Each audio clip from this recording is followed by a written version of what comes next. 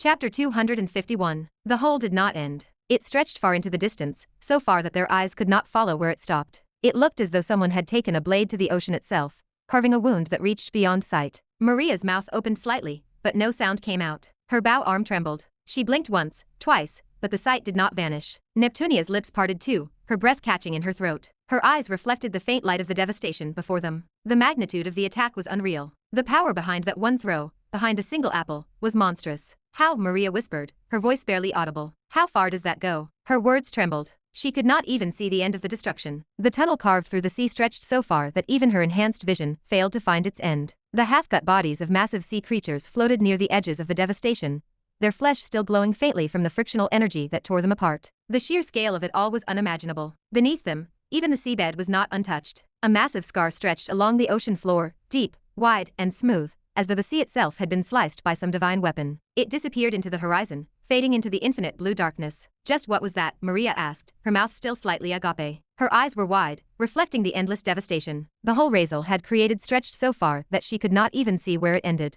The single attack, that one motion, had obliterated a massive portion of the Sea Lord's army. The sight was almost surreal. I would want to ask the same question too, Neptunia said quietly, her voice steady but her eyes unblinking. She had her bow raised, her body tense and ready to fire, but after watching that display, her hand slowly lowered. There was no point. Whatever Razeal had just done, it was far beyond anything she comprehended. Razeal did not answer. He did not even look back. His focus remained entirely elsewhere. He glanced down at his right arm, or what was left of it. The skin was gone. His flesh was gone. What remained was the skeletal framework beneath, black and gleaming faintly under the oceanic light. His entire hand had been stripped away in the aftermath of his attack. Maria flinched at the sight. Razeal himself did not seem surprised. He knew exactly why it had happened, and he knew it would. Even though he had released the apple perfectly, even though he had cut off his flow touch at the last possible instant, the residual energy from the current still grazed him. The flow had brushed across his fingertip, and just that single contact, just the faintest trace of it, was enough to erase his entire limb. That occurred even when most of the force was being absorbed by his obsidian bones. Still, before either of them could say anything, his body began to heal. The black skeletal arm flickered faintly with energy. Veins formed, then tendons, then muscle. His hand reshaped itself, rebuilding as though time itself were being reversed.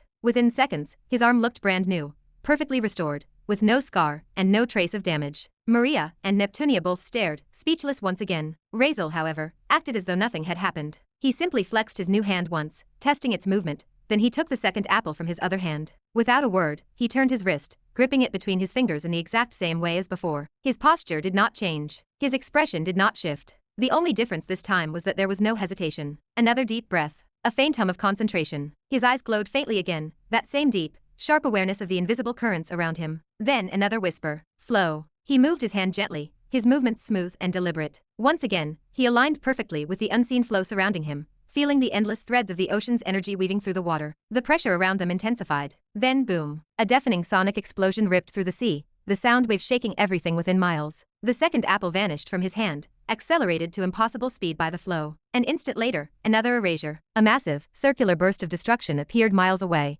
this time cutting through a different section of the enemy army. The pressure wave hit them moments later, pushing water and silt in every direction, forcing both Maria and Neptunia to shield their faces and crouch slightly behind Razeal. Their ears rang. Their chests felt the shock of the impact. Still, the notifications began. +1 million killing points. +1 million killing points. +1 million killing points. The system's voice echoed inside Razeal's head, mechanical and rhythmic, an endless stream of death tallies, each one chiming in rapid succession. It was almost deafening. Even as his body stood calm and unmoving, the sheer volume of notifications thundered in his mind, flashing across his vision faster than he could read. The numbers climbed relentlessly. Millions of kills. Millions more. Every passing second meant more creatures erased from existence. Maria and Neptunia crouched lower behind him, trying to cover their ears as the sound of destruction rolled endlessly through the water. The sea itself seemed to scream under the force of the attack.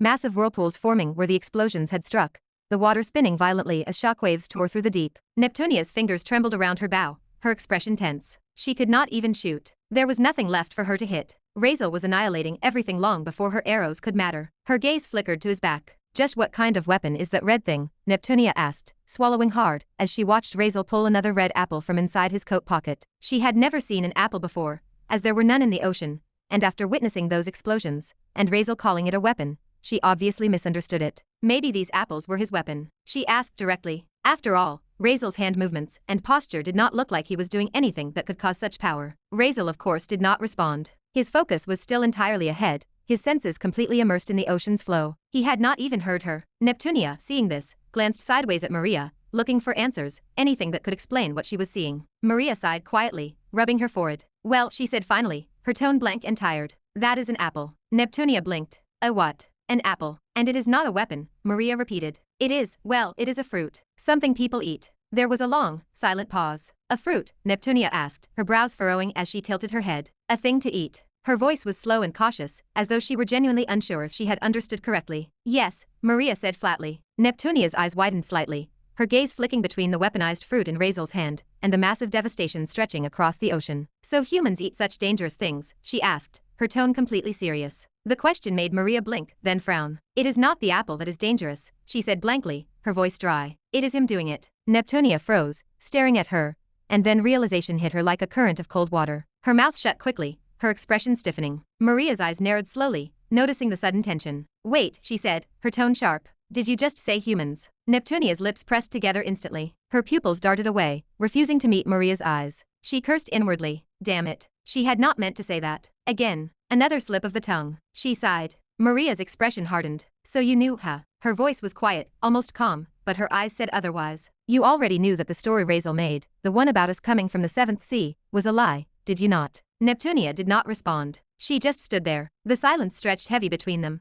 the distant sound of explosions fading into the background. Well, Neptunia began, awkwardly rubbing her temple as she exhaled. Would it be fine if I apologize right now? Like, how about just forgetting that I ever said this? She blinked a few times, her voice uncertain and almost sheepish as she looked at Maria. Maria did not say a word. She just stared at her, unblinking, with her expression flat and unreadable. The silence stretched uncomfortably long. Oh, fine then, Neptunia sighed dramatically, throwing up her hands slightly. Forgive me for not believing in your guys' lies. It was my fault. Her tone was sarcastic, but also oddly genuine. A messy mix of annoyance and sighing. Maria's brows lifted slowly, disbelief flashing in her eyes. You are joking, right? She asked, completely deadpan. Neptunia froze, mouth half open, realizing maybe that was not the best way to word her apology. She blinked, hesitated, and then sighed deeply, dragging a hand down her face. Ugh. The air between them was tense, but almost comical, with Maria standing there with her arms crossed, unimpressed, while Neptunia looked just depressed as her tongue slipped again. Before either of them could say anything else, a thunderous boom shook the water. Then another, and another, and another. A series of rapid sonic detonations rolled through the ocean like cannon fire. 4, 5, 6, Maria muttered under her breath,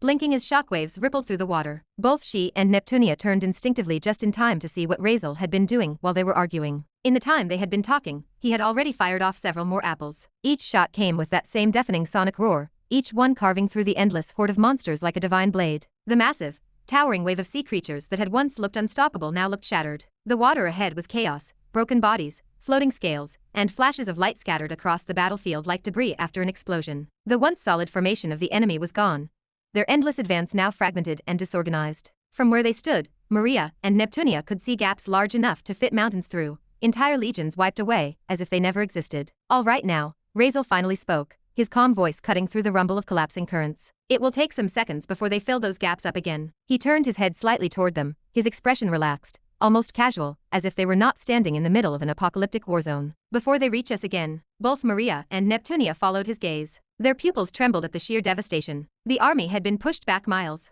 The front line was gone, nothing but fragments of torn flesh and limbs scattered through the blood-dyed water. Even the ocean floor bore the scars of his attacks, long, endless trenches carved deep into the earth, glowing faintly from the friction heat still trapped in the sediment. Maybe a few minutes. That was how long it would take for the massive army to reorganize and come charging again. That realization made Maria shiver again, because in just a few minutes, this dude had erased what millions. They looked back at Razeal, their expressions a mixture of awe. He turned fully now, facing them. His blackened skeleton arm, still faintly steaming from regeneration, shimmered before reforming into flesh and skin, brand new once again. Both Maria and Neptunia were about to say something. Dozens of questions hung on their lips, but before they could, Razeal spoke first. Oh, also, he said casually, looking straight at Neptunia. I have a question. Ha, she blinked, confused. What? If we defeat all of these here, he said, his tone almost curious, when we go out from here, that Antonio guy will not be there, right? Or can he just take us back in again? Like, he gestured vaguely around them.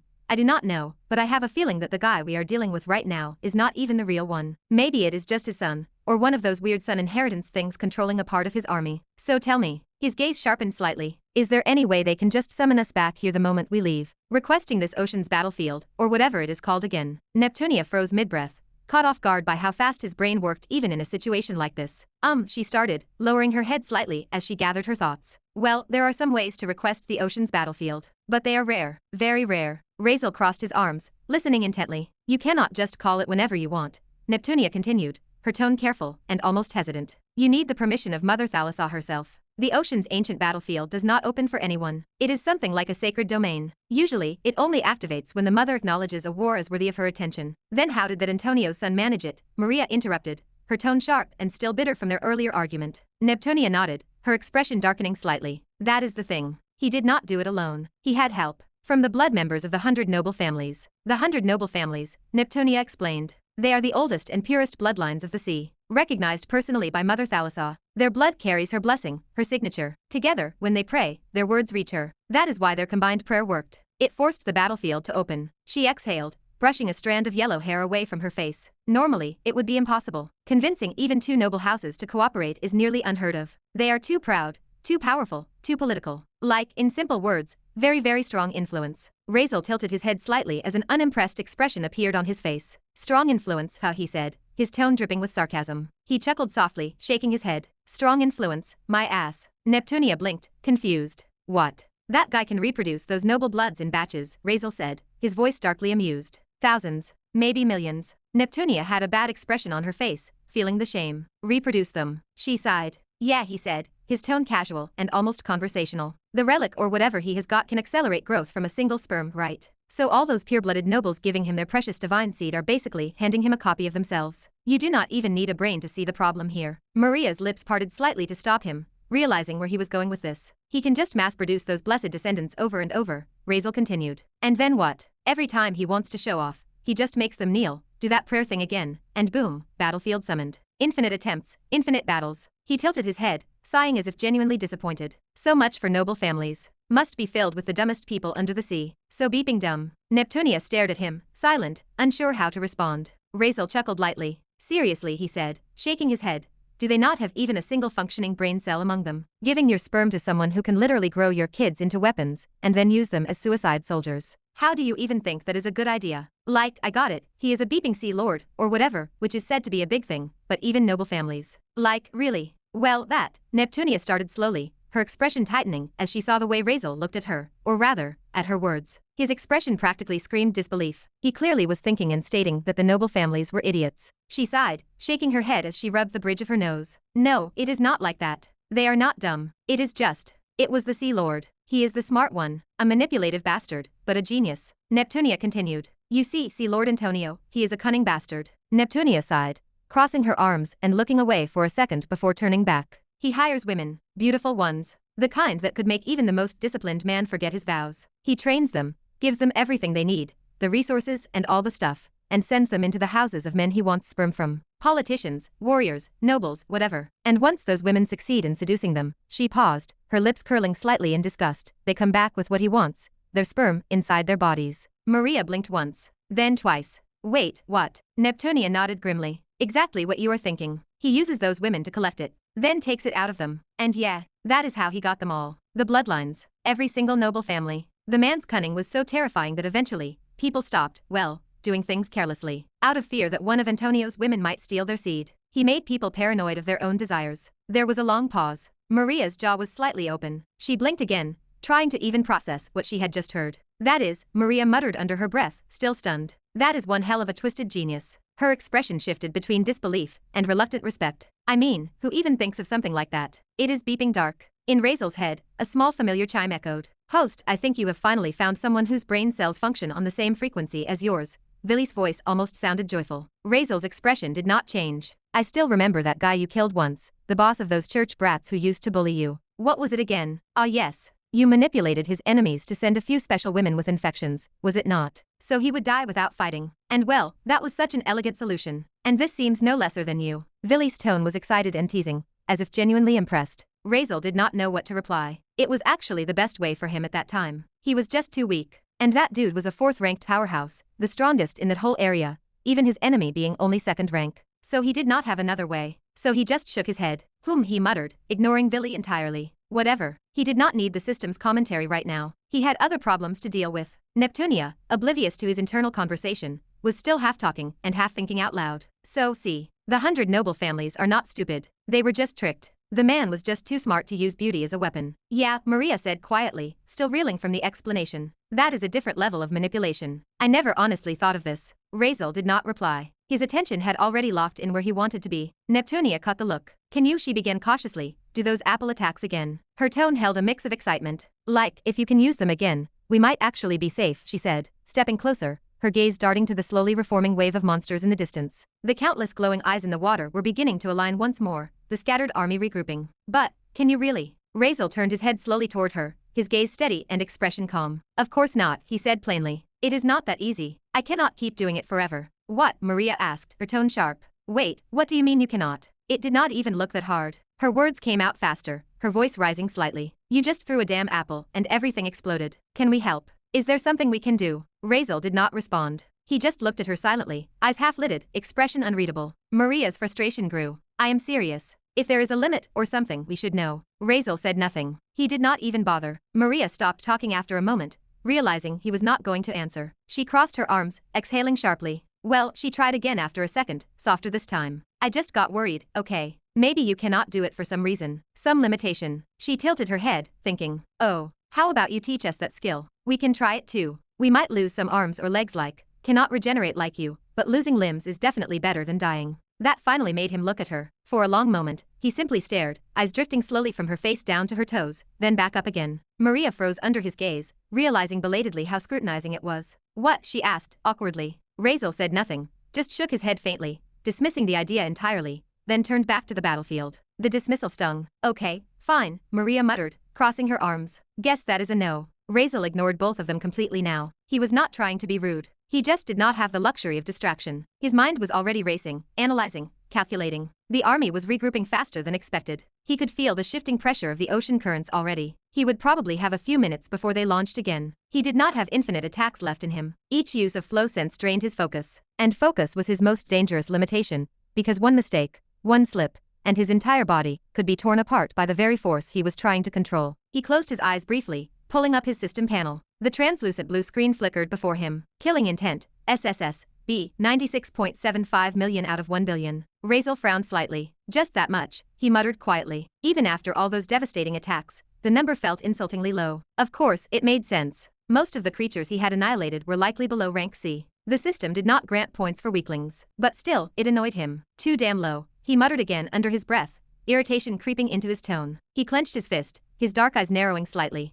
He knew better than anyone. He could not keep this up forever. His flow attacks were not limitless. 5, maybe 6 more, and his mind would start to split under the strain. The flow was not a joke. It demanded total synchronization, total focus. And his concentration stat had dropped significantly since then. He was not in his full form. Not even close. He inhaled deeply, exhaling through his nose as he began thinking again. He needed a plan, a new strategy, something sustainable. Without it, he would be buried here. The waves of monsters were already drawing closer again, the faint shimmer of their bodies catching the deep-sea light like glittering scales of death. The next wave was coming. Razeal's jaw tensed. His mind began turning faster, cold, sharp, and methodical. He had to find the perfect solution. He did not have time. If he did not, he would be beat. Chapter 252. Razeal stood still, one hand raised to his chin as he rubbed it slowly. It was a gesture he often made when lost in thought. His dark eyes were narrowed, reflecting faint ripples of light from the deep ocean around them. His mind was spinning, thoughts darting in every direction like sparks of lightning. He was thinking, deeply and very seriously. He knew the next wave of sea creatures would take a minute or two to fully reform and start moving toward them again. That was both a blessing and a curse. These few minutes meant a little breathing room,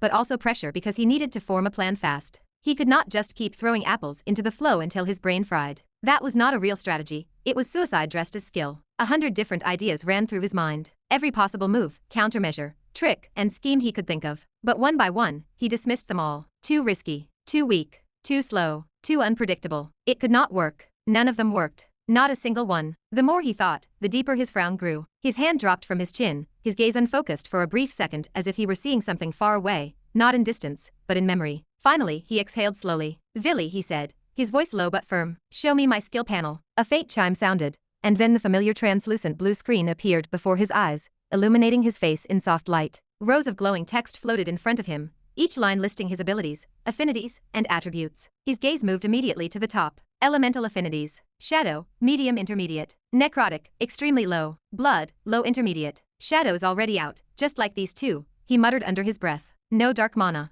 Of course, these things could not work without dark mana. That was the biggest problem. Without dark mana, all his affinity abilities were sealed. It was so bad that he could not even access his shadow storage. He glanced briefly at his coat, patting one of its inner pockets where a few apples were still tucked away. Good thing I do not rely on that stupid storage, he thought. He had learned the hard way not to put all his trust in the system. What if someday Villy decided to turn against him? What if his skills were disabled mid-fight? It was impossible as Villy said, but it was not impossible from his perspective. The system had its own rules and its own mind, and who knew when it would get a short circuit? That was why he always kept real, necessary stuff hidden in his coat or boots. Things he could reach without depending on the system. He focused back on the screen, moving to the next section. Other abilities. Obsidian Skeleton, S. Divine Healing, S rank. Shadow Step, A. Keen Hearing, S. Killing Intent, SSS. Killing Body, B. Killing Perception, B. Killing Aura, B. Killing Illusion, B. Fear Resistance, B. Flow, SSS. Alright, he murmured quietly, scanning through each one. He went down the list slowly, mentally crossing them off as he analyzed. Obsidian Skeleton was good for endurance, great for survival, but it was useless offensively. It was not what he needed right now. Divine Healing could keep him alive,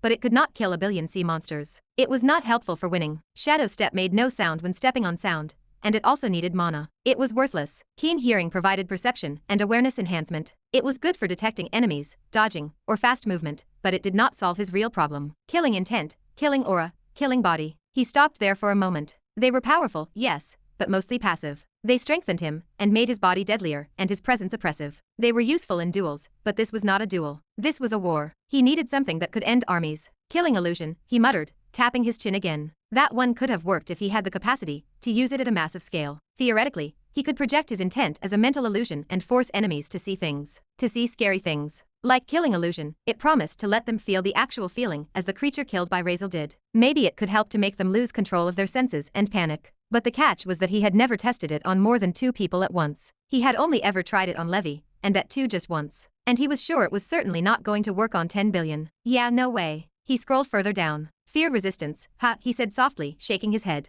That is not helping either. Finally, his eyes rested on the one skill that was both his greatest weapon and his greatest weakness. Flow. He stared at it in silence for a few seconds, remembering how it felt, how dangerous and how sharp that state was. Every time he used it, it was like balancing on the edge of death itself. One wrong move and he would literally cease to exist. It worked, yes. It was powerful beyond comprehension, but it drained him mentally in ways no other skill could. Even now, after just a few uses, he could feel the faint, dull ache behind his eyes, the kind of pain that meant his brain was starting to overheat. He had maybe 5, maybe 6 more uses of it left before his concentration gave out completely. And if that happened, if he slipped even once while in the flow state, his body would not just be destroyed. His soul would be torn apart by the forces he was trying to manipulate. He rubbed his forehead slowly, exhaling through his nose. So basically, every option I have is shit. He stared at his skills again, scrolling slowly up and down as if looking for something he might have missed or forgotten. But there was, of course, nothing. Razeal sighed, leaning back slightly as his mind started reorganizing his thoughts. He realized something unpleasant, something that made his jaw tighten slightly. He had plenty of support type abilities,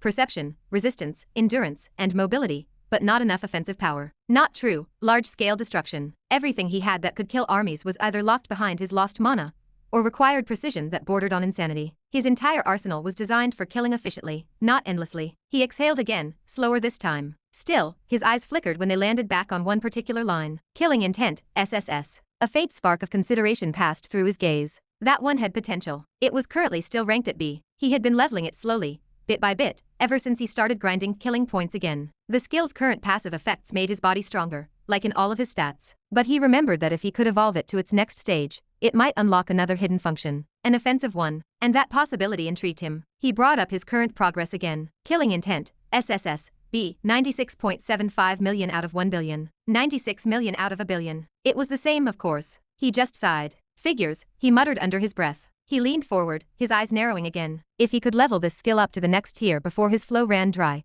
if he could unlock that unknown effect, then maybe, just maybe, he would have a real weapon. Something that was explosive, something that could be useful in this moment of time. But again, it needed 1 billion killing points. And he had what? Barely close to 100 million. Razeal's fingers drummed against his arm as he stared at the glowing numbers on his system panel. His expression was calm on the outside, but inside, he felt an invisible weight pressing against him. 1 billion was an absurd number, and he knew it. It was not just difficult, it was beeped up. Even if he pushed himself past every limit and used flow at its peak, the most he could maybe reach was 200 million. And that was if he was lucky. He needed 800 million more. 800 million qualified kills, creatures above C rank, each one strong enough for the system to count. He exhaled sharply, the sound half irritation, half exhaustion. His thoughts churned, circling in endless loops that led nowhere. It is not feasible for the current situation, he muttered under his breath. He could push the limits of his flow ability, yes. 5, maybe 6 more full power shots. But he was not confident those alone would bring him anywhere near that number. And even if by some miracle he managed to reach it, what then? He would unlock the next level of killing intent, sure. But what if that supposed hidden effect turned out to be useless? What if it was some defensive aura, or a passive skill that did not help him in battle? He could not trust that. He could not gamble everything on something so uncertain. Putting all his hope into that felt wrong, like trying to cross a canyon on a rope that might not even exist. He sighed quietly, the sound muffled by the water around him. His eyes drifted back to the system window. So what else do we have? He murmured. His gaze moved through the remaining functions. System function, automatic blacksmith. He stared at it for a second, then scoffed. Useless. That function was practically worthless to him right now. To make anything using the automatic blacksmith, he needed materials, ores, metals, cores, the usual. But he had none of that on him. Even if he did, it would not really be that useful. His eyes moved further down. Artifacts, Shadow Heart, SSS, Book of Eventual Evil, SSS. Shadow Heart, Razeal murmured, tapping the name lightly with his finger. Useless again. And the book, he whispered, his eyes narrowing slightly. Same thing. Useless without dark mana. The Book of Eventual Evil, a forbidden relic said to hold the knowledge of countless worlds, filled with lost powers, secret spells, and the madness of beeped-up people. But without dark mana, it might as well have been a blank piece of paper. Razeal let out a slow, quiet breath. His gaze dropped toward the ground, his mind racing, but finding nothing to grab onto. Everything was either locked, useless, or too risky. For a few seconds, he closed his eyes, not out of peace, but out of the need to think clearly. Around him, the faint hum of the water and distant tremors of movement filled the silence. Neptunia's voice broke through first. What happened to him? She asked in a low voice, her tone cautious but curious. She stood a few meters away, her tail gently swaying behind her. Her gaze moved to Maria standing just beside her, glancing over. Is he fine? She whispered, her eyes shifting toward Razeal, who was still standing completely still, silent, unmoving, and eyes shut. I do not know, Maria replied. Maybe he is thinking of a plan, ways to deal with all this better. Neptunia's gaze lingered on him for a moment longer, her lips pressed into a thin line. Then it seems like he is not having much luck, Neptunia added quietly, watching his faint frown. Maria did not respond immediately. She just stared at Razeal for a few seconds longer before lowering her eyes. Her expression changed, tension melting into something softer and heavier. She sighed through her nose, shaking her head slowly. If he could not find a solution, then they were done for two. No escape, no victory, just death maybe. That realization settled inside her chest like ice. She clenched her hands, her nails biting into her palms, before she finally exhaled sharply, through gritted teeth. Why the hell am I so weak? The thought hit her harder than she expected. Why did she have to rely on someone else? Her jaw tightened. She hated that feeling, that burning mix of fear and dependency twisting in her gut. She wanted to be angry at him, and she could not stop it, but the more irritated she felt toward him, the more angry she felt at herself. All she could feel was disgust. Disgust at her own helplessness. Her eyes flicked toward Razeal again, her thoughts darkening. If I die here, will I curse him for it? She genuinely asked herself. The question startled her. It was ugly, bitter, but it came uninvited. Will I blame him for not saving me? She did not want to think that way. It was not his job to protect her after all. He did not owe her anything. But still, the fear whispered otherwise. Her weakness made her cling to that thought, no matter how much she wanted to reject it. She gritted her teeth, lowering her gaze again, frustration shaking through her body. Her grip around her bow tightened until her knuckles turned white. I hate this. I hate being like this. She forced herself to inhale slow, deep, and steady, trying to keep herself up. Meanwhile, Razeal's mind was still in motion. He finally opened his eyes, his gaze colder, sharper, and clearer now. His inner turmoil had settled, not because he had found peace, but because he had found focus. I need to go inside the system space, he murmured quietly to himself, his voice steady now, his mind already forming the outline of a new plan. It was not ideal, or even guaranteed,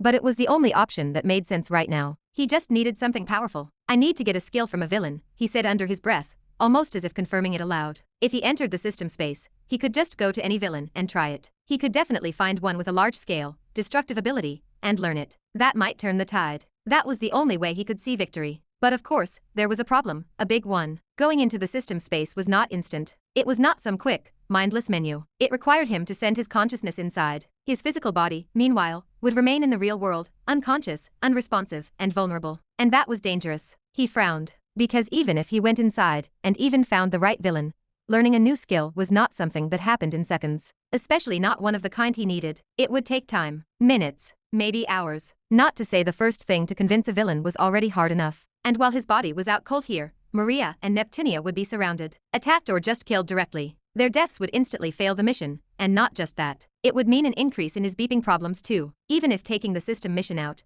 he did not want them dead. He needed to find a way to protect his body while he was gone, to shield them both, and buy himself enough time to stay inside the system space. Without that, everything would fall apart before he could even start. Razeal stood still, deep in thought, his eyes dim and sharp as if the weight of the entire ocean pressed down on his mind. The sound of shifting water echoed all around them, the faint rumble of distant movement. That massive, monstrous wave of sea creatures were forming once more. He was thinking fast, his mind racing through possibilities. Time. He needed time. At the very least, an hour. That was what his instinct told him he would need. But that was impossible. There was no way he would be given that long. If he stretched things, really stretched them, maybe, just maybe, he could do it all in 10 minutes. 10 minutes of real-world time. And that, too, was pushing it. He knew the reality of it. 10 minutes out here was a lifetime for them, or rather, a death sentence. Because during those 10 minutes, his body would be completely defenseless. He would not be able to move. He would not even be able to breathe on his own. He would be completely vulnerable, which meant he would need someone to protect him during that time. Someone to hold the line. Chapter 253. Which meant he would need someone to protect him during that time. Someone to hold the line. Someone to stop the sea creatures from reaching him, and also to make sure Maria and Neptunia did not die in the process. His jaw tightened as his thoughts aligned, his plan forming clearer now in his mind. There was no other option left. He had to risk it. He turned around abruptly, the heavy water rippling with his movement. His gaze immediately found the two women standing behind him, both waiting, tense and uncertain. The creatures in the distance were already beginning to move again. The water shook faintly as millions of fins and tails cut through it in unison. He did not have much time. "Listen," Razeal said, his voice low but clear, breaking through the tense silence. "I have a way to win this, but..." Both Maria and Neptunia froze, their eyes snapping toward him instantly. He had a plan. Finally, maybe they actually had a chance. They thought. What but? Maria at the same time frowned, as her voice cut through, filled with confusion. Razeal looked at her and paused. His expression grew serious again. "I will need 10 minutes, he said finally, his tone slow and deliberate. "During that time, I will not be able to move my body at all." Both women stared at him blankly. "So while I am out," he continued, "you two will have to protect me." He glanced past them, toward the distance where that massive wave of creatures was rushing closer, a dark wall of fins, claws, scales, and eyes.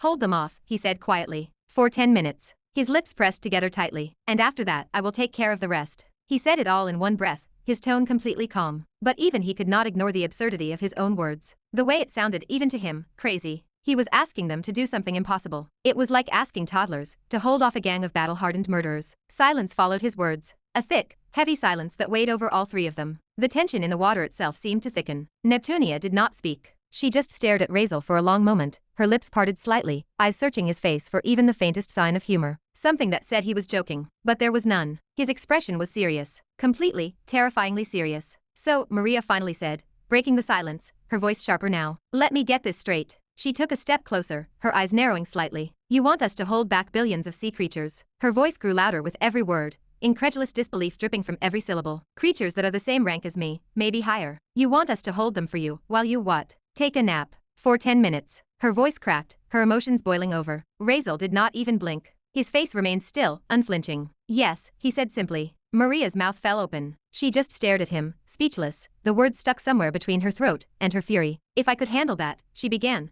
her voice trembling slightly. "If I could handle them, why would I even need you?" The words came out fast, raw, and frustrated. Her tone was more angered than she wanted it to be. Then, suddenly, she stopped mid-sentence. Her lips pressed together. Maria opened her mouth, then went silent. Speechless. If she could handle it, she would have. So why was she still keeping her eyes on him? "Leave it," she said with an irritated sigh, cutting herself off mid-sentence. She did not want to keep pushing. She did not want to sound angry, even though she was. Maybe she was just scared. But she knew she had no right to be mad at Razeal. It was her own fault for being weak. So she stopped talking. She did not want to seem like someone expecting too much from someone who had no obligation to help her or fight for her. What disappointed her was not him. It was herself for even wanting to complain. Maybe she was a spoiled noble brat. Maybe she acted arrogantly, chasing attention more often than not. But still, her real self, the one she rarely let anyone see, looked down on this kind of weakness. She hated herself for even thinking it. Because she was not some helpless child. She was not some pampered noble brat who needed saving. No, she was not that. She was not a coward, which she was looking like right now. She was the same proud Maria Grave. The Maria Grave who never put her head down. She was the one who had argued face to face with Celestia, the imperial princess,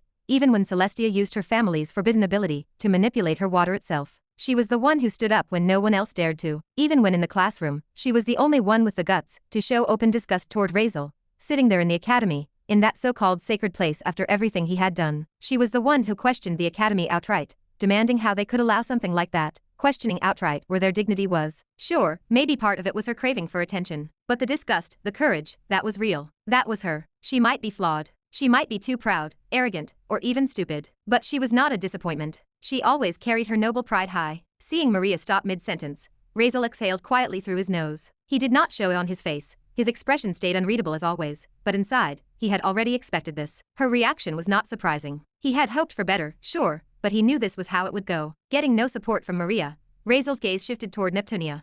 I am pretty sure you are someone important, Razeal said, eyeing her. With how much you seem to know about everything. Tell me, can you do it? Hold Antonio's army for 10 minutes. Neptunia froze at his sudden words. Her lips parted, but no sound came out for a moment. Then, slowly, she shook her head. I cannot. Razeal's gaze narrowed. Really? He asked quietly, though there was a dangerous undertone beneath that calm tone. Then tell me, what relic do you have? What kind of ability does it possess? Maybe I can find a way to use it effectively. His eyes locked onto hers, unwavering, focused like a blade. Neptunia's expression tightened. She hesitated, glancing down for a brief second before answering, her voice soft but steady. I do not have a relic, she said. Razeal's eyes darkened. He took a slow step toward her, his gaze sharp. Do not lie to me, he said coldly. This is not the time to hide anything. We are in the middle of a death field. Every second wasted could kill all of us. If you are keeping something, it will end up hurting not just you, but both of us too. He took another small step closer, his tone lowering to something that sounded more like a threat than advice. Believe me, he said quietly, I can survive on my own. But right now, I am trying to protect you both,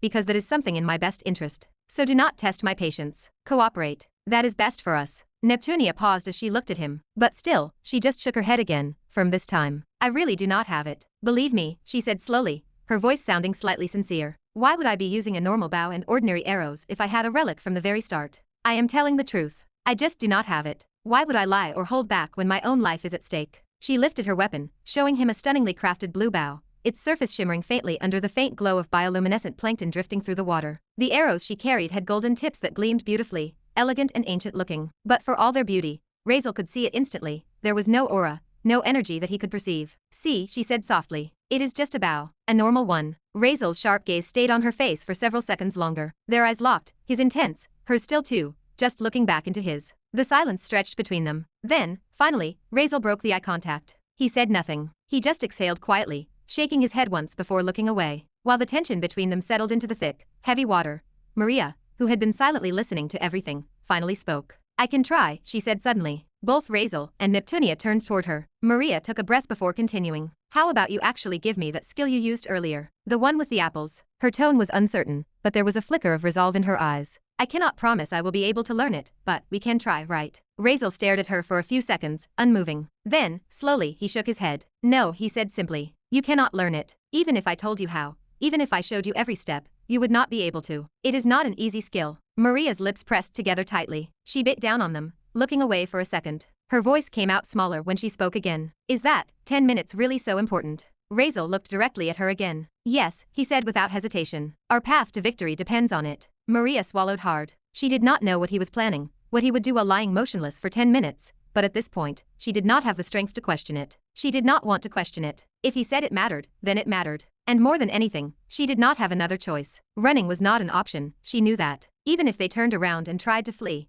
they would be caught in minutes. The horde before them stretched endlessly, a living ocean of scales and claws. And in that swarm, she could feel it, stronger presences, deeper and older than the rest. At least a few sixth-ranked creatures were among them, maybe more. She could not run faster than that. There was no safe direction left in this cursed sea. So all that remained was to fight, or die trying. Maria drew in a deep, trembling breath before raising her head again. She met Razeal's eyes directly this time. Look, she said quietly, her tone steady as she had decided. I cannot promise I will be able to stop them from reaching you, but I will try. Razeal stayed silent, watching her. I remember you said you can use that attack 5 or 6 more times, she continued. Do that. Push them back like before. That will give us a minute or two. Then while you are doing whatever it is you are planning, I will try to buy more time. Her tone hardened slightly, a spark of defiance rising in her voice. I am not confident, she admitted. I am not pretending I can hold billions of monsters back. I know my limits. But it is not like I have anything else to lose. She paused, inhaling deeply again before continuing. If I cannot hold them off, maybe I can carry you and run, move in the opposite direction, just far enough to buy you a few minutes. I am from the Grave family. Speed in water is our bloodline trait. I am fast. Maybe not fast enough to run an army of them, but maybe fast enough to buy you some time. Her eyes hardened again, steady and serious now. But do not expect me to promise what I cannot deliver. I will try, but I cannot say it will work. It is risky, all of it. If this fails, we are done. Her voice trembled slightly at the end, but she forced herself to keep her chin high. I will take the risk anyway, if you say so, she finished. For a moment, silence filled the space between the three of them. The distant roars of the approaching horde echoed faintly through the water, a reminder of how little time they had left. Razeal's eyes lingered on Maria, studying her face, the frustration, the fear, and beneath it all, the faint glow of courage, the little bit of forced pride she was trying so desperately to hold onto. Razeal's expression shifted, not much, but enough for anyone paying attention to notice. A flicker of surprise appeared in his eyes as he looked at Maria. For once, he did not look at her with the same distant, detached gaze he always had. This time, there was something else there. Respect, maybe. Or perhaps just curiosity, genuine, sharp curiosity. He looked her up and down, his gaze evaluating her like he was seeing her for the first time. She stood tense, clutching her bow tightly, eyes steady even though her breathing was not. He sighed silently in his head. Even though he could see she would not be able to handle what was coming, even though he knew her limits, he still looked at her differently now. A small, rare shift in his perspective. But there was no time to dwell on it. His gaze dropped to her bow, to the faintly glowing disc embedded on its side. The disc pulsed faintly with light, like a sleeping heart waiting to wake. Can you, Razeal began, his voice low but direct, maybe take out the full power of that disc? It is possible, is it not? Maria blinked at him, startled by the question. Razeal's tone was serious. I know those things, he continued, nodding toward the weapon. They hold immense power. You have been using only a fraction of it, right? Maria hesitated. Her fingers flexed around the bowstring. I could force myself, she admitted slowly, her voice uncertain. I really do not know. She looked down at her bow for a moment before continuing, her tone steadying. As of now, I cannot control it. Not fully. You know how these discs work. They have wills of their own. They do not obey just anyone. Even with me being a direct bloodline of the Grave family, it only lets me use a small portion of its strength. I can feel it, resisting me. She exhaled softly, frustration slipping through her words. It is not under my control. I can only touch the surface of its power. She lifted her gaze to meet his. And even if I tried to use it fully, I would need mana. A ridiculous amount of mana. More than I have ever gathered in my life. The kind of mana that could rip me apart if I even tried to channel it. Her words hung in the water, like a quiet confession, the truth of her limitations laid bare. Mana, ha, Razeal murmured, his mind already shifting into motion. He did not even acknowledge the part about the disc's will. That was not something he could control anyway. He could not reason with a weapon's consciousness. But mana was something he could work with maybe. His mind churned rapidly, dissecting her words, breaking them down into possibilities. Maybe if he could manipulate the surrounding mana flow. It was not impossible. The world was dense with mana. It would definitely be flowing through everywhere like other flows, right? But then, almost immediately, his thoughts collided with reality. He could not sense mana, because of his own curse, his dark attributes, or whatever the hell the system had done to him, or fate did. He could not perceive white, or neutral mana at all. No matter how much he focused, it was like trying to see air in a vacuum. He could not touch what he could not sense. That path was useless to him. He pressed a hand against his temple, his thoughts racing faster. There had to be something, some other way. He needed mana, a lot of it, and fast.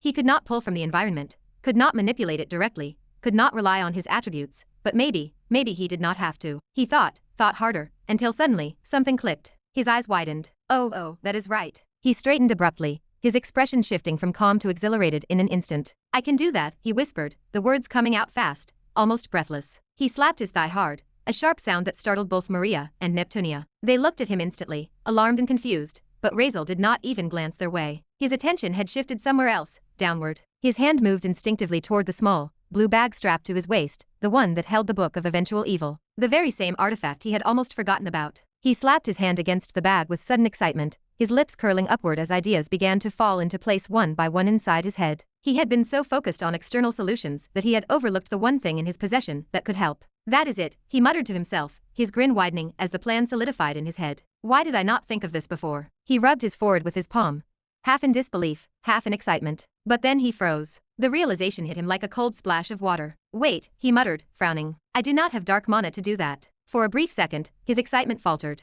Then, just as quickly, his expression changed again, as if another thought struck him, brighter, sharper. His grin returned, wider than before. No, he whispered, shaking his head. It will still work. It has to. He clapped his hands together suddenly, startling both women again. Yes, he said aloud, his voice ringing with sudden confidence. That will work, even without dark mana. I can still use it that way, right? His voice carried through the water, reverberating faintly. Maria and Neptunia exchanged quick glances, both startled, both confused. Razeal's sudden shift from cold strategist to excited lunatic was hard to process. What happened? Maria asked finally, her tone hesitant. She stepped forward slightly, her eyes darting between his face and the faint glow of the oncoming army's silhouettes in the distance. "Did you find something?" she asked again, her voice a mix of hope and nervousness. The army was close now. She could feel it in the vibrations of the sea around them, the distant tremors growing sharper, the faint hum turning into a roar. The monsters were coming fast. Razeal turned toward her, and that grin was still on his face, that infuriating, confident, devilish grin. "I found a way," he said. He paused for a second, letting the words sink in, then continued. "There is a way out of this. But for it to work, you will have to trust me." Chapter 254. "You will have to trust me," he said.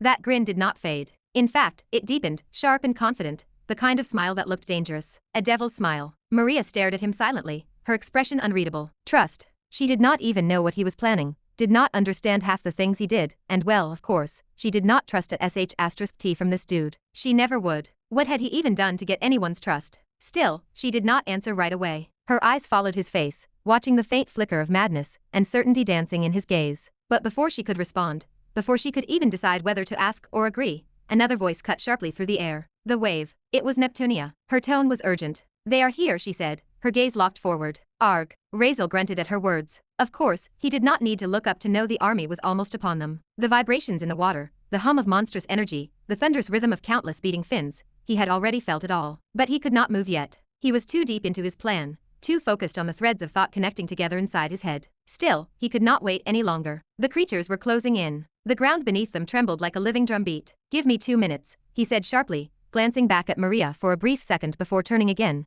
his gaze fixing on the approaching, endless wall of living flesh and death. 2 minutes. That is all he needed. Facing forward, Razeal took a deep breath, raising both hands as he reached inside his coat once more. From the inner pockets, more red apples fell into his hands, the last ones. Smooth, cold, and deceptively harmless looking. The air, or rather, the water around him began to distort faintly as he activated his flow sense once again. His pupils flickered with faint light as invisible lines, thousands upon thousands of them, lit up around him. Every direction, every molecule, every flow revealed an intricate, mesmerizing detail. He exhaled slowly, and then he moved. The apples, one after another, became bullets of annihilation. The first was launched, an almost silent motion followed by a deafening, world-shaking explosion. Boom. Then another. Boom. The water shook violently, shockwaves rippling through the battlefield. Each sound hit like thunder rolling through an endless canyon. Then another and another, and another. 7 explosions in total. 7 blinding bursts of underwater light. Every single blast tore a massive hole through the monstrous tide, vaporizing hundreds of thousands of creatures in a single instant. Their massive bodies turned to shredded mist and fragments, torn apart by the sheer force of the kinetic energy unleashed. Notifications filled his vision, overlapping one another, relentless. +1 million killing points. +1 million killing points. +1 million killing points. They flashed again and again, a mechanical rhythm of death echoing in his mind. Razeal finally lowered his hand, sighing lightly. He straightened, surveying the devastation before him. The 7 enormous holes carved into the monstrous wave looked almost unreal, circular tunnels of death reaching far into the distance, their ends swallowed by shadow. Each hole cut so deep it seemed to tear straight through the horizon. The pressure alone from those blasts had obliterated millions more creatures nearby. Those too close to the blast waves were shredded to dust, leaving only faint traces of energy and drifting flesh. The sea trembled with silence for a brief, precious moment. Razeal clapped his hands together lightly, as if dusting them off. "That should hold them," he said calmly. His tone was steady, but there was fatigue in his voice. "They will not be back for at least a minute. We need to move fast." He turned, walking toward Maria, but she did not say anything right away. Her eyes were wide, still trying to process what she had just seen. When she finally opened her mouth, the words did not come out immediately. Instead, she just lifted a shaky hand, pointing toward his face. Your eyes," she said quietly. Razeal frowned slightly. "What about them?" She did not answer. She did not need to. He reached up with his fingers, and when he pulled them back, they came away slick with blood. Thin streaks of red ran down from the corners of his eyes, from his ears, even from his nose. He looked at his hand for half a second, then simply wiped the blood away with the back of his wrist. "Ah, ignore it," he said flatly. "It is nothing." "Nothing," he said, even though the edges of his vision blurred slightly, and the ringing in his ears grew louder. His head throbbed, the sharp pulse of mental exhaustion pounding through his skull like a hammer. Even though he did not really feel pain, it was just a too weird feeling to ignore. He had pushed himself too far. The strain of controlling flow at that level, of handling the concentration it demanded, had driven his body past its natural limit. He could feel it. One more attack like that, and he would probably die from the recoil alone. But he did not care. For now, he had what he needed. He turned back to Maria, his tone calm but urgent. "Listen to me," he said, grabbing her shoulders suddenly. His hands were cold, strong, and his eyes, despite the blood, burned with fierce clarity. "I have a way, but it is dangerous." Maria blinked, startled by his sudden nearness, by the intensity in his gaze. "But it will work," Razeal said, his voice low, serious. "Razeal," she began, but he interrupted her. "I need you to trust me." He leaned closer, his eyes locked with hers, close enough that she could see the faint trembling in his pupils, the exhaustion buried beneath that confidence. Maria froze, her heartbeat stuttering in her chest. For a brief moment, neither of them spoke. Then, slowly, she found her voice. "Then tell me," she said, her tone careful. "Tell me what it is." Razeal paused. His grip loosened. He let out a short breath, stepping back. "I cannot tell you," he said finally. Her eyes widened. "What?" "I cannot," he repeated. "Not yet." "Why not?" Her tone rose slightly. "If I am part of it, if I have to do something, then why will you not tell me?" Razeal exhaled again, looking away briefly before answering. "Because if I do," he said simply, "you will be scared. And then you will refuse." Maria blinked, confusion flashing across her face. "Scared? What do you mean scared? What are you planning to do with me?" She instinctively took a small step back, her voice tightening. "What are you hiding?" He raised his hands slightly, in a gesture of calm. "Hey, relax. Do not jump to conclusions," he said lightly, the ghost of a smirk touching his lips. "I just said it might scare you. But it is also the only thing that can save us." Her eyes narrowed. "Save me? You mean us? How?" He tilted his head slightly, looking at her with that same unreadable expression he always wore, half serious, half evil. "Because it will make you stronger," he said simply. Maria's eyebrows rose in surprise. "Stronger? What are you talking about?" "You heard me," Razeal said, his tone firm. "I will make you stronger. Strong enough to hold that army off for me." Her eyes flickered uncertainly. "Stronger? How?" she asked skeptically, her voice low. "Do not worry about how,"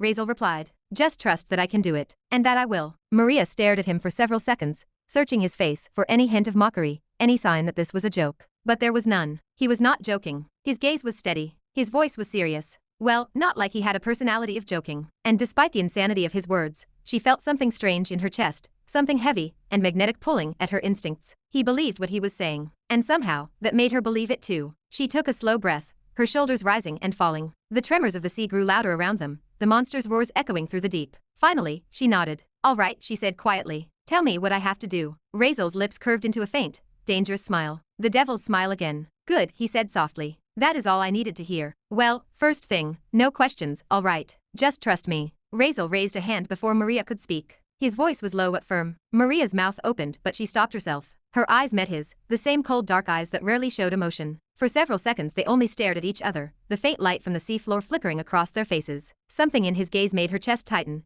not fear exactly, but a heavy feeling that told her he meant what he said. Neptunia stood a few steps away, her bow hanging loosely at her side. Her eyes flicked between the two, confused. She could feel something heavy building in the space, something urgent, serious, but she did not understand it. She wanted to ask what was happening, but the atmosphere around Razeal was too heavy to interrupt. Maria finally gave a short nod. "All right," she said quietly. A small smile tugged at Razeal's lips, not mocking, but approving. "Good." He clapped his hands once and spoke briskly. "All right, we do not have time. So now, lie down on the ground. Face up." Maria blinked. "What?" He gave her a look that said he was not repeating himself. She hesitated for only a moment. Then, remembering his earlier warning, "No questions," she sighed, muttered under her breath, and did as he asked. She sank down onto the cold, sand-covered rock of the ocean floor, her dress fabric shifting softly. The chill of the seabed seeped through her clothes as she lay flat, eyes on the dim ceiling of water above. Razeal nodded. "Good. Stay like that." He turned his head toward Neptunia, who was watching this in open bewilderment. "You," he said, pointing at her, "got a dagger." "No, I do not." "Arrow then. Give me one." She blinked at his interruption,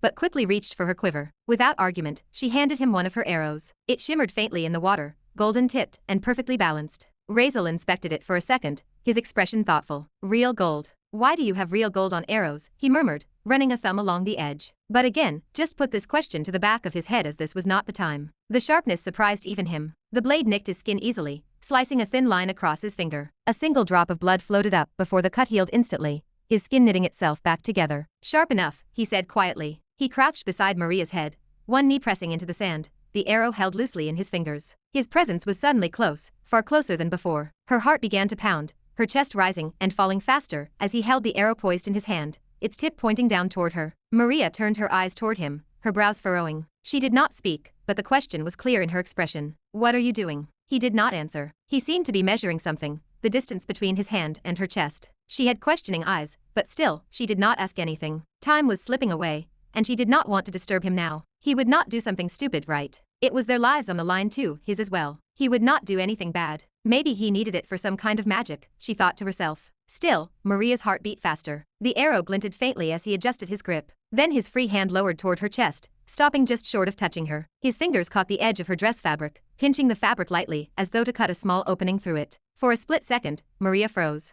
The realization, or what she thought was a realization, hit her like a slap. Her cheeks flushed red, her breath catching in her throat. Seriously furious. What are you doing? She snapped suddenly, pushing up on her elbows. Her voice came out sharp, louder than intended. What is this supposed to be? Are you seriously? She stopped herself, disgust flashing across her face. Is that what this is? Because if you think this is the end, and you just want to enjoy before dying, then you are disgusting. Just as you were. Did you learn nothing from that? Her pulse hammered in her ears. I would rather die than. Then, she did not even finish her sentence. She tried to sit up, ready to fight, but Razeal's head snapped toward her, and before she could jerk away, his hand pressed gently but firmly against her shoulder, guiding her back down. His touch was not rough, but it carried authority that made her still instantly. I am not like that, he said quietly. The steadiness in his tone cut through her panic faster than shouting could have. Maria blinked up at him, breath still uneven. His tone was not angry, but it carried authority that cut through her panic. His gaze locked onto hers, steady, deep, unwavering. Do not overreact, he said. And do not move. I need to do this, and it is not what you think. Maria stared at him, searching his eyes for even a trace of deceit,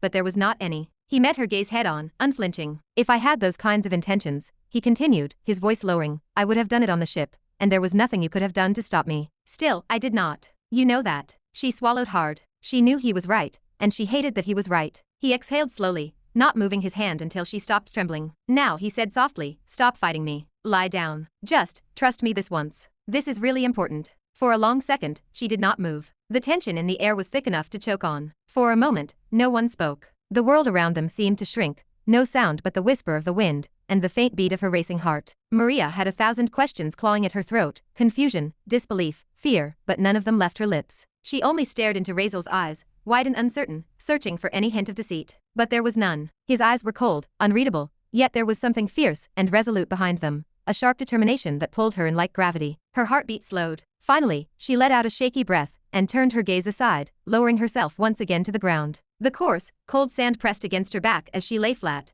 turning her head slightly to one side. She did not say a word. He had told her to trust him, and as much as her instincts screamed to move, to demand answers, she could not deny one simple truth. He could have done anything he wanted before. On the ship, when she was alone, he never once crossed a line. And even now, if he wanted to force it, she would not be able to do anything. So maybe these were not his intentions if he was saying so. So, she breathed slowly and forced herself to stay calm, even as her closed eyes trembled. Razeal, seeing this small act of trust, nodded once. A faint shadow of gratitude flickered behind his calm expression. Good, he murmured softly. That is enough. Without another word, he reached out, pinching the cloth of her tunic between his fingers. The fabric was damp from the ocean water, heavy and resistant, but it yielded easily beneath the sharp tip of the arrow he held. With one smooth motion, the sound of tearing cloth broke the silence. A thin, circular cut spread open near her chest, not deep, not invasive, but precise, controlled, making white skin to be shown now, as there was nothing underneath. Maria's breath hitched at the sound, but she did not move. Her body tensed, trembling lightly, yet she kept her eyes shut tight, forcing herself to stay still. I am sorry, she heard him whisper under his breath, almost inaudible. But this is necessary. His voice was not cold now, as it always was, weirdly enough. It carried something else, a weight of regret. Maria's ears twitched at the tone. She heard sincerity there, faint but real. She, for some seconds,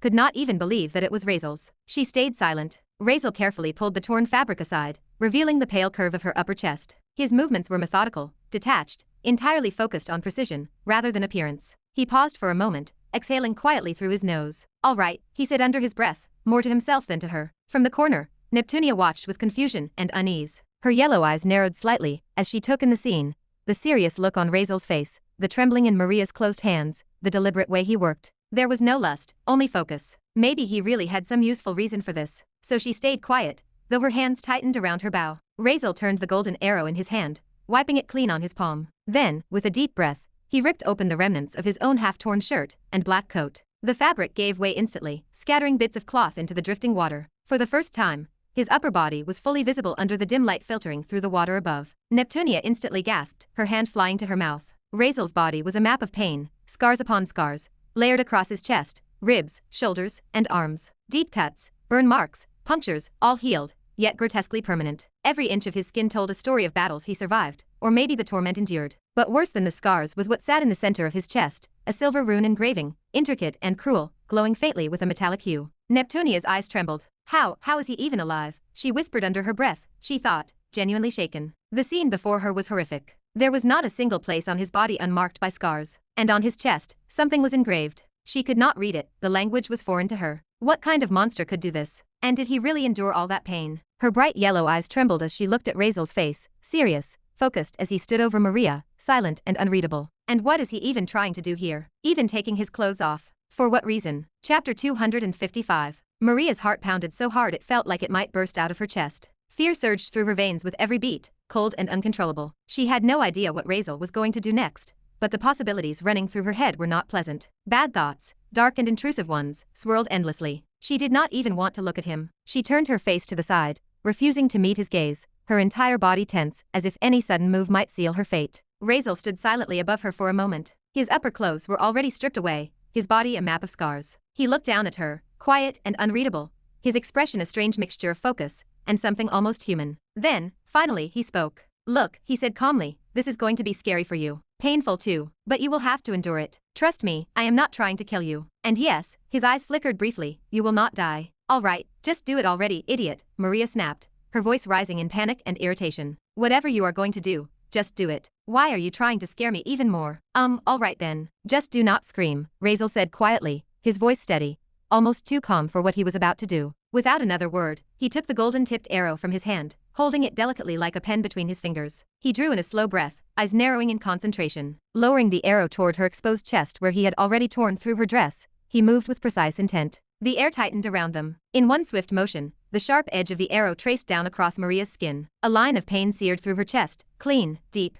and deliberate, right over her heart, just slightly to the left. It was fast, a single breath of motion, but the pain tore through every thought in her head. "Arkha, what the hell are you doing, you asshole?" Maria screamed, her voice breaking with agony and disbelief. "You want to kill me or what?" Her body jerked upward instinctively, panic taking over reason. The pain was unbearable, blinding and raw, like fire pressed against her skin. She had never felt much pain before. Being born a noble, she had been shielded from most of the things that cause suffering. But now, with a wound this deep and raw, she could barely breathe. Her body curled in on itself, instinctively trying to protect the wound, but Razeal's hand pressed down on her shoulder, holding her steady. "Do not move," he said sharply, his tone suddenly strict. "You will just make it worse. And did I not tell you? Do not scream. And also, well, no crying either." Razeal's lips twitched as he saw tears starting to spill from Maria's eyes. It cannot be that painful, he wondered, genuinely confused as he glanced down at her. Just a single cut. That was all it took. Razeal ran a hand through his hair, frowning. "She is crying like a child," he thought. All right, it is fine. Do not worry, I will be done soon," Razeal said, his lips still twitching as he gently placed a hand on her shoulder, keeping her still as he leaned closer, his focus already locked on the next step. Maria, hearing his words, clenched her jaw, pressing one trembling arm over her eyes. She did not want him to see her like this, teary, frightened, weak. Like a child. What did that brute know about pain anyway? He acted so calm, so collected, as if what she was feeling did not matter. But it hurt more than anything she had ever felt in her sheltered, pampered life. She had grown up with comfort and privilege, never knowing what true pain or fear felt like. This burning, cutting agony was her first real taste of it. And to make it worse, her mind would not stop screaming. What if he is lying? What if he is actually trying to hurt me? Her heart pounded with dread, and a single thought clawed its way through the chaos. What if the scar never goes away? The idea horrified her almost as much as the pain itself. Razeal looked down at her, her arm hiding her face as silent tears streaked down her cheeks. He exhaled softly, half in pity, half in frustration. "Maybe I should just do it faster," he muttered under his breath, deciding that dragging it out would only make things worse for her. Neptunia, who had been watching everything from a distance, felt her jaw drop. First, she was already confused. What was he even trying to do? Cutting parts of her dress, even ripping his own shirt off, standing there half naked, it made no sense. But what truly horrified her were the scars covering his body. How? Why? What happened to him? And now this. He had just cut open his own chest with the arrow she had given him. What the hell was going on? She could not understand. Should she step in and stop him? The thought raced through her mind as she hesitated. After a few seconds, she made up her mind to go ask him directly, but just as she took a step forward, another scene unfolded before her eyes. It froze her in place, leaving her completely stunned. Neptunia's breath caught in her throat as she saw Razeal lower the arrow, setting it gently on Maria's stomach, as if being careful not to hurt her further. For a fleeting second, she thought maybe finally he was stopping. But then, before she could even process what was happening, he did something that made her blood run cold. Without hesitation, Razeal drove his own hand into his chest. Not beside it, but into it. Neptunia's eyes widened in horror as his fingers vanished beneath his skin, his expression completely calm even as blood burst forth in sharp droplets. The motion was rough, desperate, and the red spray that followed splattered across Maria's face. She froze, utterly paralyzed, her mind refusing to believe what her eyes were seeing. Maria, too, went still. The sudden, wet sound of something tearing followed by the sensation of warmth splashing against her cheek snapped her out of her daze. Her eyes shot open, and she turned her head sharply upward. What she saw made her pupils quiver. There, above her, stood Razeal, his chest gaping open, blood flowing freely, and in his hand, he held something alive. A dark, pulsing shape, black as ink. Its surface shimmered like liquid shadow, and with every beat, it moved and thumped as if it still belonged inside a living body. Maria could not even scream. Her lips parted, but no sound came out. Her mind reeled, stuttering over the only thought she could form. Is that his heart? It was beating, moving and alive. Her breath hitched, trembling violently as her vision swam. Did he just pull his heart out of his own body? Every instinct screamed that it was impossible. No one should be able to live after doing something like that. But there he was, standing over her, calm and steady, as if tearing his own chest open was nothing more than a small inconvenience. Neptunia could barely think. Her brain scrambled to find sense in the madness, but nothing fit. How is he still alive, she thought, shaking her head slightly. The world around them seemed to still completely. The only sound left was the steady, terrible thump of that black heart pulsing in Razeal's hand. Razeal ignored the wide-eyed, silent panic of the two women and focused entirely on his own hands. In his palm, the object pulsed faintly, a heart unlike anything that should exist in the world of the living. It was utterly black, darker than ink, darker than shadow itself, a depthless black that seemed to devour light,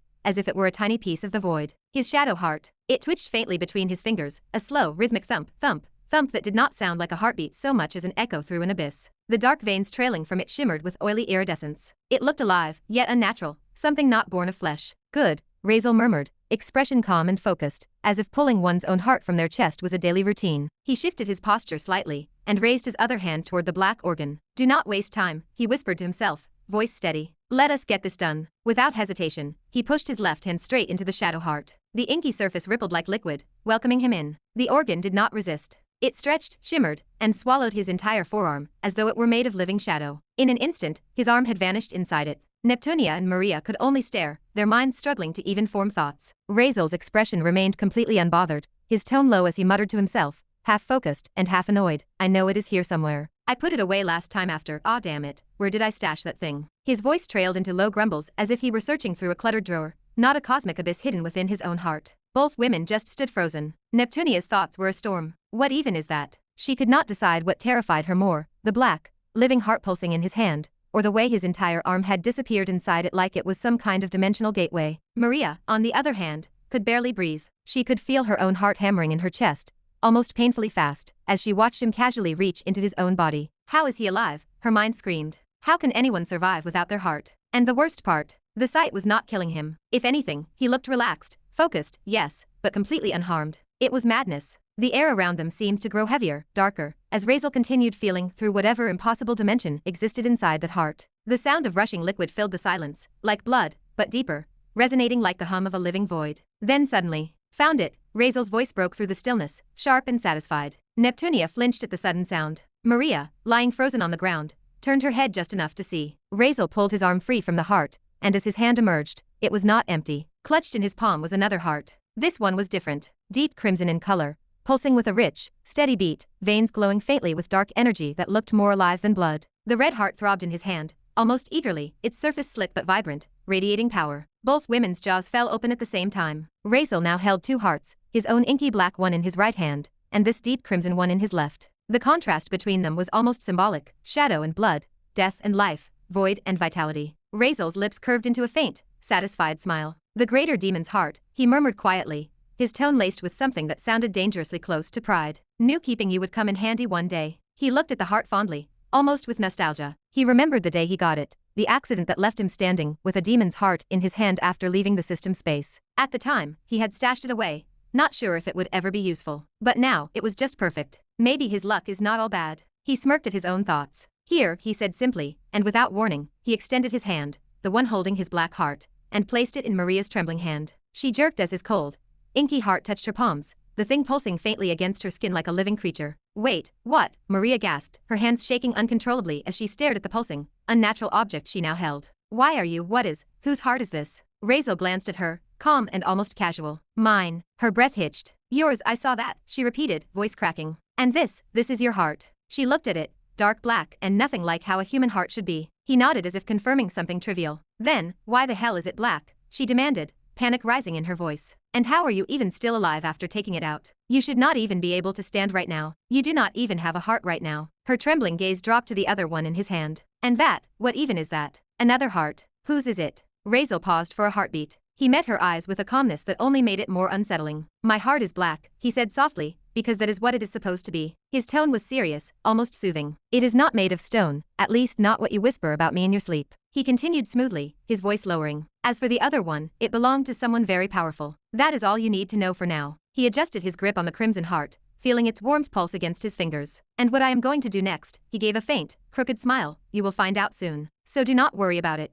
Razeal turned his focus back to the tools he had, the arrow lying against Maria's stomach, still slick with blood from before. He picked it up again, rolling it between his fingers. "Wait, what?" Her voice trembled as she blinked rapidly. You heard my sleeping murmurs?" she asked, her fear briefly replaced by shock and embarrassment. "No, hold on, wait, I talk in my sleep." That is not the point." Her voice cracked slightly as her gaze flickered from the hearts to his eyes. "Do not tell me you are thinking of putting that heart inside me, to make me stronger." Chapter 256. Maria trembled as she blinked rapidly. "You heard my sleeping murmurs?" she asked, her fear briefly replaced by shock and embarrassment. "No, hold on, wait, I talk in my sleep." That is not the point." Her voice cracked slightly as her gaze flickered from the hearts to his eyes. "Do not tell me you are thinking of putting that heart inside me, to make me stronger." Razeal raised his head slightly, the corner of his lips twitching in faint amusement. "Well," he said with a calm exhale, "it took you long enough to figure it out." Then, in the same steady tone, "Yes. And also no more questions. None. I need silence now. You will only disturb me if you keep talking." His eyes darkened, his voice carrying a weight that left no room for argument. "And if my focus breaks at the wrong moment,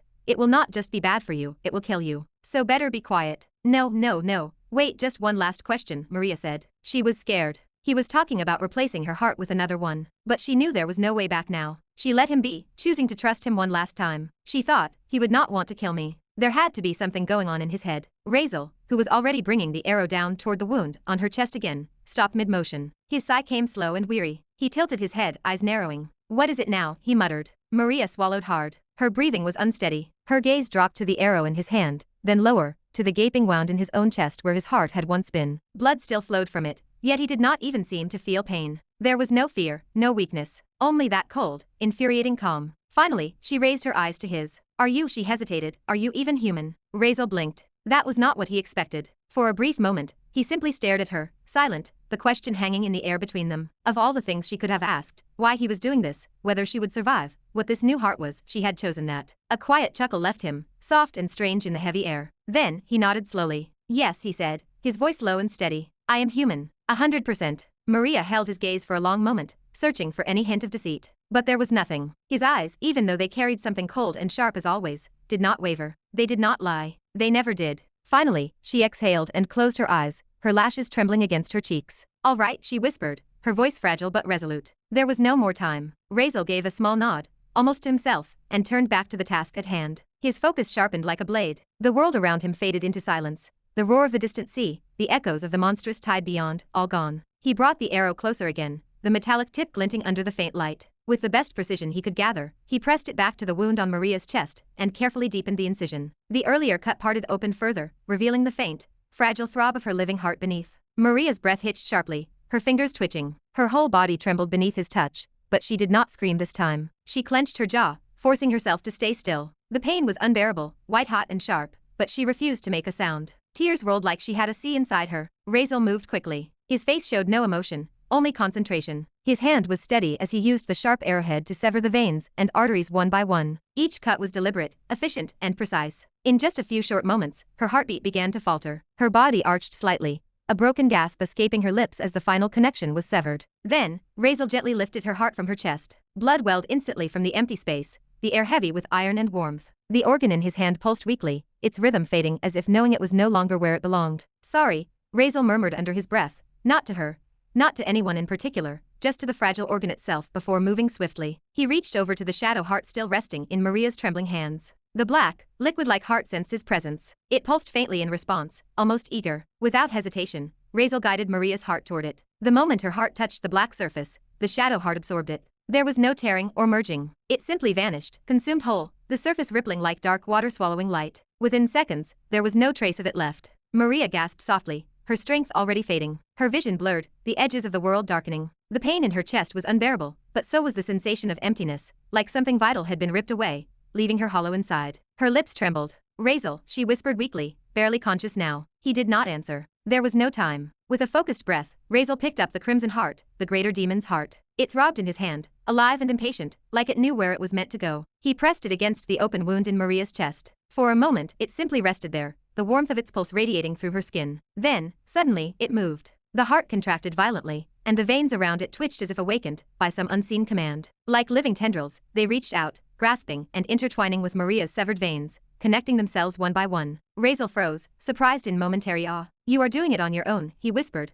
watching the demonic heart stitch itself into place. The dark red glow from the heart pulsed through Maria's veins like rivers of molten energy. Her body jerked once, then again, before falling still. Her breathing stopped. Razeal exhaled slowly, wiping the blood from his forehead with the back of his hand. "Now for the hard part," he muttered, resting 2 fingers just above her new heart. He closed his eyes briefly, concentrating. "Wake up," he murmured under his breath. "Accept it." For a few tense seconds, nothing happened. The air was dead still. Then, the crimson heart gave a single, powerful thump. Maria's body arched upward, her back curving as a sharp gasp tore from her throat. A flash of red light erupted from the wound on her chest, burning faintly against her pale skin before fading again. And then, something began to happen. At first, it was just a faint twitch. Maria's fingers curled ever so slightly, a small, involuntary motion that made Razeal's eyes narrow in focus. But then, the twitch spread. Her entire body trembled once, and suddenly, thump! A deep, heavy heartbeat echoed through the still air. Razeal's gaze shot instantly to her chest, his expression changing from calm to stunned alertness. The sound came again, louder this time. Thump, thump,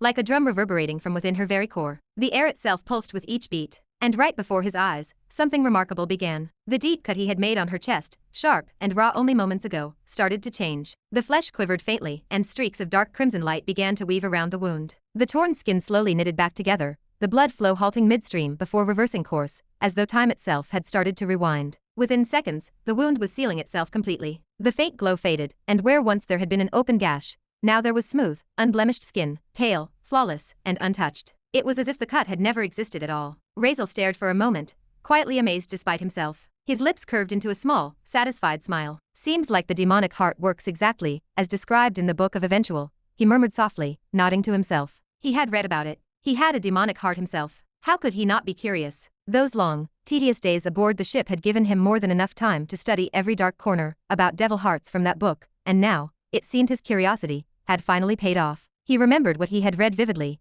those words etched into his mind like forbidden scripture. The heart of a devil holds not only its mana, but its nature. The stronger the devil, the greater the advantages it could bring for the holder, depending on whose heart it is. The heart of a high-ranking devil, the book had said, could even be considered a divine artifact in itself, a core of condensed demonic energy, capable of reshaping whoever bore it. It did not just pump blood. It carried the devil's essence, its power, and sometimes even something better. Razeal did not fully know what advantages there could be, but he was sure it would not be bad. Razeal's smirk deepened as he looked down at Maria's body, which had finally gone still again. Her breathing had become calm, slow, but powerful. Even though she was unconscious, he could feel the difference. Her presence, her energy, was shifting rapidly. Her strength was rising by the second. "Seems like you are doing great," he muttered quietly to himself, half proud, half relieved. This was exactly as he expected. The heart he had given her was no ordinary one. It was the heart of an SS-ranked devil, a being whose existence alone could warp the balance of most kingdoms. As the faint, rhythmic pulse of that heart continued beneath her skin, Razeal could almost see the energy spreading through her veins like threads of faint red light crawling beneath the surface of her skin, merging seamlessly into her mana circuits. It was working perfectly. Razeal exhaled slowly, tension easing from his shoulders. After all, he whispered, a greater devil's heart should be nothing less than extraordinary. He let his gaze linger on her peaceful face for a few more moments, making sure she was fine, then finally turned his attention back to himself. His own heart, his shadow heart, still rested loosely in Maria's hand, pulsing faintly like a dark crystal of ink. It was time to return it to where it belonged. Reaching out, Razeal took it gently from her limp fingers. Without hesitation, he pressed it against his chest. The black, liquid-like heart sank into his skin instantly, rippling outward like ink spreading through water. In a single moment, it vanished into his chest completely. The area glowed faintly dark, then sealed shut. His heartbeat returned to normal, steady and firm. A quiet sigh escaped him as his divine healing kicked in. He had suppressed it earlier so the wound would not close before the heart was back, but now, as the healing flowed, his skin mended perfectly. Within seconds, the bloody gash on his chest disappeared, replaced only by faint smears of dried blood that streaked down his torso. He rolled his shoulders slightly and let out a slow breath. Good as new. Razeal's gaze flicked toward Neptunia, who was still standing several meters away, completely frozen. Her wide yellow eyes stared blankly at the two of them. Razeal was half naked, blood-stained but calm, and Maria lay motionless, her chest now perfectly whole again. Neptunia's lips parted, but no sound came out. All right, Razeal said, brushing his hands together, as he also took off the Book of Eventual bag from his waist and extended it toward Neptunia. Take care of this. Remember to give it to Maria. Tell her to wear this. What? She blinked, not understanding as she looked at the bag she was now holding in her hands. There seemed to be a book inside it. Say it will protect her. Just tell Maria to wear it, okay? Razeal did not elaborate further. Without another word, he turned his back to her, lowering himself down into a seated position on the ground. He closed his eyes, his breathing evening out immediately. He had already wasted enough precious time. He needed to act fast. Every second counted now. System, he commanded silently in his mind. Take me to the second strongest villain available. The familiar synthetic voice of the system echoed within his consciousness. Understood, host. And in the next instant, the world around him vanished. Razeal's consciousness was pulled inward, his body freezing in place, eyes closed, expression calm like a man drifting into deep meditation. Only his faint heartbeat remained, steady but distant. Outside, silence fell again. Neptunia stood rooted to the spot, her mind still struggling to comprehend everything that had just happened. Her expression twisted as she put a hand on her forehead while holding the bag she was given in her other hand. What the hell did I just witness? She whispered to herself. Her mind flashed through every scene in quick succession, the cut, the ripped dress, the blood, him tearing his own heart out like it was nothing. And then giving another one to Maria. And now, both of them were statues. I am not dreaming, she muttered shakily. There is no way this is a dream. She dragged a trembling hand down her face and exhaled deeply, trying to steady herself. This man is absolutely insane. But just as her heartbeat began to calm, the ocean behind her began to move again. A low rumbling sound echoed through the water, followed by the faint tremor of countless movements. Her head snapped up. Her pupils shrank in horror. The wave of sea creatures had reformed, massive, endless, a dark, writhing wall of monsters heading straight for them again. The water distorted under the sheer density of the swarm. Fanged jaws opened wide, fins and claws slicing through the current. The sound of thousands of creatures roaring in unison shook the seabed beneath her feet. Oh no, no, no, no, Neptunia whispered, her voice breaking as she stumbled back a step. They are close, too close. Her gaze darted back toward Razeal and Maria. Razeal was motionless, still sitting cross-legged, completely unresponsive. Maria lay there unconscious, her chest now whole and her face peaceful as if she were just sleeping. The panic hit Neptunia like a wave. Oh, this is great, she snapped out loud, throwing both hands up. He is off in dreamland doing his weird system stuff, and she is taking a nap. The one who he said was supposed to hold them back for 10 minutes is out cold. She turned back toward the sea. The monsters were closing in fast now, barely 2 kilometers away. Their combined motion made the ocean current swirl violently around her, the pressure of their presence alone heavy enough to make her lungs tighten. Her mind raced. Now who the hell is going to fight them? Me. She pressed her hand against her forehead, half hysterical. Of course it has to be me. Why would it not be me? But then, all of a sudden, Neptunia froze. There was a sound, deep, heavy, and alive. A thump. At first, it was faint, almost mistaken for the echo of distant waves. But then it came again, louder this time. Thump, thump. The rhythm quickened, pounding harder, faster, like a massive drum beating inside the silence. Neptunia blinked, her brows knitting in confusion. What is this? She whispered, her sharp ears twitching as the sound grew louder, echoing through the watery air around her. She turned, her gaze snapping toward the direction it came from. Her eyes locked on Maria. Wait, Neptunia muttered under her breath,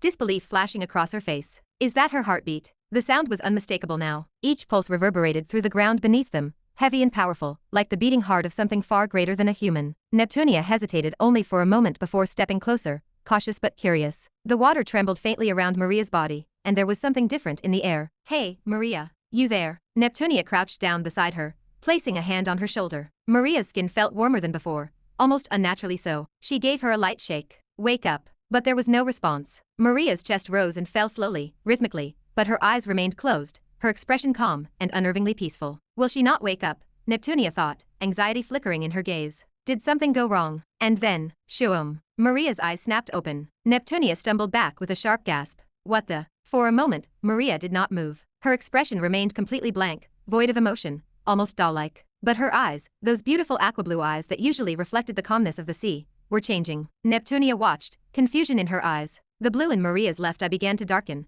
rippling like ink spreading through water. The color twisted, deepened, and slowly bled into crimson. It was not just a simple color shift. It was alive. The red pulsed faintly, glowing from within, as if something demonic had awakened inside her. Within seconds, her transformation was complete. Maria's left eye now glowed a deep, ominous demonic red, dark and powerful, the color of blood and wrath. Her right eye, however, remained the same calm aqua blue, pure and serene. The contrast was unsettling, beautiful yet terrifying. The two colors reflected like night and day, heaven and hell, human and demon. Neptunia could only stare, frozen where she stood. The air around Maria felt different now, thicker, heavy with an invisible pressure that made her skin prickle. Maria, she whispered, her voice barely audible. Chapter 257. Maria, Neptunia whispered, her voice barely audible. Her eyes darted across Maria's still body, little worry flickering through them. The air was unnaturally quiet now.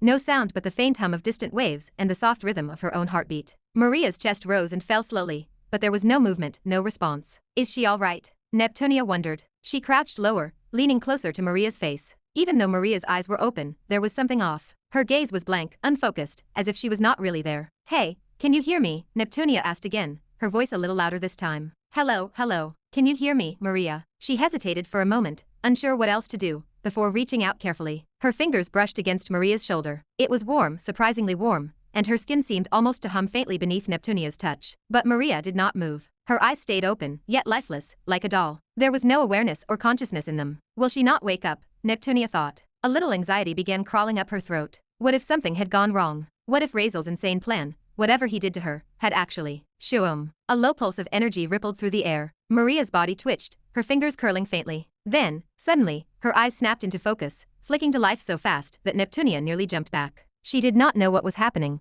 but this girl was giving a weird feeling to her now as she slowly took a step back. For a heartbeat, neither of them moved. Maria lay there, her eyes wide open. There was focus and aliveness in them, but her face was completely blank, empty of expression. It was eerie, almost wrong. Then, slowly, Maria blinked. Her lips parted and a faint, hoarse murmur escaped. Arg, what happened to me? Her voice sounded distant, as if even she was not sure it was her own. Neptunia blinked rapidly, still trying to steady herself. She watched as Maria pressed a trembling hand to her head, wincing slightly as she slowly pushed herself upright. Her movements were sluggish at first, uncoordinated, unfamiliar. It was as if she was new to her own body. Maria's legs trembled as she stood, and before Neptunia could even warn her, her knees gave way. She slipped forward, her balance faltering completely, about to fall face first to the ground. Hey, be careful, Neptunia exclaimed, lunging forward on instinct, her hand reaching out to catch her. But she never made it in time. Before Neptunia's fingers could even brush her arm, Maria's body moved. It was not a normal movement. There was no hesitation, no sign of control. One moment, she was falling. The next, her entire body twisted midair with inhuman precision. She spun lightly, almost effortlessly, and landed soundlessly on both feet. Her posture was perfect, balanced and stable. The air shifted slightly with the motion. Neptunia froze mid-step, eyes wide.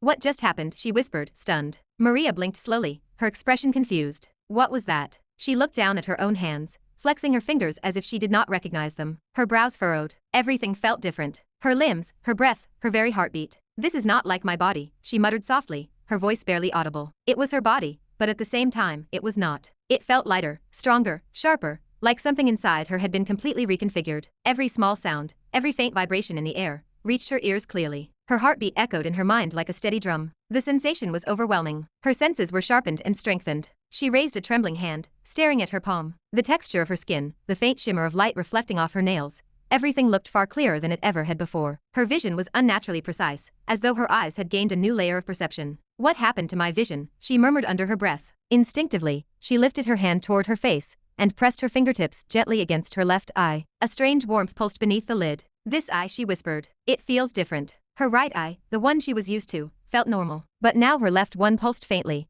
almost humming with energy. When she opened both eyes fully again, she gasped softly. The world looked enhanced. Her gaze stretched far into the distance, beyond what human sight should allow. She could see tiny details, shifting particles of mana, the faint rippling distortion of heat across the battlefield. It was like her very reality had deepened. Her breathing hitched. This is weird. She did not have a mirror, but she did not need one to feel that something fundamental had changed. Her instincts screamed it. If she could see herself, she would have noticed the vibrant aqua blue of her left eye had vanished completely. In its place now glowed a deep, demonic crimson, faintly pulsing with dark light. Her entire body radiated a subtle aura now, one that was both graceful and dangerous, foreign yet familiar. What happened to me? She whispered again, a nervous tremor in her tone. But deep down, she already knew. Her gaze dropped slowly to her chest, the place where Razeal had cut her open. Her hand trembled slightly as she brought it up, touching the area gently through the torn fabric. The skin beneath was smooth, unbroken. She pressed harder, her brows lifting in surprise. There is no scar. There was nothing. No pain, no wound, no trace of the brutal incision that should have been there. She let out a shaky sigh, her shoulders relaxing for the first time. So he healed me, she murmured softly. Her voice softened, a faint disbelief lingering in her tone. She remembered the fear, the moment he had driven that arrow into her chest,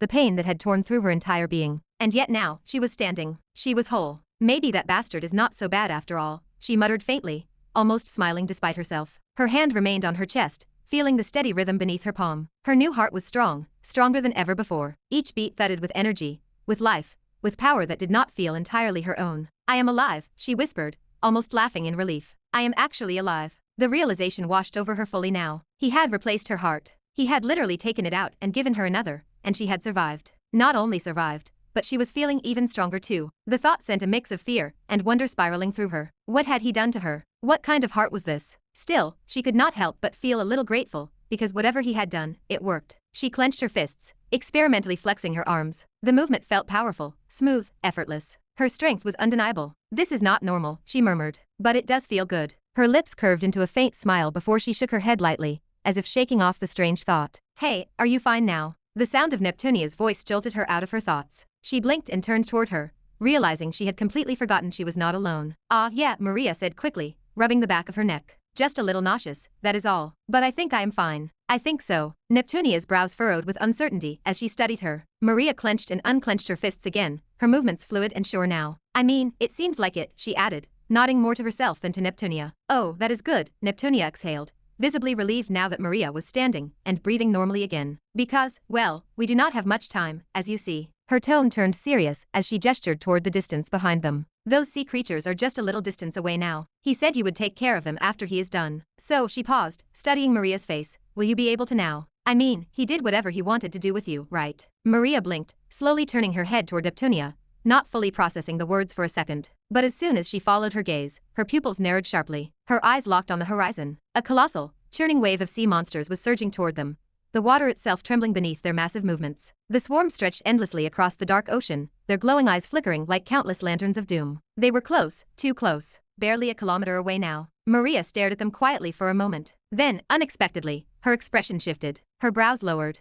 her lips curved slightly downward, and then came that expression, disgust. A deep, cold disgust that made even Neptunia hesitate. These disgusting, low-life creatures, Maria murmured, her voice low, distant, but sharp enough to pierce the silence. Her tone changed, regal, venomous, almost inhuman. Abhorrent little pests, dare to crawl into my presence. Neptunia blinked, caught off guard by the sudden venom dripping from her words. What astonishing ignorance, such wretched, irrelevant beings. Maria's eyes glowed faintly as she continued, her voice growing colder, each word rolling from her tongue like it was rehearsed by someone else entirely. Loathsome degenerates, malformed caricatures of existence. How terribly unfortunate that such low-born filth should stumble into my sight. I can scarcely tell if I should laugh or have them erased. Her tone was dripping with disdain, pure, unfiltered superiority. It was not even her usual arrogance or temper. This was something else, something far weirder. The words came out as if from instinct, not thought, but rather her instincts. Neptunia stood frozen, her mouth slightly open. Malformed caricatures, what she muttered under her breath, blinking in confusion as she repeated what she said,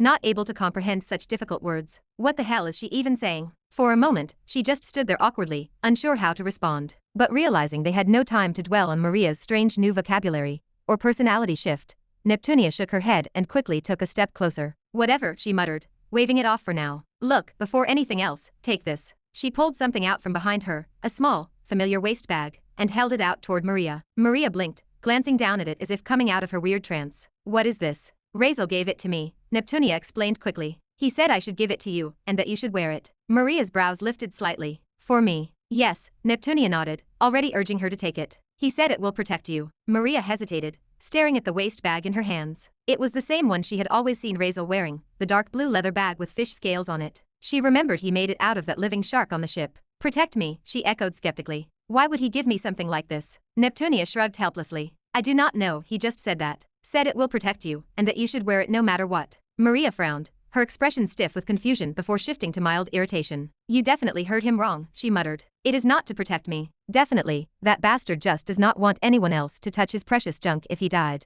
Ha, yeah, Maria said flatly, rolling her eyes. He probably gave it to me so I could protect whatever is inside it. That half-burnt creepy book of his, right? He is obsessed with that thing. She gave a small, exasperated sigh, but still fastened the waist bag around her hips. Fine, whatever. If this makes him happy, I will wear it. Or who knows, he will kill me after if he saw I did not. As the strap clicked into place, she could feel a faint, weird pulse of energy coming out from the bag, subtle but definitely weird. She did not know why, she just shook her head at this. But Neptunia's focus was somewhere else. Her tone grew tense again, as she turned back toward the approaching storm of monsters. The water around them vibrated faintly with the rhythmic tremor of their advance. Can you really hold that back? Neptunia asked quietly. Because if not, we are really in trouble. Chapter 258. Can you really hold that back? Neptunia asked quietly. Because if not, we are really in trouble. Maria looked out at the horizon again. The endless swarm of monstrous silhouettes, some large enough to rival towers, others small but countless, were tearing through the water toward them. Their roars and screeches echoed through the sea, shaking the currents themselves. Her expression did not change. I do not know, she said calmly, but I can try. Her voice was not trembling, There was no fear in it,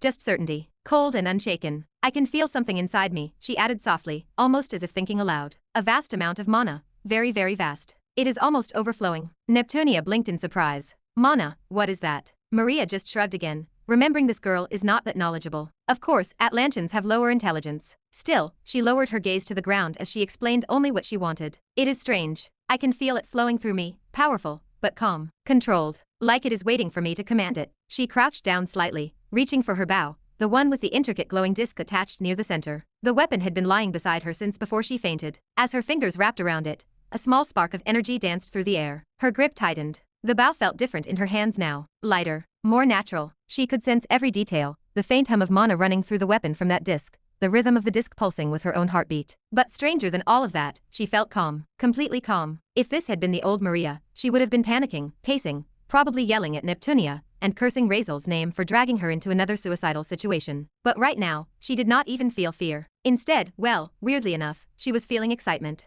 Like, very very weirdly excited. Her chest rose and fell slowly, rhythmically. Her eyes glowed faintly blue and red, both shimmering faintly in the dim light. Her left hand trembled, not from anxiety, but from something else entirely. Excitement. The rush of power inside her, the sense of invincibility coursing through her veins, it made her heart race, her lips curl into a faint smirk she did not even notice forming. This feeling, she whispered under her breath, clenching her fingers around the bowstring. It is like my blood is on fire. She tilted her head, her crimson eye glinting faintly, as she looked toward the monstrous wave again. Maria looked down at her hands. They were trembling, but it was not from fear. It was trembling because she was thrilled. Just what actually happened to my body, Maria whispered softly, her voice almost lost under the distant roar of the ocean. Her brows furrowed, her mismatched eyes glowing faintly in the dim light, one the familiar calm aqua blue, the other burning with a deep, sinister red. She could still feel it, that alien thrum of energy pulsing through her veins, steady, intoxicating, alive. But her thoughts were cut short. A deep rumble tore through the silence, the sound of thousands upon thousands of sea creatures charging through the water. Maria turned sharply, her gaze up toward the horizon. The monstrous wave of beasts was close now. Too close. Barely half a kilometer separated them. The sea itself shook as the massive forms plowed forward, scales glimmering, eyes gleaming with hunger and rage. A strange, weird smile curved over Maria's lips, slow,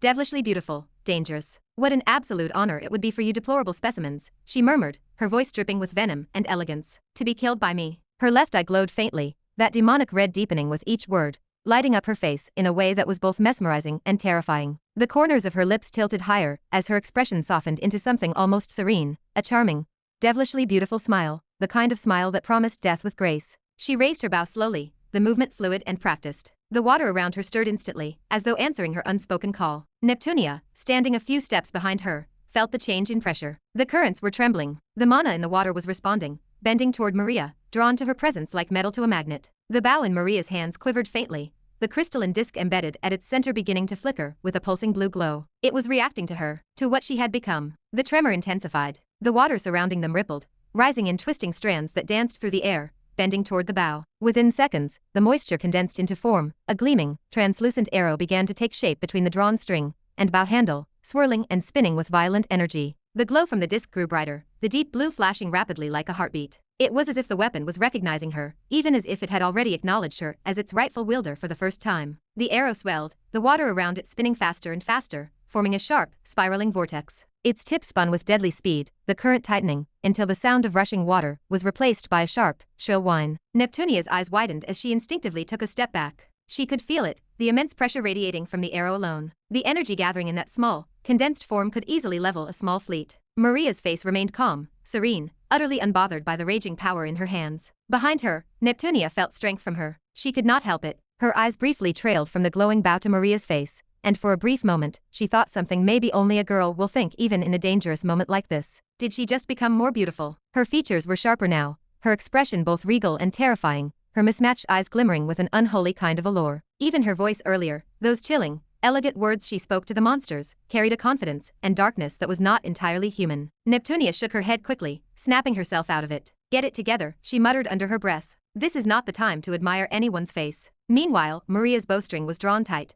so tight it trembled under the pressure. Let us see, Maria murmured, her voice dropping low, almost teasing. And then she released. The arrow launched forward with a soundless, terrifying force. The air, or rather, the water itself, exploded. A thunderous shockwave rippled outward, pushing both Maria and Neptunia back several steps. The recoil was so strong that even the dense seawater vibrated violently. The arrow streaked through the depths like a comet, its rotation forming a spiraling tunnel of water in its wake. The vortex grew as it traveled. The further it went, the wider it became, feeding off the mana Maria had poured into it. By the time it reached the approaching wave of monsters, it had expanded into a massive spinning column nearly 100 meters wide. It struck with a force that could only be described as catastrophic. The impact shattered the sea. The creatures in the arrow's path did not even have the chance to scream. They were pulverized instantly, torn apart by the violent whirl of pressure and rotation. Flesh, scales, bones, and armor were ground into fine mist within seconds. Blood erupted in plumes, staining the water a dark crimson that spread like ink. Neptunia just closed her lips, speechless. The spinning torrent kept going, endlessly slicing straight through the wave like a drill through butter. It pierced deeper and deeper, carving a clear path through the massive army before it finally faded several hundred meters into the distance. The ocean was left trembling. The sound of the impact echoed faintly, swallowed by the depths. Maria stood silently for a few seconds, lowering her bow, her crimson eye glowing faintly under the dim blue hue of her magic. A small smirk tugged at her lips. "Well," she said softly, her tone rich with satisfaction, "that was beautiful." Neptunia turned toward her in astonishment. Beautiful? From what angle? But Maria was not listening. She was admiring the aftermath, the crimson trail in the water, the drifting remains of the monsters that had once charged toward her with such arrogance. Her tongue brushed over her lips unconsciously as she let out a small, dark chuckle. "The strength behind that," she said slowly, almost purring. "That was at least the level of a 5th rank, no, maybe even touching 6th rank." Her voice dripped with confidence and something more, that dangerous, predatory thrill. She looked down at her hand, flexing her fingers, the faint hum of power still tingling along her skin. "I could definitely never do that before," she added softly. The glow in her demonic eye pulsed again, brighter this time. The faint dark demonic red aura surrounding her deepened, swirling faintly as her lips curved into another smile, dark, alluring, and hungry. "Oh, but how sad," she said suddenly, her tone dipping into mock disappointment. "It is still too little. That arrow just killed some 1,000 monsters at most, but there was still a tsunami of a wave left after all." Neptunia blinked, taken aback. "Too little? You just obliterated half a kilometer's worth of sea monsters. But yeah, small in comparison to this deep shit we are in." But Maria did not even look at her. Her gaze remained fixed forward, her smile widening. "Let me try," she whispered, almost lovingly, "one of my mother's favorite moves." Maria extended her right hand out to her side. The water around her responded instantly. It twisted and rose, drawn together by an invisible force, coalescing into a long, glistening strand that shimmered faintly under the light. Within seconds, that strand thickened, forming a whip. A long, coiling whip of pure, flowing water. Neptunia stared in disbelief. She is controlling water directly, and at this level, she thought. That is impossible. One should not even be. But Maria could not hear her thoughts. The whip in her hand glowed faintly as more and more water rushed toward it, feeding it. And it grew, longer, thicker and stronger. The length stretched behind her, curling and extending until it disappeared into the distance. The surface of the sea trembled as the enormous whip continued to form, sucking up entire streams of water into itself. Neptunia's yellow eyes widened further with each passing second. "Just how long is that thing?" she whispered, following its trail as far as she could see. It stretched beyond her sight, kilometers, maybe even more. Maria turned her wrist slightly, the whip moving with her like a living serpent. The sheer weight of it created waves that splashed violently around them. "I have never felt power like this before," Maria murmured, her voice soft but full of awe. "It is like the ocean itself listens to me now." She tightened her grip on the whip's handle, her demonic eye flashing brightly. The water around her began to vibrate again, responding to her will. She shook the whip. Then, something unexpected happened, something that made Neptunia raise her eyes a little. There was a glint in Maria's eyes as she watched the long thread of water in her hand begin to twist and move. At first it was subtle, a light ripple along the surface of the massive, kilometers-long stream of water. But then, slowly, the entire formation began to swirl and coil like a living creature. The water whip in Maria's grasp was not still anymore. It moved. It was like a living snake. From the base near Maria's hand, the enormous current began to writhe, shifting and rolling upon itself, like a serpent awakening from slumber. The motion was mesmerizing, smooth, liquid grace mixed with monstrous power. The further the whip extended into the sea, the larger it became. The motion was at first small and fluid near Maria's arm,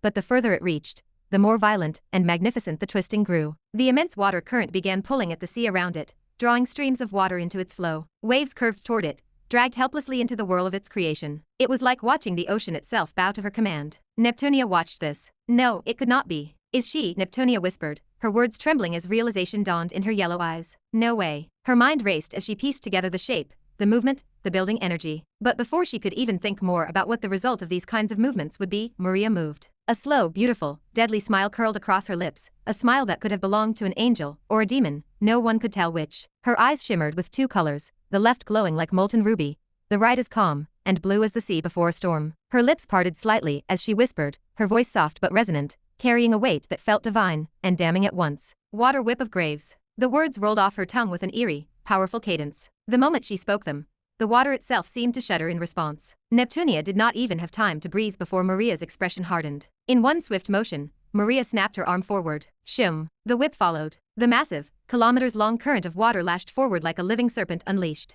Its motion tore through the ocean, the surface splitting apart as the pressure ripped across the sea. The sound was indescribable, a mix of roaring water, slicing air, and thunder cracking through the deep. The entire sea seemed to convulse under the sheer power. The whip accelerated with each passing instant. Every mile of its length doubled in speed, tripled even, the energy traveling down its body like a chain reaction, faster, sharper, deadlier. By the time the motion reached the far end of the whip, its velocity had surpassed the speed of sound hundreds of times. The sea around it howled, the pressure collapsing into a single violent streak of force. The immense lash of water tore through the deep, pushing the entire ocean in front of it. The impact created a vacuum so strong it momentarily pulled everything nearby, sand, stone, and even smaller bones, rocks, and old weapons scattered on the ground toward it, before the shockwave hurled them outward in every direction. The whip, once thin and graceful, now swelled into a massive serpent of pure liquid power. It had thickened into something monstrous, like an ocean-sized blade. Maria's hand shot forward fully, her expression filled with dominance, her hair flicking wildly in the surge of wind and spray. "Die, you malformed trivialities," she roared, her voice echoing with both fury and elegance. The very sound of her command seemed to merge with the whip's motion, as if her will was carved into every drop of water that moved. Then, impact, crack, whoosh, a blinding explosion of movement. The massive whip connected with the oncoming wave of creatures. The result was instant annihilation. The sea erupted. The very front lines of the monstrous horde, millions upon millions of creatures, were obliterated in the blink of an eye. The whip did not just cut, it shredded, ground, and pulverized everything in its path. The moment it struck, the water turned red. The entire ocean for miles trembled from the force of the blow. The shockwave that followed sent geysers of crimson spray shooting into the sky. The corpses of sea beasts, once massive enough to shake the seabed with their drifting alone, were reduced to nothing but scattered remains and swirling blood. The whip did not stop. Its motion carried through, circling outward in a massive arc, cutting through the entire wave as though carving a great circle into the sea itself. Neptunia could barely stand. She stumbled backward, her jaw slack, eyes wide with horror and awe as the enormous vortex consumed the battlefield. The sound was deafening. The water roared, hissing and shrieking as if alive and in agony. The monstrous whip twisted again, this time spiraling, slicing the army in circular patterns, each motion wiping out millions more. From her position, Neptunia could only watch in stunned silence as the ocean itself obeyed Maria's just one flick of the wrist.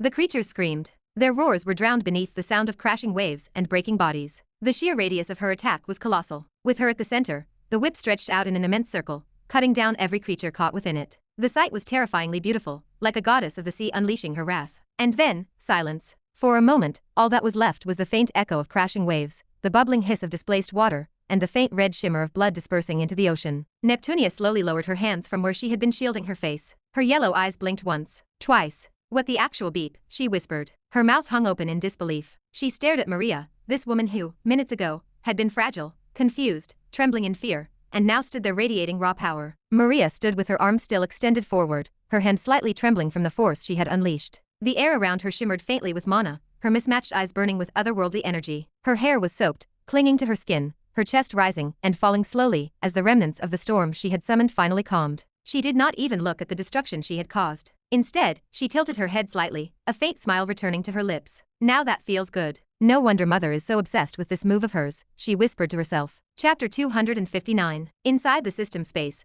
Razeal slowly opened his eyes. The first thing he noticed was not sight. It was smell. The air was heavy, thick, and metallic. The sharp tang of iron lingered in every breath he took. It was almost suffocating, like the scent of 1,000 open wounds, the stench of blood saturating the atmosphere itself. The very air was red. "Welcome, host, to the SSS rank Valley of Villi. Villain title, Vampire Progenitor. Name of system space, Crimson Expanse." The notifications floated silently before his eyes, glowing faintly crimson against the dark background of the world around him. "Vampires, ha," Razeal muttered, his voice echoing faintly through the eerie silence. "Well, that is new." He blinked a few times, letting his vision adjust to the heavy red hue of the place. His eyes darted back to the words Vampire Progenitor that shimmered in the air. "HAAA, vampires," he repeated under his breath, dragging a hand through his short white hair. "Did not think they would actually be on the system list, or well, even actually be existing. But I guess it makes sense." Razeal thoughts began to drift, his mind flickering between curiosity and calculation. In his old world, vampires were just myth, fantasy beings in stories and literature,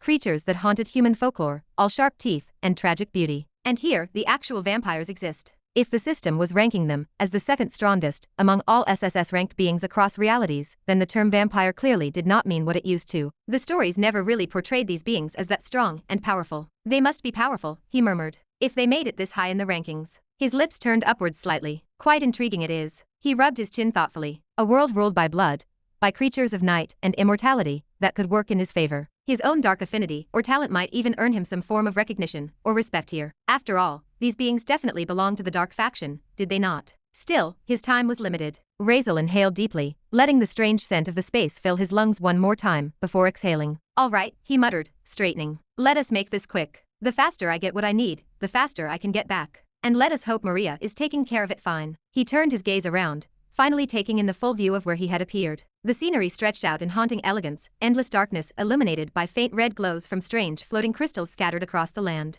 He stood in a vast courtyard surrounded by black marble walls, each carved with intricate Gothic patterns that shimmered faintly under the dim light. Behind him, the towering spires of a castle rose into the endless crimson sky, tall, sharp, and graceful, like spears stabbing the heavens. The architecture was ancient, refined, impossibly beautiful. Everything here exuded power and taste. Even the stillness carried authority. It was not the kind of eerie silence that felt empty. No, this was the silence of nobility, the silence of something watching, waiting, unseen. Beneath his boots, the ground was polished obsidian, smooth enough to reflect faint glimpses of his own silhouette. He stood in what seemed to be a garden, though instead of flowers or grass, the plants here were strange, crimson crystal stems, their glassy surfaces glinting faintly like veins of frozen blood. Beautiful. Hauntingly beautiful. Well, Razeal muttered, at least they have got style. He scanned the area once more, but no one was in sight. The place was quiet, unnaturally so. He did not sense any movement, no footsteps, no aura fluctuations, not even the whisper of a breeze. Guess I should make myself noticed then, he murmured. There was no need to move carefully for him now, and he definitely did not need to worry about offending some SSS-ranked villain, one of the strongest beings in all the realities. Without another moment of hesitation, he opened his mouth and yelled, trying to get someone's attention. He cupped his hands to his mouth and called out, his voice breaking through the thick silence. Hey, anyone here? I need help. He did not finish the sentence. In the blink of an eye, the world around him shifted. No sound, flash, or even transition. Just gone. The courtyard vanished as though it never existed. The ground beneath his feet dissolved, the air folded, and before he could even blink again, he was standing somewhere else. Inside a grand palace. The sudden change was disorienting. His vision adjusted instantly, scanning his new surroundings. The first thing that struck him was the sheer opulence of it all. Every inch of the place screamed wealth, and old, ancient wealth at that. The floor beneath him was lined with a deep crimson carpet, the fabric so rich it shimmered under the faint golden light from chandeliers hanging above. The walls were lined with dark stone, adorned with heavy golden frames enclosing paintings that looked centuries old. Each piece of furniture, the carved mahogany chairs, the marble tables, the dark velvet drapes, spoke of a timeless elegance, one that had never known decay. It was beautiful in the same way a graveyard at sunset was beautiful, serene, but unsettlingly cold. Razeal turned slowly, trying to make sense of it all. A human with such a strong dark affinity. How rare. The voice came from behind Razeal, who had not expected to suddenly be brought into this place. What a rare event to have in this long, boring life of eternity, the voice added, tinged with amusement. Greetings. Who? Razeal flinched violently at the sudden voice that echoed behind him. His instincts kicked in before his mind could even register what had happened. In an instant, his body shifted, muscles tightening as he spun around and leapt backward, creating distance between himself and whoever, or whatever had spoken. His senses were on high alert, eyes scanning the space around him with sharp intensity. Compose yourself, human. It was you who called for a favor, and here I am. The voice did not sound threatening. It was refined, balanced, carrying a timeless grace that made the words echo with quiet authority. Razeal's body froze for a second, eyes narrowing as he turned fully toward the source. And then he saw him. The figure stood there, tall, easily over 6 feet, with a posture so composed it made the very air around him feel reverent. His face was flawless, unnervingly perfect, like it had been sculpted by the gods themselves, and then polished by eons of existence. Not a single imperfection marred that cold beauty. The man's features were delicate yet strong, sharp cheekbones, a straight nose, and lips that held a faint, unreadable smile. His skin was pale, not the sickly kind, but the luminous white of moonlight, reflecting on marble. He radiated nobility, no, ancient nobility. His clothing matched that aura perfectly, a high-collared coat of deep black embroidered with fine crimson, thread that shimmered faintly in the dim light, silver cuffs, and a red gemstone clasp fastened near his neck. The garments were fitted perfectly to his tall frame,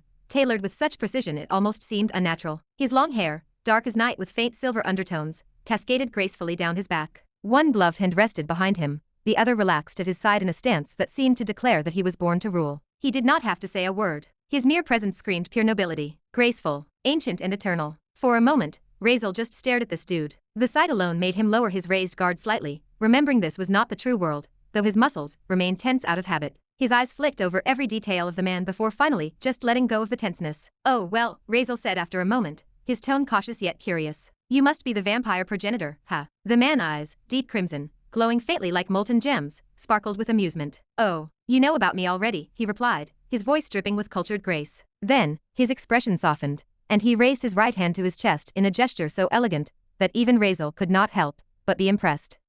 Where are my manners?" the man continued smoothly. "Allow me to introduce myself properly." He straightened, his every movement fluid and measured, like a rehearsed dance of centuries-old etiquette. "I am Violitharion, Nocturvel Seraphis Dra Kareth Vorneilthar Akrivan Male Taurus, the first and forever king of the Evernight Empire, and the progenitor of all vampires." As he finished, he lowered his hand gracefully, his voice steady, calm, and utterly self-assured. His crimson eyes gleamed with faint pride and age-old dignity. Razeal just blinked.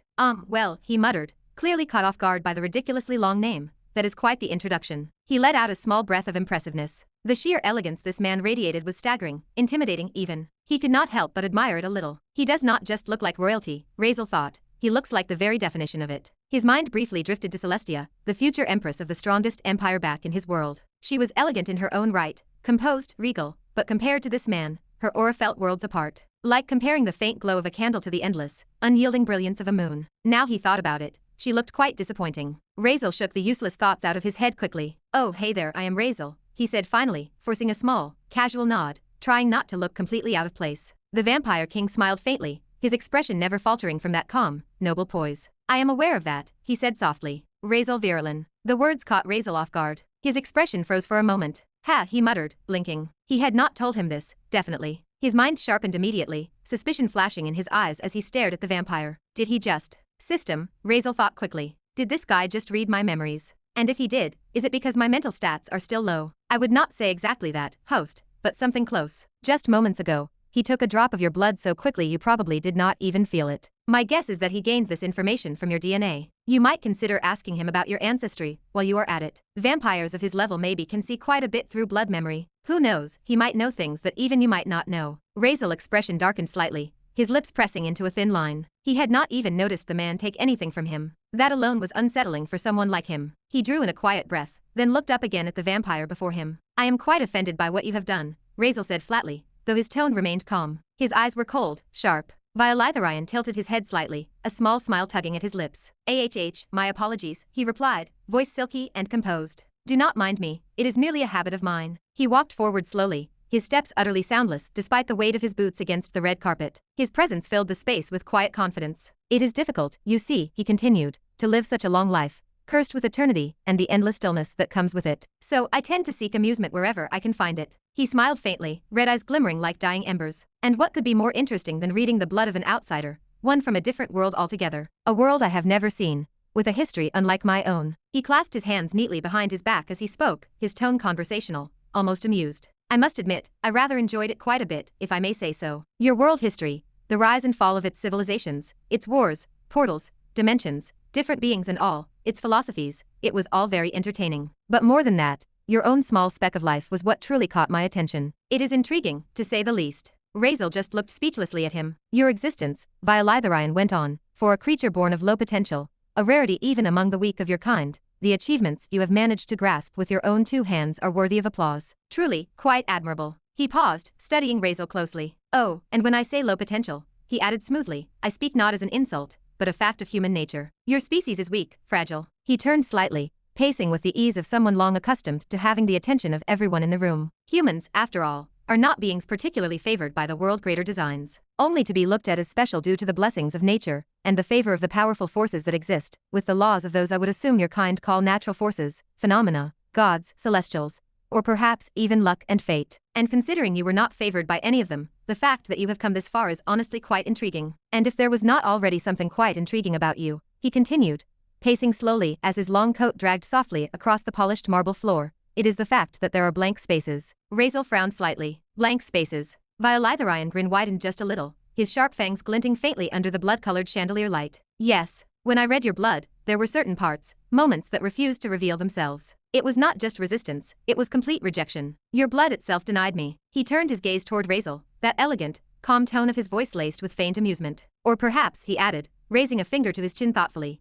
"it is not a matter of rejection at all. Perhaps those parts were simply not recorded, as if someone or something far greater made sure they could never be read. He tilted his head slightly, the red glow in his eyes intensifying, as if he was trying to see through Razeal's very soul. It makes me wonder, he said softly, voice dripping with curiosity, what kind of entity, or object, or perhaps even a law of existence itself, could block my vision. For you see, I have peered into the essence of gods before, and even they cannot hide from my sight. But you. His words trailed off, his grin widening into a dangerously amused smile. You possess something or are connected to something that even I cannot see. And that, my dear Razeal, is what makes you truly entertaining. He chuckled quietly to himself, low and melodic, like the purr of an ancient predator enjoying a private joke. His hand returned to his chin, the movement casual but calculated. Whatever it is, it must be powerful, unimaginably so, to conceal its traces even through the deepest blood reading. I would wager it is either a supreme artifact, an entity of unfathomable might, or a law of the universe that refuses to be observed. Perhaps it is the very thing responsible for your rise, the hidden hand that allowed a mortal like you to reach this point of strength,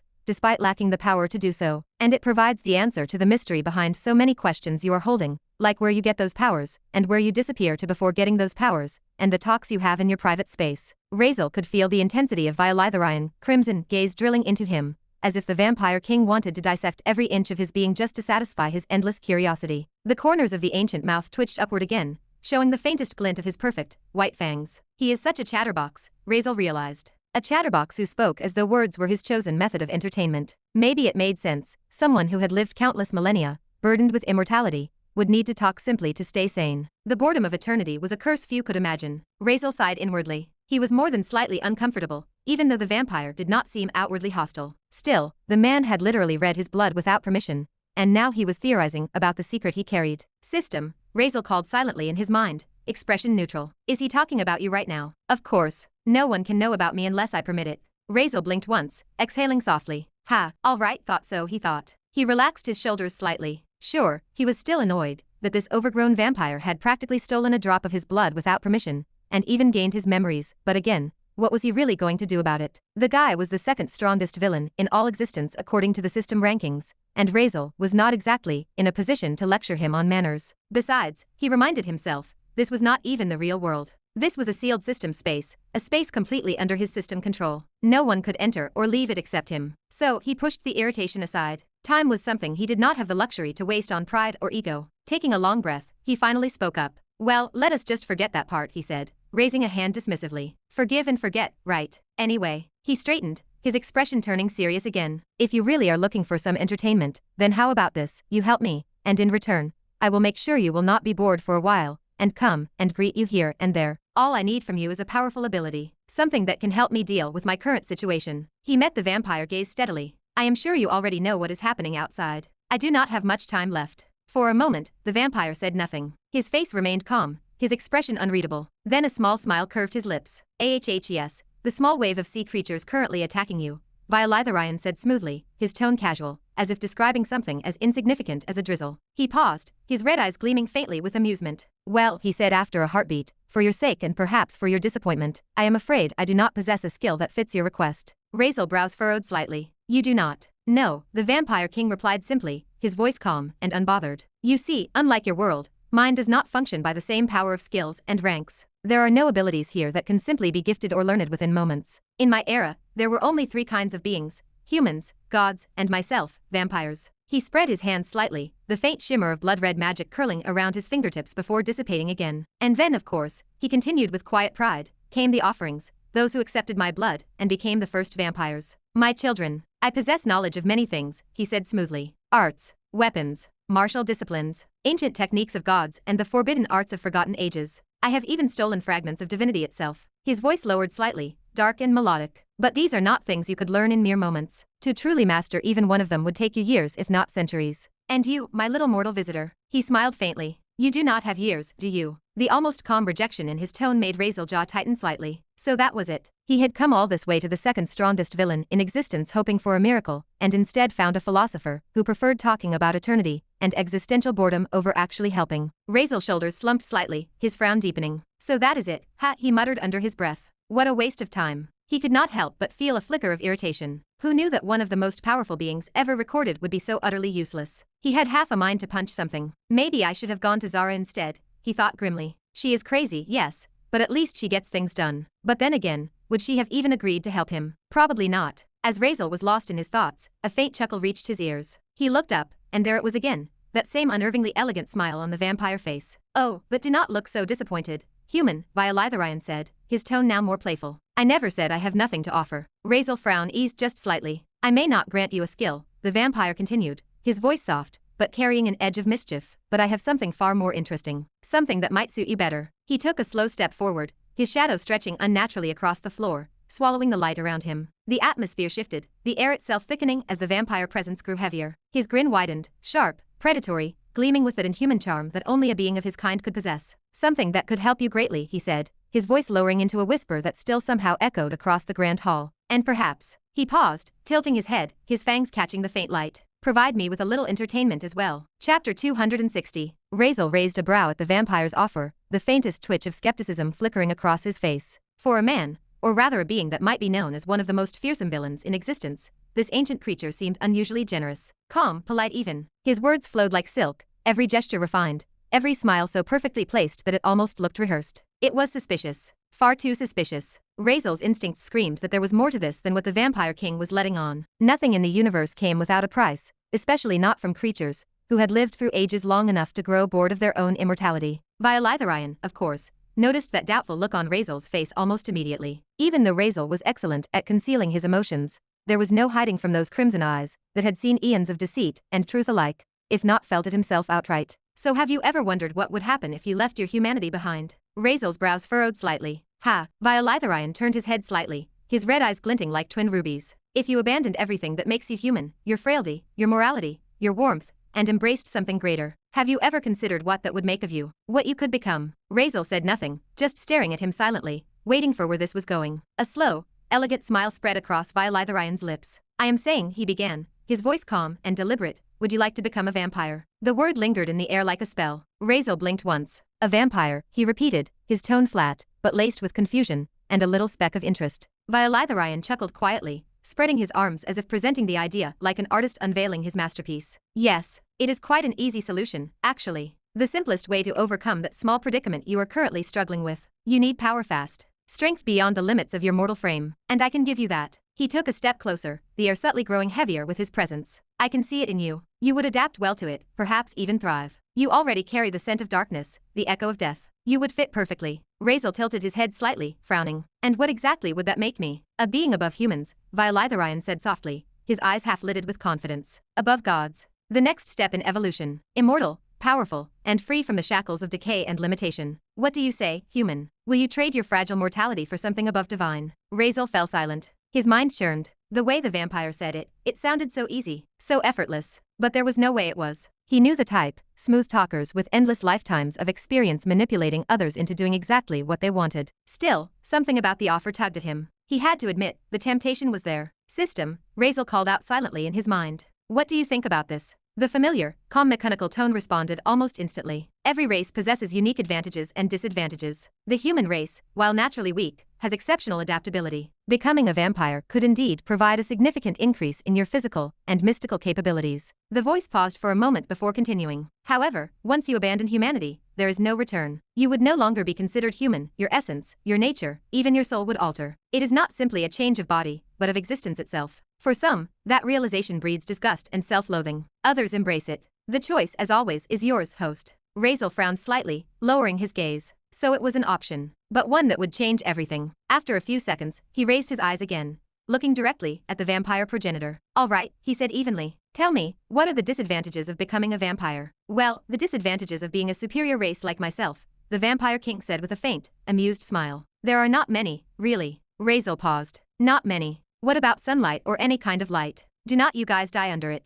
"Oh, unexpected of you to know such a thing about us too," the Vampire King said, his crimson eyes gleaming faintly with curiosity. "I cannot recall your body ever reading or hearing about vampires in your memories, but I suppose those blank, dark spots in your mind hold more than I imagined." His voice lowered slightly, smoother, like silk brushing against a blade. "Still, you are correct to an extent, but not entirely. Only the weak ones, the diluted bloodlines, the lesser vampires carry that pitiful weakness to sunlight. Those are the ones whose bodies burn under its radiance, whose skin tears and melts at dawn's first touch. But the higher one ascends in our hierarchy, the less that curse applies. For all of pure blood, sunlight is nothing more than an annoyance, a discomfort." He smiled, and for a moment, his expression carried an unholy pride, like a god speaking of his own perfection. If I were to step into a star, he said softly, to swim inside its heart of fire, the light itself would bow to me instead of burning me. But if there is something I truly regard as our weakness, widen continued, clasping his hands behind his back as he paced slowly, it would not be sunlight, nor holy power, nor anything as simple as the mortal world believes. Our true weakness, he said, his tone lowering to something more introspective, lies within ourselves.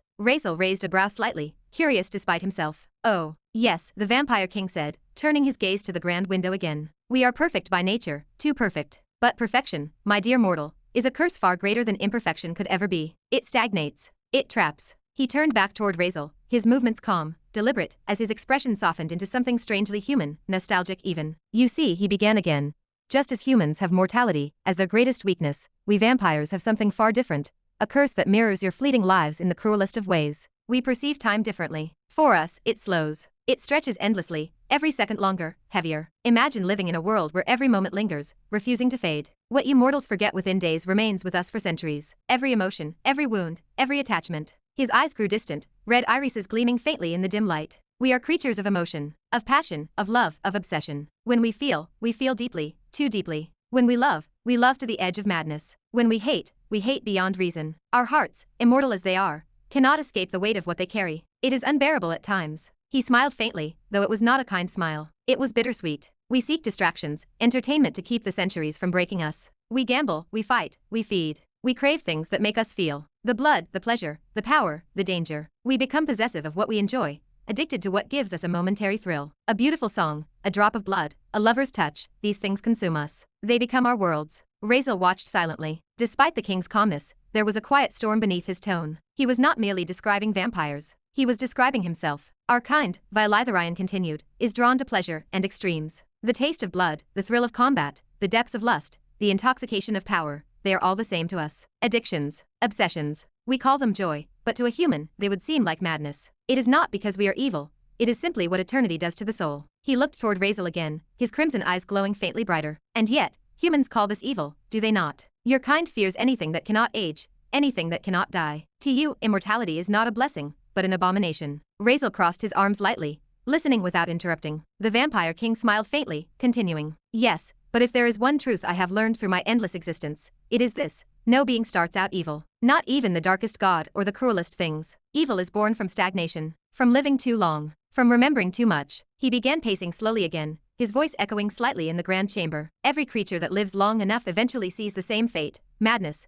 corruption, despair. It is inevitable. Because when you live forever, the world changes around you, but you do not. You watch the things you care for wither and die. You watch the ideas you loved become forgotten, replaced by things you cannot understand. You remain the same while everything else moves on. His tone grew lower, almost melancholic. And then, one day, you wake up realizing that you no longer belong to the world you live in. The morals, the values, the meaning all changed. You stand there, unchanged, still believing in what once was, and that alone makes you a monster in the eyes of the new. He turned his eyes to Razeal again, his expression calm, but his words heavy. That is why we are called evil. Not because we choose to be, but because we do not change. Razeal blinked once, silent. The Vampire King continued, his tone gaining strength again, lost in old thoughts. The truth is, people do not really change their minds. They just die. And when one cannot die, when time no longer sweeps them away, neither do their ideas. They linger. They harden. They become unshakable relics of an age long gone. Meanwhile, the rest of the world keeps moving forward. Mortals die, and with them, their old beliefs fade. New ones take root. Society evolves because it must.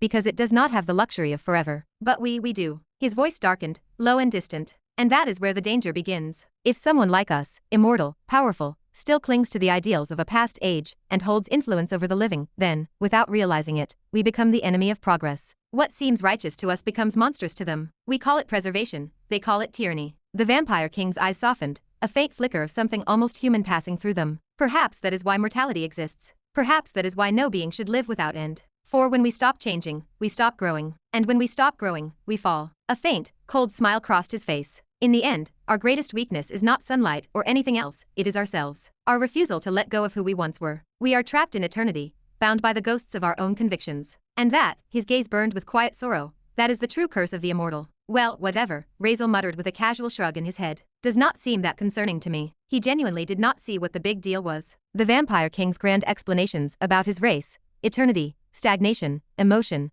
weakness, sounded poetic and heavy, sure, but to Razeal, it was not exactly terrifying. From his perspective, Vampires did not sound much different from humans. They just felt things harder, a little more intense, a little more obsessive. So what? Humans were already like that, just shorter lived and weaker. Same weaknesses, same emotions. Just over the top, he thought. How bad could it even be? He had lived long enough to know the extremes of emotion and the chaos of humanity firsthand. And if vampires were just a more exaggerated version of that, then it did not scare him. He had dealt with worse. Besides, control was something he trusted himself with. He knew his mind, his will. Even with all the chaos around him, Razeal always had control over his body, over his thoughts, over the blood and pain that followed him like shadows. If he could tame curses and wield pain, what was one more risk? A smirk tugged at his lips. I will handle it, he muttered under his breath. He looked up at the Vampire King, his decision made. All right, he said calmly. I accept. I will become a vampire. He had no time left for doubts, not with everything happening outside this space. Becoming a vampire might be dangerous, but not doing it guaranteed his death. And truth be told,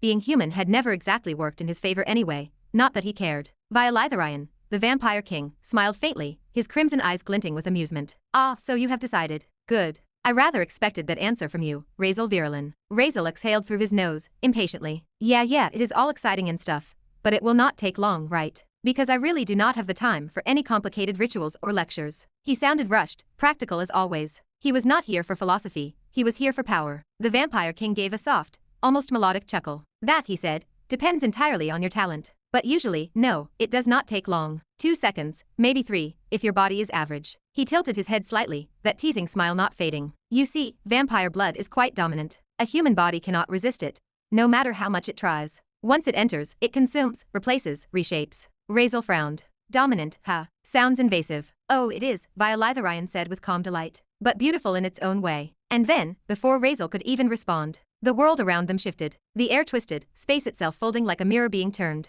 In an instant, the elegant palace dissolved into smoke, replaced by a vast, open expanse that stretched endlessly in every direction. Razeal blinked, his boots now crunching on crimson black soil. The air smelled of iron, salt, and something faintly sweet, almost intoxicating. He turned his head, and his eyes raised up slightly. In front of him was not a field, maybe a river, or a colossal ocean, an ocean of blood. It shimmered darkly under a starless void, endless and thick, moving with sluggish waves that glowed faintly red from within, as the light pulsed from the very essence of it. The scent was overwhelming. Cool, Razeal muttered, shielding his nose with his hand. The Vampire King's voice echoed softly beside him. Beautiful, is it not? Razeal shot him a look. That is one word for it. This, Widen said with a serene smile, extending his hand toward the vast red ocean, is the essence of the vampires. Their core, the blood of our history, the memory of the kind I made. It took unimaginable years to collect this. Every drop here has a story to it. His voice lowered, almost reverent, his gaze distant. I began creating this ocean when immortality grew dull, when I had seen everything, felt everything, and the world had nothing left to offer me but silence. So I thought if there were no more stories to watch, then I would create them. Razeal's brow furrowed as he listened,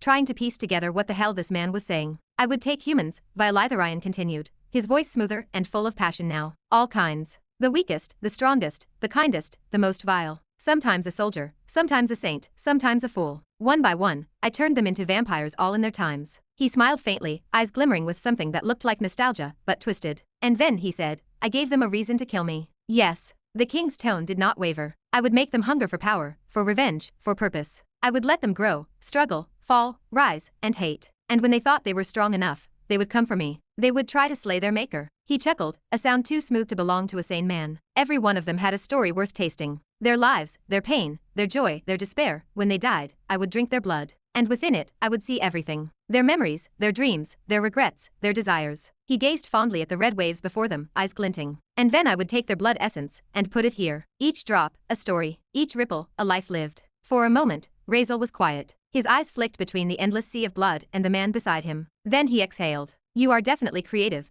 he muttered under his breath. Creative and absolutely insane, but definitely creative. The Vampire King only smiled wider, pleased. Oh, I prefer eccentric, but yes, I have been called worse. So you are saying, Razeal said slowly, that every drop in this ocean is someone's life. Their memories, emotions, everything compressed into blood. Yes, Widen replied without hesitation, that nostalgic tone still lingering. Every single drop. Razeal whistled lowly. Ha, I see. There was a pause as he looked back at the sea, his mind quietly piecing together what kind of ancient madness it took to do something like that. Billions, maybe trillions of lives, all just stories for one creature's entertainment. Yeah, he thought, this dude is definitely evil creative. Then he shrugged. So, he said, glancing back at Widen, How exactly am I becoming a vampire? The Vampire King looked back at him, amused by how utterly unfazed Razeal was by his eons of moral corruption. You do not seem very disturbed by all this, the king noted with a hint of amusement. Razeal just shrugged again. Evil, not evil, it is perspective. Besides, being able to watch someone's entire life through their blood. He smirked faintly. Kinda sounds interesting, not gonna lie.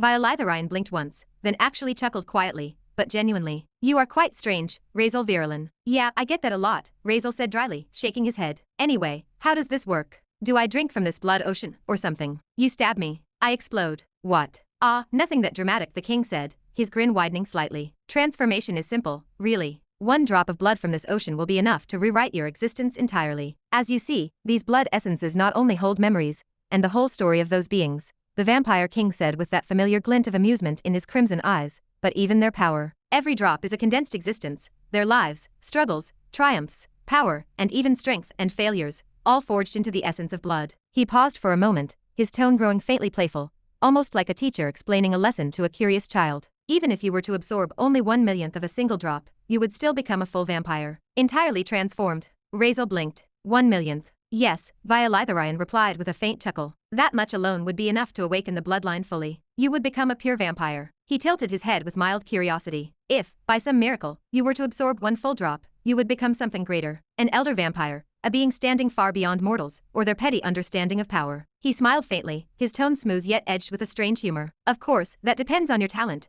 and on whether you survive the process. Most do not. Razeal frowned slightly at that, but did not say anything. I wonder, the Vampire King mused, raising his chin as if pondering a piece of fine art. Will you be able to fully absorb even one drop? Or will you explode and die like the rest? It is always a gamble, is it not? I cannot guarantee your survival, you see. It is only for the deserving ones. He chuckled lightly after saying it, the sound dripping with old, strange humor, the kind of laugh that belonged to someone who had lived too long and grown far too comfortable with death. Razeal sighed through his nose, half exasperated. So should I just jump in? He asked, his tone flat, direct, as if discussing the weather instead of diving into an ocean of blood that could kill him. The Vampire King blinked, momentarily caught off guard by his bluntness. He tilted his head slightly, looking down at Razeal like one might look at a reckless child.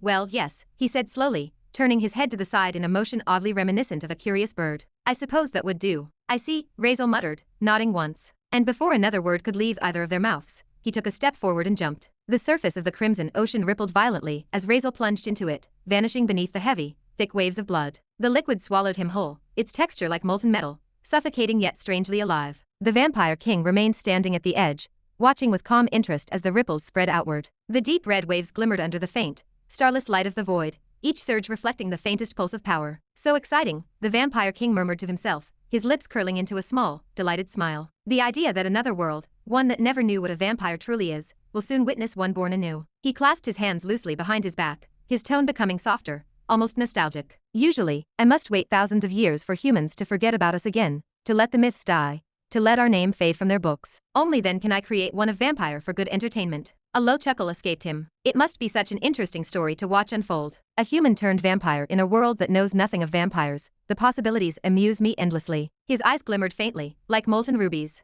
I almost wish I could see it. He looked down at the surface again, a sigh escaping him, soft, quiet, but laced with something ancient and heavy. But sadly, I might not be able to. The Vampire King's smile lingered faintly as he stared into the shifting surface of the blood ocean. For a being who had seen the birth and death of countless civilizations, his expression held something strange, something almost human. A quiet thrill, the smallest spark of curiosity. But then, a flicker crossed his face. Something changed. His expression froze mid-smile as his eyes glinted faintly brighter. The calm, lazy interest in his posture vanished in an instant, replaced by something sharper, intrigue. He murmured. The sound of waves below stirring came. Chapter 261. The world around Razeal was swallowed by blood and silence. The heavy ocean pressed against him from every side, suffocating, thick like molten iron. Each droplet burned with ancient will. His body twitched violently as the essence seeped through his pores, into his bones, deeper into the very code of his existence. Then suddenly, ding! A clear chime echoed through the chaos inside his head, cutting through the thick silence of blood. System alert. Deep potential vampire essence detected. The system voice resonated like thunder inside his skull, cold and emotionless, as though echoing from the depths of eternity. Your being is under an ancient influence. The essence seeps into your core, rewriting the code of your existence. Genetic structure reconfiguration initiated. Razeal vision turned white, or perhaps red. It was hard to tell anymore. His nerves felt like they were being torn apart and stitched together all at once. His heartbeat, thump, thump, thump, merged with the pounding rhythm of the blood ocean. He felt it. his bones vibrating, his muscles tearing, rebuilding. Your obsidian skeleton begins to pulse, trying to absorb the essence. His veins glowed crimson, tracing through his body like molten rivers under his skin. The sensation was not pain anymore. It was something beyond pain, as even his high-level pain resistance offered no help. It was as if his very soul was being carved and reforged in the flames of blood. Pain inflicted plus 1 million. Pain inflicted plus 1 million. Pain inflicted plus 1 million. Congratulations, host. Your pain tolerance has been upgraded from SS to SS plus rank. Absorption. His consciousness flickered. He felt his own screams echoing, but could not tell if they were real. The world twisted, his senses shattering and then reforming, sharper, clearer, too clear. He could feel every droplet of essence around him, whispering memories of lives long gone, their hunger, their madness. But weirdly enough, he was not able to see it. It was as if the system was protecting him from that. Congratulations, host. Your obsidian skeleton S has transcended into crimson skeleton SS+. The pressure around him snapped, replaced by a sudden rush of energy so violent that it made the entire sea tremble. The blood ocean shivered, glowing brighter, roaring louder, as though something divine had awakened within its depths. Razeal gasped, his body convulsing as red light burst from every pore. System notice. Racial mutation complete. Race change successful. You are no longer human. Race updated to vampire. And then silence. A heartbeat, stillness, and then another wave of power. Due to innate talents, absolute dark genius, and eternal pride, your body endlessly devours highest-grade blood essence. The blood ocean reacted instantly, roaring like a living beast. The waves swirled toward him, every drop pulling closer, as if dragged by gravity itself. Razeal's eyes flew open, glowing a deep, unnatural crimson as the blood around him spiraled into his body. Warning. Absorption rate unmeasurable. The system tone shifted, no longer calm, almost distorted, glitching with the sheer volume of pain. Pain inflicted plus 1 billion. Pain inflicted plus 1 billion. Ding. Evolution has begun. The blood ocean spun faster. Razeal's body hovered, rising slightly above the liquid surface as the essence rushed into him, devouring everything. The air around him vibrated, bloodlight pouring from his veins, coiling like flames. System recalibrating. Continuously absorb blood essence of the highest order. He felt unstoppable, limitless. It was as if every fiber of his existence screamed with rebirth, rewriting itself in perfect harmony with everything around him. It was as if his senses were becoming better than they were. The blood ocean was shrinking, evaporating into his body, consumed by his hunger. Congratulations, host. You are evolving. Evolution progress 99% to 100%. The system voice rang louder, each word shaking through the void like divine thunder. System alert. Major evolution complete. The space exploded with light, red, black, and silver flames bursting outward in waves that cracked the ground beneath the Vampire King feet. Violitherian expression looked at all this, and for the first time in countless millennia, genuine astonishment flickered across his regal face. Razeal floated, surrounded by a storm of energy, his body radiant and still, eyes glowing with burning crimson light. His heartbeat echoed like thunder across the void. Race evolution complete. You have ascended to the highest vampire form. Final update. Race status updated. Current race, vampire progenitor. And with that final sound, silence returned. Oh, this is so fun. Maria laughed, her voice echoing through the water, her tone bright, wild, and full of thrill. It is like I have unlimited mana. Her eyes shimmered with excitement, a grin stretching across her face. Power rushed through her veins like fire, thick, electric, and definitely intoxicating. The sensation whenever using her mana was heavy and musky, yes, strange even, as if it itself was charged with her presence, but she did not care. Even though it feels weird, kind of heavy and sticky, it is still working perfectly. She yelled it to herself, half in disbelief, half in pure exhilaration. Maria stood there, bow in hand, her fingers trembling not from fear, but from overflowing strength. The disc embedded in her weapon was glowing brighter than ever before, pulsing with an eerie blue light that lit up the water around her. She was using everything she had for now, and also she could feel it. The difference. The power. The strength that was not there before. Currently, her bow was drawn, a massive water arrow forming at its center, spinning, dense, humming with lethal pressure. It was not a simple spell. The power radiating from it was thick enough to make the very water around her tremble. The arrow she held could be ranked, easily high A rank, if not higher. The energy bleeding from it was sharp enough to slice through the ocean currents themselves. But that was not the truly terrifying part. No, the real horror was not just the arrow in her hand. It was the millions of arrows that surrounded her, everywhere in the water around, in the distance behind, above, and below, countless arrows formed, shimmering like blue ghosts, all vibrating in sync with her heartbeat. The sea itself had become her weapon. Each arrow carried the same deadly aura, ready to strike at her command. Even Neptunia, who stood just a little distance away, could only stare. Her eyes twitched seeing her do this. The water around them was not calm anymore. It was alive, trembling, humming with Maria power. The pressure was so thick that it made Neptunia's skin crawl weirdly. Just what the hell is going on in here? She whispered under her breath, but her voice was drowned by the low humming of mana. Millions of A-ranked arrows, all formed from pure magic, hovered in the water, perfectly still like a disciplined army awaiting their queen's signal to slaughter. Maria's bow trembled in her grip, but her smile only grew sharper. Well then, here you go, you pitiable assemblage of frailties, she said softly, her voice dripping with amusement, her tone taking on a sharp, commanding edge. Her eyes gleamed crimson blue under the distorted light, filled with a thrill that bordered on insanity. Consider it the singular honor of your wretched existence to stand before me. Her smile widened, playful and devilish. She licked her beautiful red lips slowly, her teeth grazing them, eyes narrowing in delight. And then, without another word, she let go of her bowstring. The moment her fingers released, the water cracked like thunder. The main arrow shot forward, exploding through the ocean with a sonic boom that ripped through the water. And at the same instant, as if responding to her will, every other arrow moved. Millions of glowing water arrows launched together. The sight was breathtaking. The entire sea seemed to light up as the wave of arrows surged forward, each moving fast enough to tear through the water like missiles, creating trails of light that turned the deep ocean into a battlefield of stars. It looked like a tsunami. No, something worse. A tsunami with blades. The creatures in front, a monstrous wave of sea beasts surging toward them, never stood a chance. The first wave of arrows collided with them, and for a moment, there was no sound except the shattering noise of flesh being torn apart. The arrows pierced through hundreds at once, the force so massive it sent ripples through the entire water body. The water turned red almost instantly. Creatures were shredded, their bodies twisted into fragments, blood and limbs scattered like dark petals. The front line was wiped out within seconds, ground into fine red mist that drifted through the sea like fog.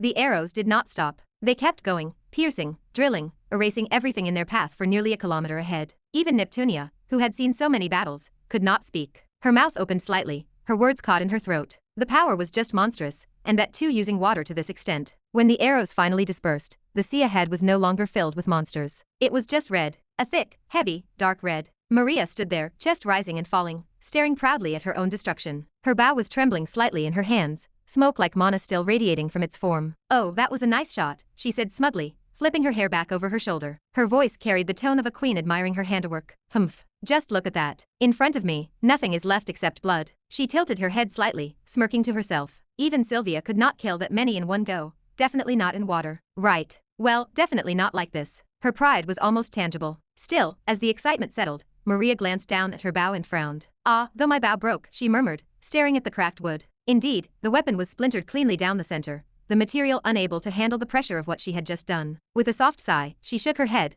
the proud smirk returning to her lips. "Guess that is what happens when I get too serious," she said half-jokingly. Without hesitation, she pulled the disc off the broken bow and tossed the useless weapon aside. Then, carefully, she slid the disc back into her space ring. The small glow of it disappeared, stored away safely. Well, she stretched her arms lightly, rolling her shoulders as she turned to glance behind her. "It has already been 10 minutes, she muttered, her brows furrowing. "When is this bastard going to wake up?" Razeal was still sitting exactly where she had left him, unmoving, eyes closed, utterly still, as if time itself had frozen around him. He said he only needed to hold for 10 minutes. Maria sighed dramatically, crossing her arms. "It is a good thing I am strong, or we would all be dead by now." She tilted her head slightly, thinking, her eyes softening just a little. "Well, whatever. I can still hold it for a bit longer." Still, there was something odd. Her mana, it did not feel the same. It did not even decrease. Normally, after using an attack that massive, her mana pool should have been nearly empty, even using a fraction of what she had used very honestly, but right now, it was not. She frowned deeper, focusing inward. "Strange, I still have not felt any drop in my mana." But, she paused, her brow twitching slightly. "I can feel 2 mana pools now." The realization made her freeze. 2 separate pools of energy, both swirling inside her. One, her usual smooth,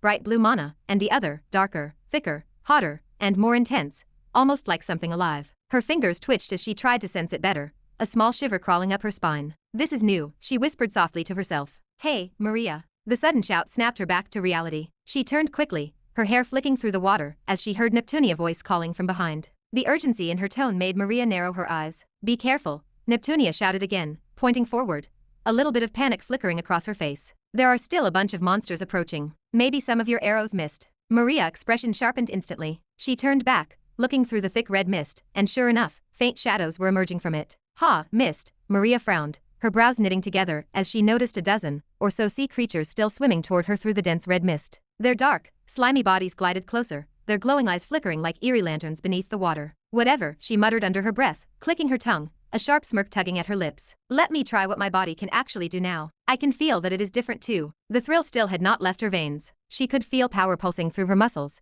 a strange, addictive strength she had never experienced before. So without overthinking it, Maria dashed forward, her legs slicing through the water like a blade, her movements faster than she had expected. She was not even taking it seriously, just a quick test, a small strike, nothing too much. But then, thump, she froze. Ha! Her body went rigid mid-motion. Her breath caught in her throat as a sharp, heavy pain stabbed through her chest, right where her heart was. It was not normal pain. It was searing, molten, and very unbearable. Her eyes widened in shock as she immediately placed a trembling hand over her chest. What the hell? Her face twisted, contorting in agony. The pain spread not just in her heart, but through her entire body. It felt like her veins were on fire, like liquid magma was being pumped through her bloodstream. Her body convulsed, her muscles twitching uncontrollably. Maria gasped out, her voice breaking, a desperate sound escaping her lips. She could barely breathe. Her lungs felt like they were burning too. Her vision blurred. Her knees buckled slightly as her whole frame shook. "Hey, Maria, be careful." Neptunia voice cut through the chaos, high-pitched and alarmed. She was standing not too far away, shooting water bolts from her trident, taking down any approaching monsters. "What is happening to you? Move. The creatures are right before you." Neptunia fired another blast, spearing through a massive octopus-like creature that had been creeping too close to Maria. The beast exploded into black smoke and red mist, its tentacles curling inward as it died. But there were still more, 3 of them, closing in fast from Maria's side.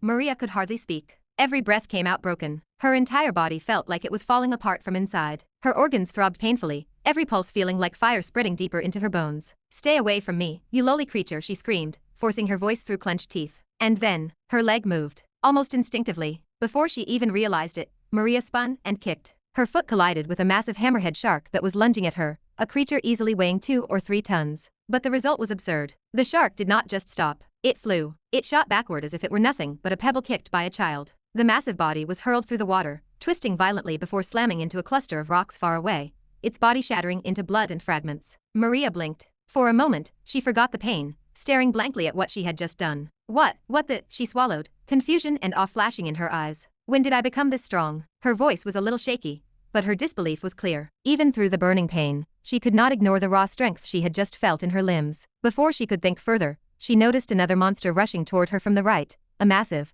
jellyfish-like creature with dozens of translucent tentacles glowing faintly blue. The ends of the tentacles gleamed sharp as blades, like living spears ready to pierce through her. Shit, Maria tried to move again, to dodge, to kick, to do something. But her body did not respond this time. Her muscles gave out, her limbs going limp. It was like her body just shut down. She floated slightly in the water, her vision spinning. Her movements became sluggish and uncoordinated, almost like she was drunk. She tried to lift her arm, but even that felt impossibly heavy. The jellyfish tentacles closed in, gliding through the bloodied water with eerie grace. They shimmered faintly, wrapping toward her chest, ready to strike. Damn it. Neptunia cursed sharply as she noticed it. She turned her head, eyes widening as she saw the massive tentacle closing in on Maria. But before she could move to help, a giant shark suddenly appeared in her peripheral vision, lunging toward her as well. It was close, too close. Shit, Neptunia hissed. She did not have time. Her instincts kicked in first. She turned her bow, aiming at the shark, and fired arrows directly at it. The attack struck true, piercing through its skull in an explosion of light and blood. The monster fell, but she did not have time to check on Maria as another came. "Please be fine," she muttered under her breath,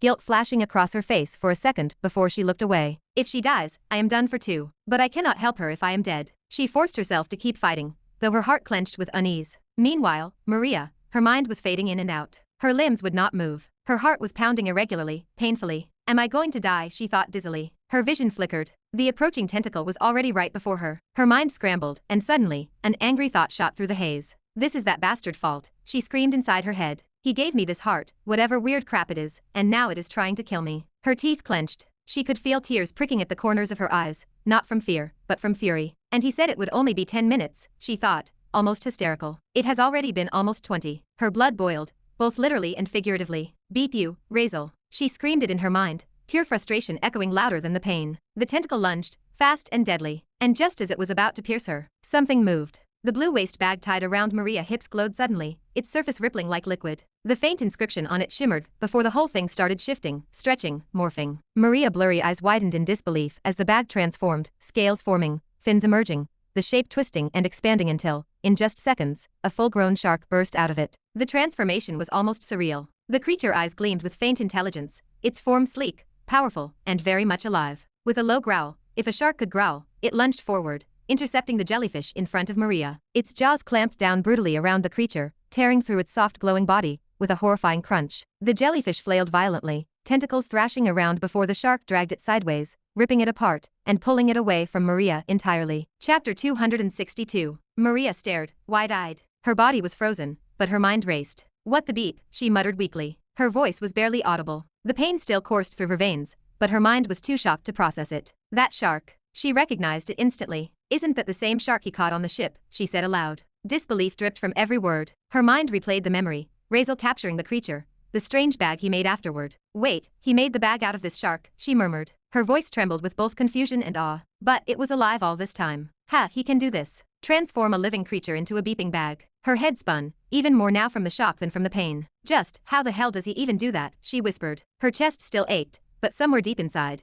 she felt a tiny spark of realization. So that is why he told me to wear it, she thought faintly. The corners of her lips twitched. It really was to protect me. Maybe, she breathed out softly. Maybe he is not that bad after all. Before she could finish that thought, something else caught her attention. A dark shadow drifted in front of her. Floating there, illuminated faintly by the red water and the glowing remains of the dead jellyfish, was a book. That same book. The half-burnt one, dark and eerie. The cover looked black as ink, almost absorbing the light around it. Its pages, though sealed shut, seemed to breathe faintly, like a living thing. Maria's eyes locked on it as it floated closer. It suspended in the water before her, tilting slightly like it was watching her. The book that had once rested in that waste bag, now hovering freely, ominously, before her. What now, she whispered. She did not know what to do. But suddenly, something strange began to happen. Maria's body, which only moments ago had been trembling uncontrollably, paralyzed and heavy like lead, suddenly felt wrong in a different way. The pain was still there, excruciating, unbearable, like molten metal burning through her veins. Now, it was as if something deeper inside her was shifting. Her blood felt like acid. Every heartbeat sent waves of liquid fire through her body. Her nerves screamed with every pulse.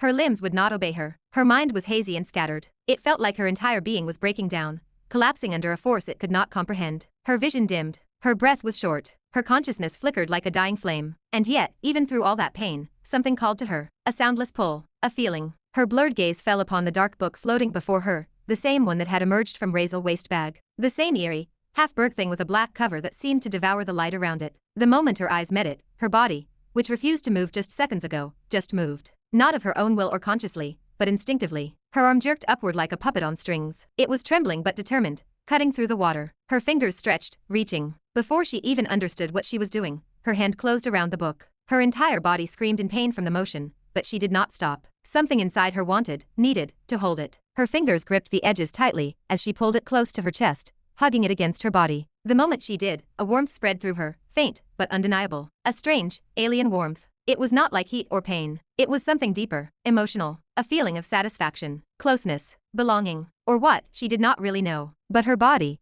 racked with agony, suddenly felt comforted by it, as if it was something she had lost long ago, and just found again. Her breathing slowed slightly. Her eyes softened even through the haze. It felt familiar, very intimate, and something that should be hers. Warmth, safety, possessiveness, something primal. The emotions were not hers. They were instinctive, beyond reason, but she could not deny them. Just by holding the book close, her body felt like it had found its missing piece. She did not even notice when her lips whispered faintly, "What are you?" But the moment of strange calm did not last. Because in the next second, crack, a sudden sharp impact, brutal and heavy, slammed into her from the front. Maria's body jolted violently. Her back arched as something massive and sharp pierced straight through her. A long, thick black spike shot out from her back, covered in her blood. The tip gleamed faintly red. For a split second, her mind could not comprehend what happened. Then, pain hit. Her entire world exploded in agony. She coughed violently. Blood spilled from her mouth, floating around her in small red clouds. Her gaze dropped downward, and there it was. A long, pointed black marlin spear had gone straight through her abdomen,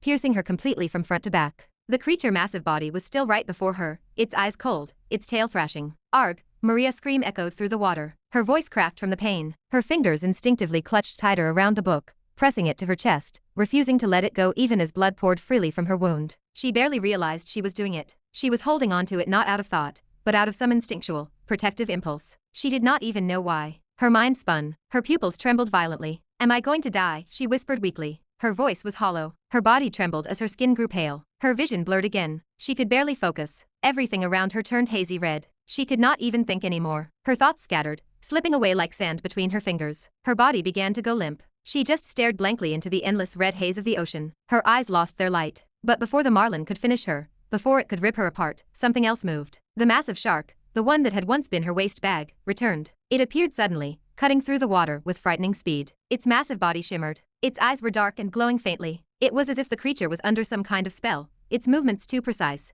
too cold, and very obedient. Just like before, its eyes were lifeless, hollow, like a puppet under mind control. Without hesitation, it lunged toward the marlin that had impaled Maria. Its jaw opened wide. With a savage bite, it sank its teeth deep into the marlin back. The water erupted with a burst of bubbles and blood. The marlin jerked violently. Its body thrashed as the shark dragged it backward, tearing at its flesh. The spear-like snout that had impaled Maria slid out of her body, leaving a gaping hole in her abdomen. Blood gushed out in dark red swirls, mixing with the ocean. Maria gasped sharply. Her body jerked weakly from the shock. Pain flooded through her again. The shark, still holding the marlin, dragged it away to the side, biting down harder until the marlin stopped moving. Its body was torn apart, unable to fight back. Then, as if guarding her, the shark circled once around Maria before stopping nearby, silent and still. Maria, bleeding and weak, slowly began to drift downward. Her body sank helplessly through the water. The faint light faded from her eyes as she descended, until her knees touched the ocean floor, right in front of Razeal. Her blood spread around her like dark ribbons, curling upward into the still water.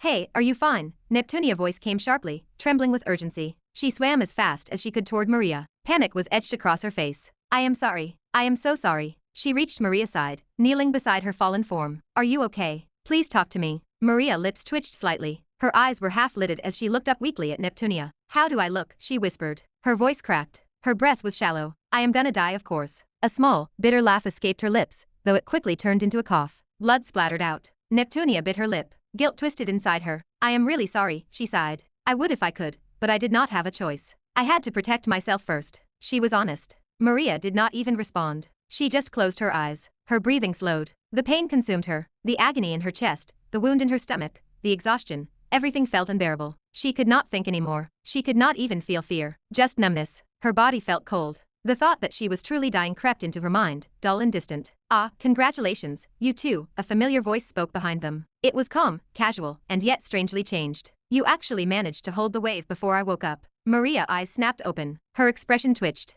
That voice. "You have got to be kidding me," she muttered hoarsely. Neptunia turned sharply. "You finally woke up," she breathed. Her tone was uncertain. The man who spoke was walking toward them. He was slow, steady. His tone was unchanged, but something was different. His voice was slightly deeper, smoother, colder. And his aura, it was not human anymore. The pressure rolling off him was suffocating. "Oh, what happened to you?" Razeal said as he stopped beside Maria, looking down at her. "How did you manage to get injured to this extent?" His expression was calm, almost disappointed. "I gave you the heart of an SS-ranked devil, and you still end up like this. I am really disappointed in you." Maria grave. Neptunia instinctively stepped aside, giving him space, though her eyes remained fixed on his face. And when she looked, she froze. Her lips parted slightly. Her words died before they could form. Her eyes widened, reflecting pure disbelief. "You," she whispered softly. Her voice trembled. She had no word to describe what she was feeling as she looked at the scenery in front of her. Maria recognized that voice immediately and the insult inside it. Her jaw snapped open before she could stop herself. "I am gonna beat you up if you say one more word," she spat. Every syllable was a raw,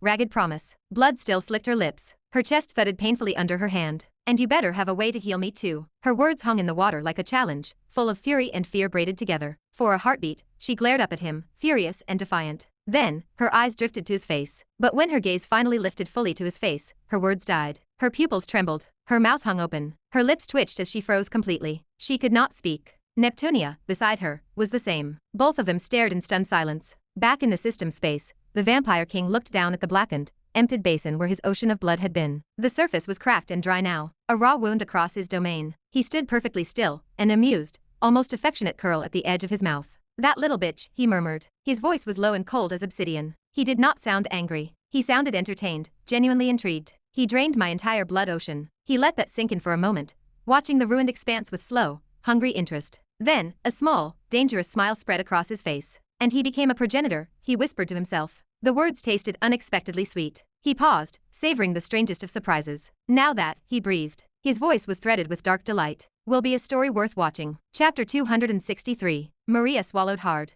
Her throat felt as dry as dust. Her lips trembled slightly as her gaze slowly trailed upward, locking onto the face of Razeal. Her mind blanked. Her body stilled. She just stared. There were no words, no thoughts, no rational explanation forming inside her head, just a dazed silence as her eyes scanned his face. Her expression remained completely blank, as if her brain had short-circuited. Her heart fluttered in a strange way, not from fear, not from the pain of the gaping hole still bleeding in her abdomen, but from something confusing. Whose hot dude is this again? She thought blankly, her mind failing to piece together any other coherent thought. It was Razeal. His voice and his words all told her it was him. But everything else, everything she could see, screamed that it definitely was not. Even his aura felt alien. Beside her, Neptunia sat no less entranced. She had gone completely still. Her eyes were wide, her pupils dilated and unblinking. She stared at the side profile of Razeal like someone seeing divinity for the first time. The water shimmered faintly around him, reflecting the faint red glint in his eyes and the ghostly shine of his silver hair. Neither of the women spoke nor blinked. They just stared, utterly dumbfounded,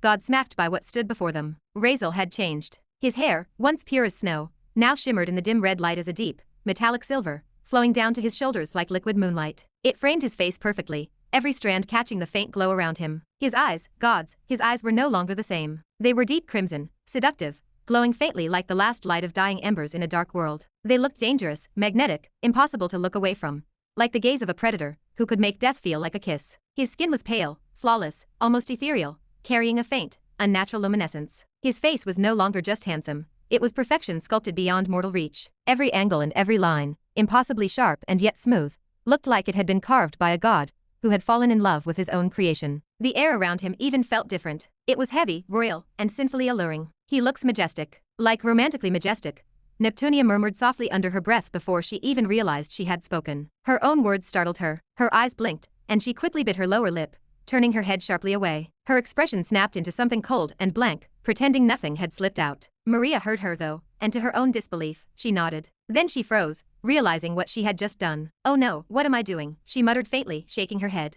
She turned back toward Razeal, trying to focus, trying to remind herself she was literally lying on the ground with a hole in her stomach, half dead and bleeding out. But her eyes, traitorous as they were, refused to behave. Her gaze kept flicking back at him, tracing the curve of his face, the line of his jaw, the faint movement of his crimson eyes. "What happened to you?" she asked, her voice trembling slightly with part confusion and part awe. Then, realizing how it sounded, she tried again, awkwardly. "I mean, why do you look like?" Her words stumbled and died halfway. She had looked further down. His upper body was bare, completely exposed. The tattered remains of his shirt clung loosely around his shoulders, but his torso was perfect. The scars she remembered, the deep lines, the jagged burns, and even that big carving on his chest, were gone. It had been carved with metal that lasts forever. It did not make sense. How could that be, as only saints could do that? But again, all the scars were gone. His skin was smooth and flawless. The body underneath looked sculpted with precision, firm and powerful, but not overbearing. His build was not bulky. It was balanced and perfectly toned, the kind of body that carried both grace and danger. The faint veins across his arms glowed like dark crimson under his skin,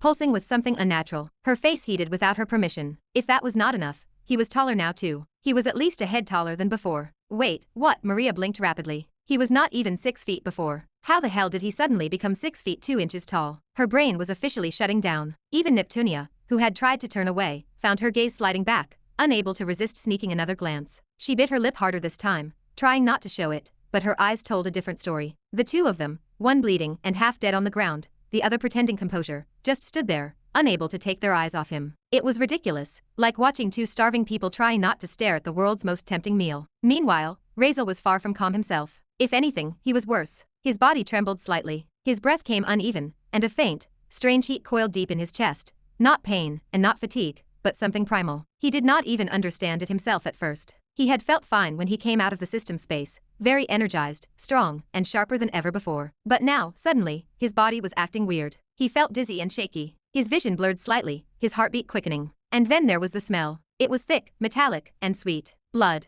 His eyes flicked downward to Maria, still lying there, wounded, her blood pooling slowly around her. And suddenly, it hit him. That smell. That sight. His throat tightened. His fangs, ones he did not even know he had until now, ached sharply, pressing down against his lips. His hands trembled, and his chest burned with heat. He could feel it. An unbearable thirst. A hunger deeper than pain, sharper than reason. Every instinct screamed at him to drink it. It was not even a thought. It was a command written into his very blood. He clenched his fists, his nails digging into his palms as he gritted his teeth, trying to suppress it. TCH. The urge only grew stronger. The scent was everywhere, rich, intoxicating, impossible to ignore. His body felt like it was vibrating with need. "What the hell is happening to me?" he muttered under his breath, pressing a hand against his forehead, his eyes half-lidded from the intensity of the urge. He swallowed hard, the taste of blood phantom on his tongue. "No, I am not that disappointment. I cannot give in to this body." He refused. He would not lose control. He would not. "Villy," he called silently in his mind, his voice strained. "What is happening to me?" His breath hitched slightly as he tried to steady himself. A calm, mechanical voice echoed in his head almost immediately, though even it sounded amused. "Obviously, as you have already guessed, host, these are your vampire urges." Razeal frowned a little. "And yes, they will only get worse the more you try to suppress them. For vampires, blood is not a craving, it is a necessity. It is as vital as air or water. Deprivation can lead to severe consequences, like madness, frenzy, or even physical collapse. Also, host, if you have not realized it yet, your body has undergone a massive transformation. Physically, mentally, even emotionally, down to the very deepest part of your own being. Your emotions will no longer feel balanced. Everything you feel, anger, hunger, desire, affection, hatred, will now exist in extremes. You will feel things more deeply than before, and more violently. So I highly recommend you learn to control it before you break something, or someone. Not that you did not do it before. Also, host, would you like to view your updated status? There have been vast changes. Also, a new stat has been added to your status window, blood points. The calm, monotone voice of the system echoed inside the head of Razeal, yet even through its mechanical tone, there was something coldly amused about it. For every vampiric skill or ability, it will function using blood points. Yes, you will not need dark mana or any other form of energy for these. Only blood points. You can acquire them by consuming blood from any being. The amount and quality depend on the strength, race, and vitality of that being, of course. And yes, fresher is always better. Would you like me to show your updated status window? You have also gained additional traits and abilities that might be useful to understand, considering your current evolution. Razeal stood silent, his head slightly tilted forward. He was not even sure if he could properly think right now. His head was spinning. The smell of blood was everywhere. It was in the air around him. The water itself, the faint traces coming from the monsters that had been torn apart, and most of all, the thick scent of the blood of Maria right in front of him. It just smelled different from any other. He swallowed hard. His throat burned, his body literally trembling. It was unbearable. The stench was not disgusting, it was intoxicating. The scent hit him like a drug, wrapping around his senses, clawing at his control. His body screamed to give in, to feed. It was like trying to hold yourself back from breathing after being underwater too long, a fight against nature itself. Still, somehow, he was managing it. Barely. He dragged a hand across his face, rubbing his temples as if that would somehow clear the hunger away. His voice came out low and heavy, his tone forced and strained. Stats window. No, not now. His crimson eyes flicked toward Maria lying there, blood seeping from the wound on her stomach, her skin pale, her chest rising and falling shallowly. He took a shaky breath through his nose and immediately regretted it. The scent hit harder, sharper, sweeter. First, he murmured, his jaw tight, "Tell me what is going on with her. I can see something is wrong with her." He pressed a hand to his forehead, turning his head slightly away from the side of her blood. His entire body was tense, fighting an urge that felt carved into his soul. Well, she is undergoing her own racial evolution, the system replied matter-of-factly, as though explaining something trivial. This process will be extremely uncomfortable for her. Right now, the demonic heart you implanted is trying to override her human physiology, forcing reconstruction at a cellular level. The brows of Razeal furrowed as the system continued. Her body is resisting it, obviously. It is a battle between her human genes and the demonic ones. The heart is powerful enough to completely dominate her humanity, but her noble bloodline gives her limited resistance. That resistance, though, is weak. There are two possible outcomes. First, complete dominance by the demonic heart. If that happens, she will transform into a pure demon, entirely losing her humanity. Well, of course, in the best way. She will not go crazy, do not worry. Second, if her bloodline manages to resist enough, she might stabilize into something in between, a hybrid. Half human, half demon. However, given her current injuries, she is in critical condition. Unless healed within the next 10 minutes, she will die. Razeal stayed silent, his expression unreadable. His crimson eyes flicked downward again, staring at her face. The breathing of Maria was unsteady, her lips pale, blood staining the corner of her mouth. She looked weaker than he had ever seen her, but still, her eyes burned with life. He sighed quietly, lowering his gaze. "I see," he muttered under his breath. For a moment, his expression was weirdly expressionless. Then, Maria spoke. "So, Mr. Charming," her weak voice suddenly broke through the silence, laced with her usual sarcasm, "are you going to heal me, or just stand there looking pretty? Because, as you can see, I am dying." Even half dead, she still had enough energy to bite back with her tongue. The crimson eyes of Razeal blinked once as he tilted his head, looking down at her. He raised an eyebrow, almost surprised. "You are dying, and that is what you decide to say." His voice carried a note of faint disbelief. "I thought you would be crying or screaming, not cracking jokes. You do not even sound scared." He crouched slightly, studying her face. "And your tone, your eyes, you are different. I do not remember you being this sarcastic, or this calm. Are you even feeling pain? What do you think, genius?" Maria coughed weakly, glaring up at him. "You see the hole in my stomach, right? I am literally bleeding out, and you are over there analyzing my personality. Heal me, you bastard." Her voice broke halfway through the sentence, and she winced, clutching her stomach. The lips of Razeal twitched slightly at her reaction,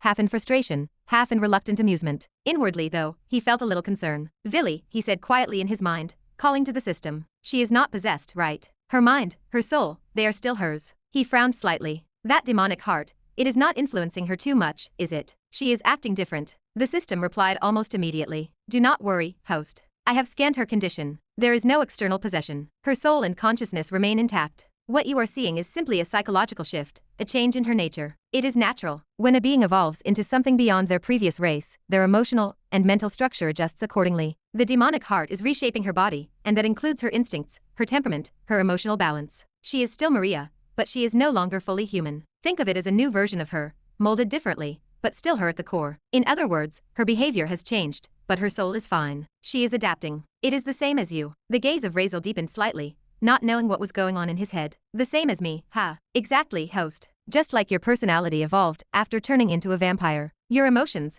thoughts, and responses have shifted drastically. Hers will too, though in a different way, suited to her demonic nature. The tone of the system turned slightly teasing at the end. It is perfectly normal and irreversible. You can consider both of you reborn. Razeal exhaled slowly, dragging his hand through his silver hair. Great, he muttered, secretly happy to have his long, silky hair back. He looked back down at Maria, who was now glaring at him with narrowed eyes. What are you whispering to yourself for, huh? Are you talking to your weird invisible voice again, or whatever you talk to all day, every day? Can you hurry up and heal me already? Chapter 264. Her tone was sharp, impatient, but behind it her face was pale with pain, and her body trembled. He sighed. You really did not change. Seeing any lady with less clothes and evil faces in your head, he murmured quietly, almost to himself. Her eyes flashed. What is that supposed to mean? It means, he said, crouching down beside her, even when you are about to die, you still talk too much. She glared, though her lips curved faintly, perhaps out of habit, or maybe defiance. And you still like to run your mouth, when you should be doing something useful. He met her gaze, crimson eyes locking with hers, blue and red reflecting in each other. For a moment, the tension, the pain, and even the scent of blood seemed to fade. Fine, Razeal murmured, nodding slightly before glancing down at Maria. His crimson eyes softened for a moment, though the subtle glow within them made the gesture look more unsettling than comforting. Well, do not worry. You will be fine. It is just your body adjusting. The pain and the trembling, it is all normal. It is because of the demon heart transplant. Your body is simply trying to synchronize with it. His tone was calm, though faintly detached, like he was reciting something logical, rather than offering comfort. Maria's eyes twitched as she tilted her head slightly toward him. Oh really, she said flatly. Normal, you say? Because I am pretty sure that giant fish with the 6-foot spear-like nose just pierced my stomach and came out the other side. She pointed at the gaping wound with her trembling hand, irritation sharp in her eyes. And I am pretty damn certain that is not what I would call normal. So, maybe heal that first before telling me about what the beep is. Demon hearts. Yeah. Right. The wound. He blinked once, looking briefly lost before turning his gaze toward Neptunia, who stood a few steps away. So, do you know how to heal? He sounded embarrassed. Neptunia blinked back at him, her expression blank for a second, as if processing what she just heard. Then, she raised an eyebrow. I definitely do not. Trust me. Her tone carried both disbelief and judgment, her arms raised as she shook them. But instead of leaving it at that, she looked down at Maria, her gaze lingering for a moment longer than necessary, almost thoughtful and almost guilty. Then she looked up again, straight into the crimson eyes of Razeal. The air between them grew tense. Razeal's gaze narrowed, his deep crimson irises focusing sharply on her as if studying her soul. Neptunia did not flinch. She stood her ground, her lips tightening slightly as her heartbeat quickened. Do not look at me like that, she muttered softly, her voice slipping into something unguarded. I might actually fall in love with those eyes. Razeal's brows furrowed in disgust. Neptunia blinked, realizing what she had said out loud. Her face went blank almost instantly, pretending like the words never existed. I mean, believe me, you should probably look at your own face first before trying to intimidate people with those eyes. She quickly turned her head away. Maria, even in her half-dead state, blinked at them both from the ground. Wait, what? What do you mean, asking her if she knows how to heal? Her voice shot upward with disbelief and anger, her expression darkening. Do not tell me you actually do not know how to heal. Razeal sighed, ignoring the lingering glance of Neptunia as he crouched near Maria again. And why exactly would you think I would know how to heal people? He asked calmly. As far as I know, you are the one with the water attribute. Shouldn't you be the one who can heal? I remember the Grave family being known for water-based healing arts back in the Empire. Maria's eyes twitched again, her face tightening. Healing with water attribute spells is at least a ranked genius, she snapped. Do I look like someone who was qualified to learn that? And even if I was, why in the hell would I waste my time learning healing of all things? She hissed the words, one hand pressing against the wound on her stomach, the other waving dismissively. There are better things to learn than patching up people like some medic. Heiress of the Grave family does not know how to heal, Razeal said flatly, his tone halfway between disappointment and sarcasm. Great. That is just perfect. Maria glared at him, grinding her teeth. You want to keep talking or actually do something about this hole in my body? Razeal exhaled sharply through his nose, shaking his head. All right. Fine. Let me see what I can do. His eyes flicked downward, then back to her wound. Maybe I can learn something now. I still have time. Maria's eyes widened. Wait, what do you mean learn now? Obviously, Razeal said simply, ignoring her tone. I am going to learn some healing stuff. Her face twisted with disbelief. You are insane. You cannot just. He did not bother replying to her this time. Instead, he closed his eyes, speaking silently in his mind. Villy, there has to be something, right? Vampires can heal like with blood, or something, yeah. Tell me there is something I can do. The voice of the system responded immediately, calm, and ever so slightly smug. Well, I am not sure where you got that idea from, host, but no. Vampires cannot naturally heal others. They can only heal themselves.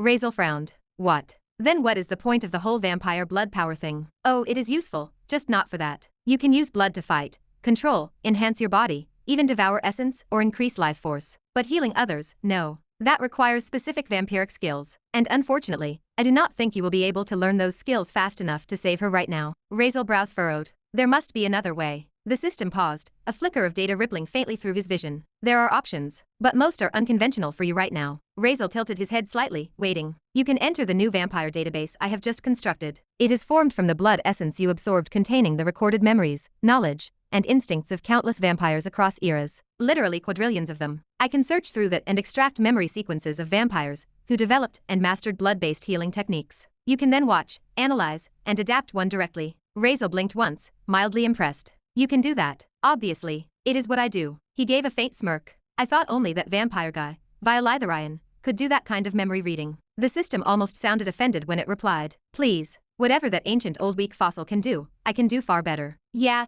whatever. Just tell me what is the next option, Razeal said flatly. His patience was hanging by a thread now. The situation was dire. Maria was bleeding out, and the system was still talking like they had all the time in the world. Well, you could turn her into a vampire. All you would need is a small bite ritual here and there, and it would be done. I can even guide you through the entire process, step by step. No, Razeal cut it off instantly, his tone sharp and absolute. Ha, I said no. His crimson eyes narrowed, and he exhaled through his nose in frustration. Not happening. I do not even know the limits or side effects of being a vampire myself yet. I am not taking the risk of turning her into one too. It is already bad enough that I shoved a demon heart inside her. Let us not add another existential crisis on top of that. For her and us too, yeah. Fine, the system replied, its voice calm but tinged with what suspiciously sounded like amusement. Then, moving on to the next and final option. Yeah, Razeal muttered. Go on. There was a short pause. After scanning the body of Maria, I discovered something interesting about the demon heart you transplanted into her. Razeal blinked. I am listening. Well, that heart did not belong to a regular demon. It is from a very rare kind,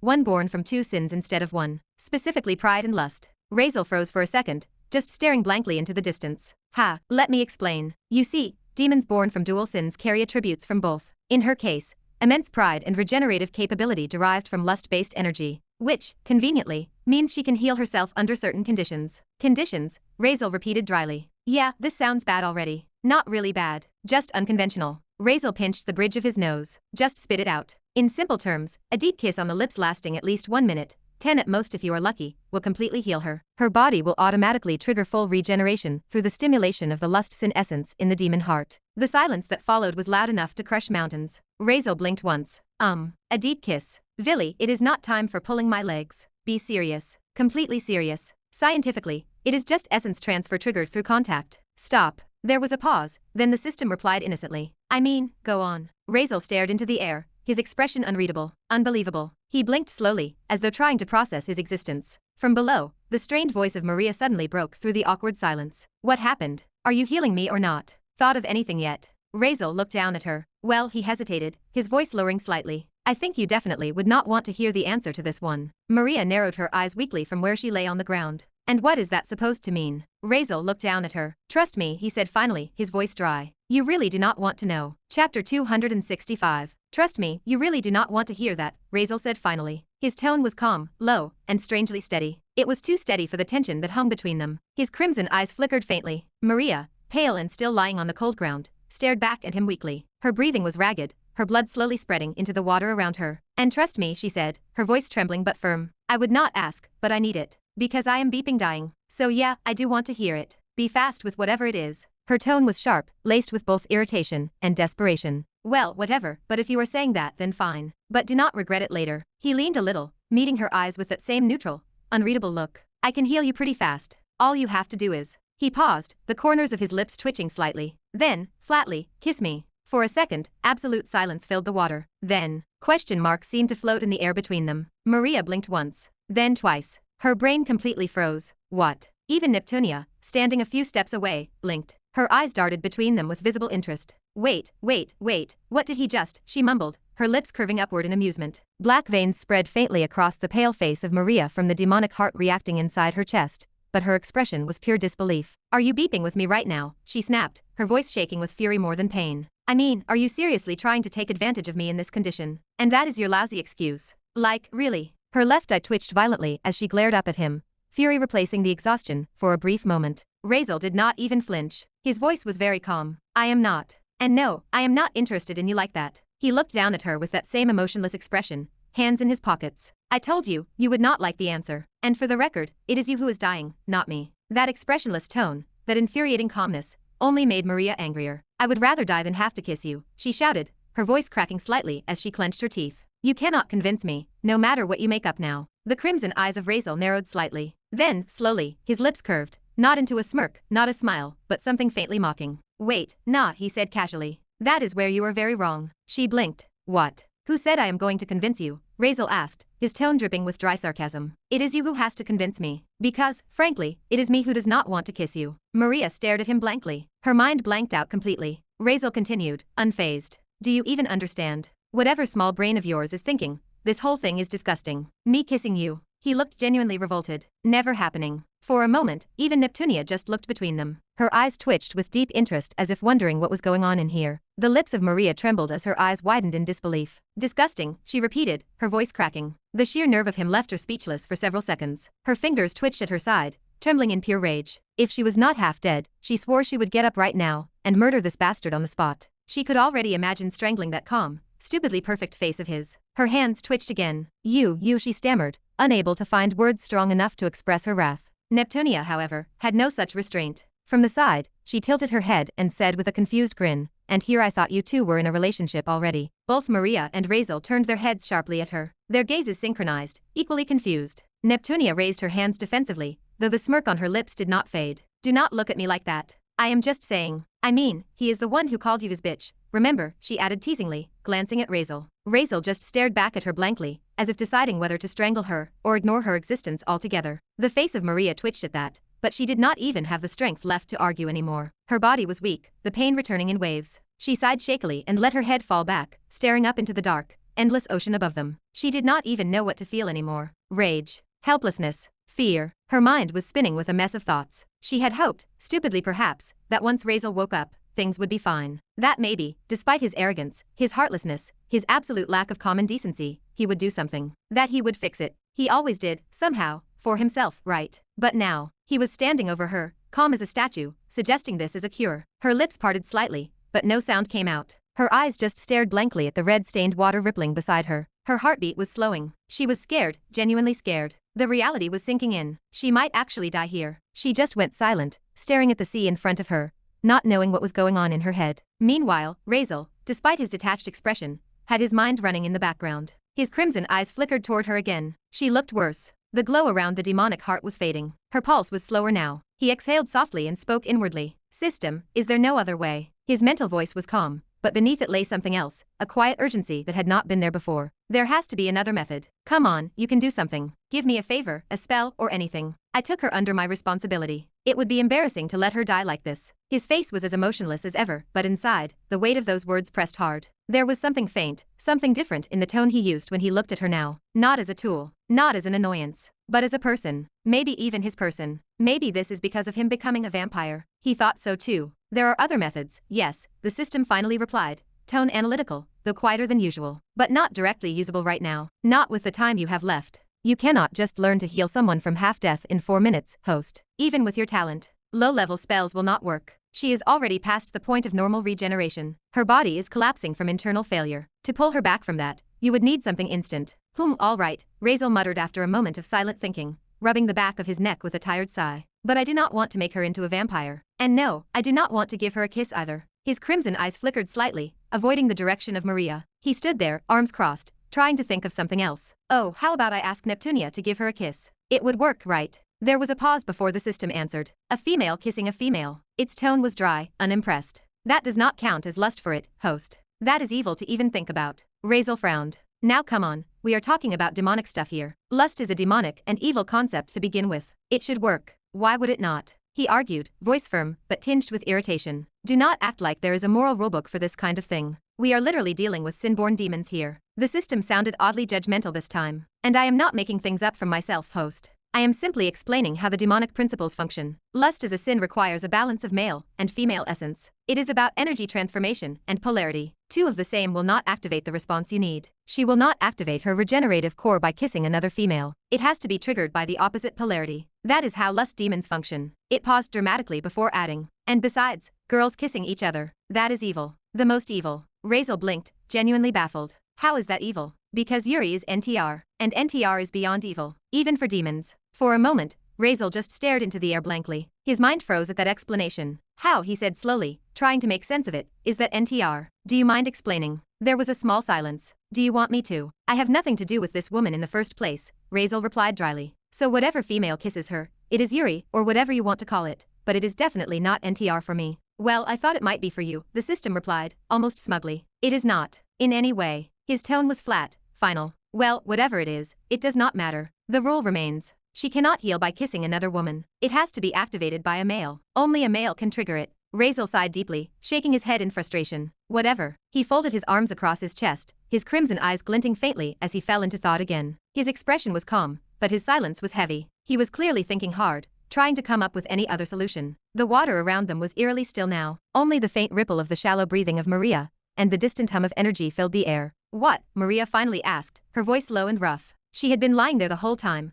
watching him thinking to himself, and the air like a weird person, as always. Her brows furrowed weakly. What are you even doing? What is going on in that overcomplicated head of yours? Nothing, Razeal said, voice flat as ever. Just waiting for when you finally try to convince me to kiss you. Because I am definitely not doing it willingly. Maria blinked. The environment went completely silent. Even Neptunia looked between the two, eyes flickering with something. What? Maria finally asked, disbelief dripping from her tone. Razeal did not respond immediately. He just nodded calmly, confirming it. You are serious, she pressed, her voice rising slightly, frustration flaring up through the pain. He nodded again, tone steady. Completely serious. The silence stretched again, tension filling every inch of the space. The teeth of Maria clenched, her breathing turning heavier. She could feel the warmth leaving her body, her blood slowly leaking into the ground beneath her. The faint glow of the demonic heart in her chest was dimming. Her pulse was slower, weaker. Are you sure the kiss will work? She asked suddenly, her voice lower now, calmer, but filled with a quiet desperation. It will, Razeal said without hesitation, his tone confident, almost too calm for the situation. Maria stared at him, her lips pressing together, trying to ignore the fear creeping inside her chest. Any other option? She asked again. He looked at her silently for a second, his gaze heavy but flat. Then, with a faint exhale, he nodded slightly. I would love to have one, he said, his voice low, but you see, I do not. The heart of Maria thudded painfully in her chest. The fear, the primal kind that comes only when death feels close, began to rise up in her throat. She took a slow, trembling breath. Her eyes softened for a second, then hardened again, resolve replacing fear. All right, do it then. Razeal blinked, as if he did not hear her correctly. What? I said do it, she repeated, her voice firm despite how weak she sounded. Her eyes locked onto his, unwavering and sharp. I do not care anymore. If that is what it takes to live, then do it. Her hand, trembling, clenched tightly into a fist beside her. It was hard for her. Her pride screamed against it. Her mind hated the idea. But the truth was, she did not want to die. Not here, not like this, and definitely not after everything she had survived until now. Her life was precious to her, even if it meant swallowing her pride and dignity. She closed her eyes, took a shaky breath, and said softly, it is just a stupid kiss. I am not losing my life over something that's stupid. Razeal stood there quietly for a moment, staring down at her. His expression did not change, calm and unreadable. Then he shook his head slowly. No, he said finally. The eyes of Maria snapped open. What do you mean, no? I mean no, I will not. Her voice rose instantly, anger flooding her tone. What do you mean you will not? She yelled, her voice echoing in the water. You just said it is the only way. You said it will work. It will work, Razeal replied calmly, folding his arms again. But I do not want to. But why? Because you do not deserve it, Razeal said simply. His tone was quiet, but cold, stripped of all warmth, like it was just another plain fact of existence. He stood over her, expression flat, crimson eyes calm, his face unreadable. No hesitation, no emotion, just those 4 words that cut like knives. Maria blinked, stunned. For a second, she could not even process it. Her mind froze, her chest tightening painfully, not from her wound, but from something else entirely. Ha, what the beep, she breathed out, her voice trembling, her tone half in disbelief, half in outrage. Do you think this is some joke that is going on right here? Her voice rose sharply, echoing faintly through the water around them. I am beeping dying, and that is what you have to say. She struggled to move, to lift her head even a little, but pain shot through her body like fire. Her veins glowed faintly black from the demonic corruption inside, yet her voice did not falter. It only grew sharper. Are you out of your beeping mind? You recommended this to me. It was you who said it, not me, and now you are going back on it. Her voice cracked, tears threatening, but not falling, her pride too strong to let them. I agreed to give my first kiss away like it was nothing. My first kiss. And that too to you. Someone like you. She was shaking, her voice trembling with raw emotion. Do you even understand how hard it was for me to make that decision? I made it because I do not want to die. Because I am scared. Do you understand that, you heartless bastard? I am scared. I am beeping scared. Her words echoed through the water, the desperation and anger in them heavy enough to make even the surroundings feel still. Neptunia, standing nearby, watched silently, her brows furrowed, but her eyes unreadable. Maria continued, her tone breaking between anger and grief. And this is not the time to play games or act superior. You say I am not deserving. How dare you? She clenched her fists weakly, blood dripping from her fingers into the water below. It is you who is not deserving. Tell me, what is desirable about a person like you? It would be my biggest regret to lose something so precious, my first ever kiss, to someone like you. Her voice trembled, but she did not stop. I do not like you. I even hate you sometimes. You are disgusting, utterly, absolutely repulsive. And now you are ending it with this, saying I am not deserving. You want to kill me. Then fine, let me die. But do not do it like this. Do not humiliate me before I go. Her words burned with raw venom, but beneath that anger was something fragile, something that hurt deeper than the physical pain. She forced a bitter laugh through her trembling lips. I have some dignity too, you know. You think it is funny. Every single time, you say I am not deserving, like it is some cool phrase that makes you look bigger, smarter, better. You humiliate me every chance you get. You enjoy it. Her voice cracked again as she remembered. You did that to me before, remember? In front of the whole empire. Her words slowed, quieter but sharper. You said I am not deserving. You humiliated me then. Then, again, you called me your bitch in front of her. She glanced sideways toward Neptunia, then back up at him, her face twisted in frustration and disbelief. You just keep doing it, over and over again. Is that what you enjoy? Just tearing people down? Her breathing grew heavier, the wound in her abdomen pulsing painfully, but she refused to stop. You gave me hope. You made me believe for a moment, just for 1 second, that I had a chance, that I could be saved. I actually believed you. And you know what, she said, her voice breaking completely now, though no tears fell. That hope was the cruelest thing you could have given me. Because I made my decision. I convinced myself to do something I would regret my whole life. I trusted you. Her fists clenched weakly against the ground. I trusted you, she repeated softly, her voice almost a whisper now, bitter and shaking. And when I finally readied myself, when I decided that I would swallow my pride, you just said this. Her lips trembled. Yes, it would be better to die. Now I regret even asking for your help. Her voice cracked, but still, no tears came. I do not even know why I ever thought you would help me. I must have been delusional. Her voice rose again, louder this time, filled with anger and grief that finally burst out. I will die with regret, not because I am dying, not because I still had things I wanted to do, but because I asked you for help. She glared at him now, her eyes wet but blazing with fury. You know what you are. You are a disgusting person. Her voice grew stronger, sharper with every word. You said to trust you. Trust you. You pierced my chest. You took my heart, replaced it with something I did not even understand. And I stayed. You said there was no other way, that it was necessary. And I believed you. Her voice was breaking, every word like a scream forced through pain. I fought for you. For 10 minutes, more than that. I did not run away. I did not hide. I did exactly what you told me to do. I trusted you, and this is my reward. Her voice wavered. After all that, after everything, this is what I get. Razeal did not respond. He stood still, silent, his eyes watching her, his expression unreadable and totally expressionless, just looking at her silently. Maria continued, her breath ragged, her tone trembling between rage and heartbreak. I have watched you these past days. You, she stopped, gritting her teeth, her gaze burning into his. Yes, you are arrogant, a piece of shit, a heartless bastard who does not care about anyone, even when you choose not to go after the ones who got left behind just because it would have taken time. But still I thought, maybe if I tried to trust you, if I stood by you, things would be different. Maybe I could be different. Her hands trembled as she spoke. But I was wrong. So wrong. You are the same disgusting person you have always been, someone who only thinks about himself, who never considers anyone else's feelings. You do not care about people, about trust, about loyalty, nothing. Everything to you is just a joke. Her voice cracked, but she did not stop. Everything is for your own interest. You can do whatever you want, whenever you want, and everyone else is just supposed to go along with it. That is who you are. A selfish, heartless, disgusting man. Her breath shuddered as she spoke her last words, quieter but more painful. I thought, maybe, after what happened with Selena, you changed. I thought, all that punishment, you disappearing and coming back, well all this time I did not see you look at any woman in a weird way, or with bad or wrong eyes, so I thought maybe, just maybe, you learned something. But no. Her lips curled bitterly. Rather than respect a girl, to not force them, now girls just aren't worth your time anymore, are they? You are too good for them. You look down on them, laugh at them, humiliate them, like you are doing to me right now. She coughed, blood spilling from her lips, her body trembling, her energy almost gone. Still, she glared up at him, voice trembling with venom and sorrow. All right then, she said weakly. I would rather die than deal with this.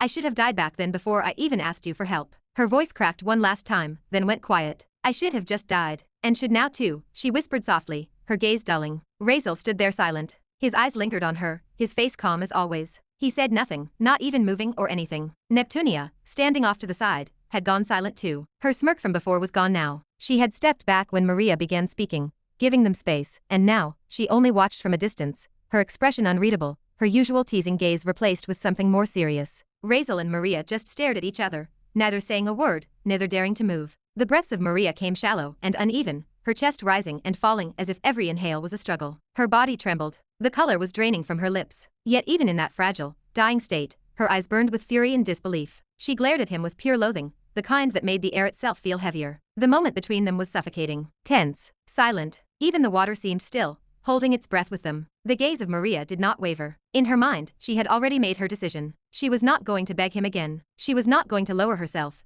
Not for him, not for anyone. Whatever hope she had felt was gone now, shattered beyond repair. To her, it was clear now. Razeal was not trying to save her. He just wanted to humiliate her, to break her, to prove he had the power to make her kneel before him, only to turn away. And she hated him for it, every bit of it. The heaviness in the atmosphere was almost physical now. Neptunia did not move, did not speak. She only watched from the distance, her expression unreadable, as if even the ocean around them dared not disturb what was about to happen. Razeal said nothing for a long time. His face stayed emotionless, but his crimson eyes were dark and unreadable, no one knowing what was going on inside his head. Seconds dragged like hours. And then, he moved. Razeal took a single step forward. The sound of his movement echoed faintly through the still water. Before Maria could even react, his hand shot forward, grabbing the front of her torn dress by the collar. Her eyes widened, a startled gasp escaping her lips. And then, without a word, Razeal pulled her up and closed the space between them, his lips pressing firmly, suddenly, against hers. Maria froze, completely unprepared, her mind blanking out in shock. She did not even get the chance to resist. Her breath hitched, her fingers twitching against his stomach as her eyes widened in disbelief, but all she could feel was the heat of his lips, the coldness of his grip, and the violent pounding of her heart that refused to stop. The water around them rippled softly, as if even the ocean had stirred. Chapter 266. Just like that, time passed. 2 whole minutes, slow, heavy, and strangely still. Both Razeal and Maria remained locked in that kiss, neither moving, neither daring to breathe too deeply. The water around them felt quiet, thick, as if even the ocean itself was holding its breath, afraid to disturb the fragile moment. Maria's hand was clenched tightly, her fingers curling around the torn fabric of her clothes, trembling slightly. Every instinct in her screamed to push him away, to resist, to break free, but she did not. Because she could not. Because she knew. Her life hung on this kiss, at least she thought that way. And though the humiliation burned inside her, though the disgust still lingered in her chest, she forced herself to stay still. Her eyes fluttered closed, her lips pressed tightly against his. It was not a soft kiss, not even tender. It was awkward, stiff, bad, and uncomfortable. Both sides unmoving, both faces flushed with unnatural warmth,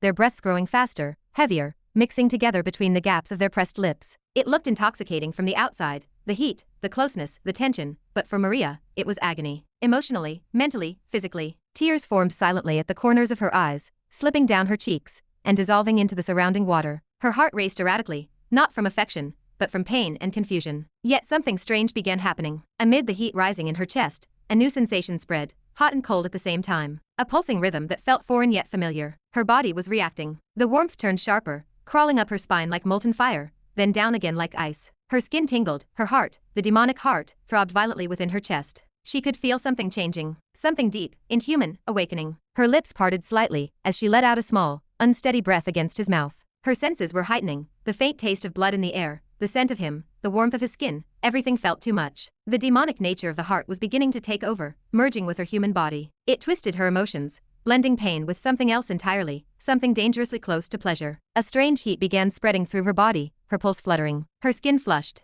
She did not understand what was happening to her, why she was feeling both fire and frost within her veins, why her heart raced faster with every second that passed. She was unaware of the truth, that the demonic heart, born of lust and pride, was awakening, forcing her mortal body to adapt, to evolve. The kiss, though humiliating, was acting as a catalyst, triggering the full synchronization between her and the heart. Then, all at once, the coldness rushed through her completely. Her body shivered violently as waves of energy rippled through her skin. Then slowly, the pain began to fade. Her wounds, once gaping and bleeding, began to close before her eyes. Her torn flesh knitted together, glowing faintly as the demonic essence rewrote her body's form. Her pierced stomach, the wound that had nearly ended her, regenerated, the skin sealing over seamlessly, smooth as if it had never been touched. Even the dull ache in her heart began to vanish. The stabbing pain that had been tormenting her since the transplant now felt muted, calmer, as if whatever was happening inside her had finally finished its course. Maria could feel the difference instantly. The burning in her chest was fading into something softer, more stable. Her trembling body began to relax, her mind slowly clearing. Her eyes, which had been shut tightly the whole time, fluttered open slightly. The world looked hazy, her thoughts scattered. And just like that, after a few more seconds, Razeal finally moved. He drew back gently, his expression as calm as ever. His hand loosened its grip on her collar, and their lips separated, the connection breaking with the faint sound of a breath between them. Maria blinked slowly, her lips trembling as she tried to process what just happened. Her mind felt blank, not from confusion, but from exhaustion. Razeal straightened up slightly, still looking down at her, his crimson eyes cold, but unreadable. Without a word, he let go of her completely, then brought his hand up to his mouth, wiping his lips with the back of his hand in one slow motion. No emotion, no expression, nothing, just coldness. He looked exactly the same as before, calm, detached, and utterly unbothered. Maria, however, did not move for several seconds. She just lay there, her breathing ragged, her heart thumping in her chest, her fingers trembling slightly. When she finally spoke, her voice was faint but bitter. Razeal glanced down at her, silent for a moment. Then he let out a quiet breath, not a sigh, not relief, something between both. "Now happy," he said, the sarcasm dripping from his tone. Then he placed his hand on her shoulder and gave it a light pat, as if brushing the whole situation aside. Before she could respond, he reached down and snatched the dark book from her right hand, the Book of Eventual Evil, which she had not even realized she was holding close against her chest this entire time. Maria blinked, dazed and half unaware of it. Razeal looked at the book briefly before turning away, his face still expressionless, his eyes distant, his movements sharp and deliberate. He did not even glance back at her. "I am not happy," Maria said suddenly, her voice stronger this time. Razeal paused, turning his head slightly to look at her from the corner of his eye. She lifted her hand slowly, touching her abdomen where the gaping wound had been. Her skin was smooth now, healed completely, not even a scar remaining. The sight made her chest twist with conflicting feelings. She swallowed hard before continuing. "I am not happy," she repeated, her tone quieter now, eyes lowering. Razeal did not say anything. She exhaled shakily, her gaze fixed on her hands as her voice softened, the strength fading out of it, leaving behind a quiet emptiness. "It was my first kiss," she whispered, her words almost trembling. Her eyes lifted slightly to meet his face. "My first ever kiss." For a second, the air grew heavier again. Razeal's gaze met hers, his crimson eyes faintly gleaming under the dim light. His face, though emotionless, shifted slightly. He looked away after a moment. "And guess what?" he said quietly, voice flat. "It was my first kiss too." He turned his gaze to the side. "And I am not happy either." His tone was firm, but there was no malice in it this time. No disgust, no venom. Just tired honesty. Maria blinked at him, stunned by the words, but not believing them. Her lips curled faintly into a bitter, half-sarcastic smile. "You do not need to lie," she muttered softly, shaking her head. "At least try not to make it sound so ridiculous." Her voice carried exhaustion more than anger now. She did not believe a single word he said. Of course she did not. Only a fool would believe someone like him meant that. She gave a small, weak chuckle under her breath, though it sounded hollow and broken. "You are not the type to care about things like that anyway. But guess I should be happy you tried to be nice to me. But maybe just a little reaction on your face would be better. At least not letting me feel it was just a thing that bothered you, that you do not even care. Just being emotionless about it. You do not like me, I get it. But next time, if you took some girl's first kiss, just be a little nice to her. Because this is a moment that is always special to her. Not like this." She did not say more. Razeal did not respond. He stood still for a moment, his expression blank, but his gaze, though subtle, lingered on her for longer than it should have. His lips pressed together slightly, as if holding back something he did not want to say. Maria did not notice. She was too tired, too drained. She just laid back on the cold ground, her hair fanning out around her, her gaze drifting upward blankly. She did not even notice the faint glow of her demonic heart pulsing beneath her skin, calm and stable now. Her thoughts blurred. Her eyelids grew heavier just from her own thoughts. The only thing she could feel was the strange difference in her body. Her blood felt lighter, her senses sharper. Everything around her felt new, sharper, alive. But inside, she felt empty. Her heart beat steady, strong, alive, yet she could not shake off the dull ache in her chest. The realization that she had given away something precious, something she could never take back, and that the man she gave it to did not even care. She let out a soft, weak exhale, her gaze blankly fixed on nothing. And Razeal just stood there, silent, watching her, saying nothing. The quiet between them lingered heavy, thick, and unspoken. Razeal stood silently, his expression composed and unreadable. But inside, it was far from calm. He could still feel the lingering heat of that kiss on his lips, and it made him uneasy, no, more than uneasy. It was bothering him, honestly. He hated how much it was bothering him. His chest felt heavy, his thoughts messy, his senses strangely amplified.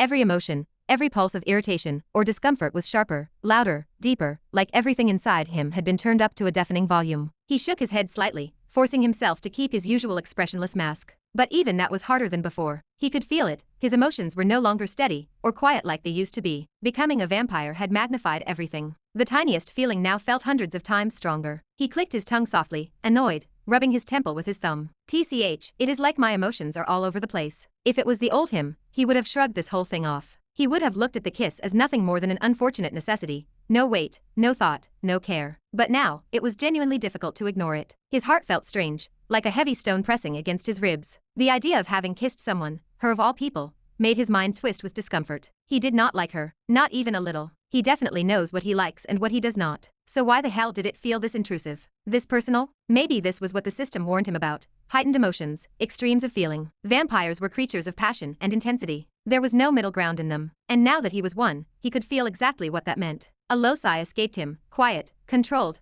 but real. His crimson eyes flickered slightly, the faintest tremor in them betraying what he did not show on his face. He hated that. He hated how even his eyes felt more expressive now, how he had to consciously stop himself from reacting too much. He took a slow breath and muttered under it, "Get a grip." Then he turned his gaze toward Maria. Her body was lying still now, resting after all the chaos. Her breathing was slower, very stable. Her skin had regained color. The demonic heart had fully integrated. He could feel the power radiating from her even without using any skill to check. "Villy," he said after a moment, his voice quiet but steady. "Can you show me her status?" "Not perfectly," the system's calm voice echoed in his head, "but I can analyze her current strength through the aura she is emanating." A faint sound of shifting data flickered through his head before the system continued, projecting glowing red letters before his eyes. Analyzing. Name Maria Grave. Race half demon, half human. Rank S. Attributes. Strength S+. Agility S. Original white faction mana B+. Dark mana SS+. 9,989,000,000/10 trillion. Endurance S-. Will A++.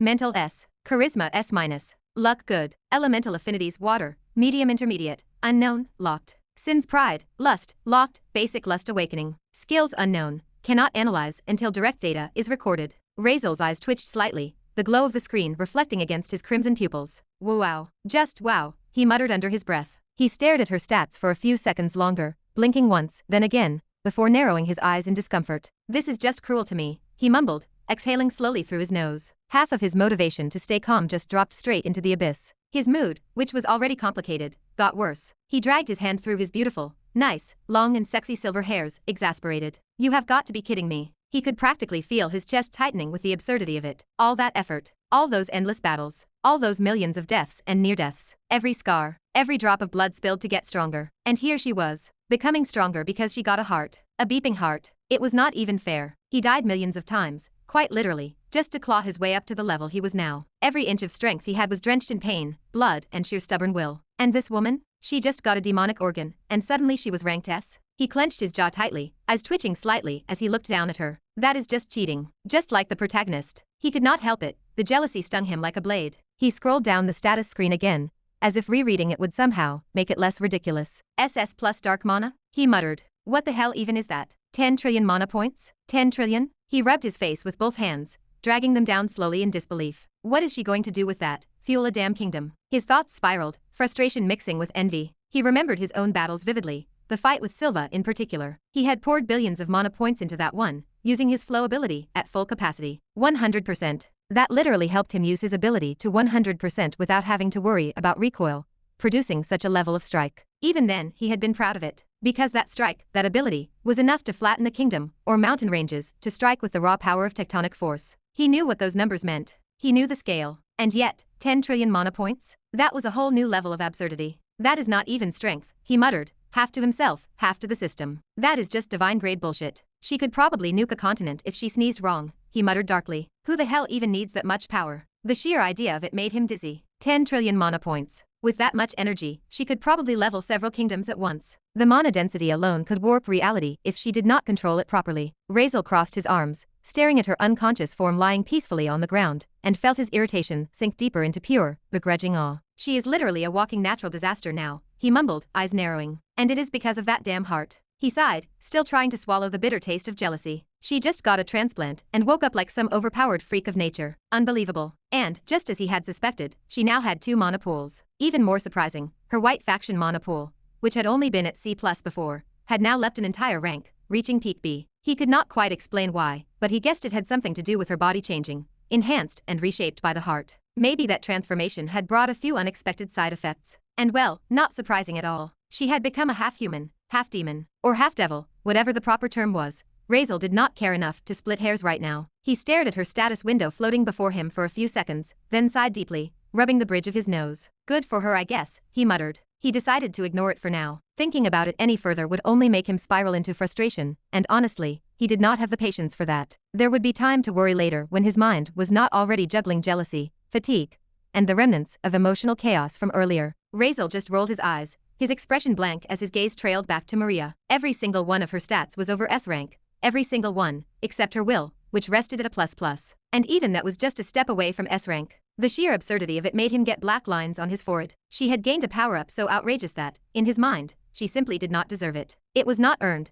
it was generosity of his by sheer luck and circumstance. And yet, he did not say a word aloud. He was jealous, painfully jealous, but he swallowed it. He was not going to whine about it out loud. After all, deep down, he understood. This was the effect of the demonic heart, something beyond logic. And well, not like SS-ranked hearts are everywhere to be found. Still, it stung. He turned away, exhaling slowly through his nose. TCH. System, Razeal said after a moment, his tone calmer now. Show me my stats. If she had gotten such a ridiculous boost just from receiving that heart, then surely he must have gotten something insane too, right? After all, he was not just a vampire now. He was the vampire progenitor, the origin and peak of his entire race. The highest of the high. There had to be something amazing waiting for him. Something to make this whole transformation worth it. He needed it. If not, he might actually lose his mind. The system's voice chimed clearly in his head, the familiar tone carrying through like a calm whisper amid the storm of his thoughts. Host Razeal. Alignment true villain, unredeemable. Race vampire, vampire progenitor, highest of his race. Overall rating /rank,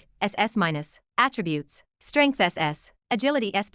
Mana S rank, 0/100 billion. Blood points 0. Notice you have not yet absorbed any blood points. You may use your own blood as fuel, but doing so beyond a certain limit will cause severe harm. Only absorbed blood counts as safe energy. Endurance SSS, half immortal, natural death is impossible. Will SS-, will of the purest and noblest being. Mental SS+, enhanced naturally due to high affinity as a vampire progenitor and the purest origin being. Charisma SSS, still the ugliest progenitor there ever was. Luck negative. Elemental affinities. Shadow, ultimate, due to possession of the ultimate sacred artifact, the Shadow Heart. Necrotic, extremely low. Blood, medium to ultimate, innate as vampire progenitor. Razeal's crimson eyes darted through the glowing screen, scanning every stat line one by one, and the sharpest grin began to curl across his lips. That sight alone made something wild stir inside him. Finally, oh now I can fight, he whispered under his breath, voice trembling with a dark thrill. I will love beating the shit out of them. Nova, Selena, Celestia. Just wait for me to return. His thoughts twisted into something sharp and merciless. Revenge. Of course he would take it. He would humiliate them. Make them understand the price of what they did. Before he had not, because he was weak. But not now. Now he was SS ranked.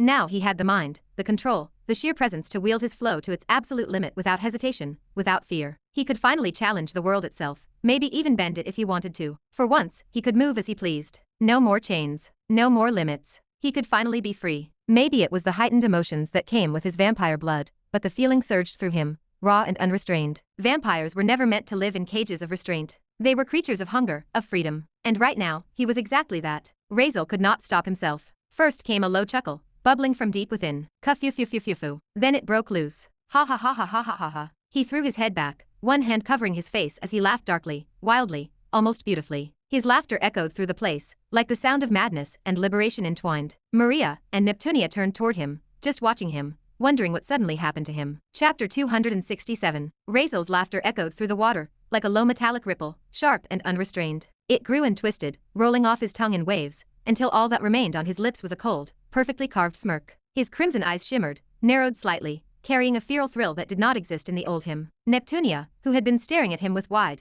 bewildered eyes, finally snapped out of her trance. You know, we do not really have time, she said, her voice rising slightly. In case you forgot those sea creatures, the wave, they are still coming towards us. Her words woke him up from his stupor. Razeal's laughter froze mid-breath. He turned his head slowly, crimson eyes focusing on her like a predator remembering the rest of the world existed. Oh, that is still left, he murmured, as if genuinely surprised he was not alone in an empty world. Then he shifted his gaze. The place ahead, completely swallowed in the dense blood fog created by Maria's earlier massacre, shimmered faintly in his vision. The fog was thick, dark, and heavy, but to Razeal's new vampiric eyes, it was as transparent as clean air. Through it, he saw everything. Every twitching tentacle, every slithering body, every razor-toothed creature charging toward them in dense clusters. They were only about 500 kilometers away now. Razeal licked his lips unconsciously, a small dangerous thrill running through his spine. Let us see what I can do now. He stepped forward, slow, effortless, almost casual. Yet the water itself seemed to shiver from the presence rolling off him. Maria and Neptunia both stiffened. He extended his right hand downward, palm facing the ground, and rotated his wrist in a smooth, swirling motion. The blood on the ground, the blood Maria had spilled earlier, began trembling. Droplets, streams, and streaks of crimson shimmered, lifted, and floated toward him. Even the faint mist of blood suspended in the water vibrated as if it were answering a silent call. Maria's blood responded. The droplets gathered around Razeal's hand, hovered for a moment, then seeped into his pale skin, as if they had always belonged there. They entered him without resistance, absorbed straight through his flesh, and into whatever core now anchored his existence. A deep shiver ran down his spine. His eyes dilated sharply, glowing brighter with an intoxicating pulse. Ding. Congratulations, host. You have unlocked a skill, blood manipulation. Congratulations, host. You have unlocked a skill, blood absorption. At the same time, his blood points, once empty, shot up in a violent surge. From 0 to E, then swiftly climbing to D, C, B-, B, B+, all from only a little bit of Maria's blood. Even Razeal blinked, surprised at how high the bar climbed from such a small amount. But then again, she had a noble grade bloodline, S-rank strength, and demon heart enhancements. Of course her blood would be absurdly potent. He did not have time to dwell on it, because the blood fog in front of him was still there. Thick, heavy, endless. A literal river of blood created from the bodies of millions of sea creatures Maria killed. Perfect fuel for him. Razeal did not even need to think. His instincts, new, sharpened, vampiric, told him exactly what he could do, as if the knowledge had been carved into him since birth, waiting only for the right moment to surface. He lifted his hand toward the blood fog. Blood points began dropping instantly, B+ to B to C to D to E. Ding. Congratulations, host. You have unlocked a skill, blood attraction. The notification barely faded when the water around them trembled. Every suspended droplet of blood, every streak, every grain-thin mist fragment in the current suddenly quivered as if responding to a powerful magnetic pull. Then it began. The tiny droplets clustered together, merging into thicker streams. The streams twisted into ropes of crimson, each strand snapping into place as if being reeled in by invisible threads. Within seconds the blood was swirling, colliding, forming into a massive rolling tide. A giant river of pure crimson crashed forward. And all of it, millions of liters of blood, was rushing straight toward Razeal. Neptunia, who had already been uneasy watching his strange behavior earlier, felt her heart skip. She unintentionally took another step back, fins trembling. Her yellow eyes widened as she watched the scene spiral into something far beyond unnatural. Maria's blood being absorbed by Razeal earlier was already bizarre, but this was terrifying on an entirely different level. What is he doing? Neptunia asked, confused, as she also grabbed Maria's arm and pulled her a little farther back. She helped Maria steady herself, shaking her out of that earlier emotional fog. Maria blinked, her mind still heavy, but her eyes sharpened when she saw Razeal standing like a dark statue facing the raging river of blood. I do not know, Maria answered quietly, shaking her head with a tired sigh. He never told me anything about this. Actually, he hides a lot from me, so I guess I should not be surprised. Her tone carried a faint, strange melancholy she did not fully understand. Neptunia did not reply. Her eyes were glued to Razeal's back, bare, pale, perfectly sculpted, and the monstrous river of blood charging at him. Can he actually control blood? Neptunia whispered again, her voice softer this time. I did not even know he could, Maria muttered. So I cannot say anything. They both watched, breath held, as Razeal extended his right hand, palm open, fingers relaxed, facing the incoming crimson torrent. The river hit him, or rather, it touched his hand. And then everything defied logic. The moment the blood reached his skin, it did not splash. It did not explode. It did not coat him. It simply vanished. Like someone erased its existence. It was sucked into his palm with silent, terrifying smoothness,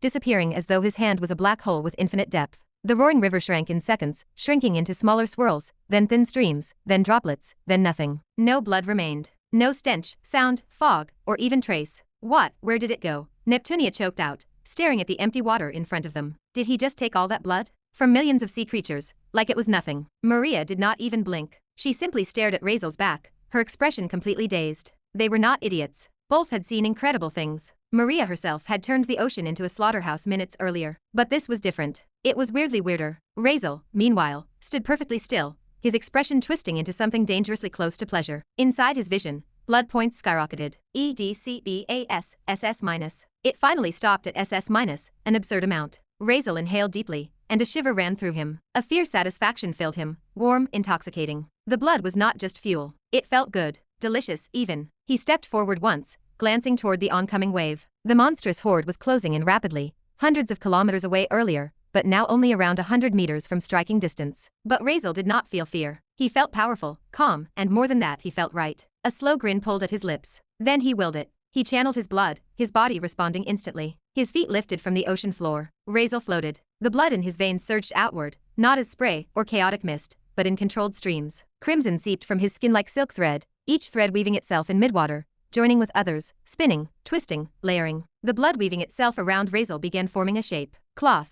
Thick, rich, noble-looking cloth. It wrapped around him smoothly, elegantly, every fold flowing into place as though crafted by a royal tailor. The fabric grew darker, deep, abyssal black with gold threading materializing along the seams. A long, noble jacket formed around him, layered with clean white accents and subtle ornate designs. Razeal's chest, arms, and shoulders were wrapped in perfectly fitted attire, the kind belonging to an ancient aristocrat of immeasurable status. He hovered there, a perfectly carved silhouette, long silver hair cascading over his shoulders, deep crimson eyes glowing faintly as he breathed. He looked majestic, darkly majestic, a devilishly handsome vampire king. Ding. Congratulations, host. Skill unlocked, blood clothing creation. Everything happened in only a few breathless seconds. Maria and Neptunia were frozen where they stood, staring at Razeal with matching looks of disbelief, eyes wide, mouths parted slightly, expressions somewhere between "on you have got to be kidding me." Billions, literally billions of sea creatures were rushing toward them, devouring the distance in monstrous waves, only about 100 meters away now. The ocean trembled with their movement, the water vibrating with the collective hunger of an entire world's worth of predators barreling toward prey. And what was Razeal doing? Showing off. Floating mid-water,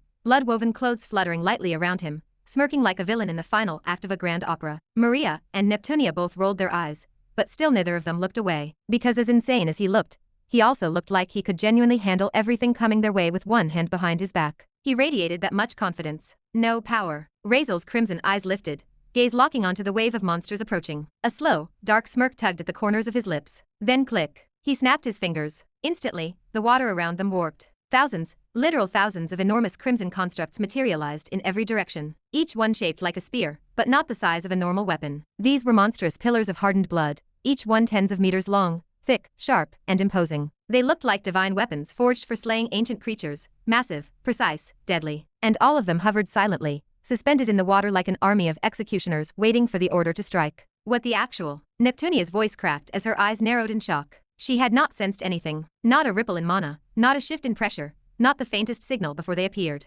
One moment the ocean was empty. The next it was filled with colossal blood-forged weapons aimed straight at the incoming sea horde. It reminded her of what Maria had done earlier with the millions of arrows. But this time the number was lower, yet the size and weight of each spear was at least 100 times greater. The killing intent they emitted was suffocating. Maria could only stare. She felt the water vibrate gently around her heartbeat increasing in rhythm with the pulsing crimson glow emitted by Razeal's newly manifested weapons. He was not even sweating. Rather, he looked even entertained. He raised his right hand slightly, looking at his palm with a quiet pride, a sinister smirk flashing. He was about to use something new. Ding. Congratulations, host. Skill unlocked, blood manifestation. Ding. Congratulations, host. Skill unlocked, blood hardening. Ding. Congratulations, host. Skill unlocked, blood pillar nails. Razeal's smirk widened. System, he spoke inside his mind, his voice dripping with dark amusement. Start preparing our meeting with that lovely X-ranked villain, will you? He did not need to say more. The system already understood the intent behind his words. I will let you have this, host. The system's voice came out stiff,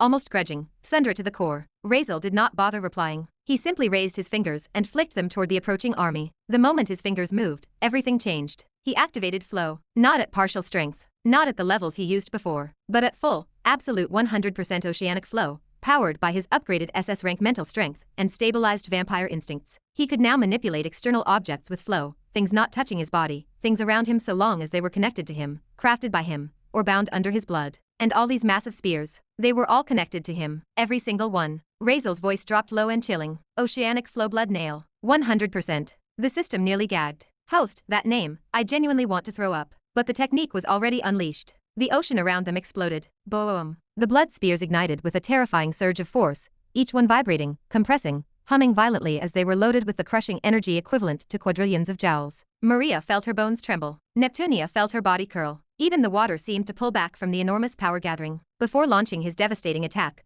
Razeal snapped his fingers again, and thick, swirling layers of hardened crimson wrapped around him, Maria, and Neptunia, forming protective cocoons. Each blood shell molded around them tightly, shielding them from the catastrophic force about to discharge. The blood cocoon wrapped around them had been the only reason they survived. The very moment Razeal's attack left his control, the world outside erupted. The explosion was not just loud. It was not the kind of sound a human ear was meant to hear. It was the kind of force that rewrote the ocean around it. But Maria and Neptunia remained completely unaware. Inside the cocoon, everything was silent and muted. Nothing leaked in. No shock, no sound, no pressure, no vibration. Just a faint, oppressive stillness. Maria touched the inner surface of the crimson shell, her brows furrowing. What is this? She whispered. Neptunia raised her hand, slowly running her fingers along the smooth yet pulsing red interior. Some kind of blood shield, maybe? It feels weird. Weird and absolutely unwavering. They waited in eerie quiet. Meanwhile, outside, the ocean battlefield had turned into annihilation. The shockwave from Razeal's blood nail was not ordinary destruction. It was devastation pushed past the limit of what nature allowed. The initial boom had burst outward like a nuclear pressure wave underwater. It forced the surrounding water into a violent stampede,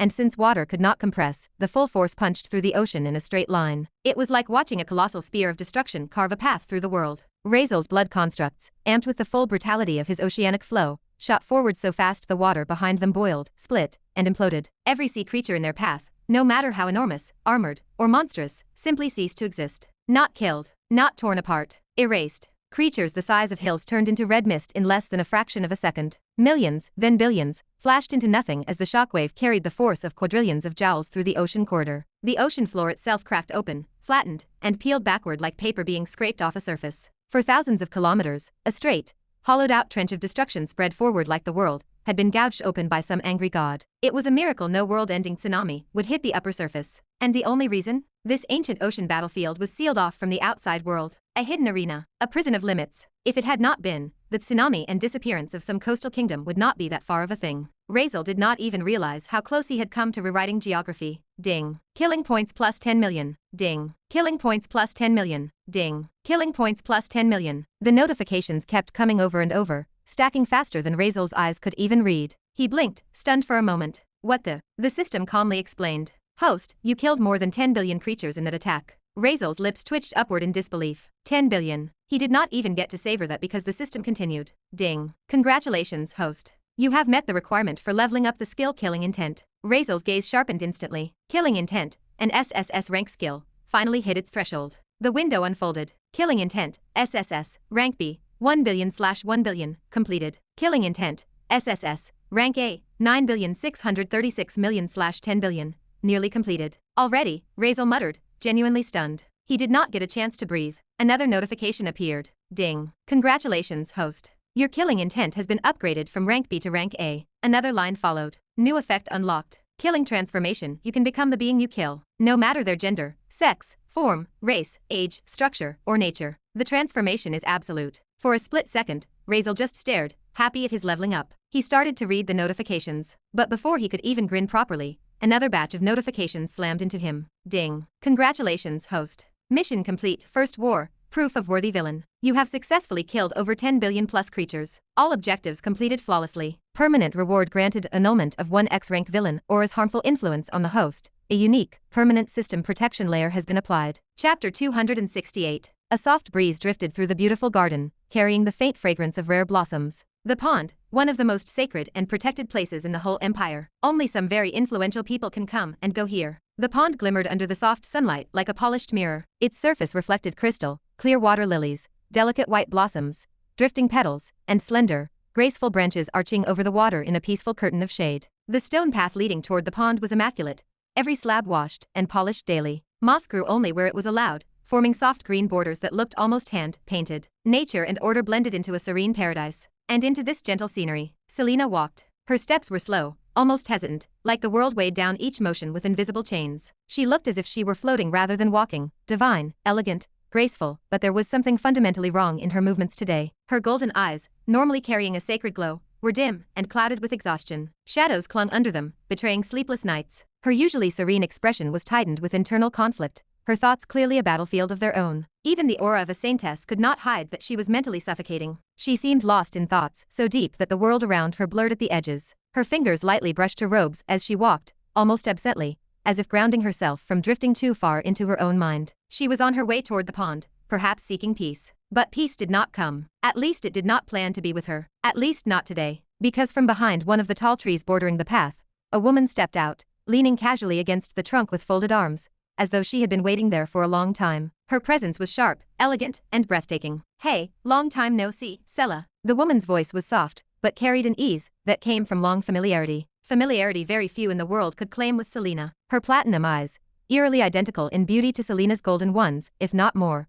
reflected a quiet amusement. Her platinum hair shimmered in the filtered sunlight, falling behind her like a silken waterfall. Even leaning lazily against a tree, her presence was overwhelmingly noble, ethereal, and impossible to dismiss. Celestia, one of the very few who could call Selena by her childhood name. But Selena did not stop walking, or react, or even look at her. She simply let out a tired exhale, her shoulders dropping slightly as if yet another layer of weight had been added atop the rest. Celestia watched her with a small, almost helpless smile. You know, it has been 5 years since we have been ignoring each other. Her voice carried a softness that contradicted the sharpness of her presence. At least talk to me. And I know this is the moment you need someone to talk to the most. Still, Selena did not pause or acknowledge her. She did not let even a flicker of emotion cross her face. Celestia sighed dramatically, loud, exaggerated, like she was making sure Selena heard it before pushing herself off the tree trunk. Then she began following behind Selena, matching her pace with light steps. "Hey," Celestia called, her tone sliding somewhere between teasing and pleading. "Listen to me. I am serious this time." Selena finally spoke, but her voice was cold,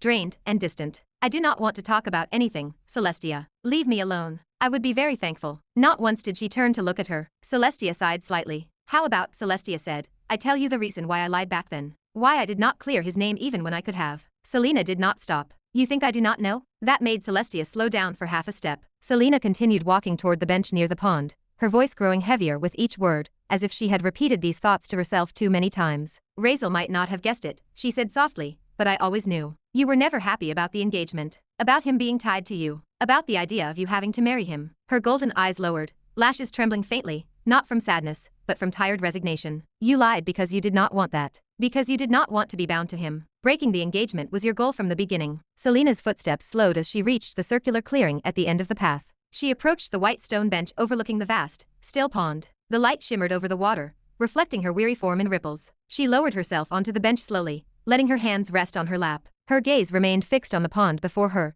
its calm surface a stark contrast to the chaos swirling behind her eyes. Celestia paused mid-step. For a long, quiet second she simply stood there, Selena's words hanging in the air like a heavy stone dropped into still water, rippling outward, slow and painful. "I did not know you understood me this well," Celestia finally murmured, her lips curling into a faint, humorless smile. "Guess you knew me far better than I ever gave you credit for. Besides my mother, no one else has ever been able to figure me out." Her platinum eyes softened for a moment, a mixture of guilt and nostalgia flickering beneath their cold clarity. "And yes," she added quietly, "I already apologized to Razeal. I even told him the real reason I did it. I made a mistake back then." "Stop." Selena's voice cut through her words sharply, not loud, but sharp enough to slice straight into Celestia's chest. Selena's hands trembled where they rested on her knees, fingers interlocked so tightly her knuckles widened. The gentle saintess, always soft spoken, always patient, sounded nothing like herself. "I do not want to hear anything more," she whispered, her throat tightening. "We betrayed him, Celestia. We betrayed him, and that is the fact." Her golden eyes finally lifted,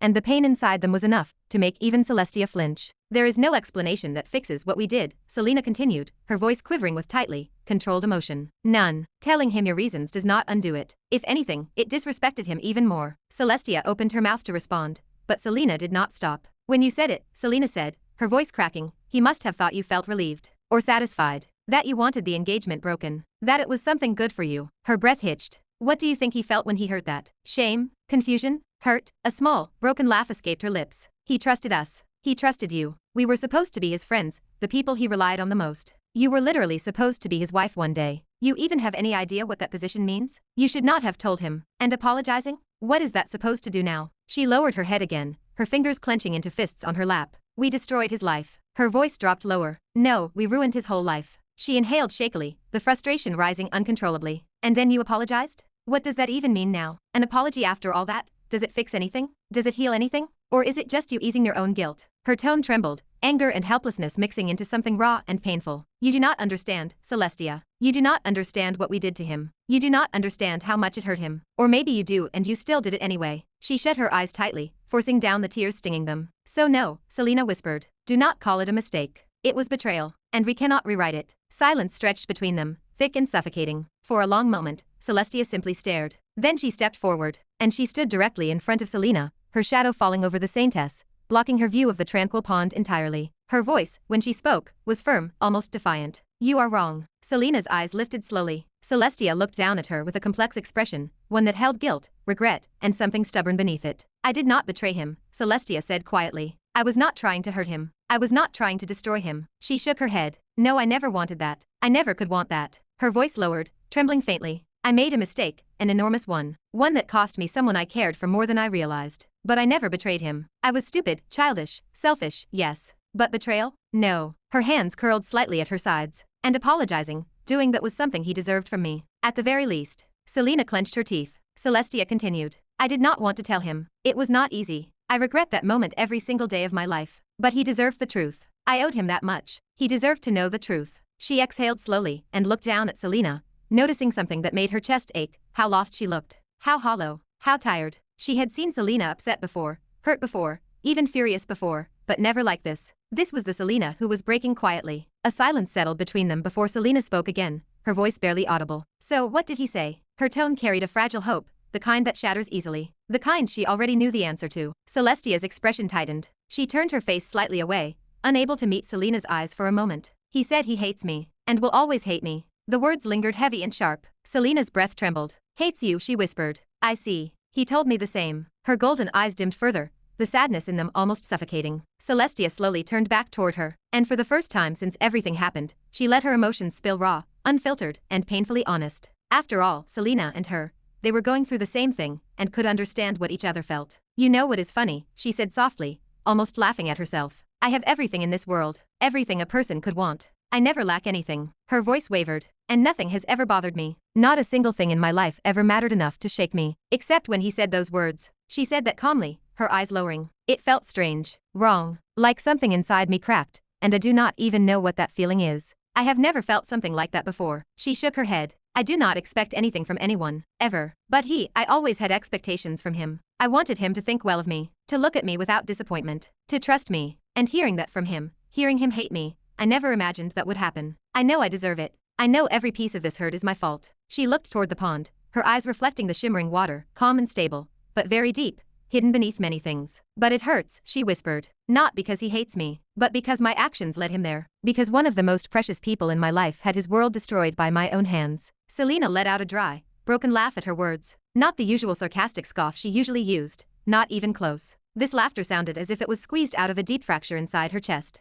Sadness? She said, voice hoarse, trembling around the edges. What do you know about sadness, Celestia? Celestia looked at her sharply, but Selena did not even give her a chance to respond. She kept going, each word heavier than the last. All you ever did was nod your head. Say yes. Say no. Keep your expressions pretty and perfect. Her lips curved painfully, trembling. And I was the one who started all of this, from my own hands. Every damn piece of it. She shook her head at her own bitter irony, the laugh this time sounding like a choked sob disguised as humor. You do not know how it feels, Selena said softly, staring down at her own trembling hands. You do not know what it is like to watch someone crumble right in front of you, to watch them fall apart in pieces, and when you finally try to help, they do not even accept it. Her voice dropped lower, so weak it felt almost fragile. I tried to heal him when he was injured, she whispered. I tried to, and he rejected me. Tears gathered at the corner of her eyes, clinging but refusing to fall yet. He refused my healing, Celestia. Do you understand the level of hate someone has to carry to reject even help that could save their life? A shaky breath escaped her. He has foreverine metal carved into his skin, those hurtful words engraved into his body permanently. Her hands curled tighter, nails digging into her palms. And I know, her voice cracked, I know he knows that I am the only one in this world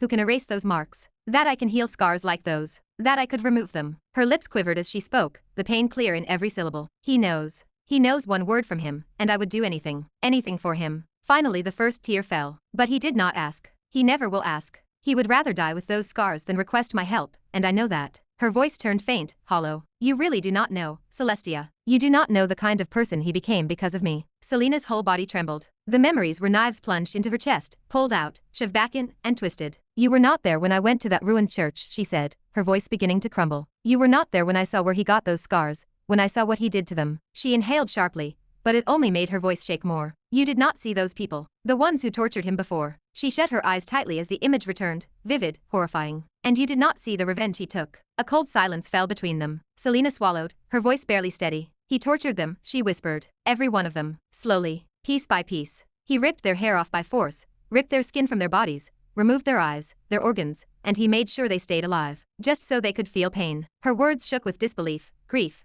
guilt. Can you imagine Razeal doing that? The Razeal we knew. The boy who vomited at the sight of blood. Her voice broke. He became that because of me. Her tears fell harder now, dripping from her chin onto her trembling hands, onto the stone beneath her feet. Do you know what it feels like, Selena whispered, to know you broke someone you cherished? To know you shattered them into someone who hates everything including himself? She let out a choked sob. And now, because of me, everyone hates him. She laughed again, short, broken, hopeless. And you know what? At least you apologized to him. At least you told him why you did it. Her voice cracked completely. I do not even have the strength to do that. She covered her face with both hands as the tears spilled uncontrollably. I do not have the strength. I do not know how to even start. I do not know how to face him. I just do not. For a moment, Celestia stood absolutely still, watching her friend come apart completely. Then quietly, slowly, she lowered herself down into a crouch in front of Selena. Her movements were gentle, deliberate, as if approaching a frightened, wounded creature. She took Selena's trembling hands in her own. Hey, hey, Celestia whispered softly. Her platinum eyes warm despite the pain inside them. Calm down, idiot. You do not need to cry like this. She squeezed Selena's hands firmly. I do not know why you did what you did, Celestia admitted, her voice soft but unwavering. But I trust you. I trust you more than I trust myself when it comes to anything related to Razeal. Selena's crying slowed for a moment, her breath catching. Celestia continued, her grip steady. I, for once, could betray Razeal. But you could never. I know that. You two were the closest out of all of us. Back then, no one was closer to him than you. Her voice dropped lower. When everything happened, I truly thought someone must have manipulated you, controlled you or even forced you. I even checked. But, no one was there. Selena jerked her hands away weakly, shaking her head as tears continued to pour. No, she whispered. I was selfish. It was me. All of it was me. No one forced me. No one made me do anything. I did it all on my own. More tears fell. I know exactly what I did, why I did it, and I know I was the reason, my choice, ruined his whole life. Celestia did not let her escape. She caught her hand again, firmer this time, making Selena look up. Selena, Celestia said, her voice soft but unshakable. If you truly did it, then I am sure you did not have bad intentions. You must have believed you were doing what was best. You are not someone who could hurt him out of cruelty. Her platinum eyes softened further. You cannot betray him. You are not capable of it. I know who you are. Selena trembled, tears falling again. But this time her gaze softened, still shattered, but no longer completely alone. Celestia held her hand again, refusing to let go. Chapter 269. Celestia's grip tightened around Selena's trembling hands as she said softly, you can't betray him. You are not capable of it. I know who you are. And just like that, Selena finally broke. Her face crumpled. Tears spilled from her eyes in rivers, not droplets. I'm not that good Selena anymore, Cells. She choked out, her voice shredding apart mid-sentence. I don't even know why I'm still called a saintess. I don't deserve that title, not anymore. Her words tumbled out uncontrollably, raw and cracked like a dam bursting. You don't know how disgusting I am, she whispered, hugging her own arms as if freezing. I've been lying to everyone. My family, his family, to him, to the entire empire. She squeezed her eyes shut painfully. Do you know, she whispered shakily, Razeal's mother still comes to see me every month? Celestia stiffened. Selena continued, the guilt choking her. Every time she comes, Nova never let me be alone. They stay with me. They hover around me like I'm the one who needs protection. Like I'm the one who is fragile. Her face twisted, the pain in her chest overflowing. When I was the one who destroyed the person who actually needed them. Her breath cracked. The one they should have been saving, the one they were punishing instead. A sob escaped her, sharp and broken. It felt wrong, so wrong that it scared me. Her voice softened to a whisper, trembling uncontrollably. Cells the moment they punished Razeal. She inhaled sharply as the memory hit her. The public announcement, the crowd's disgust, Razeal's helpless eyes. When Nova announced everything, in front of everyone, they didn't just punish him. Her voice broke. They crushed everything. His dignity, his pride, his future, his place in this world. She looked like she could not even breathe. They were cruel, Celestia cut her off. Even I never thought Lady Marissa and Nova could go that far. Celestia bowed her head slightly, sighing. Celestia said quietly. I never expected them to be so harsh either. But Selena shook her head violently. No, it was my fault, she whispered. All of it was because of me. Her fingers curled tightly into the fabric of her dress. Because of me, his family broke into pieces. Because of me, they hurt each other. Because of me, they can never go back to what they once were. She sucked in a trembling breath. And knowing I was the reason, that guilt has been eating me alive every day for the last 5 years. Her voice dropped lower, thick with despair. I don't deserve to be a saintess, she whispered. I'm shameless, disgusting, evil. I don't even know why God hasn't punished me yet. I don't know how I'm still allowed to carry this title. Sometimes I think maybe there is no God watching at all, because someone like me is untouched. Celestia reached out, rubbing Selena's cold hands gently, trying to stabilize her shaking body. Hey, calm down. Don't say that. It's okay. You're overwhelmed. Don't think like that. But Selena was already spiraling. Her thoughts, her guilt, her fear, her everything crashed down at once. I was so happy when he came back, she whispered, clutching her chest. I thought he died because of me. And when he came back alive, even with all that hatred, I was still happy. More tears fell. I thought, maybe he just needed time. Maybe he would stabilize. Maybe he would heal slowly in the Empire. I even went to Nova. She promised they would protect me. That they wouldn't let him go anywhere. Her lips trembled. And now look, she whispered. He ran away again. Her fingers dug into her knees. He left me again. Her tears gathered faster, hot and desperate. I want to go after him, she whispered. I want to find him. I want to keep him safe. She looked up at Celestia with terrified golden eyes. But I don't want to force him either. Her breath trembled as she continued. I know what is best for him too. I know he won't accept it. I know he will push me away even harder. I know he even already considers me as his enemy. A tear slid down her cheek as she whispered. He has always guarded against me. When he came back, the garden felt silent. The pond moved gently, unaware of the storm in front of it. Selena wiped her tears with shaking hands, but they kept coming. I don't know what he's thinking anymore, she said, her voice barely audible. It's like he's disappearing. Like he's doing everything without caring about his life. Fear flooded her eyes, raw and suffocating. He needs my help, Cells, she whispered. If no one stops him, if no one anchors him. Her voice trembled violently. He might really kill himself someday. She clutched her chest tightly, gasping as her emotions overflowed. He risks his life like it's nothing. Like his existence doesn't matter. And I'm scared. I'm scared that one day, he really will. She could not finish the sentence. Celestia immediately reached forward, sighing again. It's all right, Celestia whispered again and again, rubbing her hands soothingly. It's all right. I'm here. Just breathe. Just breathe. Selena's tears had barely stopped when she suddenly inhaled sharply, a trembling breath pulling her upright, as if something in her chest snapped. No. I can't take this anymore, she whispered, her voice cracking. I want to reveal everything. All of it. Whatever outcome it brings, whatever happens to me, whatever punishment comes. I can't carry this alone anymore. Her legs shook as she stood up from the bench, wiping her eyes with the back of her trembling hand. Her throat bobbed painfully as she swallowed down dread, but her eyes, despite the tears, held a stubborn, burning resolve. I will go to Aunt Marissa and Sister Nova right now. Her voice shook violently. I'll face it today. She took one step forward, but Celestia immediately grabbed her wrist and yanked her back, refusing to let her take even a single step away. Her grip was firm, almost desperate. Hey, what do you mean you're going to tell them? Celestia demanded, her voice dropping low and serious. She spun Selena around and forced her to face her. Tell them what, Selena? What exactly? Selena stared back at her with wet, trembling eyes, yet with resolve fierce enough to burn through her fear. I'm going to tell them the truth, she whispered. Her voice cracked, but she did not hesitate. That I lied. That we lied. That Razeal never tried to rape me. That he never touched me. That I just. Her lips trembled. That I lied. Tears dripped freely, slipping off her chin onto the stone path below. Celestia's expression changed instantly. Her soft concern hardened into a tense, sharp frown. She crouched slightly to look directly into Selena's face, her tone turning firm, controlled, and terrifyingly serious. Hey, breathe, calm down. This isn't the way. She reached out and gently cupped Selena's cheeks, her thumbs brushing away tears. Listen to me, Selena. Remember why we didn't reveal it back then? Her voice grew colder. Because we knew the consequences. Selena blinked rapidly, but Celestia continued before she could speak. You know how insane his family is, Celestia said, her tone grim. If they find out we lied, if they learn that the whole reason Razeal was punished, exiled, humiliated, shattered, was because we lied, do you know what will happen tomorrow? Selena's breath froze. Celestia tightened her grip on her face. They will declare war. Selena flinched. Celestia continued, her voice low and heavy with certainty. There will be deaths. Not hundreds. Not thousands. Millions if not billions. Marissa will go on a rampage the moment she learns the truth. She will tear the Empire apart. She will hunt both of us down, and she won't stop until she is satisfied. Her eyes dimmed, but she spoke honestly. I might survive. Her gaze softened with heartbreak as she looked at Selena. But you? She shook her head. You won't survive. Selena trembled, but Celestia did not stop there. And even if she kills you, do you think the people behind you will stay quiet?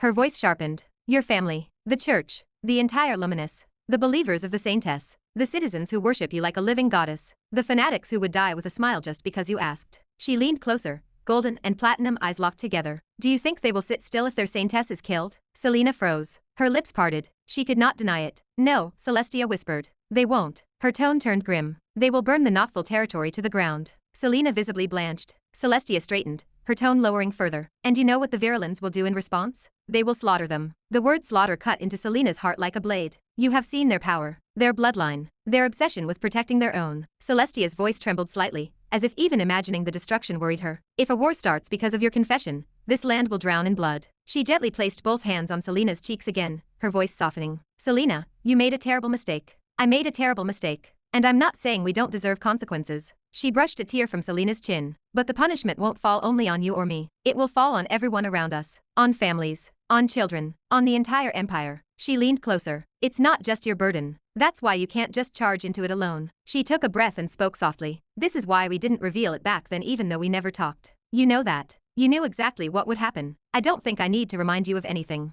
Don't be impatient right now. Don't act out of pain. Think, Selena, think. Her voice gentled even more, full of weary affection. Don't be selfish. Her hands gently cupped Selena's cheeks, steadying her trembling head. Please, calm down. I'm right here. You're not alone. Listen to me. Shut up, Cells. Selena's voice suddenly cracked, loud, raw, erupting like a scream torn straight from her soul. Celestia's hands froze on her cheeks. Selena slapped them away with trembling force, her eyes blazing with agonized fury. Razeal might die. Her voice was so loud it echoed through the quiet garden. Celestia's eyes widened. Selena stepped forward shakily, her whole body trembling with desperation. He's out there in the ocean, alone. He became a criminal, an enemy of the Empire, because he wanted to run away from here. Her voice broke, thick with fear. He doesn't care about his life anymore. He doesn't value it. He doesn't protect it. Her chest heaved violently. But I do. Tears streamed down her face again uncontrollably. I do. I ing do. Her voice exploded with raw agony. I don't want him to die. Chapter 270. I know his family is not able to get together, she whispered, her voice shaking. And the only reason they are not is because of me. They still do not know he was not wrong, she continued, her voice tightening with each word. They do not know he never did anything. He was innocent. Completely beeping innocent. And until they know that, until they know the truth, they will not apologize. How will they ever apologize? How will they ever understand what they did to him? They still believe their punishment was right. They believe they were protecting me and teaching Razeal. Now when Razeal always rejects them, they think he is just being childish, when he is not. He never was. His anger toward them is reasonable. He deserves it. Every bit of it. This is all my mistake, Selena whispered, her voice crumbling. All of it. And regret is useless now. No amount of regret can change what happened. No amount of regret will undo what he suffered. And there are no regrets about what is going to happen if I told them everything. Her tears finally spilled over, tracing thin lines down her cheeks. But because of both regrets, the past one and the future regret as to what might happen, everything might fall apart. But because of this, the present is being destroyed. I cannot keep going like this, she said, shaking her head rapidly. I cannot. It cannot change anything. But maybe everything can change. They will bring him back. They will. They will fix things. I know they will. I believe they will. Her voice trembled with a desperate kind of hope, the kind that only exists in people who have nothing else left. She looked at Celestia with pleading eyes. And you too, she whispered, reaching out and gripping Celestia's hands tightly. Hey, Celestia, you should listen to me. Come with me. Let us admit this together. Maybe it will work if we both do it. Her voice softened into something fragile. You are carrying this guilt too. I know you are. You do not show it on the outside, but I know you better. You changed so much after that day. Her grip trembled. If you truly want to relieve this heavy burden, then come with me. Let us admit the truth. To them. To everyone. Not just in private. To the whole world. Her voice dropped to a whisper, painful and quiet. I know once they know what I did, no one will stop them from giving me the punishment I deserve. I will accept it. I will not resist. And no, millions of lives will not be lost because of me anymore. I will not allow that. She squeezed Celestia's hands, her eyes shining with raw determination and desperation mixed together. But Celestia only shook her head slowly, her platinum hair swaying. No, they will stop you, Celestia said, her voice steady but cold. You think they will let you confess? You think they will let you throw yourself into death? She shook her head again. You are wrong. They will jump between you and the consequences. They will forgive you before you even finish speaking. Her voice hardened. We are not revealing anything to anyone. Not to his family. Not to the Empire. Not to the world. And I definitely will not allow you to do something so reckless. Selena's face crumpled. But, no. Celestia's voice snapped sharply. No, Selena. I will not. And neither will you. She ripped her hands away, throwing Selena's trembling hands aside with a rare, harsh expression. Selena froze, shocked by the sudden rejection. Why not? She whispered, stepping closer again. Her fingers reached for Celestia's hands once more. But why cannot you? Why will you not? Why cannot you do this for him? Celestia's expression darkened, something heavy, something sharp flickering behind her eyes. And then it broke out of her. Because of my dignity. Her voice cracked like a whip. Selena flinched back. Celestia's chest heaved, her eyes wide, her emotions spilling over for the first time in years. Because if these words get out, everyone will know I lied. I, the imperial princess next in line to the strongest empire in the world, will be branded a liar. I, Celestia Gwen Valentine, a liar? No, I will not let that happen. Her voice trembled with fury, with fear, with something ugly she had never shown anyone. How will I sit on that throne? Her voice rose, anger flaring as her composure shattered. How will I stand in front of the world with my head high, knowing there is filth on my name, on my bloodline, on my title? Selena stared at her, eyes wide, disbelieving, horrified. Dignity? Selena whispered, her voice hurt and trembling. What are you talking about, Cells? Her tears shivered at the edge of her lashes. You were not like this, she whispered. You never. Hey, calm down. Cells. She stepped closer again, reaching out helplessly. It is Razeal's life we are talking about. You cannot choose dignity over him. You cannot. That is not you. Celestia froze when she saw Selena's expression. Selena's eyes, usually gentle, warm, composed, were now trembling violently, burning with betrayal, heartbreak, and a deep grief Celestia had never seen in her. That gaze alone made Celestia's breath hitch. Her lips trembled. Celestia struggled, her voice cracking before it even left her throat. I will choose dignity. A thin, trembling line of a tear slipped down the corner of her eye and traced slowly across her cheek. My dignity is more important to me than my life, she said, her voice quivering, her hands shaking by her sides. She forced herself to look back into Selena's eyes, trying to stand firm even as her own heart felt like it was collapsing. Selena's breath stilled. She stared at Celestia, stared deeply, painfully, then closed her eyes for a moment, inhaling sharply as if she had just been stabbed. When she opened them again, her pupils were trembling. She had never seen Celestia cry. But she had also never imagined Celestia could say something so cruel, so selfish, so unlike her. It pierced Selena straight through the heart. Choosing dignity over Razeal's life, Selena whispered, her voice hollow. Ha, I see. Her lips curled into a bitter, sad smile. Do not worry. I will not even tell him about what you said just now, she continued, her voice shaking with both pain and disgust. Not to protect your dignity, because honestly, you and I both lost any dignity we had in his eyes already. Celestia's breath trembled. Selena's tear-soaked eyes continued staring into hers. But if I told him what you just said, it would hurt him, Selena whispered. You were his fiancée, Celestia. His fiancée. Literally about to get married to him. Do you even understand what he would think of you? Or worse, what he would think of himself? Her voice cracked. How can you? Selena whispered, the tears coming again uncontrollably. Just how can you say something like that? Celestia's lips quivered. Her eyes shined with tears she kept forcing back. She looked devastated but unyielding,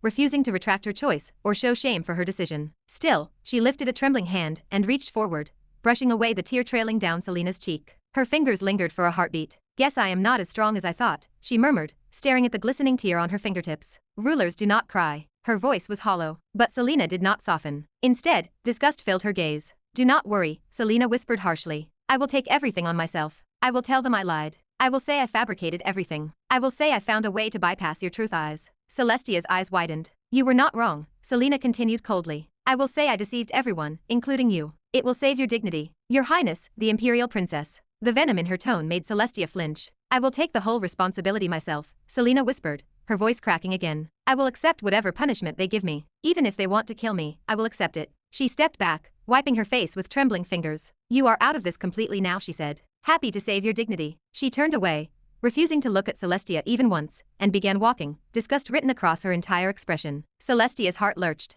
In a sudden motion, she grabbed Selena's hand, jerking her back with more force than intended. Hey, stop. Do not look at me with those eyes, Celestia cried, her voice rising desperately. And stop talking nonsense. Her grip tightened. You are emotionally unstable right now. You do not even know what you are saying, Celestia shouted. What are you even planning to do? What will you tell them? Why did you even do that back then? You have not told me either. She shook Selena slightly. Will you calm down? Selena's eyes turned cold, sharp with anger. And I said, she shouted back, that you do not need to worry about anything anymore. Her voice trembled, loud and breaking. Your name will not come into it. I swear it is the Saintess if that makes you feel better. She yanked her hand, trying to pull away again. Now let me go. But this time Celestia did not let go. Her hand only tightened, almost desperately. Selena, she yelled. That is not what I meant. She pulled Selena back again, her voice rising in frustration, pain, and rising fear. First tell me, why did you do it? Why did you lie back then? What was your reason? Tell me first, then I will decide whether I will let you go or not. She was angry, deeply hurt, frustrated beyond measure. Selena's words were slicing into her,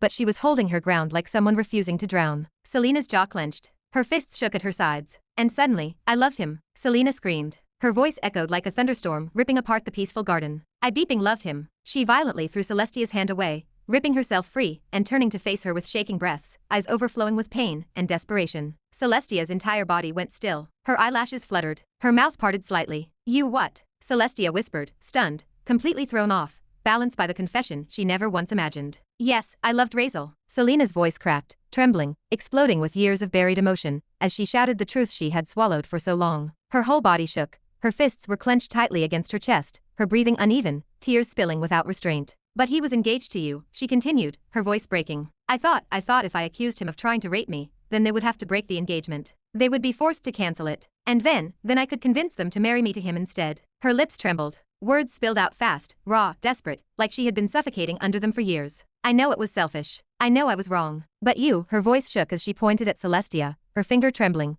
You never even loved him in the first place. So I thought it would not be a problem. I thought maybe I could marry him, even if it was a terrible way, even if it was the wrong way. I just loved him that much. The confession left her like a scream torn from her heart. It was the first time she had ever said the truth aloud. The weight of it crushed her shoulders as she stood there, crying, chest heaving, her voice trembling. Celestia stared at her, eyes widening in disbelief. You loved him? She whispered. How did I never find out? Yes, you were close to him, but I never thought that you. But before Celestia could gather her thoughts, Selena cut in, her words sharp, vicious, soaked with fury. And you? Selena shouted. What do you mean you loved him? You never loved him. Her finger jabbed toward Celestia's chest, her eyes blazing with betrayal, anger, heartbreak. Beep love. You never even deserved him. Celestia's expression twisted, shock flashing into fury at Selena's accusation. How dare you say that? Celestia snapped. I did love him. Do you think I would feel guilt, regret, shame, years of it if I did not? I liked him. He meant very much to me. I could have done anything for him. Her voice rose with emotion she never showed anyone. Wait, no. You know what? Let me think, Celestia snapped, her tone sharpening like a blade.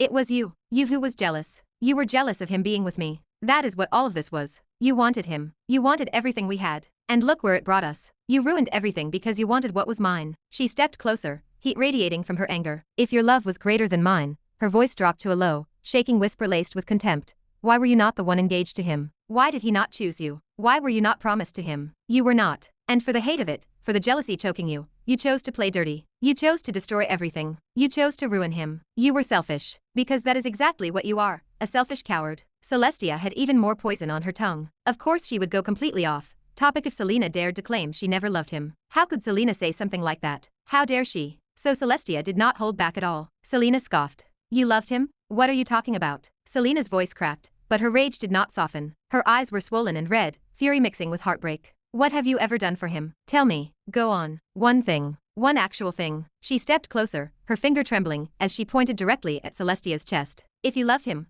would you have done what you did? Ha, would you? Her breath came sharp and uneven, her chest rising and falling with the force of everything she had been holding inside for years. You did not love him. You disliked him. You avoided him. You judged him. You looked down on him just because he was not able to get stronger. Celestia opened her mouth, but only air escaped, her throat tight. Selena did not stop. She took another step forward. This time her words were like knives, each one dipped in the years of guilt and desperation breaking her apart. Do I need to remind you of something? Should I remind you of what you said that day? How you were the first one to call him a liar. How you nodded your head against him in the court. Celestia flinched a little, but Selena would not let her look away. Why do you think I was so sure my plan would work? Why do you think I dared to accuse him of trying to rape me? Her voice cracked, raw, remorseful, furious. Because I knew you. I knew exactly how you thought. I knew you were just waiting for a chance. Any chance, even a tiny excuse to break your engagement with him. Celestia's pupils shook violently. Selena did not care. I knew that the moment I pointed my finger at him, the engagement would shatter. You would be free. Your little dignity would stay perfect. You would never have to marry a man who was not born strong enough for a princess. Tears streamed down her face, but she did not blink them away. She let them fall. And guess what? It worked. Her lips trembled. It beeping worked perfectly. She choked out a shaky breath. I was proved right. If you really loved him, if you truly did, would it have worked so easily? Silence. The kind that suffocated. Selena's voice lowered, darker, breaking but firm. It worked because you never loved him. Celestia just stood there listening, just silently looking at Selena say all that. Selena's chest heaved as she finished, her breath shuddering, her eyes burning, not saintly, not composed, but devastated and furious. Her tongue dripped venom, not because she wanted to hurt Celestia, but because she was defending Razeal, the man she believed she loved more than anyone else. Even if her love had been twisted, even if her actions were unforgivable, her feelings were real to her. Too real. So real they tore her apart. The saintess mask was gone. The holiness. The restraint. Everything gone. What stood there was simply a woman wild with heartbreak, guilt, jealousy, and devotion who had finally snapped after burying everything for far too long. You. Celestia's lips trembled. Chapter 271. You. Celestia's shoulders trembled. They literally trembled. Selena's words stabbed right into her chest one after another. Every single word felt like a slice, a cut, and the worst part was that she could not even defend herself. She could not say she was wrong because she was not. Because Selena was not lying. Because every bit of it was true. Her eyes clouded in genuine confusion. Did I never love him? The thought hit her suddenly and violently, like she punched herself in her own chest. She tried to shake her head a little, as if trying to put her thoughts back in place, but everything was falling apart inside her head. No, of course she loved him. If she did not love him, would she ever have accepted the engagement in the very first place? Was her mother going to decide for her who she would marry? Obviously not. That was never how it worked. She was the imperial princess. Her mother would never force anything on her like that. She was the one who went to her mother and said she wanted to be engaged to him. She remembered that day clearly. She was young, excited, and nervous. She wanted him. She chose him. They got engaged after that. And back then, she was genuinely happy. Just that alone proved she loved him. And yes, after she grew older, after responsibilities and the throne and pressure became real, and actually,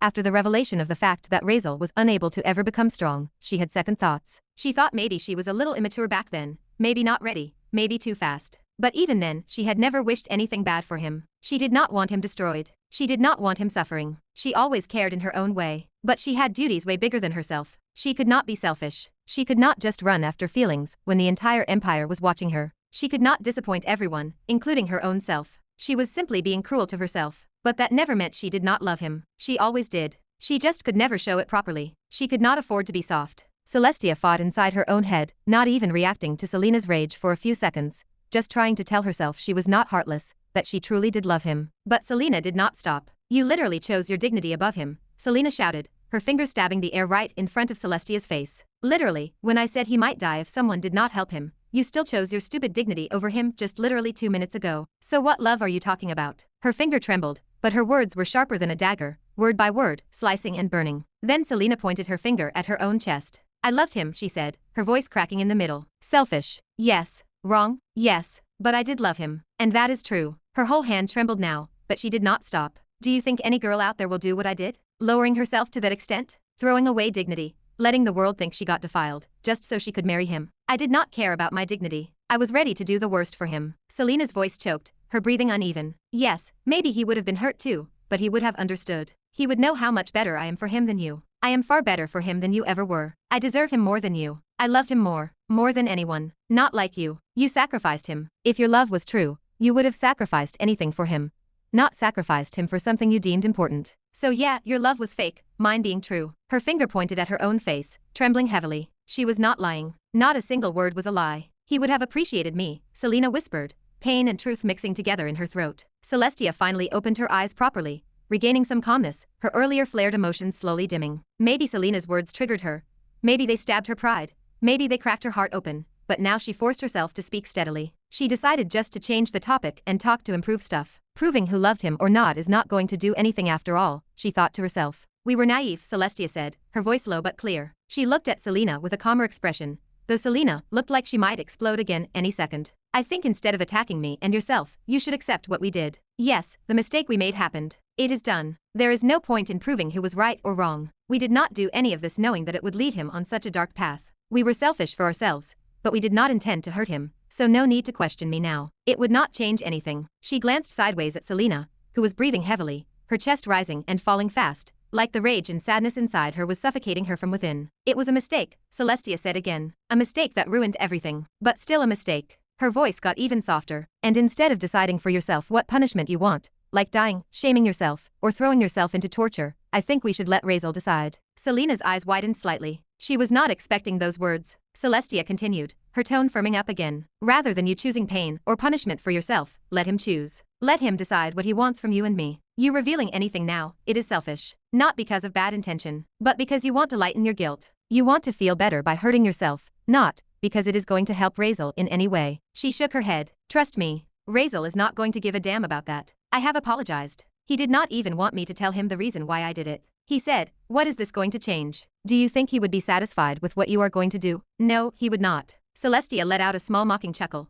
But it was not really mocking. It was bitter, helpless, the sound of someone who already got slapped in the face by reality and had no strength left to pretend anymore. The thing is, we want to be forgiven. Celestia turned fully toward Selena now, walking closer, step by slow step, until she stood directly in front of her. Their faces were close. Their eyes connected, clashed, and trembled with emotions neither wanted to show but could not suppress. From his mouth, we want to hear that he understands why we did what we did. And then we will try to repair what we destroyed. To give him happiness or whatever he wants. Celestia's voice softened, not gentle, but heavy and serious. I will accept any request from him, as long as it is reasonable. She paused, inhaling deeply. I want to give him a better life. Something that might help him forget the pain and suffering he went through. That is all we can do now, Selena. And you should really understand one thing. Her voice shook, but she kept her chin high. We, and no one else, can change what already happened. No one can. Her eyes did not waver as she said it. Selena finally lowered her head, her eyelashes trembling. That is going to change nothing, she whispered, the words barely holding themselves together. I do not think there is anything that will make him happy after what happened,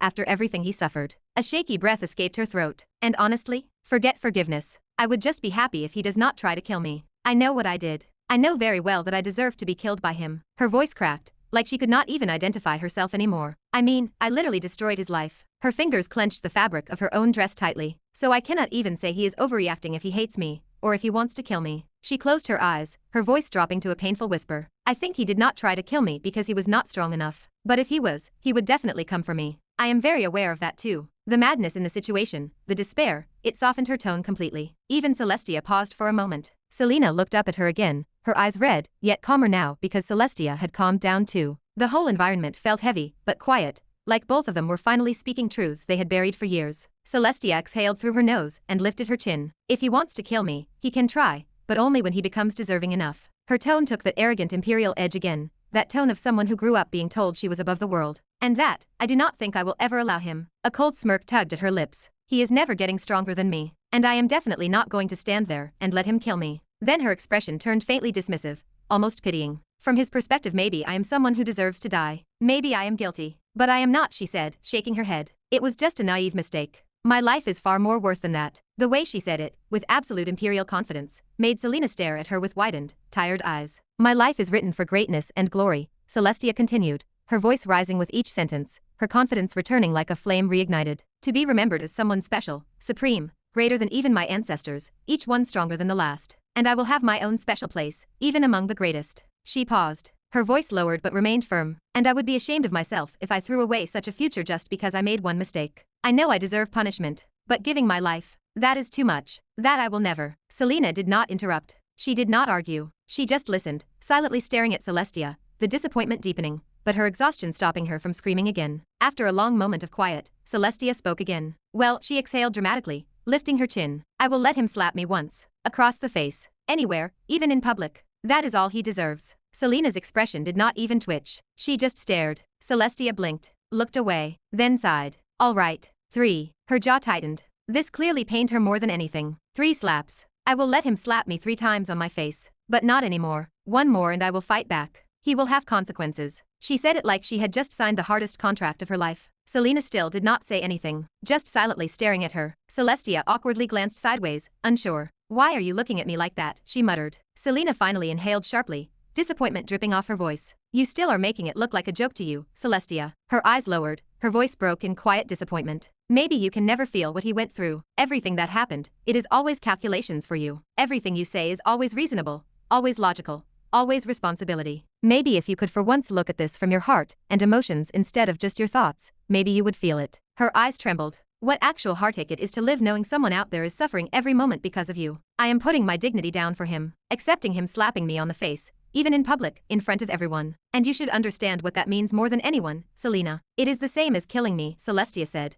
her voice trembling just a little even though she tried to appear composed. I did that because I care to, okay? She looked back at Selena, her platinum eyes narrowing, full of wounded pride trying to defend itself. Selena did not argue. She just exhaled shakily and shook her head, wiping the tears on her cheeks with trembling hands, trying to regain some composure. Sure, she whispered, weakly, as if she had no energy left to argue anymore. She wiped more tears away, breathing unevenly. I just hoped the world was like how God says it is. Her voice lowered to a murmur, raw and exhausted. If only things could be solved with just prayers, maybe none of this would have happened. Her fingers squeezed themselves tightly. As many prayers as I did, so many, begging him to give me Razeal. Her voice broke. If he had blessed me with him back then, if things had aligned just a little differently, this point would never have come. She let out a soft, pathetic laugh. What am I even doing? She muttered to herself. I feel like I am going to lose my trust in God at this rate. Honestly, it is ridiculous. Celestia's brows furrowed. She watched her friend, so full of confusion. I remember the words you used to say when you were a child, Celestia said suddenly. Ha! Selena looked up, her eyes swollen and unfocused. If you are not getting something even with praying, then think how bad it must actually be for you, Celestia said calmly, repeating the same old quote Selena herself used to say. Selena stared at her in silence. She remembered those childish words clearly, but hearing them now, from Celestia's mouth, that made it sound weird. It is not the same thing, she murmured. It is different, cells. Celestia shrugged softly, almost dismissing it. She did not push further. For a moment, silence stretched between them again. Then Selena drew in a breath full of hesitation, fear, and hope, all tangled together. So, what do you think? What might be Razeal's reaction if I told him the truth? She finally asked. Celestia blinked, tilting her head. About what? That, Selena swallowed hard. Her voice trembled. That I did all that because I love him. I know it is bad to even think like this now, she whispered, rubbing her fingers together anxiously. But what if he gets complicated inside, and maybe forgives me? Chapter 272. I know it is bad to even think like this now, she whispered, rubbing her fingers together anxiously. But, what if he gets complicated inside, and maybe forgives me? Celestia raised an eyebrow at her, her face clearly saying, use proper words, woman. Selena groaned and covered her face for a second, before forcing herself to speak plainly. I mean, what if I tell him everything? That I love him. That the whole reason I did it was because of that. Her voice dropped to a whisper. Is that not basically a confession? She did not dare look at Celestia now. Do you think, if he decided to let the past be past, if he forgave me, do you think there would be a chance that he would say yes? Her voice cracked painfully at the end. Celestia just stared at her with a completely deadpan expression. I do not know, she said flatly, then added, with a sudden coldness that sent a shiver down Selina's spine. But I hope not. Selina's head snapped up. What do you mean hope not? Her eyes narrowed dangerously, her tone sharp, defensive, offended. Celestia folded her arms and looked away, annoyed. I said I do not know, she repeated. But I do not think there is much hope. And honestly, first focus on getting him better. Think about these stupid ideas later. She clicked her tongue softly. What could be better helping him than him marrying me? Do you not think most of the stuff, and the situations even now going on with him, can get better? And I am sure I can. Definitely make him the happiest man alive too. She tossed her golden hair lightly over her shoulder, regaining a bit of the pride she always carried as saintess,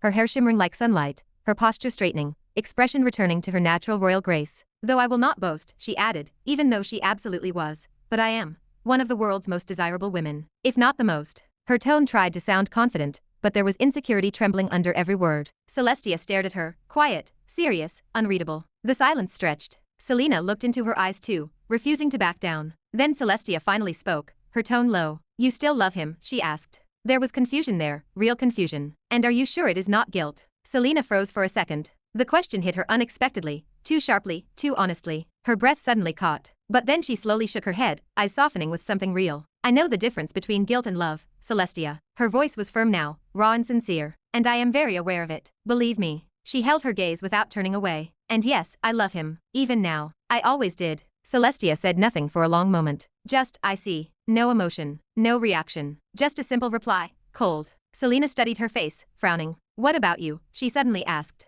What are your feelings toward him now? Do you love him now? Celestia blinked slowly. What is the meaning of this question? Her expression did not change at all. I am asking, Selina insisted, because you left him. You left him because he was not strong enough. Because, as you said, he was not deserving of you. Her tone sharpened. But what if he got strong enough? What then? Would you start? Celestia's eyes narrowed slightly. I asked, what is the meaning of that question? Her voice was colder now, more firm. Selina did not back down. I just want to make sure, she said, leaning a little forward, eyes holding Celestia's, that you will not be my enemy, if I succeed in getting him back. There, she said it. Direct. Clear. No more dancing around the topic. Celestia's expression instantly changed, sharpening, hardening. Her eyes glowed faintly platinum, like a dormant storm waking up. Now you are challenging me, she said slowly, her aura slowly rising, majestic, suffocating. Do not misunderstand me, Selina. She stepped closer, the air growing heavier with her presence. If I truly like something, there is nothing in this world that can stop me from getting it. She did not blink or even falter. She just kept going, each word sharper than the last. And believe it or not, whether I am right or wrong,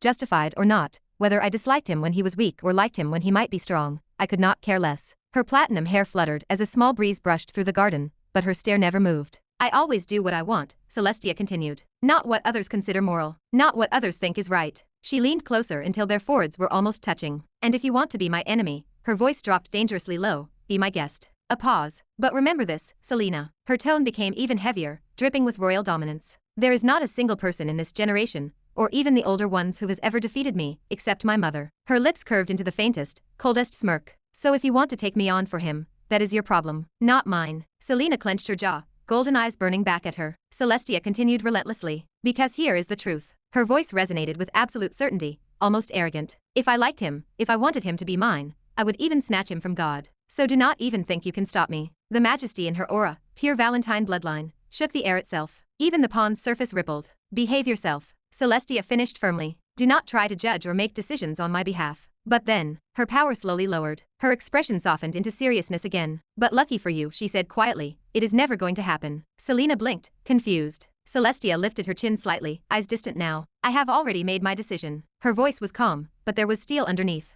I will not like someone, nor accept a partner, unless they can stand against me, truly withstand my serious attacks at the very least. She looked down at her hands as if she were remembering something painful. And I know, no one will ever reach me. Not in this world. Her eyes hardened. But, at least, they should be able to stand on their feet after one of my serious moves. But Razeal. She shook her head slowly. I know he will never reach that. Not even close. She exhaled. So you can have him. Because even if I loved him the most, her voice lowered, trembling slightly at the edges, my dignity would never accept it. She placed one hand on her chest. I would rather choose my principles, my future, my throne, over my feelings. Her eyes grew distant, cold and lonely. Feelings are not things for people born for greatness, she whispered. I cannot accept that. Selina stared at her, silent, as if trying to understand how someone could be so divided between love, pride, and destiny. Then she finally spoke. Very well then. Her voice lowered, firm, golden eyes shining bright. I hope you do not. Because if it is for him, she stepped forward, her aura pouring out, I will take you any day. Golden radiance burst behind her.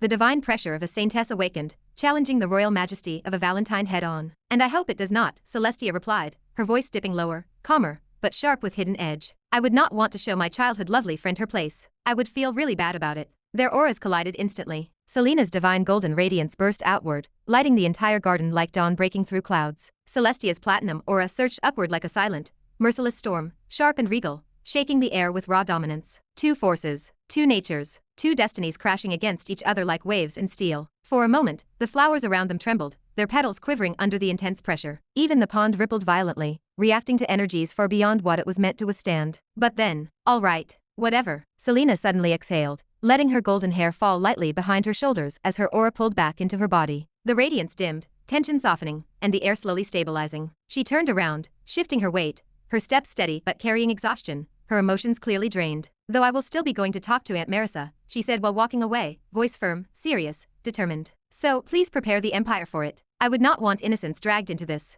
Though I will try to handle it myself. Her fists were clenched, barely trembling. I know, well, I hope Aunt Marissa will understand me, and will not take her anger out only on me, because I am the only one deserving of it. She did not hesitate or look back. She simply informed Celestia, and kept walking, each step slow but filled with a resolve she had not shown in years. I would not do that if I were you. Celestia's calm voice broke through the air behind her. Selena stopped, then turned around, frustration forming on her face. Do not worry, Selena said, irritation clear, as I said. I will not pull your name into this, so you do not need to be so concerned about it. I am not saying it because of that. Celestia walked a few steps closer, arms loosely at her sides now. I am telling you because Lady Marissa is not here. Selena blinked. What? She went to look for Razeal, Celestia said. In Atlantis. She already left. So there is no need for you to go to the Virulin mansion. The only person you will find there is Nova. What? Aunt Marissa really went to look for him. Selena's eyes widened. A breath she had been holding for days escaped her chest in a long, shaky sigh of relief. She whispered, almost to herself, thank God. I thought she would not go, still stubborn thinking she was right. Her shoulders relaxed. A fragile, relieved smile appeared like a dying ember slowly reigniting. The relief, I cannot tell you, it is big, Celestia. Thank you, Selena said sincerely, placing a hand over her heart. Celestia only nodded silently. All right then, I will go talk to Nova, Selena said as she turned around again, preparing to walk away once more. Wait, what? Do not do that. Celestia almost choked on air. Selena stopped again, eyebrows twitching. What now? She asked, genuinely irritated. Do not go to her, Celestia insisted, raising both hands, shaking her head dramatically. It is literally the worst idea you can have, and the worst thing you could possibly do. And why not? Selena asked, crossing her arms. Celestia stared at her as if Selena had grown two heads. You need me to tell you the reason. Celestia looked at her as if she were an idiot. I mean, she is crazy. Selena blinked, then sighed deeply, placing one hand on her forehead. Ah, right, yeah. I forgot. She dragged the words out like her brain was finally catching up with reality. Nova. Of course. Selena looked back at Celestia again, and exhaled heavily. I will think about it, but I still need to talk to her. Her voice softened, even though irritation still lingered. I must talk to her. She turned around again, her golden hair flicking behind her as she began walking away. Celestia threw her arms up in the air, completely baffled. What is even happening? She mouthed under her breath, looking at Selena like she was walking straight into the den of idiots without armor or common sense. But she did not call after her again. She just rubbed her temples, annoyance mixing with disbelief. The garden fell quiet once more. A silence returned, but it was not peaceful, because neither of them noticed the presence standing quietly behind one of the tall willow trees, a presence that should not have been able to enter at all. High above, right on the very tree Celestia and Selena were fighting under, just a little behind the old stone bench, on a thick, sturdy branch that swayed softly with the breeze, a man sat silently. Pure white hairs and pure white eyes. Riven. His long legs hung lazily over the branch edge, one hand braced on the bark, the other pressed tightly to his forehead as if physically holding back the headache blooming there. His face twisted with exasperation as he stared down at the scene below. This is just ridiculous, he muttered, voice dry and filled with disbelief. His fingers dragged down over his face, obscuring his eyes for a moment, before he spread them apart and peeked through, watching Selena crying her heart out, and Celestia arguing like a storm disguised in royal silk. He clicked his tongue loudly. These two idiotic creatures. Destiny and fate have deemed them so important. Chosen, blessed, protected. Ah yes, central figures of the era. He mocked sarcastically, waving one hand dismissively. And here they are, just destroying everyone around. He leaned back against the trunk, head thumping lightly against the bark. What is even happening? A deep, long, soul-tired sigh escaped him. This was not supposed to happen at all. Now that I think about it, I need to meet that bastard, he murmured. He is disturbing too much now, bending things he should not even be able to bend. And how the hell did he even do it? A decision flashed in his eyes. He straightened, body tensing with resolve as he sighed. I need to talk to Razeal, he said finally, before this spirals even further. And with that, Riven vanished from the branch, silent as a ghost. Meanwhile, below, Celestia and Selena had absolutely no idea that someone had been eavesdropping on every word. Chapter 273. Arkha. Maria staggered forward the moment her feet hit solid water ground again. Her knees bent, her whole body wobbling like a drunk toddler. One hand slapped over her mouth, the other grabbed her stomach with pure desperation. I swear, I'm never going to get used to these spinning whirlpools, she croaked, half bent over. They spin everything inside me, my soul, my brain, my stomach, my intestines, everything is still spinning. She gagged softly. Razeal of course just ignored her. So are we in the second sea now, he asked, his voice smooth as if Maria was not dying beside him. He stared ahead, gaze locked on the breathtaking coral city blooming in the watery distance. The entire underwater world seemed alive, glowing colors, carved coral architecture towering like living temples, streets flowing like liquid crystal, and a faint hum of a dense population radiating from the depths. His crimson eyes narrowed further as he absorbed everything. And then he glanced behind at the thin, impossibly straight invisible line in the ocean where the water shifted color. The border. The same type of dividing line he had seen before,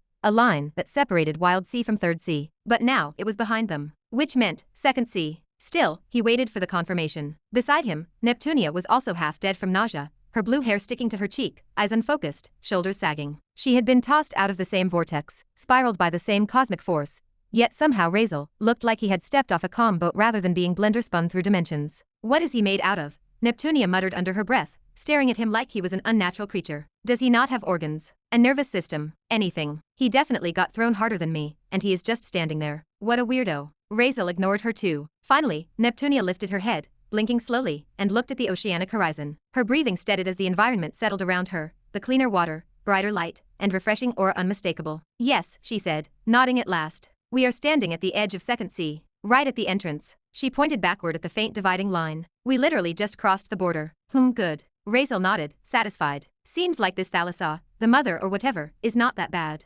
Neptunia's eye twitched. Mother Thalassa, she corrected sharply. Razeal continued casually, unbothered. She did send us back here, even carried us forward some distance. I remember we were teleported into the ancient battleground right from the middle of Wild Sea. Neptunia muttered again under her breath. More like she yeeted us out because someone half-destroyed her battlefield, she said in her head, still remembering his last attack, the one that annihilated billions of sea beasts in a single strike. It made her spine cold even now. Razeal of course did not notice whatever she was saying in her head. He kept staring toward the glowing coral city. So, should we go in now, he asked. Of course not yet. Maria suddenly marched in front of him, still holding her stomach, eyes wide as she glared up at him. Razeal blinked, confused. What? I mean first, Maria snapped, jabbing a finger upward toward his chest. You are going to tell me what the beep you did to me. Razeal stared. Maria continued, eyebrows scrunched, voice rising in frustration and panic. I definitely have no idea, none, about what happened. And do not you think at least a little explanation is needed? You took my heart out, then put some other heart in. I want to know whose heart it was. She thumped her chest lightly.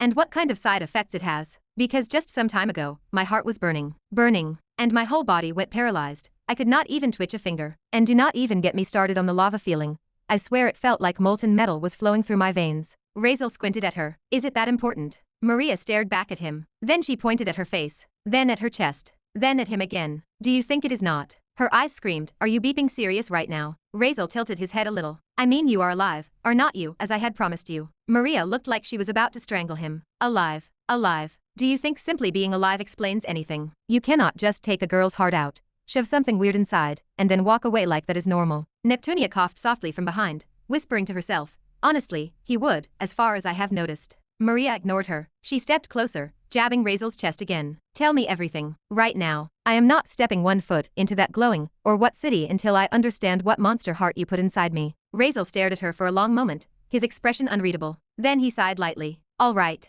Razeal slowly nodded, rubbing his chin like he was trying to gather the correct words from the scattered mess inside his head. His crimson eyes narrowed as if he was genuinely considering where to even begin with this madness. So first of all, he finally said, calmly, almost too casually for the weight of what he was about to say. Congratulations. You are no longer a full pure human. Maria literally froze as her eyebrows shot up, mouth parting a little, even her brain stopping a little. Ha, it was not even a normal confused sound. It was the type of confused noise a person makes when their entire understanding of reality just gets drop-kicked out of their skull. She could practically see floating question marks spinning around her head like mocking little birds. Not a full human. What do you mean by that? Maria asked, her voice raising half an octave, as she stared at him like he had just told her she was secretly a goat. Razeal just shrugged slightly, still rubbing his chin lazily. Well, I will not explain much, at least not in complicated terms. So let me tell you in your own language. Maria narrowed her eyes dangerously at that comment, but he continued before she could punch him. The heart I replaced into you was from an 8th ranked being. A very different race. So because of putting that into your body, your race has been slightly altered. He said it calmly, as if he was explaining she had gotten a haircut or lost a shoe, not that she had been turned into something not human. Maria's eyes widened even more. An 8th ranked being's heart, she whispered, disbelief ripping through her voice. Her mouth hung open, truly agape. Anyone who was not an idiot knew what an 8th rank meant. There were very, very few beings in the world at that level. Even her mother was one, and that alone made her aware how terrifyingly powerful an 8th rank being must be. So how the hell did he get the heart of one? She stared at him suspiciously, eyes scanning his annoyingly handsome face. His expression was cold, composed, almost bored, like all of this was normal. But Maria could not stop thinking. He really might be strong enough to steal a heart like that. He is weird enough too, and terrifying enough. She reluctantly shook the thought away. So she finally said, still trying to process this. Which race am I now? I mean, which race did that heart come from? She kept staring at her own arms, her skin, her fingers, scanning herself for anything unusual. She knew about heart fusion theories. They were not new, but they were rare. Extremely rare. Only insane people or desperate people even attempted it. And the effects were different. Dragon hearts granting insane mana storage, elemental hearts granting affinity and elemental mana flow, magical creature hearts giving weird unique powers. But none of those felt right with what she experienced. She had no scales, no wings, no elemental phenomena swirling around her. So what the hell? Well, Razeal said, drawing out the word as his eyes flicked over her like he was preparing for her freakout. That was the heart of a demon. A greater devil, to be exact. A very high-ranking demon. You can say you are very lucky. He said it and then looked away again, rubbing his chin thoughtfully like he was deciding how much to reveal. He knew she had never heard of this race. He knew she would not understand any of this. Demons did not exist in this world. Not in records, not in myths, not in legends. So hearing this, it was like telling a farmer their cow had turned into a spaceship. A demon? Maria frowned hard. What? Devil. Greater devil. High-ranking demon. She blinked at him rapidly, processing the sheer level of nonsense he had just thrown at her. You are not talking bullshit to me, right? I have never heard of this kind of race. Not in any history books. Not in ancient bestiaries. Not in religious texts. Nothing. Believe me, lying to me is stupid. Because I will not believe it. I have read about almost every magical race in this world, and I am 100% sure there is no such thing as demons or devils. She crossed her arms and glared up at him like she was absolutely sure he was messing with her. Razeal deadpanned. I am not lying. He pointed his finger directly at her forehead. And joke's on you. You are now half demon. Right now. So saying demons do not exist would mean you do not exist. Maria stared at him with the expression of someone who was questioning all her life decisions at once. She swallowed slowly, then turned her head stiffly toward Neptunia. Have you ever heard about demons? She asked, almost desperately. Never. Neptunia shook her head firmly, her blue hair swaying with emotion. Never heard of such a race either. Not even once. Maria's gaze immediately snapped back toward Razeal. She did not speak, not that she needed to. Her stare said everything loud enough. Do not lie to me. Tell me the truth. Razeal simply shrugged casually, almost lazily, like she was accusing him of stealing cookies and not rewriting the biology of her entire existence. You two not knowing about it is not my problem, he said, staring directly into Maria's eyes with cold seriousness. Just because you do not know about it does not mean they do not exist. And I have zero reason to lie to you about it. Maria's breathing steadied. She looked at him a moment longer, trying to read him as if to see if there was even a crack in his expression. There was not. Not that she was confident that she could read this bastard. He has always been weird to her, honestly. All right, she finally murmured, exhaling slowly as she nodded. Fine. Clearly I do not have many options here. So tell me about demons. That request made Razeal pause. He slowly tilted his head, studying her from head to toe like he was evaluating her worthiness to hear the answer. Then he fell silent. He was deciding what to tell her, and also deciding how much to hide. Because the truth was something he absolutely did not want to explain. Definitely not now, and maybe even never. There was no point telling her that demons were from another world. That they were feared, hated, hunted. That their existence was wrapped in blood and calamity, and whatever other shit. So he chose the easy option. Lie. And lie beautifully. Well, Razeal finally spoke, his voice smooth. Demons are very interesting creatures. A high-level race. That is the simplest way to say it. Maria and Neptunia both leaned closer, curiosity shining in their eyes. Then Razeal suddenly asked, have you heard about angels? Maria blinked. Of course. Who has not?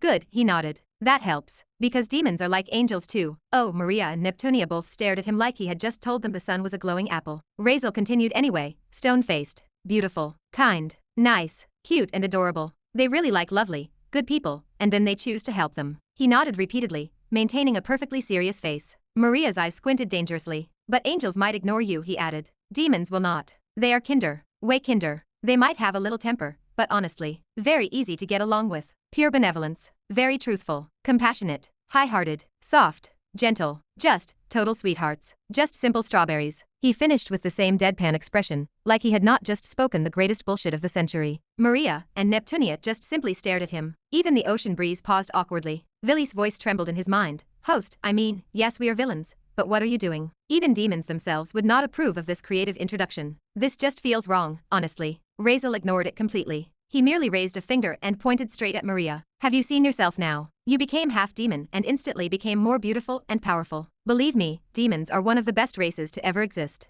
Maria narrowed her eyes even more. It was honestly bizarre hearing him praise anything. Suspicious even. Like he was hiding something. She gave him a look that practically screamed, "You are lying. I know you are lying." Razeal did not care. If you do not believe me, ask her. He jerked his chin toward Neptunia. You definitely improved. Neptunia blinked, then awkwardly looked at Maria from head to toe. And then the strangest expression crossed her face. You did, Neptunia admitted slowly. You were very beautiful already, but now you definitely improved. Her gaze lingered too long on Maria's chest, and then her thighs, then back up again. Her cheeks puffed slightly with a tiny spark of envy. Definitely jealous. Maria caught Neptunia's gaze briefly, then lowered her eyes again, staring down at herself. Something about Razeal's words, his tone, his expression, it all felt strange. Suspicious even. Like every sentence he spoke was dipped in honey only to hide the poison underneath. Demons, benevolent. That alone felt ridiculous, like no race that kind, that loving, that pure sunshine could exist without anyone in the world knowing about it. It made no sense. Demons, ha, Maria thought internally, squinting slightly. Before she could continue doubting him, the water before her rippled suddenly. The surface twisted, swirled, and then rose upward like a sheet folding itself. In seconds, it shaped into a perfect circular disc, smooth, reflective, a mirror of shimmering water. Maria blinked, then stepped in front of it. Her breath got stuck in her throat. Kai-a-a-a-a. Her scream echoed across the entrance of the second sea. She slapped both hands to her face, and leaned so close her nose almost poked into the watery surface. My left eye is red. What the hell? What happened to my beautiful aqua blue? Now I look weird. Why one blue and one red? What kind of mismatched demon accessory is this? She tugged at the bottom of her eyelids with both hands, pulling her face down comically while screaming. Even Neptunia took half a step back. Then Maria suddenly froze. Her eyes narrowed slowly. Her gaze slid downward, very slowly, very suspiciously, to her reflection. Her chest, her waist, her hips, her thighs, her entire body. Wait. She leaned even closer, squinting hard. Did I just become sexy? Neptunia coughed in the background, almost choking on her own spit. Maria ignored both, as she continued intensely inspecting herself. Her curves sharper, her thighs fuller, her waist tighter, her skin glowing, her legs longer, her entire figure like someone took her old body and pressed the upgrade to goddess mode button. The dress she wore, she had replaced it earlier with one from her storage ring, because the previous one was ripped apart by a certain someone, but now that dress was fitting differently. The fabric stretched tighter across her chest, clung smoother to her hips, and rode higher along her thighs. No wonder it felt different. And then, she noticed something else. I am taller. Maria nearly tripped. She backed away from the mirror like it had offended her. How did I grow? I was not this tall before. I swear I grew like 3 or 4 inches. My whole dress seems shorter because of it. Her voice cracked. This was too much. Demons. Devils. Becoming hotter. Growing taller. Red eyes. This is just the best thing that had happened to her, except the red eye of course. Is this because of that heart too? She whispered. Am I really half demon? She blinked rapidly, confusion, awe, irritation, excitement, and shock swirling violently inside her. Razeal hummed as if deep in thought, then opened his mouth, and immediately began bullshitting again. Well, just a thing to realize, he said, lifting one finger dramatically. Good thing about devils. Believe me, the kind of devil who is also the Lord of Hell, Lucifer, he was created by God himself. Maria and Neptunia looked toward him. Razeal continued without shame. It is said he was made from,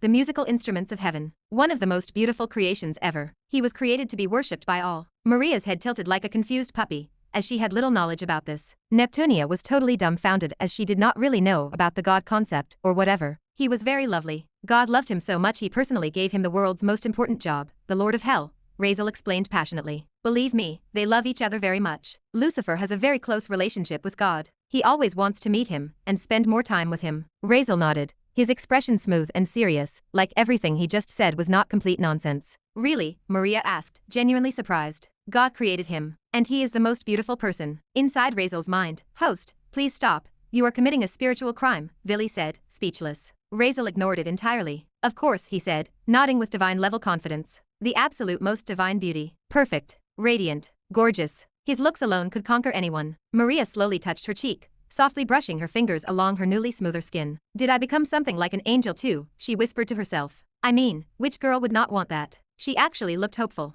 Razeal internally smirked. Then Maria remembered something. And what is hell again? She asked suddenly. You said this Lucifer guy was the Lord of Hell, put there by God himself. Razeal did not even blink. Well, it is a good place, he lied again smoothly. Only special people deserve to go there. Kind, nice, wonderful souls. It is like a paradise of beauty and fun. Maria stared. Neptunia whispered to Maria, leaning closer to her, is he mentally stable? Basically, Razeal concluded, hell is one of the best places ever. Maria narrowed her eyes sharply. Means you are never going there, she said flatly. Not even by accident. Razeal froze mid-sentence. He coughed into his fist lightly. Ah yes, certainly. He smoothed his coat with unnecessary force. But you definitely deserve a place like that. Me, I am, too short for hell. Maria stared at him blankly. Razeal gently placed a hand on her shoulder, looking down at her with the calm seriousness of a lying prophet. You deserve only the best. Maria blinked once, twice, then frowned. Why are you acting so weird today? She asked, eyes narrowing. Seriously, what is wrong with you? Chapter 274.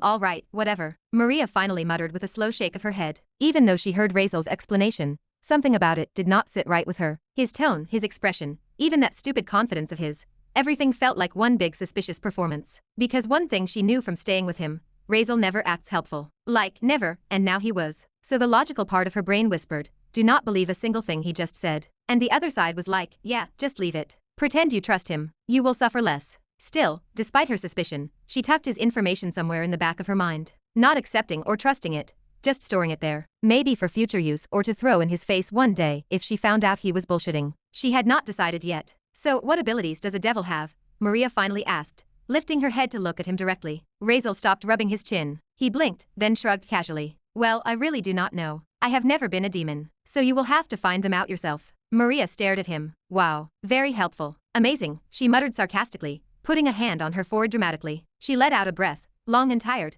but she was also undeniably excited. She could not help it. Her mind was racing with possibilities. Her whole being felt different now. She felt her skin vibrating with new strength, her breath colder, her senses sharper. Could she fly? Could she turn invisible? Could she burn someone alive by blinking? Her imagination ran wild. She rubbed her chin, thinking deeply, wondering how she could test those devil abilities. But then suddenly, another memory struck her hard. That pain, that horrible burning in my heart, my body freezing, paralysis, I will not feel that again, right? She turned to Razeal quickly, that worry she tried to hide bubbling to the surface. That pain when her heart was bubbling up, she had felt like lava squeezed into her veins. She would rip his throat out if she had to feel that again. Razeal shook his head. No, do not worry. You will not, he said calmly. It was just your race changing. The demonic heart was altering you, turning you into, well, what you are now. He paused and pointed lazily at her. Lucky for you, you have a noble ranking bloodline. Otherwise you would have exploded like wet clay getting stepped on. But you handled it. So yeah, you are half human, half demon. Or devil, actually. Devils are titles for high-ranking demons. His tone was cold but matter-of-fact, like he was reciting a grocery list instead of telling her she nearly died. So do not worry now, Razeal added. Whatever was going to happen already did. You are on your own from here. Maria nodded slowly, mind sinking into deep thought again. Her heart beat differently, her blood felt different, even her senses were shifting. There was something intoxicating about the power she felt now. But before she could sink too deep into her own thoughts, Razeal spoke again. Though I think I deserve a nice and desirable thank you, he said, lifting a brow, voice dropping into his usual irritatingly smooth tone. Do not you think? For what? Maria blinked at him. Razeal spread his arms slightly. I literally made you powerful. From a 4th rank to almost touching the 7th.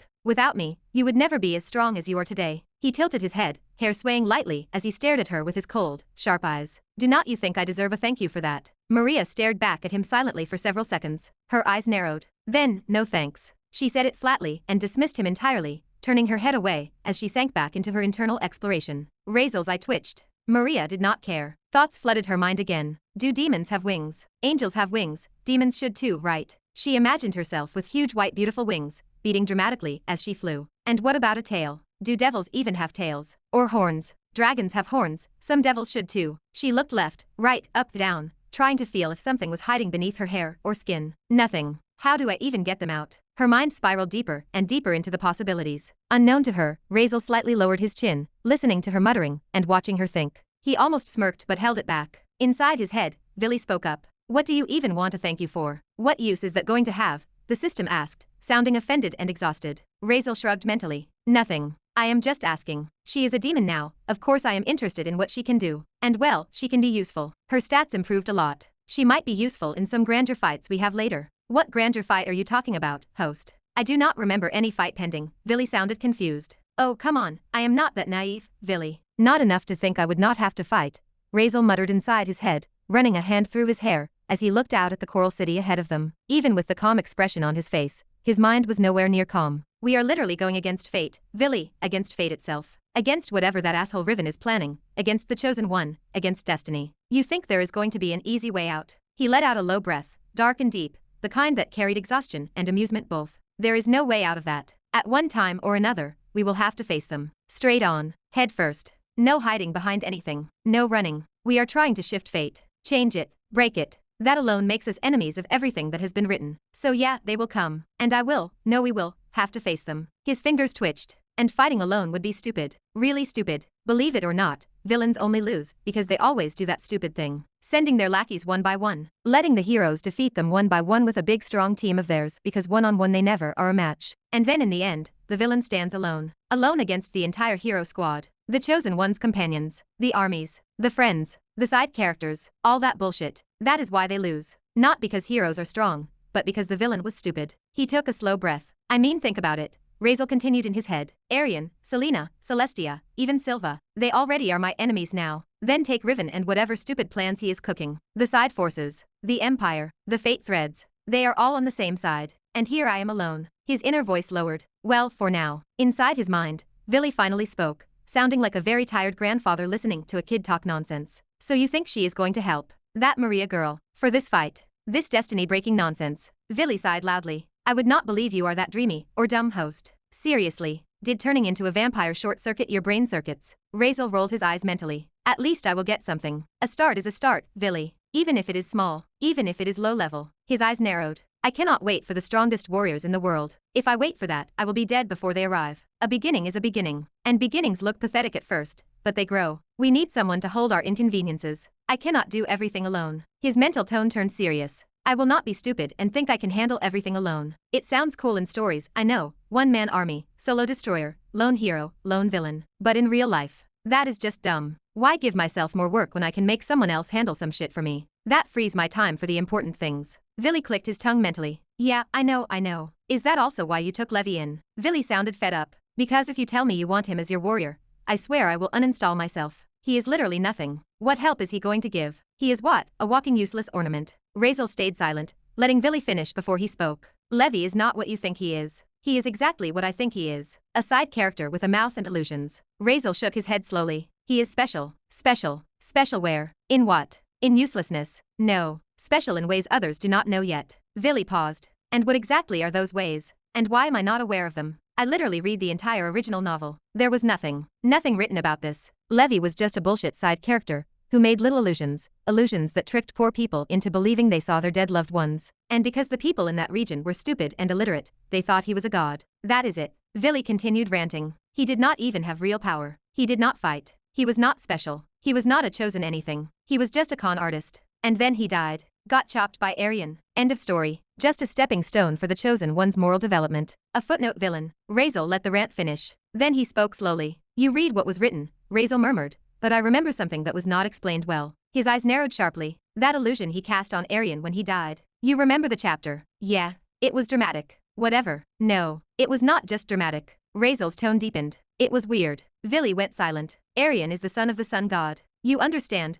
Razeal's voice lowered even more. God-blooded beings cannot be manipulated. They are resistant to illusions. Resistant to mental attacks. Resistant to everything that involves mind tampering. They stand above that. He let the thought sink in. So how did Levi, a tiny, nobody illusionist, trap him? Even if for a moment. Even if just briefly. How did he make Arian see something he should not be able to see? Vili did not answer. Razeal continued. I do not think that was a normal illusion. I do not think Levi even knows what he is capable of. Something is inside him. Something that was not explored in the novel. Something hidden. He exhaled slowly. He is special, Vili. I do not know why. I do not know how. But I can feel it. Vili sighed. You and your feelings. Razeal chuckled coldly in his head. And besides, he is a villain in this story too. Not a hero. A villain. Our side. His lips curled faintly. We villains deserve to be in the same squad. Do not you think, Vili? Well, do whatever you want. It is your choice, host, Vili grumbled inside Razeal's head, voice sounding like a tired parent watching their chaotic child wander too close to a cliff. Not like I want to babysit you. Just do not die, which you should know if you die, that means I die. So let us not beep it up. We have only one life. Razeal snorted under his breath. Do not worry, he said casually, rolling his shoulders as if death was the last thing on his mind.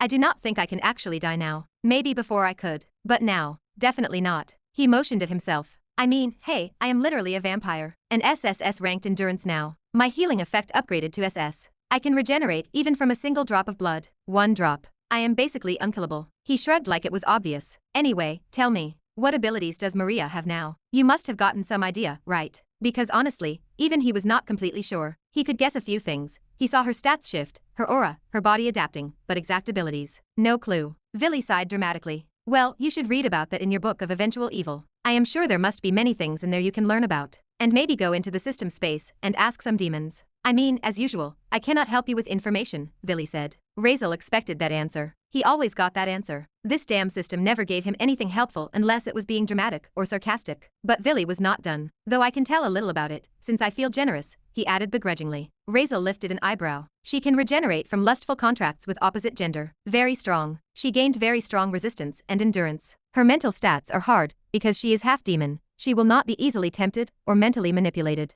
And oh, of course she also has the sin eye. Villy paused dramatically. You saw that demonic red eye, right? That is not just for decoration. That is a sin eye. Razeal blinked. Not because he was shocked but because the only new thing Villy had said was the sin eye. Everything else he already suspected or could guess from her stats. He rubbed his temple. Honestly, sometimes he wondered if this system was trolling him on purpose. It always acted like it was giving him the biggest revelation of the century. And then ended up telling him something he already knew. But the last part, yeah. That one word caught his attention. Sin eye. What is that? Razeal asked, eyes narrowing slightly. Curiosity and caution mixing. Villy immediately clammed up. That is all I can say, host. The rest you can find out yourself, from system space or that book. Razeal stared into the air blankly. Of course. Of beeping course. Whatever. I will find out myself. He sighed internally, already used to the system being unreliable. He did not even bother reacting at this point. He took a breath. Anyway, let us go, guys. If not, that original Antonio guy might still be behind us. His attention returned to the outside world. Neptunia walked beside him. Do not worry, she said. This sea is under the control of the second Sea Lord. Antonio cannot come inside, even if he wants to. She crossed her arms proudly. And besides, he has a bad relationship with the second Sea Lord. They are enemies. Razeal blinked. I see.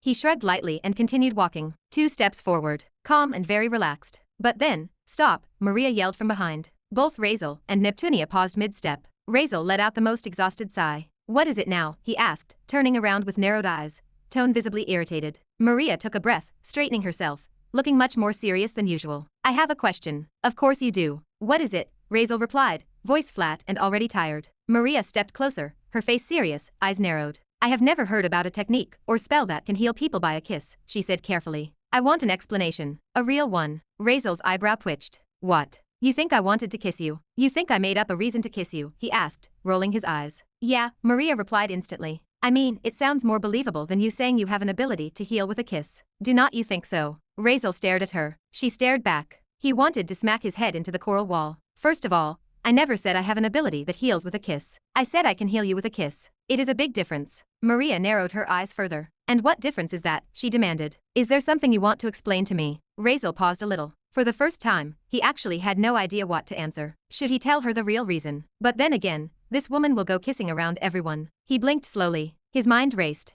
Then, he looked at her emotionlessly. In simple words, I cannot heal everyone from injuries with a kiss. It is special. Only you. Only I can heal you that way. Maria stared. Neptunia stared. Even Villy paused. Host, Villy whispered in his head. What exactly is going on here? Because this is sounding weird. Really weird. Maria's eyebrows lifted, then she leaned back slightly. Okay, now are you sure you are in love with me? She said, eyes full of suspicion. Because this is getting weird. Genuinely weird. I feel scared now. Neptunia almost choked suddenly. Because you sound creepy. Only you I can heal. What does that even mean? What am I supposed to think? Maria asked again. Chapter 275. Okay, now are you sure you are not in love with me? Maria asked slowly, pointing at him as if he was some dangerous species she was trying to classify. Because this is getting weird. Genuinely weird. I feel scared now. Her tone was so serious it almost echoed in the water around them. Razeal did not even blink. He stared down at her with those half-lidded, deadpan, annoyed as hell eyes of his. Then he slowly shook his head like she was the most delusional woman alive. Whatever, he muttered. Then, emotionlessly, he added, you are dreaming, woman. I have no interest in women, and even if I did want anything to do with women, it certainly would not be you. He did not even look back. He continued walking forward as if her existence did not matter. Maria froze. Her mouth hung open. Her finger was still pointed at him, but now she looked more confused than insulted. What the beep does that even mean? She whispered to herself, eyes narrowing in disbelief. Should I feel relieved? Insulted? Or should I take that personally? What am I supposed to feel? Even Neptunia paused beside her, blinking at Razeal's back. Then, her eyes lit up, sparkled, shimmered like she had found the world's juiciest gossip topic. Oh, now that is an interesting thing to say. Neptunia's lips curled into a grin, her eyes shining with excitement. You do not like women. Why is that? Tell me about it. Are you one of those people who prefer men? Or is there some tragic, spicy, dramatic story behind it? She teleported in front of him, blocking his path, her hands flapping on her sides like an excited puppy. Razeal looked unamused. Well, I do not know about what the first one even means, he said flatly. But I do not trust female creatures. They are all the same. Selfish traitors. He said it so calmly, as if he was stating a universal law. There is nothing desirable about a woman you cannot trust behind your back. And none can be trusted. His voice darkened, his tone turning colder with every word. I had good relationships with some, and believe me, every single one of them betrayed me. My mother, my childhood friend, even my fiancé, and yes, my sister too. Maria sighed dramatically. Neptunia had an interesting glint in her eyes. And if it was only one incident, I would understand. But all of them, every single one. Razeal shook his head, voice low. So yeah, I do not like women. I do not trust them, not even a little. They cannot be trusted. He turned his gaze to Neptunia specifically, eyes sharp and accusing. I mean, look at yourself. You lied too, he said, stopping and staring directly at her face. You knew we were humans and hid it. You lied, concealed it, for your own benefit, right? Who knows what plans you had? Neptunia's playful expression vanished instantly. Her face twisted into a sarcastic frown. Hey, it was not me who lied to you first, mister, she snapped. It was you guys. You used some kind of human methods to look like Atlanteans. So of course I acted like you were what you were pretending to be. That is not lying, that is just being intelligent. She spread her hands in defense. I had no bad intentions. We made a deal. I show you directions, you protect me. Simple, fair. What did you expect me to do? Reveal you were humans the second we met. You would have killed me right there. She gulped. Right. Razeal nodded without hesitation. Well, that is true, he said calmly. Neptunia's expression dropped. Wait, what do you mean that is true? Would you really have killed me? Razeal shrugged as if it was not a big deal. Who knows? Who knows? Neptunia squeaked, fear flooding her face. What kind of answer is who knows? You psychopath. Razeal ignored her reaction, already walking again. He paused slightly and glanced at her from the side. Tell me, will others be able to tell we are humans? I mean, clearly you noticed something. Even Antonio's son did not figure it out. So does that mean you are special? Or are there many like you? He narrowed his eyes. Because if not, I will need another concealment method. You do not need to worry, Neptunia said casually, as she flipped her long yellow hair back and matched his pace again. No one can find out what you are, except some very special people. And you will not find those types here in the second sea. So relax. She whistled lightly, hands behind her head as if she was strolling through a peaceful park, instead of walking beside the most suspicious and shiny-looking guy in existence. And honestly, she added with a smirk, with how powerful you are, people should be staying away from you,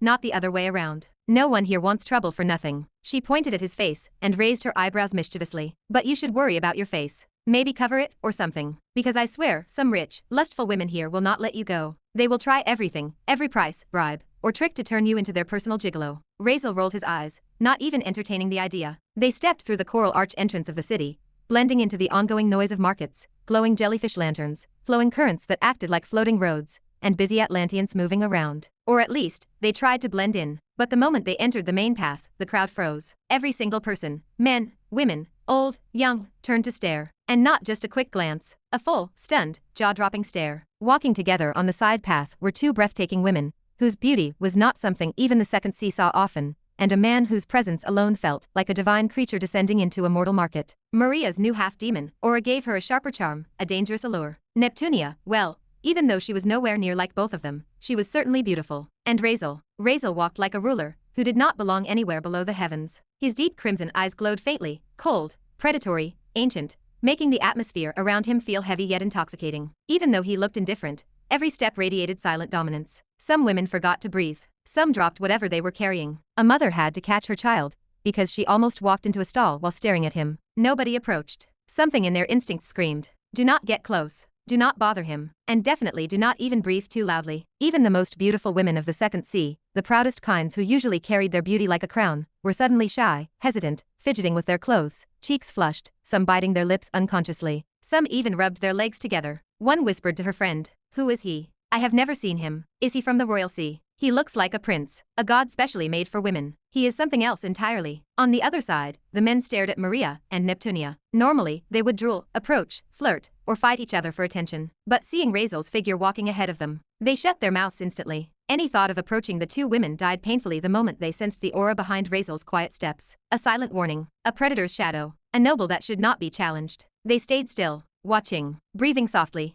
pretending they were not intimidated. Even the street vendors, who were normally loud and persistent, went quiet as the trio passed. Time slowed down for a moment. People whispered, "Who are they? They must be nobles, maybe from another sea. I have never seen them, but that guy, damn. Well, I guess some people get the good genes. I am just here looking like recycled seaweed. Definitely my mother's fault. SHH. He might hear you." The trio moved as if walking through a street of statues. Neptunia eventually broke the silence because she, unlike the rest of the city, was not afraid of Razeal's aura. "So," she said, bumping his shoulder lightly with hers. "What were you talking about earlier? The women who betrayed you. I am curious." Razeal did not respond. Neptunia kept going anyway. "I mean, come on, explain. What is the story? How many? Why did they do it? What happened? I really want to know. All women are not like that, you know." Maria glanced sideways, pretending she was not listening, but her slowed steps said otherwise. Neptunia stepped in front of Razeal, walking backward while facing him. "And besides," she continued, "you are not going to die alone, right? Even if you do not trust women now,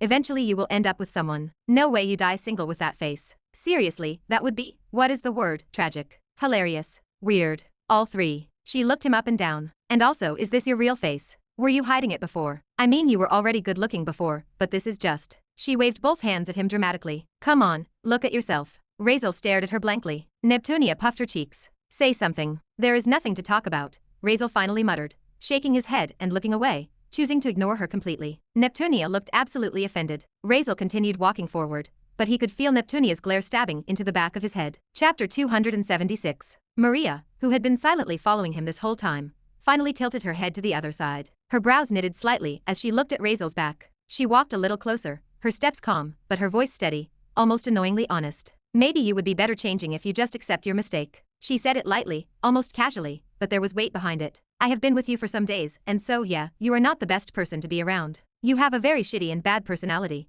but you are definitely better than what you should be." Her eyes flickered over him. Her expression shifted with something between annoyance and reluctant understanding. "Maybe because of what they did, you improved for the better," Maria continued. Her lips lifted into a sarcastic, little smile. She did not even look at him directly now, her gaze staying half sideways. "At least now you are not as disgusting as what people used to say about you." She let out a slow breath. "You are not a bad person. It is just you are running from everything. Maybe it is time for you to forgive yourself." Her tone softened slightly. "Not much, but enough. And stop hating women just because it was your fault to begin with." She shrugged slightly. "They did, what they thought was reasonable. Betrayal is not the right word for it." She said it all with that sarcastic smile still tugging at her lips, as if she were not fully serious yet somehow was. She was saying the words she thought he needed to hear. Her attempt at helping him in the most Maria-like way possible, blunt, sarcastic, careless on the outside, overly observant inside. She could see clearly he never recovered from that past incident. It clung to him like a second skin, a wound left open for too long. It was because of that one thing, whatever happened back then,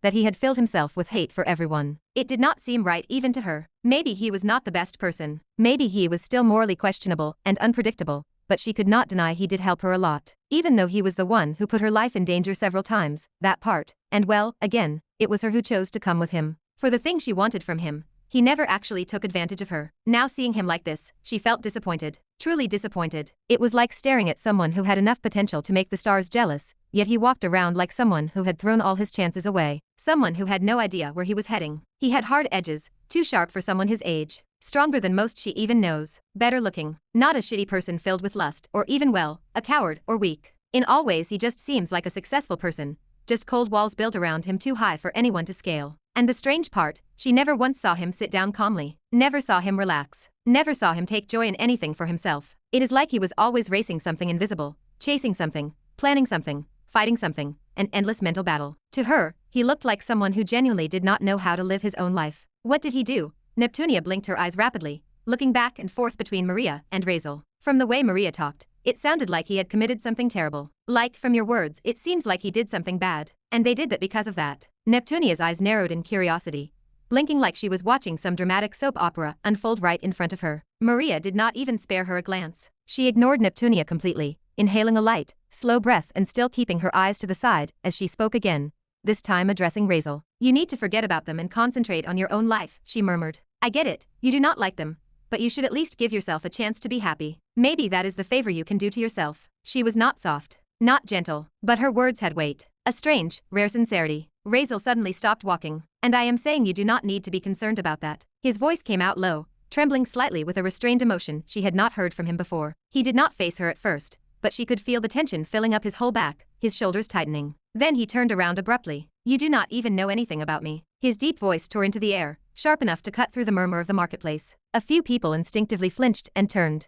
The first time you saw me, not even knowing about me, you called me disgusting, he continued. His chest rose and fell, his crimson eyes beginning to burn brighter. You tried to get me kicked out from there, all just because you listened to the words around them. His words spilled out fast, raw. Even if they all were lies, or something else entirely, you do not know how it feels to be accused of something you never did. His voice cracked slightly, not from weakness but from anger. Pure, unfiltered anger. You just know how to act like you know something, he spat. And you think that just makes you right when all you are doing is being childish and acting like an ignorant noble brat, which you beeping are. Maria just stared at him, letting him yell at her. Trying to be heroic when all you are doing is stupidity, Razeal roared. You literally made me your enemy just because you wanted some attention. His hands trembled as he pointed at her in small, sharp gestures. Do you know how stupid that was? People around them stopped walking. Heads turned. Conversations died mid-sentence. The entire street slowly froze. If I wanted, I could have killed you, he growled. You think I did not have ways? Maria still said nothing. Her gaze held him calm, steady, almost challenging him to let it all out. I just did not beeping want to become the villain that the world wants me to beeping become.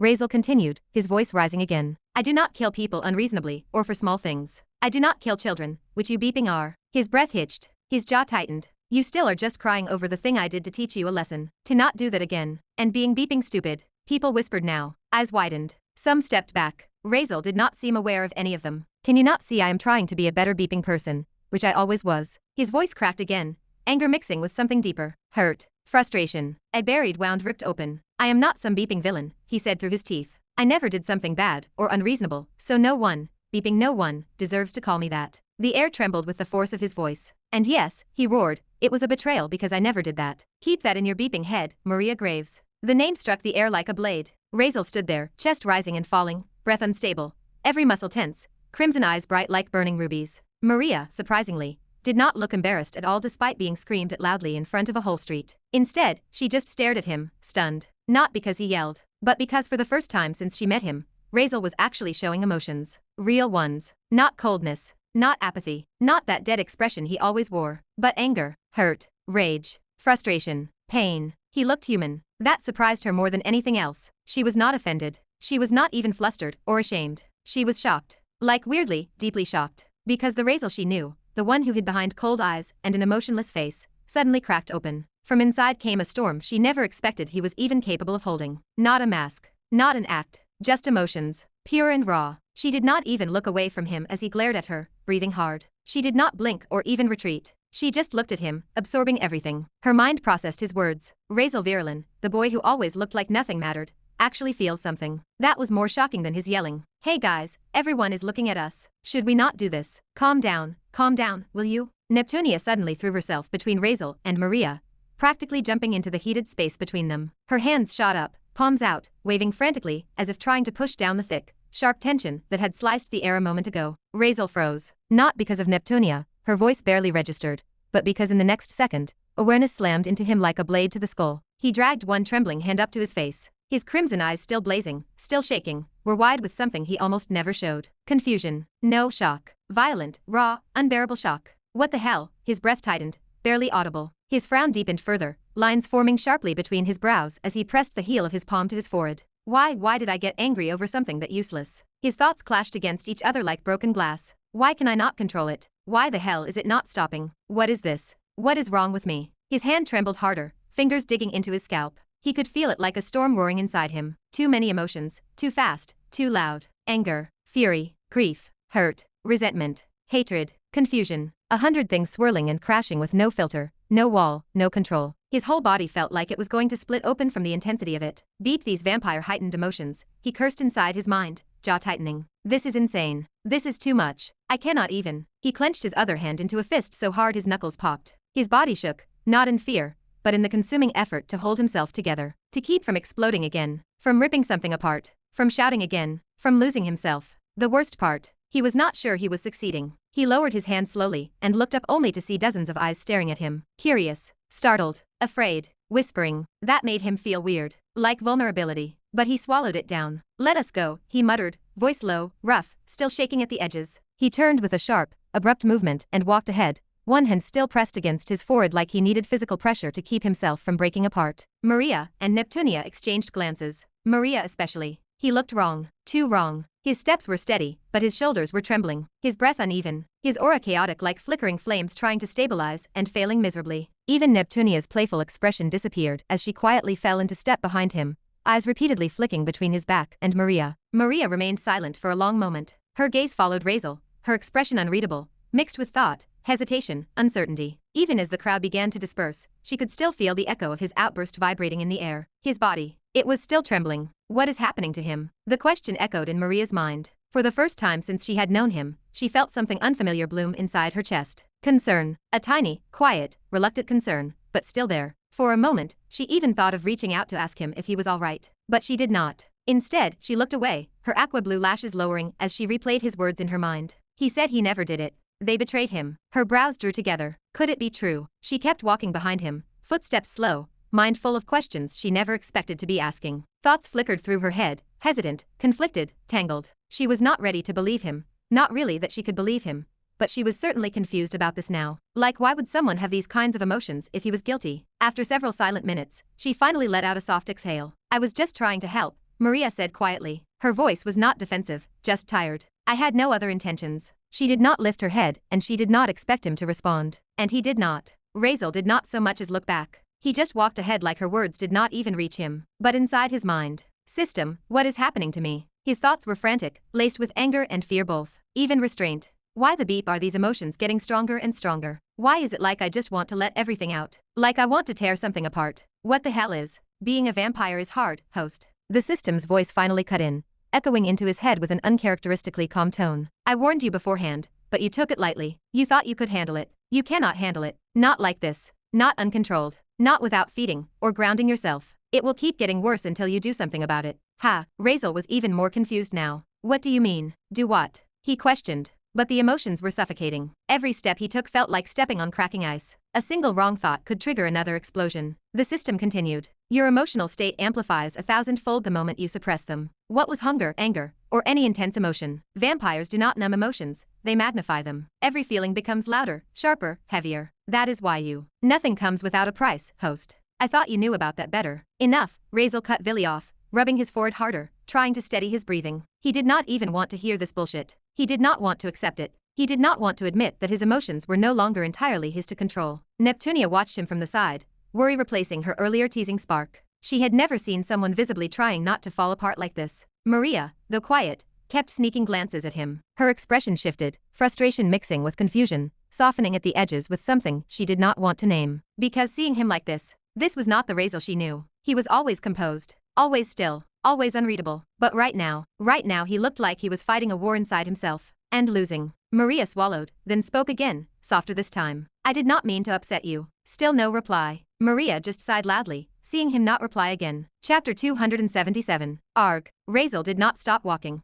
Well, he could not. He moved forward as if something inside him was dragging him by force, both his hands now pressed hard to his forehead. His fingers dug into his scalp. His palms were hot. His breath was uneven. His eyes, those deep crimson eyes, were shaking violently behind his hands. His emotions were not just rising anymore. They were burning, spreading, growing, building inside him like lava pushing against the walls of a cracking volcano. Every step he took made it worse. His shoulders trembled, his chest heaved, even his legs shook as if his own body could not support the weight of everything churning violently inside. "I will not lose, from my own self." He repeated it inside his head like a mantra, like the only thin rope left keeping him from spiraling. But the rope was fraying. His mind flickered, spinning uncontrollably. Take it out. Let it out. Scream. Destroy something. Destroy everything. Laugh. Cry. Break. Tear it all apart. Kill. Rip the sea in half. Show them. Show the world he was not wrong. Show everyone what they did to him. Unfiltered. Uncontrolled. Unshaped. His emotions were no longer whispers, they were roaring inside his skull, pounding against his temples, demanding he give in. His thoughts spiraled harder, faster. Go back to the Empire. Go back and face them. Face Selena. Face Celestia. Face Nova. Face his mother. Face everyone who betrayed him. Why did they do it? Did they not love him? Did they hate him that much? How could they not trust him? Scream at them. Demand answers. Beat them. Destroy the empire that wronged him. Punish them. Prove to everyone he was not wrong. Prove he was right. Take revenge. The emotions, rage, grief, longing, hunger, fury, heartbreak, kept slamming into him from every direction, like someone had taken every suppressed feeling he ever swallowed in his entire life, and dragged them to the surface all at once. It was suffocating. Suffocating enough to destroy sanity. His hand on his forehead trembled harder. Veins appeared across his arms, neck, even his temple, plump and bulging from the intensity coursing through his bloodstream. His expression shifted every few seconds: anger, pain, sadness, confusion, something close to madness. His face could not settle on one emotion, because he was not feeling one, he was feeling everything. Find place to rest. His voice cracked, strained, barely human for a second as he turned his head slightly toward Neptunia. He could not even speak properly. His throat felt tight. The words felt dragged out by force.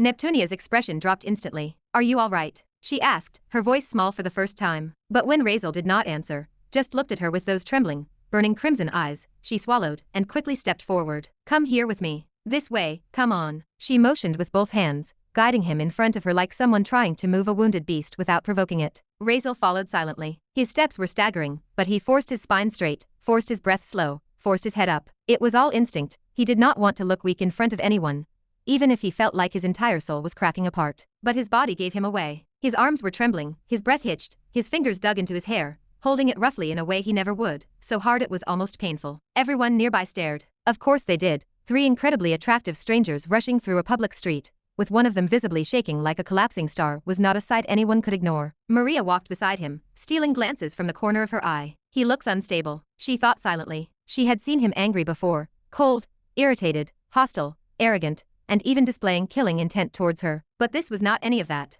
This was something else entirely, something raw, violent, suffocating. Something she could not place. What is happening to him? She thought, her brows furrowing. He was fine a few seconds ago, completely fine. And now he looked like he was on the edge of tearing the world apart. For a second, she thought of reaching out. She even raised her hand halfway. She wanted to ask, "Are you okay? Do you need help? Should I do something?" But she let the hand fall. He would not accept help anyways, not from her or anyone. So she just walked in silence. It was not until Neptunia pulled them down a quieter path that a voice whispered into Razeal's head. "Host, drink some blood." Villy's tone was serious, sharper than usual. "The more and the better the quality, the better your emotions will stabilize. Blood helps calm a vampire's emotional instability. Whether the issue is mental or physical, it stabilizes you. It is not optional. If you suppress this, you will only get worse. No need." Razeal exhaled through his teeth. His voice sounded rough, strained, cracked from holding back too much at once. "I am not weak enough to depend on drugs or meds, or on something outside myself, to solve my problems." His jaw clenched. "I can handle this. It is just the first time." He tore his trembling hand away from his forehead, slowly, painfully, then dropped it to his side. His veins bulged harder across his arms. His body shook, but he straightened fully, forcing himself to walk properly. His back stiffened. Even if he looked like he was barely holding on. "Host, do not be stubborn. This is recklessness. The emotions of a vampire are not something that can be controlled by will alone. Even vampires who lived for millions of years, who trained endlessly, cannot fully control it. This is not a personality issue, host. It is the core of what a vampire is. You cannot ignore it just because you want to. Just like humans cannot live without oxygen or food. Saying you will deal with it alone is meaningless. Stabilize it first. Drink blood. It will calm your system and your emotions. Please, do not be foolish." Razeal gritted his teeth, the pressure inside his chest almost cracking his ribs from the inside. His breathing was shallow, unstable, each inhale sharp, like dragging cold glass shards into his lungs. "I lived without eating for 11 days. Razeal grit out in his head, his hand pressed against his forehead as if he could crush the sensation away. "Even if something is necessary, it does not mean I cannot resist it for a minute. I can handle this. I can, arg." His thought broke in half as another wave of emotion slammed into him like a tidal wave. Anger, confusion, something like sorrow, something like rage, something like suffocation, all of them mixing, crashing, and multiplying inside him until he felt like he might explode. His steps faltered, his vision wavered, his fingers trembled. Neptunia, noticing him struggling, quickly pointed ahead. "Here, come here, this way. I found a tavern." Her voice rose a little in panic as she pointed to a building made of bright yellow and orange coral,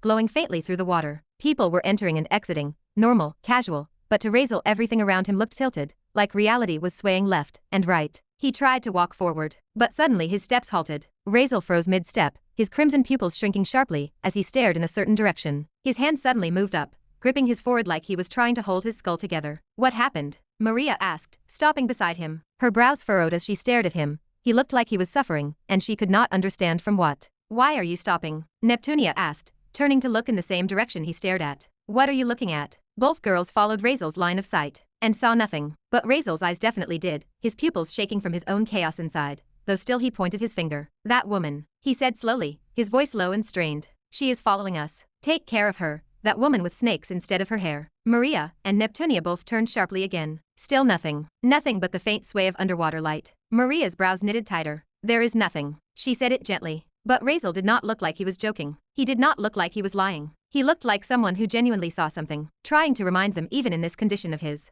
Razeal pressed his palm harder into his forehead, teeth grinding. But she is there. White, invisible-looking body, her hair turning into snakes, whatever. The pressure inside his head surged again, striking like lightning. He hissed sharply under his breath and turned away, staggering slightly toward the tavern entrance. Beep it. Neptunia blinked, then looked between Maria and the space Razeal pointed at one more time. She did not see anything, but the words made her hesitate, as a figure appeared in her head. Maria frowned deeper, watching his shaking back. His entire body looked like a compressed storm waiting to burst. Is he hallucinating? She whispered under her breath. Or was it something else? Neptunia lingered for a second longer, staring at the empty direction, as if expecting something to manifest, but nothing did. Her expression grew uneasy. Still, she followed them in. As they entered the tavern, the murmuring of people inside reached their ears. Have you heard? A man whispered in panic. Our protector was killed today. By a wild purple-haired woman. She hit the second sea at dawn. Do you think this could be true? That is total nonsense. No, someone said she took down the Sea Lord of the Second Sea. In one strike. SHH. What are you talking about? Keep your voice down, idiot. It is clearly just a rumor. Yeah, shut up. Do you think anyone can do something like that? Killing a Sea Lord in a single attack. And our Sea Lord, of all people. Idiot, keep your voice low. And I have not heard of any purple-haired woman before. Not one. If someone like that existed, someone that strong, she would be famous. Chapter 278. The whole tavern was buzzing, voices bouncing across coral tables, echoing off the shell-lined walls, the water vibrating lightly with every whisper. The moment Razeal stepped inside, he was hit by a wave of murmurs swirling everywhere like a low, restless storm. But it seems true though, a man whispered to another, leaning forward with wide eyes. No one has seen the Sea Lord since this morning. Not a single one or even a ripple about her, nothing. It could be true. His friend scoffed loudly, waving a hand. Sea Lords are not seen every day anyways. So stop talking nonsense. You think they go around making public speeches. They sleep half the time. But I heard, another voice cut in quickly, almost tripping over his own whisper. It was a human. A human shot straight toward the royal sea. Our Sea Lord intercepted and got killed. A heavy silence dropped over that table. Even Maria, who had just entered behind Razeal, paused mid-step. A human in the second sea, the scoffing one barked, then lowered his voice, because even he realized how stupid that sounded. That is impossible. I can imagine a human crawling around the seventh sea at best, but here in the seventh sea. He shook his head hard, like trying to shake the stupidity out of the rumor itself. Surpassing all seas where every creature would want to hunt them down, where humans get treated as rare specimens, slaves, toys. And then there are Sea Lords guarding every lair. A human passing all of that. Do you have any idea how insane that sounds? The man across from him swallowed nervously. But what if this one was strong? I mean, strong enough to kill our Sea Lord in one strike. His voice cracked a little. If a human can do that, then obviously they can reach here too. If something like that happened, the king himself would have moved. Another Atlantean said firmly, as if that single sentence settled everything. He knows everything happening in his seas. Do you think he would just sit there and let a human shred one of his Sea Lords? No chance. I mean, someone started timidly. The king does not really care about. Everyone at his table turned and stared at him like he was the dumbest creature in the entire ocean. He shut his mouth instantly. The entire tavern was a nest of whispers, tossing the rumor around like a hot pearl. Every table adding fuel, twisting it, doubting it, defending it, mocking it, fearing it. It was the biggest piece of nonsense they had heard in months, yet the rumor spread simply because it was nonsense. That made it more entertaining. Maria though, she froze for a full heartbeat. Purple hair. Her gaze instantly shot toward Razeal's trembling back. Her stomach dropped. No way. No, no, no, please no. It is not her, right? His crazy sister. Maria felt cold shivers rush down her spine, crawling all the way up to the back of her neck. She remembered that woman, very clearly. That terrifying purple-haired woman who tortured Silva in the middle of the tournament. The one who sliced off the limbs of the Duke's heir in front of the whole empire with a crazy seductive smile. And now she remembered that. Maria gulped sharply, her throat tightening. If that monster was here in the second sea. Her eyes darted around nervously. Just the thought made her skin feel like it was peeling with sheer fear. Give me one room. Razeal's voice suddenly cut through the noisy tavern, low, strained, almost shaking. He had heard everything too, but the wild rumor was not what bothered him. It was not even the mention of a purple-haired woman. No. His emotions were already spiraling, violently surging and crashing inside him like a tsunami. And all that talk only made it worse, stirring something unstable inside him, something reckless, something urging him to confront them, whoever it was, to face his family, to demand answers, to scream at them, fight them, prove something. He could almost feel the phantom of his mother's eyes, his sister's emotionless smirk. Everything inside him pushed harder. His blood boiled. His emotions snarled. He needed control. Now, before he tore something apart. He barely registered the conversations anymore, just loud static crashing in the background of his mind as he pushed himself toward the counter, his body trembling visibly. The receptionist, a young Atlantean woman with soft turquoise scales along her cheekbones, nearly forgot how to breathe when she saw him up close. Her eyes widened, lips parted just slightly, painting her entire face. He looked like some divine noble descending into a common tavern. Majestic, beautiful, and dangerous. Even unstable, looking like he had trauma, or something too. He even radiated superiority effortlessly. She swallowed hard, trying to keep her voice firm. Yes, sir, here, take this. She shakily placed a carved coral key onto the counter. Room number 4, 2 gold coins per day. 1 for you. But then her eyes softened with concern as she looked at his trembling hand, his pale knuckles, the faint cracking of the coral counter, where he had gripped it. Sir, are you all right? She asked, her voice tiny now. You look stressed. If you need anything, I can help. Personally, I mean, if you desire. Razeal did not even wait for her to finish. He did not look at her. He did not acknowledge her. He simply took the key, turned, and walked upstairs, not caring about the way she stared after him with starstruck eyes, or the way she seemed ready to faint. While down there, Neptunia finally stepped inside the tavern, her footsteps soft on the coral-polished floor, as she slipped through the entrance. The sudden warmth and the dim glow of bioluminescent shells hanging from the ceiling washed over her, but she barely noticed because the moment she entered, she saw Maria just standing there frozen near the doorway, her whole posture stiff, shoulders slightly trembling, as if something had startled her. What happened to you? Neptunia whispered, brows furrowing as she drifted closer. She too could hear the murmurs rippling around the tavern, people whispering about humans, sea lords, purple-haired monsters, or whatever, and she felt the tension crawling up her spine. Maria jerked lightly at Neptunia's voice, almost snapping out of whatever terrible thought she had been drowning in. Nothing, nothing, she muttered, shaking her head quickly, too quickly. Her fingers were twisting nervously around each other. Her eyes were still slightly widened,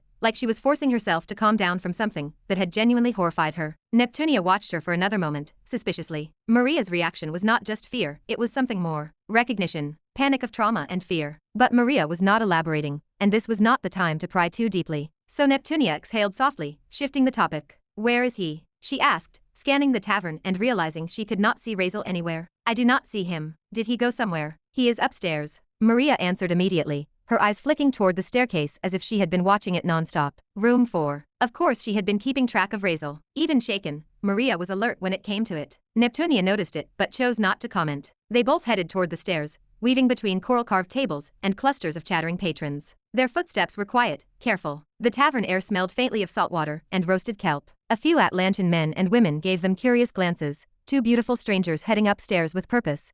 But neither Maria nor Neptunia paid attention. Once they reached the top, they arrived just in time to see Razeal enter room 4. His back was slightly hunched, one hand clutching his forehead as if desperately holding something together inside himself. His aura was unstable, like static cracking around him, like something inside him was clawing up his throat. He paused at the doorway, looked back at them with eyes that were no longer calm, but trembling with too many emotions: pain, fury, confusion, restraint, then rasped, "Wait. Give me some time." His voice was strained, choked. He did not even wait for either of them to respond, before stepping inside and firmly shutting the door behind him. The click of the door sounded heavy, final. Neptunia blinked, genuinely taken aback. What happened to him? She whispered, confusion filling her voice. He looks emotionally unstable, or scared, or angry, or all of them. What even was that? Maria stared at the closed door as if expecting it to open again, her brows drawn tightly together. I do not know, she said quietly, her voice low, almost troubled. I really do not know. Neptunia folded her arms helplessly, still trying to piece together the sudden shift she had witnessed. This happened after you said those words, she said softly but firmly, glancing sideways at Maria. He was already irritated, but after you spoke, he looked like he was about to shatter. You should have seen his face from close. His whole body was shaking. Maybe you should not have said that. I do not know, Maria said. He is not that type of person. He does not take anyone's words to heart. Well, I mean, he is not really that reactive of a person. He never reacts like this. I did not even expect him to show emotions. He is always empty, cold, like someone who just does not care. She shook her head again, confused, replaying everything she had said to him earlier. And even an emotional person would not react this extremely. She murmured, something else is wrong with him. Something more is happening maybe. I do not know, but it cannot be just because of my words. She took a softer breath. And I really was only trying to help him, she whispered, a genuine sigh escaping her. I swear, I did not have any other intentions. I was not trying to hurt him, like I usually do. Neptunia's gaze softened a little. She was not judging, just observing. What was it even about? She asked slowly. He looked really furious. What did he do? And you called him disgusting before. Why? I thought you two had a good relationship. I mean, definitely not enemies. You help each other, fight together. I did not expect something like that between you. Maria opened her mouth, but the words tangled in her throat. She shut it again, inhaling slightly as memories flashed behind them. Well, she whispered. Neptunia waited. Maria's lips parted, but she shut them a second time, unable to voice the truth, whatever it was. She looked up finally, meeting Neptunia's expectant eyes. I cannot tell you about that, she said, voice dropping. And I called him disgusting because, well, even you would if you knew. Well, I would take those words back now, she added quietly. He was right about one thing. I was childish back then. Really childish. I mean, it was not my business to say anything to him. Neptunia stepped closer, laying a gentle hand on Maria's shoulder. You can tell me, you know, she said softly. I maybe can help. And he does not seem like a bad person. Not from what I have seen. And what you said earlier, it seems like this thing, whatever it is, has really hurt him. It is not something small. She paused, eyes narrowing thoughtfully. And if it is something truly bad, then a guilty person would not react like that. People who lie, people who harm, do not break down the way he just did.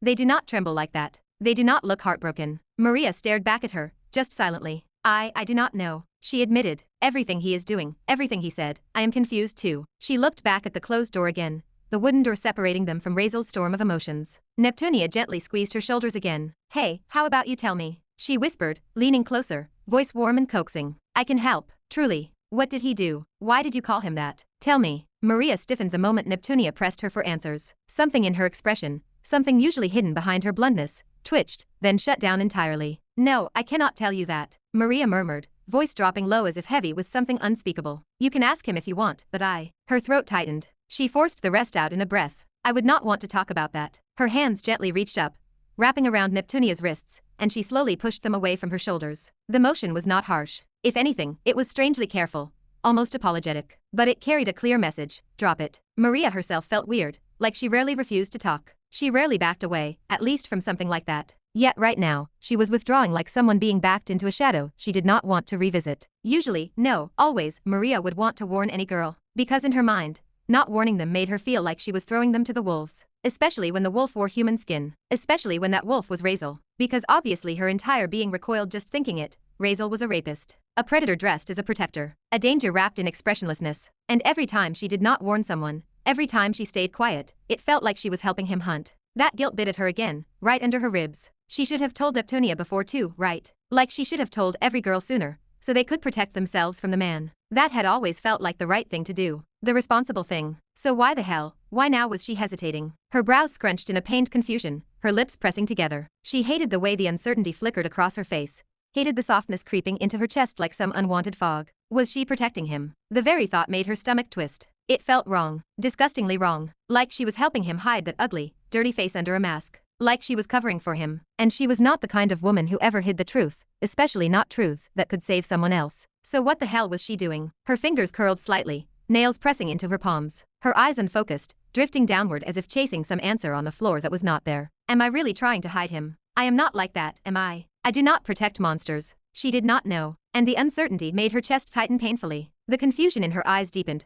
reflecting a storm of questions that refused to line up. Razeal's earlier expression flashed in her mind, the hurt look, the strange vulnerability, the raw defensiveness in his voice. Am I a villain? Those words echoed again and again. His tone, his eyes, the way he looked almost betrayed. What did he even mean by that? Betrayed by who? Her, Saintess, or that woman Celestia? The names tangled with the questions in her skull, and her thoughts scattered like shattered glass. She tried to piece them together, but the harder she tried, the more everything blurred. Could it be, just maybe, that he was not what she thought? Her face twisted. If he is not, then why does he not just say it? She muttered under her breath, frowning. Why stay quiet like a damn idiot? Like only the guilty will stay silent, right? The contradiction frustrated her, and it made her thoughts spiral faster. One moment she was convinced he was a monster. The next moment some stupid, soft worry crept in. What am I thinking? She exhaled, dragging a hand through her hair. Has staying with him made me stupid? The thought horrified her. Even more horrifying was the next one that slipped in without her permission. Why am I feeling worried for him? Her eyes widened slightly. She stared at the floor as if the answer might claw its way out of the floor. She said nothing, could say nothing. Her mind was literally throwing contradiction after contradiction at her,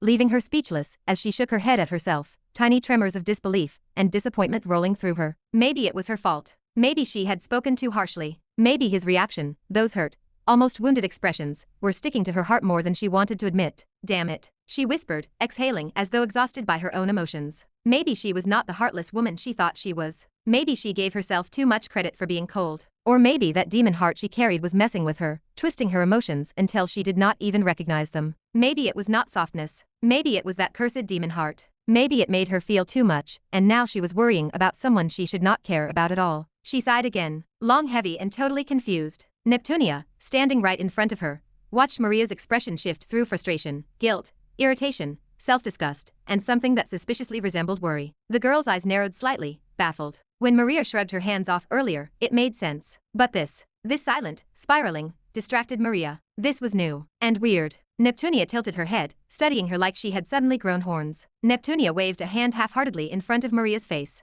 Hello. No response. Maria was too far inside her own collapsing thoughts to even notice she was not alone anymore. Inside the room, Razeal collapsed onto the strange bed, its surface soft and jelly-like, sinking under his weight as if it were made of dense water. The furniture around him shimmered with metallic coral patterns, glowing faintly in the dim light. But he did not notice any of it. He did not care. Both hands were clamped over his head, fingers digging into his scalp as if trying to physically hold his thoughts in place. His breath came in sharp, uneven bursts. His vampire instincts were spiraling out of control, his emotions multiplying by the second: anger, sorrow, fury, humiliation, hatred, frustration, confusion, everything mixing and crashing violently inside him until he felt like he might explode. It is getting worse, worse, I need to take control. His thoughts were suffocating him, loud, sharp, repetitive. Every time he tried not to think, the thoughts only screamed louder. Every emotion doubled, then tripled, then twisted around into something unbearable. It was like his mind was eating itself alive. A growl escaped his throat as he clenched harder. Host, there is no way to suppress it. Villy's voice echoed calmly,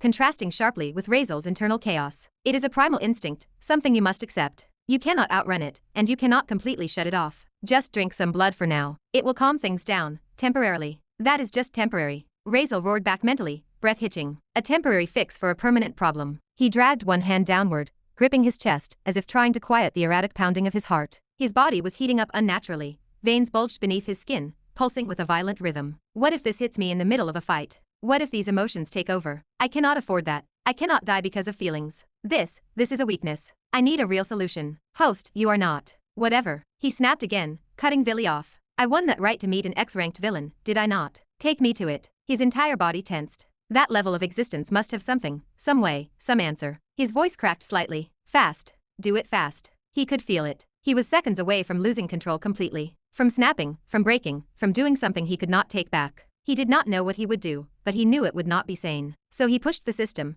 desperation dripping from every word. Villy sighed quietly. All right then. And the moment those words were spoken, system yanked his consciousness, pulling him inside system space, straight toward one of the 10 strongest beings in all of reality. Chapter 279. Welcome, host, to the X-rank Valley of Villy. Villain title, the Overruler. Name of system space, the Silent Beyond. The words shimmered into existence, not like normal system messages, but like something else entirely. The notification panel was not the usual transparent blue hologram. It appeared as a full, deep black screen, like a window carved directly from the universe. Tiny stars flickered across it. Wisps of cosmic dust drifted lazily within the letters, giving off faint glimmers of purple, blue, and gold. Each word sparkled as if made from broken fragments of galaxies. It looked divine. It looked like a notification formed from the cosmos itself. Razeal could not admire it. His hands were still crushing against both sides of his skull, fingers trembling as they dug into his hair. His face twisted, strained, breath harsh and ragged. His emotions were still surging like a volcanic storm inside his chest, overcrowded, overflowing, and suffocating. He did not even have room in his mind to process where he was. All he could think was, get it out. Shut it off. Stop it. Stop it. Stop. Then, suddenly, a voice. Why are you clutching your head like that? Stop overreacting, will you? You are all fine. The voice was clean, calm, and totally majestic. It did not sound loud. It felt like it rested above reality, as if the words themselves descended from a higher plane. Razeal froze. The moment the voice reached him, everything inside him, every emotion, every overwhelming storm, every intrusive thought, simply dissolved. It vanished. It was as if someone reached into his chest, grabbed the chaos, and snuffed it out in an instant. His breath evened out. His heartbeat slowed. His trembling stopped. His mind went still, peaceful, and clear. It was so shockingly calm that even he was caught off guard. He slowly let go of his head, blinking. His eyes widened. What the hell? Just hearing that voice had undone everything he was, to the point it felt unreal. His emotions were not just suppressed. They were gone, like they had never been heightened in the first place. His body felt as if he had woken up from a nightmare he could not even remember now. He did not understand it, but someone had fixed it. He needed to see who. He slowly lifted his gaze. Only then did he realize he was not standing in the tavern room. He was not standing anywhere he knew. He was not even standing anywhere possible. His eyes fluttered up. All around him, above him, below him, in every direction, there were only stars. He looked upward. Endless blackness filled with swirling stars and floating clusters of light. He looked left. More stars. Galaxies curling like spirals of molten color. He looked right. Nebula streaks of purple and blue drifted like divine paintbrush strokes across reality. He looked behind him. Supernovas exploded silently in the distance. Then, he looked down. He lifted a foot cautiously. Tap. There was something under him. Solid. firm, like glass or metal, but it was invisible. Underneath the transparent floor was a massive glowing star, burning in white-blue brilliance. Yet somehow, impossibly, he felt no heat, no pain. It was as if the distance, though visually close, was millions of miles away despite appearing beneath his feet like a reflection. What is this place? He turned slowly. Space should not look this beautiful. Nothing natural aligned this perfectly. Every star was placed like an artist crafted a masterpiece. Colors mixed too precisely. Threads of cosmic dust formed shapes, lines, and symbols, as if some divine being arranged them intentionally. It felt like a painting come to life. It is beautiful, right? The voice came again, this time from right beside him. Razeal jumped slightly, startled. He snapped his head to the side. A woman stood next to him. She appeared out of nowhere, as if she simply manifested between one breath and the next. She was different. A strange, surreal kind of beauty that did not feel mortal or even logical. Her hair was pitch black. Not plain black, but a blackness so deep it looked like the void of space itself, stretching down almost to her feet. Strands swayed soundlessly as if gravity did not apply to her. Her skin was pale. No, not pale. Luminous, like moonlight carved into flesh. But her eyes. It was like there was an entire cosmos inside them. Actual swirling galaxies, stars glinting and drifting, dark voids moving like slow tides. It was as if each eye contained its own universe, alive, deep, and ancient. Just looking into them made his mind quiet. It made everything about existence feel insignificant. She stood at about 5 feet 7 inches, yet her presence felt so monumental it was like she towered over reality itself. It was like looking at something far, far beyond anything a mind could ever fully understand, yet somehow one still wanted to look at it, to explore it, to dive into it. Just staring at the woman gave Razeal a weird, indescribable feeling, something he had never felt in his entire life. It was not admiration. It was not beauty. It was not fear or awe. It was just something else entirely. It was the same feeling a person gets when they suddenly think about space, about stars, about galaxies and endless darkness, and endless light and endless unknown all existing together. That weird, overwhelming feeling that makes you think you are some kind of important being for even daring to imagine something so vast. The kind of feeling that makes you believe you are special, smart, and unique just for understanding for a second how huge the universe is. That exact, impossible feeling crawled over Razeal's entire body. His chest tightened, his mind stilled, and suddenly every single thought he always had swirling in his head just stopped. Silent, as if someone pressed pause on his brain. He was not in a trance because of her beauty. He was not captivated because of her face. He was not charmed, seduced, or impressed. It was just because she felt incomprehensible. Something the mind knows it should not be able to understand, but still tries. One look at her, and his whole consciousness just froze. Every reminder, every thought that always kept him busy inside his skull, do this, do that, be strong, think ahead, all of it died out. Forgotten, muted. His entire being focused only on her. Everything else became irrelevant. It was a surreal feeling, a beyond words kind of feeling, a feeling that no dictionary or poem could ever explain. She just stood there, casually talking like none of this was strange. I put them in that place, she said suddenly, her voice echoing softly in the space around them. One interesting thing about galaxies is that they have almost all colors. When we see them, they appear in almost every shade, except some of the pure neon ones like bright green, pure violet, neon pink, bright cyan, like whatever. She waved her hand as if brushing the cosmos aside. So to make this view look beautiful for myself, I did not get those colors. Well, I could have just colored the galaxies myself if I wanted to, but instead, I created full galaxies just for those colors anyway. Do not ask me why. What difference does it make? She shrugged as if creating galaxies was a casual hobby. But one thing is sure, they look beautiful. It is one of the most beautiful things I have created. Like something I worked hard on. Makes me happy. I am very artistic. She smiled proudly, still staring at the star fields around them. And do not say I am spouting nonsense. Like of course I know about wavelengths, expansion, and whatever else. Who cares? It is beeping cool. Her mouth just kept going, words flowing with ease, like this was her favorite topic in existence. She was like a chatterbox. The type that likes to brag about creating literal galaxies like they were homemade crafts. You listening? She asked finally, noticing he still had not reacted. She turned toward him fully, her cosmic eyes narrowing. Razeal, who had been trapped in that trance, snapped back into reality. Like someone violently ripped him out of a dream. His entire body jolted as if waking from some eternal illusion. Every cell in him jumped. He flinched so hard he actually stumbled backward, feet tripping over nothing, and fell right onto the invisible floor. He blinked rapidly, confusion flooding his face. His breathing was uneven. His brain was trying to piece together what the hell just happened. What happened? He muttered, looking around like the whole universe suddenly shifted, and he had not gotten the memo. His gaze flew toward the cosmic scenery surrounding him. The impossible aligned galaxies. The perfect blend of colors. The giant star far, far below. All those things he assumed were some kind of illusion, or system creation. But then her words echoed again in his head. I created galaxies. I aligned them. I put this place together. Suddenly, what? His mind got confused for a second. He turned to look at her, then at the cosmic landscape. then at her again, then at the galaxies one more time. He repeated this 3 times before imaginary question marks basically started floating over his head. His mouth was slightly open, his face holding pure confusion. He felt straight up dumb, like he was standing next to something he did not have the brain capacity to understand. Well, seems like you are not the smart one, the woman said finally, tilting her head at him. Her voice carried that cosmic calm again, almost judging him, but not maliciously. She was just observing, like she was examining a tiny, confused animal. She slowly walked toward him, her long black hair trailing behind her like liquid night, stopping only inches from where he had fallen. She looked down at him silently, her galaxy eyes studying him, as if trying to find something special inside him. Something worth noticing, something worth recognizing. Razeal stared up at her. She stared down at him. Neither spoke. The universe around them hummed quietly, endless and alive, while the two of them just looked at each other for a long minute or two, neither blinking, neither breaking the strange, thick atmosphere between them. Hey, there, finally, Razeal said, still on the floor, his voice sounding strange and almost awkward as it left his mouth. He kept staring up at the scene before him, feeling something so weird that even he could not name it. It was not oppressive like someone's strength crushing him. No, nothing about this felt like battle pressure. This was different, much weirder, almost like intelligence pressure, something bigger, higher, and greater than his existence pressing down on him in a way he did not even understand. It felt like he should not be here, like the entire place was politely telling him that he did not belong in this room. A feeling someone would have when they had lived their whole life in a small village, seeing cows and chickens, and bad manners,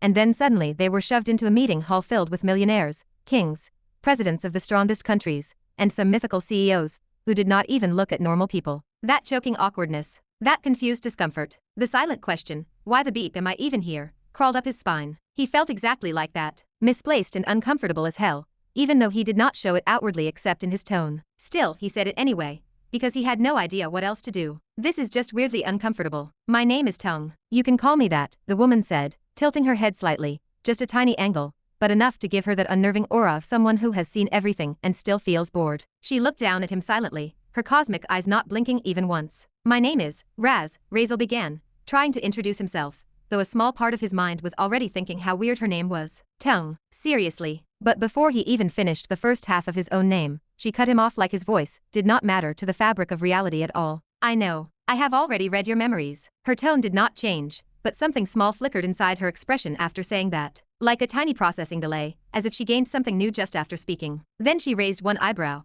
her head tilting again, studying him like an artist staring at a flawed painting. Oh, so your name is Razeal. Well, Razeal Virulin. But you have given up Virulin, or you just do not like it being attached to you anymore. She squinted slightly. And oh, you have interesting and so undeserving things happen to you in your life. She blinked. Quite frustrating. Weirdly enough, her words hit him strangely, like something in between mockery and pity. Razeal frowned slightly, rubbing his temple with annoyance. Why does everyone always want to read my memories whenever I meet them? He sighed deeply as he stood up slowly. He did not even bother trying to hide how fed up he was. Honestly, he did not care anymore. His memories were like old garbage. Whoever wanted to dig through them, go ahead, eat your rotten shit. It was not like there was anything worth seeing there anyway. Pain, betrayal, more pain, misunderstandings, and some more pain. A very badly directed movie. He wondered why anyone wanted to watch that. But still, she was weird. Like, very weird. Her expressions were so obvious. Too obvious. When she said, I know, her face clearly looked like she did not know yet. Like she was lying without reason. But after she said, I have already read your memories, that was when her expression changed, the microsecond shift that told him she had just received them. Then she acted like she always had them. It looked stupid, yet too expressive, but also unsettling. Everyone likes to read about your memories. But I did not see anything like that in your memories, she said, shrugging like his entire existence was a mildly interesting book she half-read. Well, must be in those dark spots I cannot access. But whatever, who cares? She waved her hand dismissively. And yes, whatever you are thinking, it is exactly like that. Something like that. Then she placed her hand on her hip and spoke casually, as if explaining the most normal thing in the world. Well, to not confuse you, I will just say I have a power which is very simple. Whatever I say comes true, or becomes true, or was true, or will be true. Honestly, I do not know. It just works like that. Tung nodded slowly at him, like a messy teacher explaining a complicated concept with the least helpful explanation possible. Do not complicate yourself. Razeal opened his mouth, then closed it, then opened again, but no words came out. That is, he could not finish. Everything comes true whatever she says. Like that. Just like that. No restrictions. No ritual. No sacrifice. Just words. He scratched his head, fully confused, eyebrows tightening as he tried to force his brain to process this nonsense. It did not help. His brain refused. There was not even a good example he could think of for something so bizarre. What do you mean? He finally managed, looking at her with actual confusion, as if his mind had temporarily stopped functioning. I mean, in just simple way, Tung continued, her voice casually floating around the star-filled space like she was explaining how to peel an orange. Anything that comes out of my mouth becomes true. Like when you came here. You were uncomfortable as hell, acting weird, clutching your head like some brainworm was trying to crawl out, looking like something was crawling under your skin, whatever it was. And I simply said you were fine. And you got fine. Just like that. And then, obviously I did not know your memories before that. I did not. I literally had zero idea. But I said I already read your memories, so I read your memories. That is it. My words come true. Simple. She nodded again, like she was stating some house rule about not wearing shoes on the carpet. Razeal paused hard. He just stared, trying to take that information in, but his brain was already screaming at him that this was too much, too big, too nonsense, totally logic-breaking. System, she is not bullshitting me, right? Razeal asked in his head, genuinely unsure if this woman was insane, divine, or both. She is not. The system immediately replied. You wanted to see what X-ranked beings look like. Well, congratulations, host. Here it is. Something beyond comprehension, beyond logic, beyond every normal law you know. She has an X-ranked ability, logos. Her words manifest reality itself. Every word she speaks becomes real. It can override fundamental reality, rewrite laws of existence, destroy them, create them. Whatever she states becomes the truth. For example, if she says there is no gravity, then there will be no gravity. And that is one of the core laws of reality.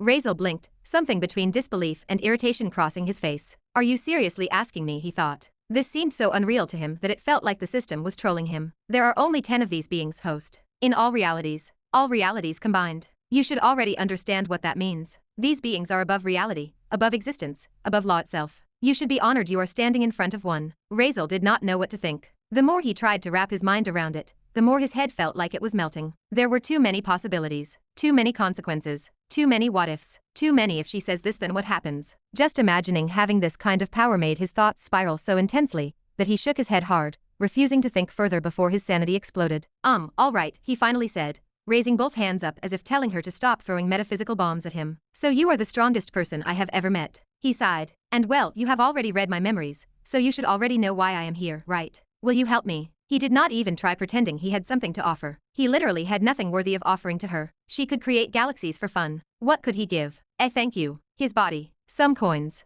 Helping her clean her cosmic floor. No, the only thing he could hope for was pity. Pure pity. Maybe she had a good heart hidden somewhere in her cosmos-filled chest, and would help him out just because she wanted to. You are delusional, Tongue said instantly. But she did not stop walking toward him. Yet, even while insulting him, her voice carried the tone of someone amused. But oh, the things you have inside you are interesting. Let me see it closely, will you? She completely ignored the part about helping him, treating it like the wind. Razeal just stood there, letting her come closer. Not that he could run, not that running would even help. She would simply say stop, and reality itself would grab him by the collar. He just stood still, letting her do whatever she wanted, mentally preparing himself for the worst or the weirdest. Because when it came to beings above reality, worst and weirdest were probably the same. Tongue reached out and placed her fingers lightly against his forehead. Her fingers twitched slightly, like she was trying to pull out something very delicate and very stubborn. At first, nothing happened. Then suddenly, dark fog, thick, eerie, heavy fog, began seeping out of Razeal's forehead. Slow at first, then more, like a shadow being drawn out of his soul. It swirled and twisted,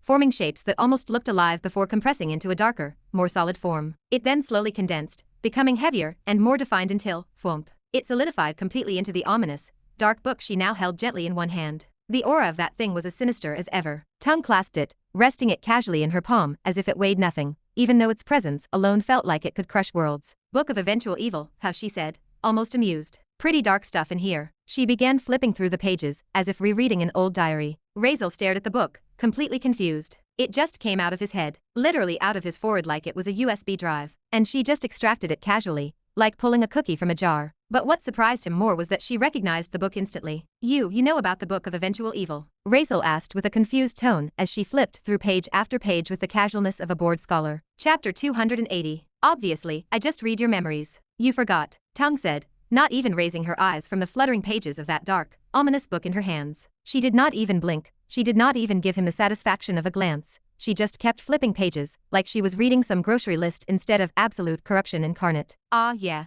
And I thought maybe you knew about this book from even before, Razeal said, just standing there watching her examine it like she was judging the menu of some cheap restaurant. No, I did not, Tongue replied instantly, still not looking at him. Everything I know about this thing is from your memories. Though I have no idea how you actually got this book. Your memory of that is blank, just like how you got your almost every other abilities. It is like someone took an eraser to the important parts of your life. She shrugged. But whatever, not my problem. But I can tell you. Yeah. Razeal did not respond more than that, just letting her talk while he was still very confused, his gaze glued to the book in her hand. Something about seeing it outside his body like that made him uncomfortable. It felt like someone pulled out one of his organs and was now casually flipping through it. System, how did the book come into system space? I remember you telling me the book cannot come inside this place. What is happening now? Razeal's voice echoed silently in his head. Because the book has chosen you and has bound with you, host. The system answered in its emotionless, matter-of-fact tone. After you became a vampire progenitor and killed so many beings, the book of eventual evil finally recognized you and decided to bind itself to you permanently. Now it does not matter what realm or place you enter, what place you cross into, or even if you enter system space. The book is part of your being. You can summon it whenever, wherever, even inside system training functions. Razeal rolled his eyes hard. Of course the system did not tell him. Of course. Why would it? He had a long list of things the system should have told him before, but did not, and he already knew that list was probably hundreds of pages long by now. So he just sighed and let it go. He gave up on expecting proactive help from the system a long time ago.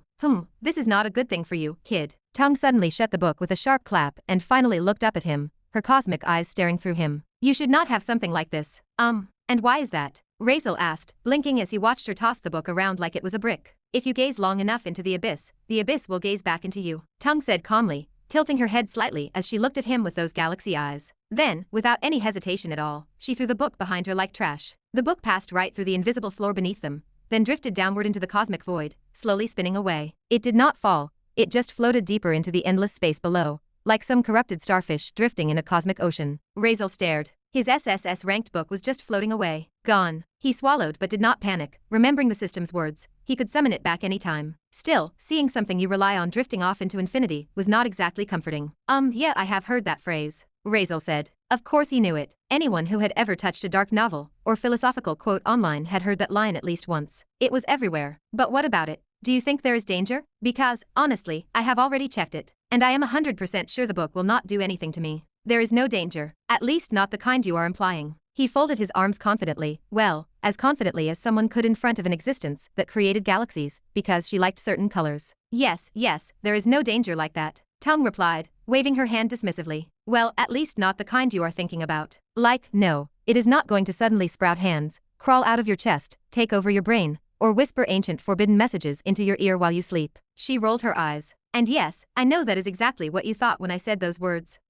Razeal genuinely had no idea what direction she was going. Do you even know the real meaning of what I said earlier? She asked suddenly. She rubbed her chin thoughtfully, looking at him with a kind of amused curiosity, like she was testing him. Well, Razeal hesitated. I think I do, but I also think that is not what it actually means. Since you are asking. So, what is it? Is it something important? If you gaze long enough into the abyss would look back into you. And that thing, that is the abyss. Tongue said it quietly, her tone shifting into something strange and unsettling as her galaxy eyes focused sharply on him. You mean literally? Razeal asked, obviously taking her words at face value. He genuinely did not know what the hell she was implying. Abyss. The book. It was not like anyone had ever given him a proper explanation. Now he was just confused. No, that is not the abyss, Tongue corrected, shaking her head slightly. But it will become the abyss for you. Because that thing, she pointed vaguely toward the drifting book, is filled with evil, pain, cruelty, suffering, and everything the world has that is dark. All the filth, every twisted idea, every corrupted thought, every inhuman thing that should not even exist is inside there. And you were reading it,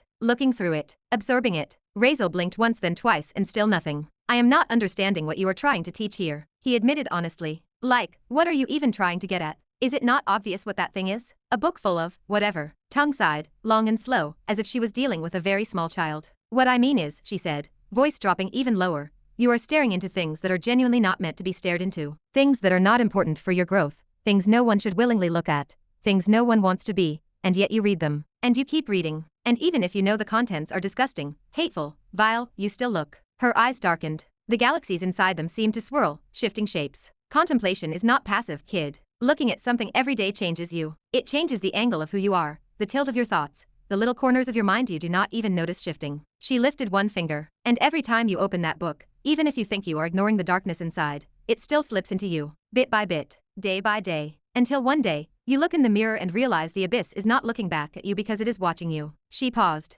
It is looking back because it has become you. Razeal just stared at her blankly. I just want to gain strength and power from it, he said finally, shrugging like it was the simplest thing in the world. There is nothing like that can happen. I am not stupid enough to be manipulated by some words written somewhere. Tongue let out a short laugh. Not mocking, just amused. Like he was a child insisting he could lift a mountain because he believed hard enough. Oh, you will, she said. You are naive. I have not been persuaded by it as far as I can see. Razeal rolled his eyes. I have stared enough into that book. Only a stupid, dumb person would get manipulated by a book. Tongue raised an eyebrow as if he had said something unbelievably idiotic. What I mean is, she said slowly, you do not have purpose. If someone does not know who they are, what they want to be, or where they are going, and instead of choosing a path, they just look at something long enough, they risk becoming the very thing they are staring at. She moved her hand in a gentle circle, as if drawing the idea in the air. Tell me, if you do not know whether you want to be a swordsman, a mage, or a blacksmith, but every day you watch people practicing archery, what happens? Razeal blinked again. Of course you risk becoming an archer? Tongue nodded once. Exactly. Then how is that a bad thing?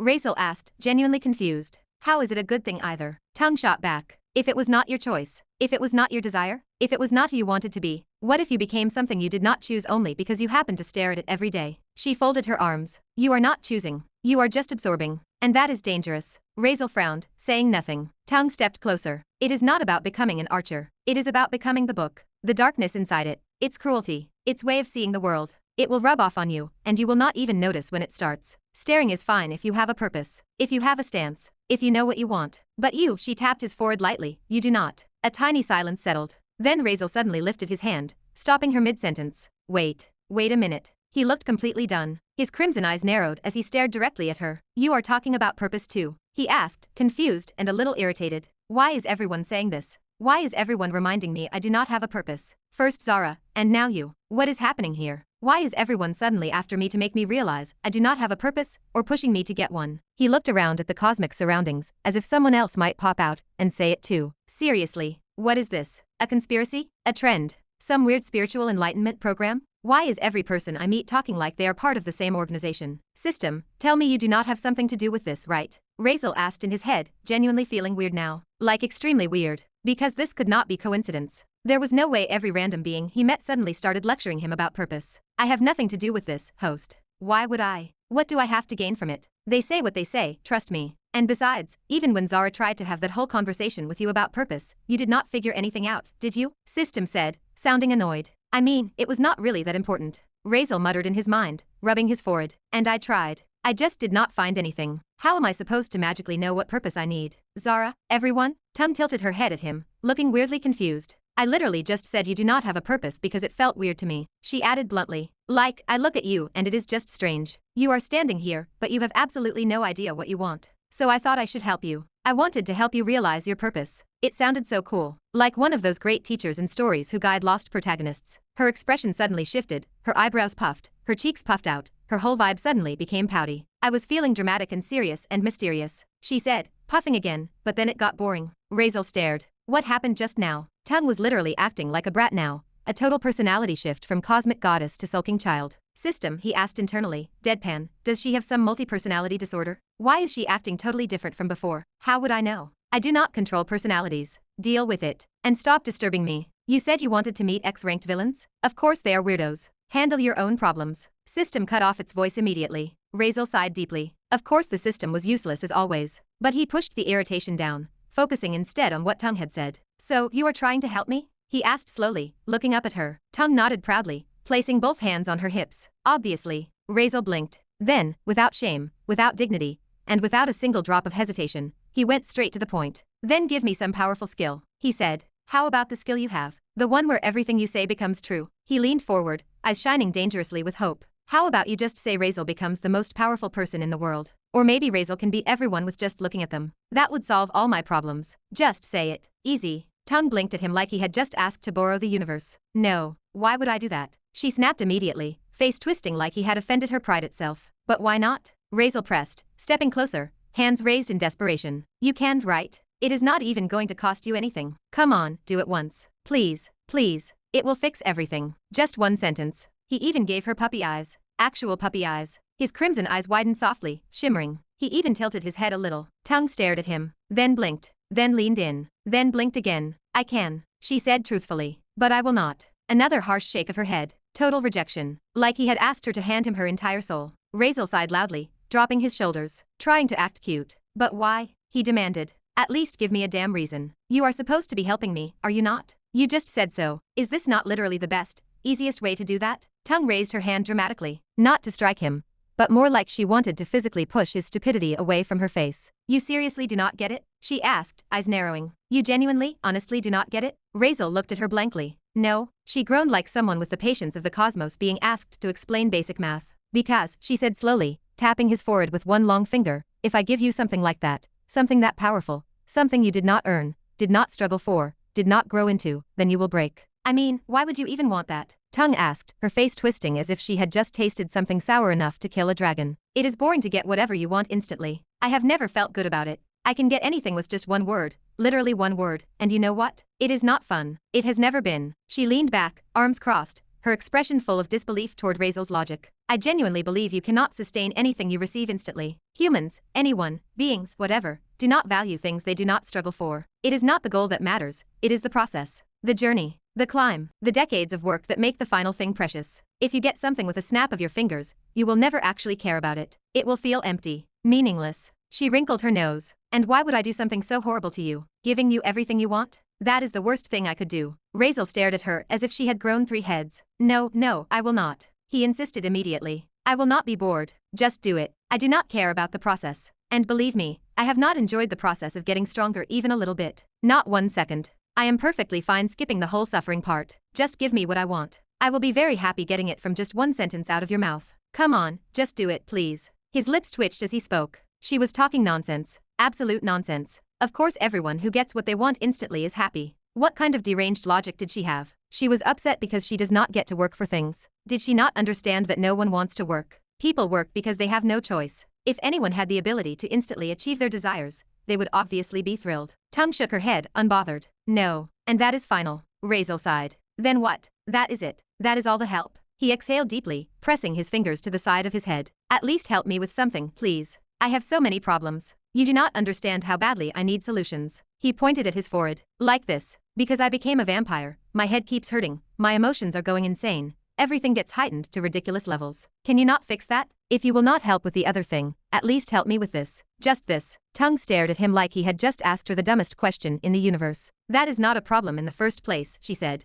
tilting her head. That is literally how everyone functions. It is normal. But, she paused, squinting a little as if reading his soul again. Ah, I figured out what your real problem is. Razeal blinked. I just asked for help. Can we not go in circles? Just fix it. I would be happy that way. He was genuinely seconds away from grabbing his head and screaming. Why could these X-ranked weirdos just listen? Why did every powerful being he met start spouting philosophical nonsense instead of actually helping? Why did they always sidetrack and lecture and monologue instead of solving the actual problem? Tongue lifted one hand and suddenly a sofa and table materialized between them. Made out of galaxies. Literal swirling galaxies. Nebulas for cushions. Star clusters for armrests. Razeal did not even blink at the absurdity anymore. He just walked over and sat as instructed, sinking into the impossibly soft cosmic material. It felt like sitting on warm clouds stitched with starlight. Tongue sat across from him, tapping the table lightly. You know what your problem is? Tongue said, leaning forward as her cosmic eyes narrowed on him, almost glowing with irritation and some weird mix of amusement. You genuinely believe that if you become strong enough, you will not have any problems left.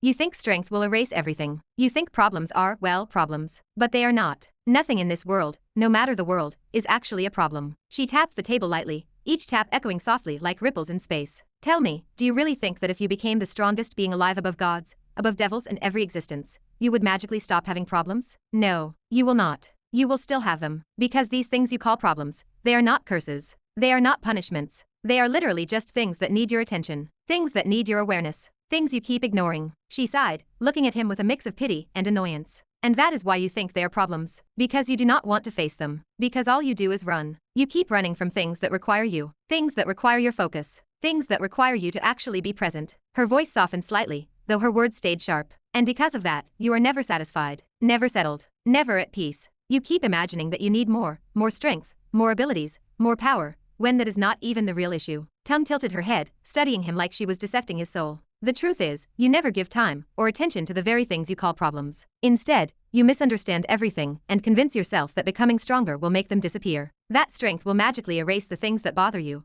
the things that hurt you, the things that confuse you. She clicked her tongue. But that is the dumbest idea I have heard in centuries. Her voice dropped, calm but firm. Problems do not vanish because you are strong. Problems vanish because you face them. Because you stop running. Because you deal with them. Give them the attention they demand, instead of pretending power will solve what your heart and mind refused to look at. Her eyes locked onto his. That, my dear friend, is your real problem. Not your strength. Not your enemies. Not your vampire emotions. You. The way you run, the way you avoid, the way you refuse to look at what hurts you. Fix that, instead of trying to bury it under more power. That is your problem. Razeal just dragged one hand across his forehead, fingers pressing into his skin, as if massaging away the headache this entire situation was giving him. What is this, therapy session? He thought, his expression twisting somewhere between disbelief and pure annoyance. Why was he even here? Why was an X-ranked villain, someone who should have been terrifying, overwhelming, monstrous, sitting in front of him talking like some cosmic counselor? He sighed again, louder this time. Problems are not problems? What the beep was that supposed to mean? He genuinely, absolutely had no idea what to even say about this bullshit. You know what will help you? Solving everything? Tongue suddenly announced with such confidence that she almost sounded proud of herself, as if she truly believed she was some great teacher descending to guide a clueless student. Razeal did not even bother raising his head. Please, he muttered, tone exhausted, sounding like a man begging the universe for mercy. Finding what you want. That is the only thing that is going to help you, Tongue continued, nodding her head like she had delivered the most profound truth ever spoken. I want to get stronger, Razeal replied instantly, finally lifting his eyes to look at her. His voice was steady, sure, maybe even stubborn. That is what I want. That is not, she answered without missing a beat. Razeal blinked slowly. Then he took in a breath and said, I know what I want. I have thought about it. My purpose is to be strong enough, stronger than anyone. As for other purposes, I will think about those later. He sounded tired at the end, tired in that way only someone who had been wrestling with the same damn internal question for way too long could sound. He did not care anymore. He just wanted power. Everything else could wait. Tongue suddenly leaned forward slightly, her strange galaxy-filled eyes narrowing just a little. You keep growing stronger just because some part of you still hopes for the day you will not have to be strong anymore. Razeal froze. His brows twitched. His jaw clenched just a tiny bit. He did not even know why those words felt weird, but they did. It was not anger or surprise. It was like she touched something deep inside him without warning, something he did not even know was there. Do you want me to help you find what your purpose is? Tongue continued, completely unfazed by his reaction. How about I make you realize it? Who knows, it might help you. Do not you think that would be the best thing you could want? To know why you are doing all this for? Razeal stared at her, blankly at first. Then slowly, his expression shifted. His shoulders dropped a little. His breathing steadied. He was not convinced, not even close, but he also did not have the strength to reject the idea anymore. The same question had been chasing him since before Zara even mentioned it. After a long, heavy sigh, he finally said, all right, go on. I hope it works too. I am honestly tired of thinking about this, but I do not think it is going to help anything. It is not like this will magically fix anything. All right then. Tongue clapped her hands together excitedly, like she had been waiting for that answer since the beginning. Her eyebrows shot up playfully, her eyes glimmering like she had just been given permission to start the world's strangest lesson. Razeal, on the other hand, was seriously reconsidering every decision that had led him here. For a few seconds he genuinely thought about getting up and walking out, leaving, exiting the system space entirely, because this was not what he came here for. He expected some ancient monster, some overwhelming source of wisdom or terror, maybe a method to gain inhuman power. What he got instead was this: a woman who refused to help him get stronger even though she literally could reshape the universe with a sentence, who seemed more excited about acting like a psychiatrist than someone who could give him answers. Still, something held him there. Maybe desperation, maybe exhaustion, maybe the tiniest sliver of hope that anything, even a cosmic weirdo's lecture, might help him somehow. Tongue leaned back slightly and nodded to herself as if preparing for a dramatic beginning. All right, let me help you fix your emotions too while helping you realize what you actually want. And since I have your memories, this is going to be easy. She smiled, softly, almost gently. Her voice lowered into something calmer, warmer, like she was genuinely trying to guide him, and not just mocking him. So, she said, let us start with the first question. Razeal swallowed without meaning to. He did not know why. Maybe it was because she said it so seriously. Maybe the atmosphere shifted. Maybe her tone changed. He did not know. But he felt something coming. Something uncomfortable, something he did not really want to answer. Tongue tilted her head slightly, studying him. And then with absolutely no warning, no build-up, she asked,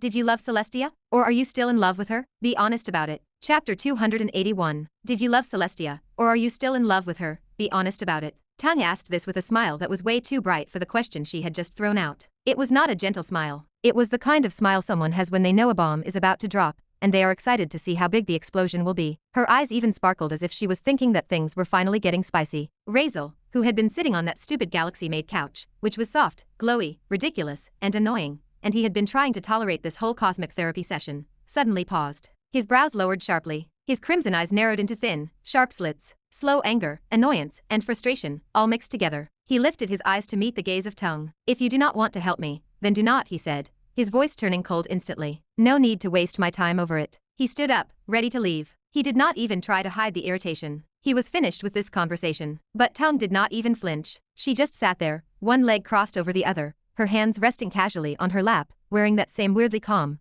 but amused smile. "This is actually helping you," she replied casually. "It is just that you are too dumb to understand it yet." Her smile widened as if she found him adorable in some weird, condescending, cosmic way. Razeal scoffed loudly. "Where is this going to help me? This is such a stupid question. It is completely useless. You are treating me like I am some vulnerable, emotional idiot, which I am not." He ran a hand through his hair, clearly frustrated. His shoulders were tense. He could not understand how an X-rank villain could be this ridiculous. "All of this is meaningless, a waste of time, and stop wasting my time." "Funny," Tung said lightly, "but you should really look at your face right now." She pointed at him casually. "You are literally running right now. Look at your own reactions. If you cannot even talk about yourself without shaking in anger and frustration, are these not the very problems you supposedly want to fix?" Her tone was teasing, but there was something piercing underneath it. "I am not," Razeal said sharply before cutting himself off. He inhaled lightly. "These are just my vampire traits. I just got this change some hours ago, so I cannot control it yet," he said stiffly. "My emotions get amplified. That is all. Usually I do not care about any of this. It is insignificant. It does not concern me." He looked away when he said it, trying to swallow the heat in his chest,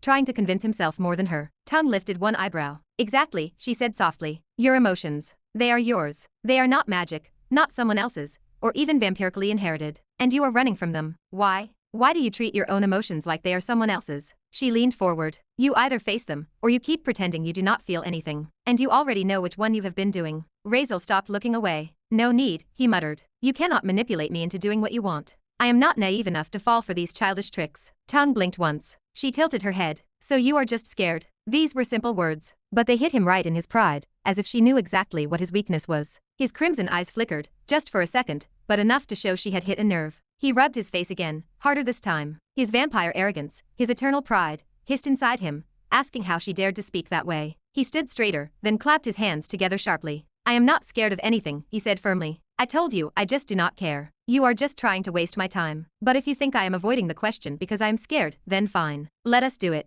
The smile of Tung widened like she had been waiting for this exact moment. "Oh, that is good," she hummed happily. She placed her elbows on the table and leaned forward, her strange cosmic eyes looking directly into his. "So," she asked sweetly, "do you want me to force you to only speak the truth? It will help." Razeal scoffed, not even blinking. "No need. I never lie. Only the weak, the afraid, and the traitors lie. I am not one of them." The lips of Tung curved. "You used to lie," she said softly. "You lied before they lied to you. After that, you stopped because you did not want to be like them." She snapped her fingers lightly. "Note that everything that happens to people reflects inside them." Razeal did not reply back at first. He just sat there, arms crossed, his posture tense, but his face blank, as if he was trying very hard to show he was not taking any of this seriously. He acted as if he did not care, as if this was nothing. But inside, after everything that had happened earlier, his losing control over his emotions, and that overwhelming pressure, he felt it. A tiny pinch of something in his chest, something he had never truly acknowledged before. Fear. It was not fear of Tung. It was not fear of Celestia. It was not fear of anyone outside. It was fear of himself. It was fear of facing whatever answer she was trying to drag out of him. He did not like that. He did not like knowing that something in him was afraid. It annoyed him, irritated him, and infuriated him. But because he noticed it, because for the first time ever he actually noticed he was scared, he decided not to run this time. So when Tung asked again, softly but clearly, "So, did you love Celestia? Or do you still do?" Her voice was not mocking. It was light, calm, and almost too gentle for an X-rank cosmic villain. The atmosphere thickened between them. It was silent and heavy, as if the space around them was holding its breath. Razeal heard the question, and his first impulse was to frown again, to get up again, and to dismiss it again. Even knowing she was repeating the exact same question, even knowing he was supposed to answer it, his body reacted before he could even think properly. His chest tightened, his jaw clenched, and his eyes narrowed. He felt weird, very weird, like he was being forced to do what he did not want to do. But he did not run this time. He forced himself to stay seated. He forced himself to breathe. He forced himself to calm his stupid, amplified vampire emotions. Finally, after a few seconds that felt much longer, he inhaled quietly, then exhaled. He chose honesty. "I had some feelings for her," Razeal said slowly. His voice was not soft.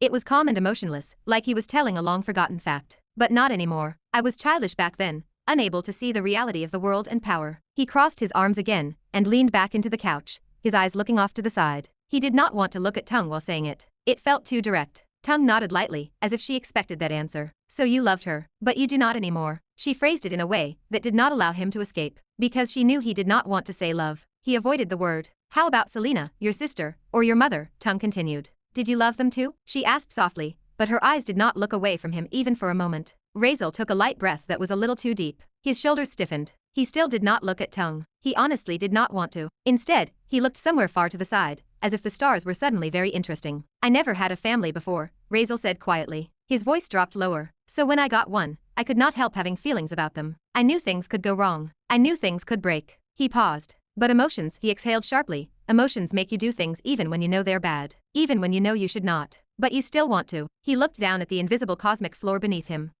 He moved his lips, but no words came. He clenched his jaw, frustrated at his own hesitation. Finally, he forced it out. I loved them. I did, and I was selfish. I wanted to be loved. And I expected things from people who did not deserve it. His voice went almost flat at the end. It was as if he was trying to hide something under that calm tone. The eyelids of Tung lowered. She was not getting what he meant, but she ignored it again, thinking it must be linked to his dark, missing spots in memory. And they betrayed you, she said suddenly. Her voice was cold. Razeal did not lift his head. He just nodded lightly. Yeah, they did. His voice was empty. It was like he had said those words a million times already. So you want revenge, Tung said. It was not a question. She said it like she already knew. I will have my revenge, Razeal said, and this time his voice changed completely. It turned chilling, cold like frozen metal, and unforgiving. His crimson eyes snapped toward Tung, and met her cosmic gaze directly. And in those eyes, something sparked violently. A deep, violent glow. It was not anger exactly, but more like determination, so sharp it cut the air around him. The smile of Tung faded slightly. She watched him carefully. So, will you kill them? She asked. Her voice stayed calm and soft. But her words were like ice. As soon as she said it, the entire atmosphere shifted. Silence dropped like a weight. Both of them stared at each other. The face of Razeal did not move. There was no emotion, no twitch, not even a reaction. Still, he did not answer. He just stared back into her deep, void-like cosmic eyes, letting the question hang between them like a blade. Tung tilted her head slightly and said, "Let me make it simple. Let me make it simple. How about this? Think of Celestia standing right here." And before Razeal could process her words, Celestia suddenly appeared. She stood just a few steps away from them. She stood with her usual elegance, her platinum hair flowing, and her calm platinum eyes fixed on Razeal. It was a perfect illusion, or perhaps something more. Whatever it was, it looked real, perfectly real. Razeal stared straight at her. Tung continued, "She is standing right here." Razeal did not blink. "And you have a dagger in your hand." A cold weight formed instantly in his palm. It was a dagger, simple, sharp, and real. It gleamed under the cosmic light. The voice of Tung dropped low. "Will you kill her?" Razeal lifted the dagger slightly. He looked at Celestia, then shook his head. "I will not be able to kill her," he said simply, with no hesitation, and no struggle. "She is stronger than me." He said it casually. But Tung, she did not look satisfied at all. Chapter 282. "I won't be able to kill her," he said simply. No hesitation, no struggle. "She is stronger than me." He said it casually. But Tung did not look satisfied at all. "I am asking if you will kill her or no," Tung repeated, but she did not even get to finish her sentence. Because the dagger in Razeal's hand moved too fast. One moment it was hanging loosely in his fingers, the next, shhk. It appeared buried deep into Celestia's chest, right where her heart was supposed to be. No hesitation, no dramatic pause, no trembling hand, just a clean, cold, emotionless strike. Blood slowly began dripping down her pristine white dress. Her platinum lashes fluttered once, then her eyes rolled back, turning pure white as her whole body went limp. A faint, dull thud echoed as she collapsed backward. Her body hit the cosmic floor, lifeless, unmoving. Just a corpse now. Tung turned her gaze back to Razeal immediately, almost excited, as if she loved what she just saw. Razeal, meanwhile, simply lowered his arm. No expression on his face. No regret. No disgust. Not even satisfaction. Just cold emptiness. He pulled his hand back and leaned against the cosmic couch again, arms folding. Then he met Tung stare straight on as if silently asking through his dead serious crimson eyes, anything else. Tung let out a low, amused chuckle. "You were able to do this because you knew she was not real, right?" She licked her lips lightly while watching him, her expression half curious, half entertained, as if she were examining some rare creature. Razeal did not answer. Not yes or no. He just sat back, leaning deeper into the strange galaxy-made couch. Silent, emotionless, just staring at her without blinking. Tung tilted her head slightly, still watching him. Then she repeated herself with a lower, more intentional voice. "Let me ask you again. Will you kill your mother, your sister, Selena, and Celestia? Answer me. Do not dodge the question. Be honest to yourself." The question landed like a hammer. Razeal suddenly exhaled sharply and leaned forward, elbows resting on his knees. His fingers brushed across his face in mild frustration. "You know," he muttered, staring directly at her with a dangerous glint. "Right now I feel like I want to kill you." His voice lowered, quiet, cold, and almost threatening. Not loud, not explosive, just deadly calm. Like really, really bad. Tung did not flinch, not even a twitch. She simply smiled. "And you know you cannot," she said, almost cheerfully. "So how about you be a good boy and just answer the question? Because all I see right now is a boy trying to run away from one single question." She leaned forward as she spoke, her eyes narrowing slightly, teasing him, but observing him at the same time. Razeal felt her words hit something inside him again. That stupid vampire heightened emotional core again. He sighed again. He did not want to admit anything. He did not want to participate in this ridiculous therapy session. He did not even want to feel cornered by someone who could rewrite reality with a word. But still, he breathed in, slowly, controlling himself. All right. He finally spoke, voice lower and steadier. Fine. He exhaled through his nose. No, I will not. His eyes dropped slightly to the table before meeting hers again. I do not want to kill them. His voice was honest. Cold, empty, but honest. Yeah, I hate them. But no. I do not want to kill them. I just want my life to be away from them. As he finished saying it, he looked away again, as if he could not stand making eye contact during such words. Tung chuckled, delighted. Oh, I am loving this. Her whole face lit up. She looked like she was enjoying this far more than she should. But quickly she coughed lightly, forcing herself back into her fake serious therapist mode. She straightened her back and asked again, voice returning to calm seriousness. So, you still have feelings for them, I presume? Razeal's expression did not change. He did not even blink. No, he said plainly. I hate them. There was no tremor in his voice. No crack. Just flat truth. Tung watched him carefully, her cosmic eyes reflecting little shifting stars. Well, that I can see, she said. Then she leaned forward again, her chin resting in her palm. So, will you forgive them? No. Razeal answered instantly. A faint smirk tugged at the corner of his lips, a cruel, unbothered, icy smirk. He did not even try to hide it. He would never forgive them. Tung's smile widened a little, clearly intrigued. She tapped one finger thoughtfully on the table. What would it take to forgive them? She asked slowly. Anything. Anything at all. Something that might be worth enough. Razeal did not even need to think. He shook his head immediately. Some things cannot be redeemed. No matter what. And this is one of them. His voice held an eerie calmness, as if he was stating simple mathematical fact. I will never forgive them. I hate them. And that is it. He was not shouting, trembling, or even letting vampire emotions take over. He was calm. Completely calm. So much that it felt strange even to him, because only minutes ago he had been shaking,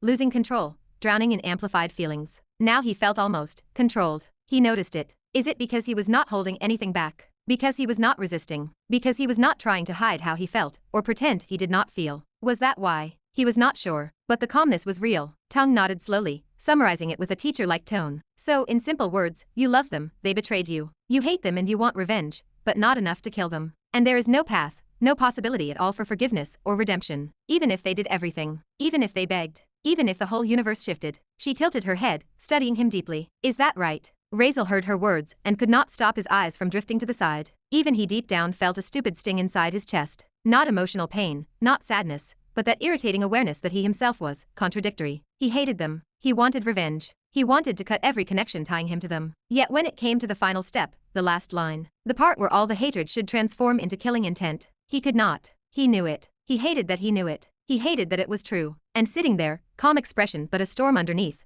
he could not help thinking, why am I like this? Why do I stop halfway? Why cannot I just go all the way? Why do I hesitate? Why am I weak? But the answer never came. Not now, not ever. Every time he tried to force himself to think, I should kill them, the thought always collapsed into the same blank refusal. No. Not because he forgave them or loved them, or even because that he wanted them. No. Just no. He did not know why. Maybe it was that small buried truth in all humans, or whatever he was now, that killing the people you once loved is something no one can do without breaking something inside themselves permanently. Maybe it was because even if you hate someone with your entire being, there is still a reluctant corner inside you that does not want to cross that line, because that line changes who you are forever. Maybe it was because killing them felt exhausting, needless, and complicated. He did not want to be dragged into the emotional mess of killing them. He did not want to deal with whatever came after. He did not want to bother his own mind with consequences he did not see the point of living with. He wanted revenge, but not that kind of revenge. Make them regret, make them suffer, make them choke on the consequences, but not kill. Even he did not know why. He just knew it. He sat there quietly, face empty, posture relaxed. No flicker of emotion showing on him, but inside, his thoughts spun quietly in circles. Tung watched him. Her cosmic eyes seemed to see through everything, and she rubbed her chin thoughtfully. Then why do you not want to face them? She asked softly. You do not even want to talk to them. You do not want to prove them wrong. You did not even want to hear why Celestia or Selena did what they did. Her voice was steady and annoyingly analytical. What is that going to do? Razeal said with a shake of his head, his tone flat. That is just a wasteful thing to do. I do not care. Tung narrowed her eyes a little. Or maybe, she said slowly, you are scared of their answers. Razeal's eyes flickered for a second. It was barely visible, but it was there. That may be what they say will be hurtful, she continued. Or maybe you do not want to ask, because you are afraid you will look too emotional, and you hate that. Razeal stared at her, expression blank. What are you trying to say? Tung did not stop. I mean, when Celestia wanted to tell you the reason, Tung continued, her voice slowing down as if she was picking apart each word, examining it.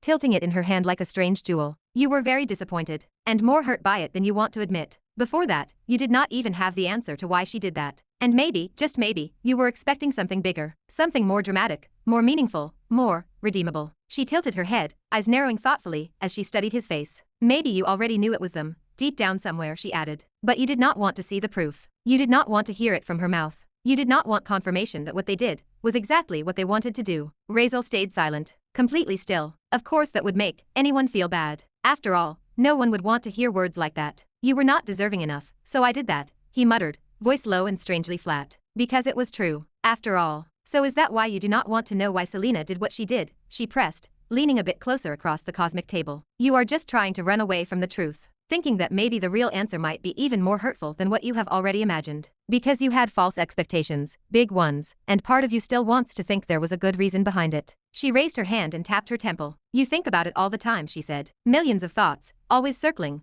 always returning to the same question. Even now you think about it, do not you? Why she did it? Why her? Why them? Razeal's lips twitched. He looked irritated, but not because she was wrong, rather because she was too right. I do not, he finally said. Because it is going to change nothing. Knowing will not change anything. Hearing the reason will not undo it. And more than that, I will look like an idiot who cannot even control his emotions. This is useless, he said, trying to sound dismissive. Completely useless. Let us put this aside for now. Tongue rubbed her chin slowly, her expression turning thoughtful in that strange way she had, like someone flipping through dozens of possibilities at once, each thought painting a different constellation in her eyes. How about this, she continued, leaning slightly forward. What if they do something again? Something new. Something worse. Let us say you do not want to kill them for what they did before, but if they did something bad to you again, right now, would you kill them then? I mean something truly wrong to you, something that crosses every line. Her voice held a weird mix of curiosity and amusement, as if she were not asking a psychological question, but instead watching her favorite drama unfold live. Razeal did not even blink. I will, he said, just like that. No pause, no breath, and not even a conflict. His crimson eyes lit up sharply like a blade flashing in dim light, showing not rage but certainty. A cold, absolute kind of certainty. And that was exactly when Tongue suddenly burst into laughter. A full, uncontrollable, loud laugh, head shaking side to side as if she could not believe what she just heard. Ha ha ha, oh this is too good, she said, clutching her stomach. You know what? I found it. I found your real problem. Razeal's expression darkened immediately. He narrowed his eyes slowly, warningly, crossing one leg over the other in a composed, irritated gesture. His gaze sharpened into cold crimson slits. You think I am lying? He asked, voice dropping dangerously calm. I meant it. Tongue waved her hand dismissively, still halfway laughing. No, not that, she said, breath still uneven from laughing. What I mean is your biggest problem is not what you think. It is not strength, it is not revenge, it is not even the vampires or emotions or whatever other nonsense you complain about. She leaned back with a dramatic flourish of her hand, still snickering. Your biggest problem is, you are trying to be what you are not. Razeal did not move, his eyes just narrowing even further, red deepening, as if sharpening into blades. Just staring. Tongue noticed his reaction instantly, and that only made her laugh louder, her voice echoing strangely in the star-filled space. Ha ha ha, you are aware of it, she shouted, pointing at him as if revealing the twist in a story. You know it too. She covered her mouth with one hand, shoulders shaking as the laughter did not stop. Razeal did not find it funny. At all. He sat perfectly still, body unreadable, but as flashing irritation, confusion, and something else he refused to name. Tongue eventually slowed her laughter, little gasps still escaping from her smiling mouth. Then suddenly she stopped completely. Her expression snapped into seriousness as if someone flipped a switch. Her cosmic eyes sharpened, clusters of stars inside them swirling, forming clearer patterns, like galaxies rearranging themselves for a purpose. She placed both hands firmly on the galactic table and leaned forward. The atmosphere shifted instantly. The joking tone vanished, replaced with something ancient, heavy, vast. Then Tongue asked, tell me, is not it because of that? She lifted one finger, pointing directly at him. Because of which you have dark, blank spaces in your memories. Her voice dropped lower, almost vibrating through the starry space around them. She stood up slowly, leaning across the table, face nearing his, her gaze deep and endless, clusters of stars reflecting violently in her pupils. Chapter 283. So what is it? Tell me, what is it that you are forced to be which you know you are not? Tongue asked, her voice dipping low as she leaned further forward. Her palms pressed against the shimmering galactic table, the swirling cosmos inside it pulsing faintly under her touch, casting dim lights across her face. She stared at Razeal as if she were dissecting him, peeling open his chest, his mind, and his past piece by piece. Razeal just stared back at her, unmoving and expressionless. Only a single, small sign escaped that something in him did not want this conversation to continue. Slowly, he shook his head, not in denial, but in silent refusal. He knew that if he opened his mouth and said what was actually sitting in his chest, someone was going to get mad about it, not to say going to take offense. He would rather not deal with that. Still, he opened his lips anyway. A long breath left him, and in the calmest, coldest tone he spoke. I do not want to be a villain. His back leaned into the soft cosmic couch again, shoulders dropping slightly as if finally releasing a small weight. His face stayed perfectly straight, blank, and unreadable. No twitch, no anger, no shame. Just a raw truth said without emotion. Tongue blinked. Then a small grin appeared at the corner of her lips. Oh, at least you are honest with yourself. She chuckled softly as she sat back down, satisfied, tapping one finger rhythmically against the table. Her head tilted as she replayed his words in her mind. A villain. What was that supposed to mean? Acting evil. Pretending to be some menacing stereotype. She genuinely found the concept amusing. She could not understand why he thought that was what he was forced to be. She was in her own thoughts, while Razeal was to get busy as someone was really interested to talk about this statement of Razeal more than her. Host.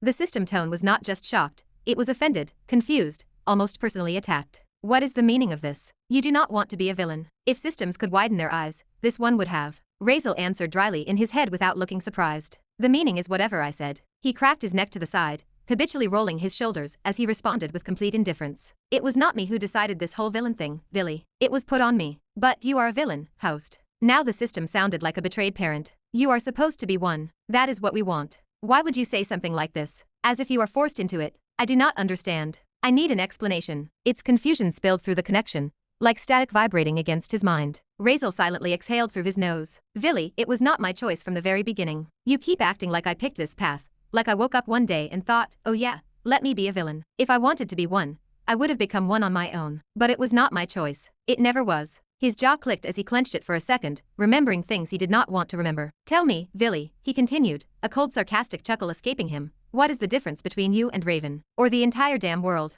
Everyone wants me to be a villain. Every single one. None of them ever asked me what I wanted. Everyone just decided for me. Even you are not an exception. He ran a hand through his hair unconsciously, irritation flaring in the back of his head. Why do you think I never learn anything from the villains you keep throwing at me? Razeal asked. All I ever take are the skills, the power, the parts I need. Not their ideology. Not their mentality. Because I do not desire to be like them. It is something you are forcing on me. Everyone is forcing on me. The system was silent for a moment, longer than usual. Then, you are thinking in the wrong way, host. Its tone sharpened slightly, defensive. You are comparing me to Raven. Really? Razeal could practically feel the system frowning. Host, I help you. You need me. Because of me, you are what you are. I am your strength. You should not see me like that. And I never forced you to do anything. Never once did I force you to follow any rules or any traits. There are no rules I set for you. All I said was, do whatever you want. That is villain. That is all. You are misunderstanding. It is your freedom. There was something almost desperate behind its words, like it could not understand why he was suddenly rejecting something so fundamental to its existence. Like he had just shaken the foundation it operated on. What are you, different from Riven, or what this whole world wants from me?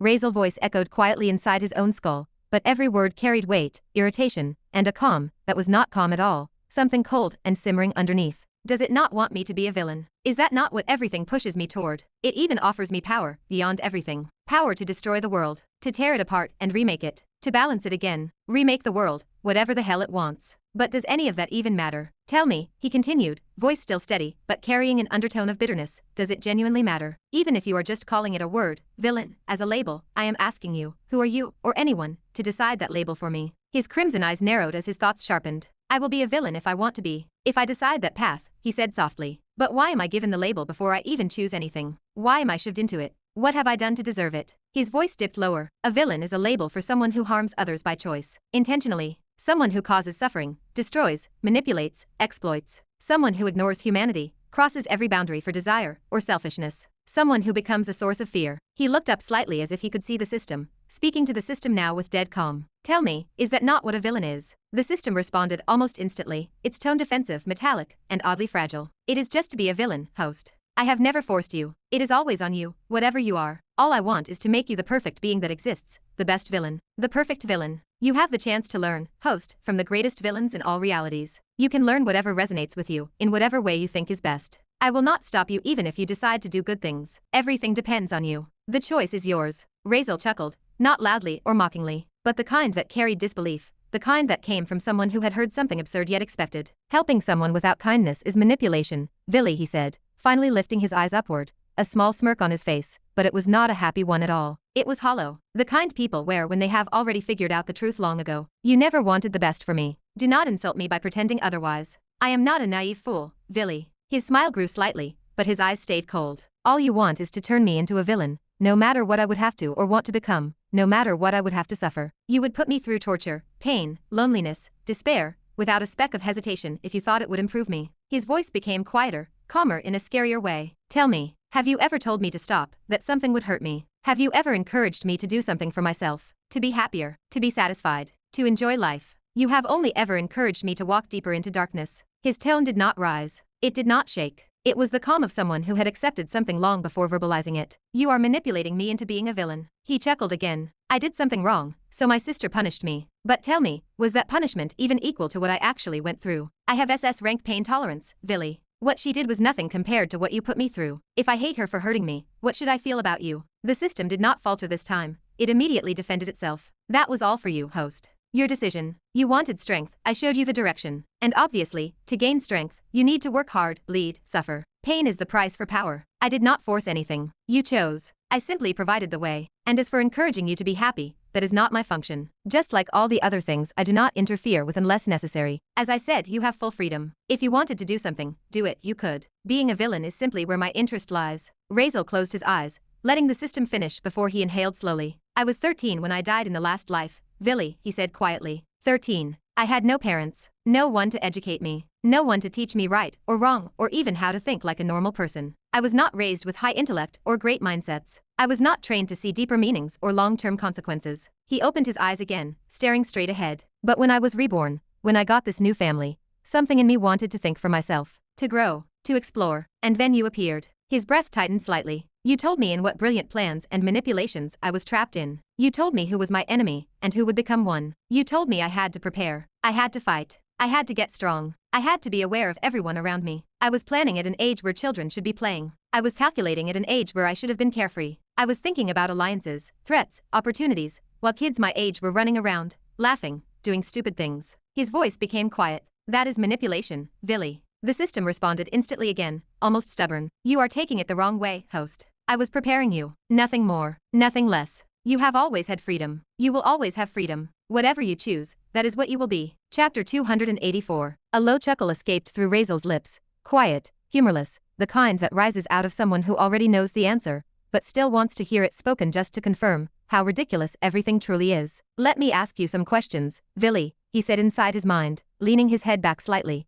Crimson eyes half-lidded with a mixture of exhaustion and cold amusement. Tell me, would it be acceptable if I killed children, innocent children who have nothing to do with me? He was not expecting surprise. He already knew exactly what the system would say. It is acceptable. As I said, I am a villain system. You have full freedom to do as you want, host. System does not possess morals or boundaries, whatever you believe those are. Razeal's face remained blank. His expression did not flicker even a hair. He was not shocked. Not even disappointed. This was expected, predictable, almost boring. How about, he continued calmly, his tone still steady, but something dead underlined it. Can I rape innocent girls? You can. Not even a pause. Not even hesitation. No hint of shame or moral restraint. Just a flat confirmation. Razeal's eyes narrowed a little, not because he felt something, but because everything was becoming too clear now. Too obvious. How about if I want to spread a plague? Or torture people for fun? Put people through poverty, sickness, suffering just because I feel like it? What about killing for fun? Will you help me with that, Villy? You can. And system will definitely help you find the perfect villain to learn from, to master those skills. Even if I get consumed by darkness, by evil, by madness. His voice was soft now, quiet. Would you help me, or stop me, if I turned into a complete psychopath? There is no such parameter as evil, darkness, or madness for system to judge. If you ask system to help you improve those traits, system will. If not, system will not interfere. Your perception of morality does not apply to me. For me, all of that is acceptable.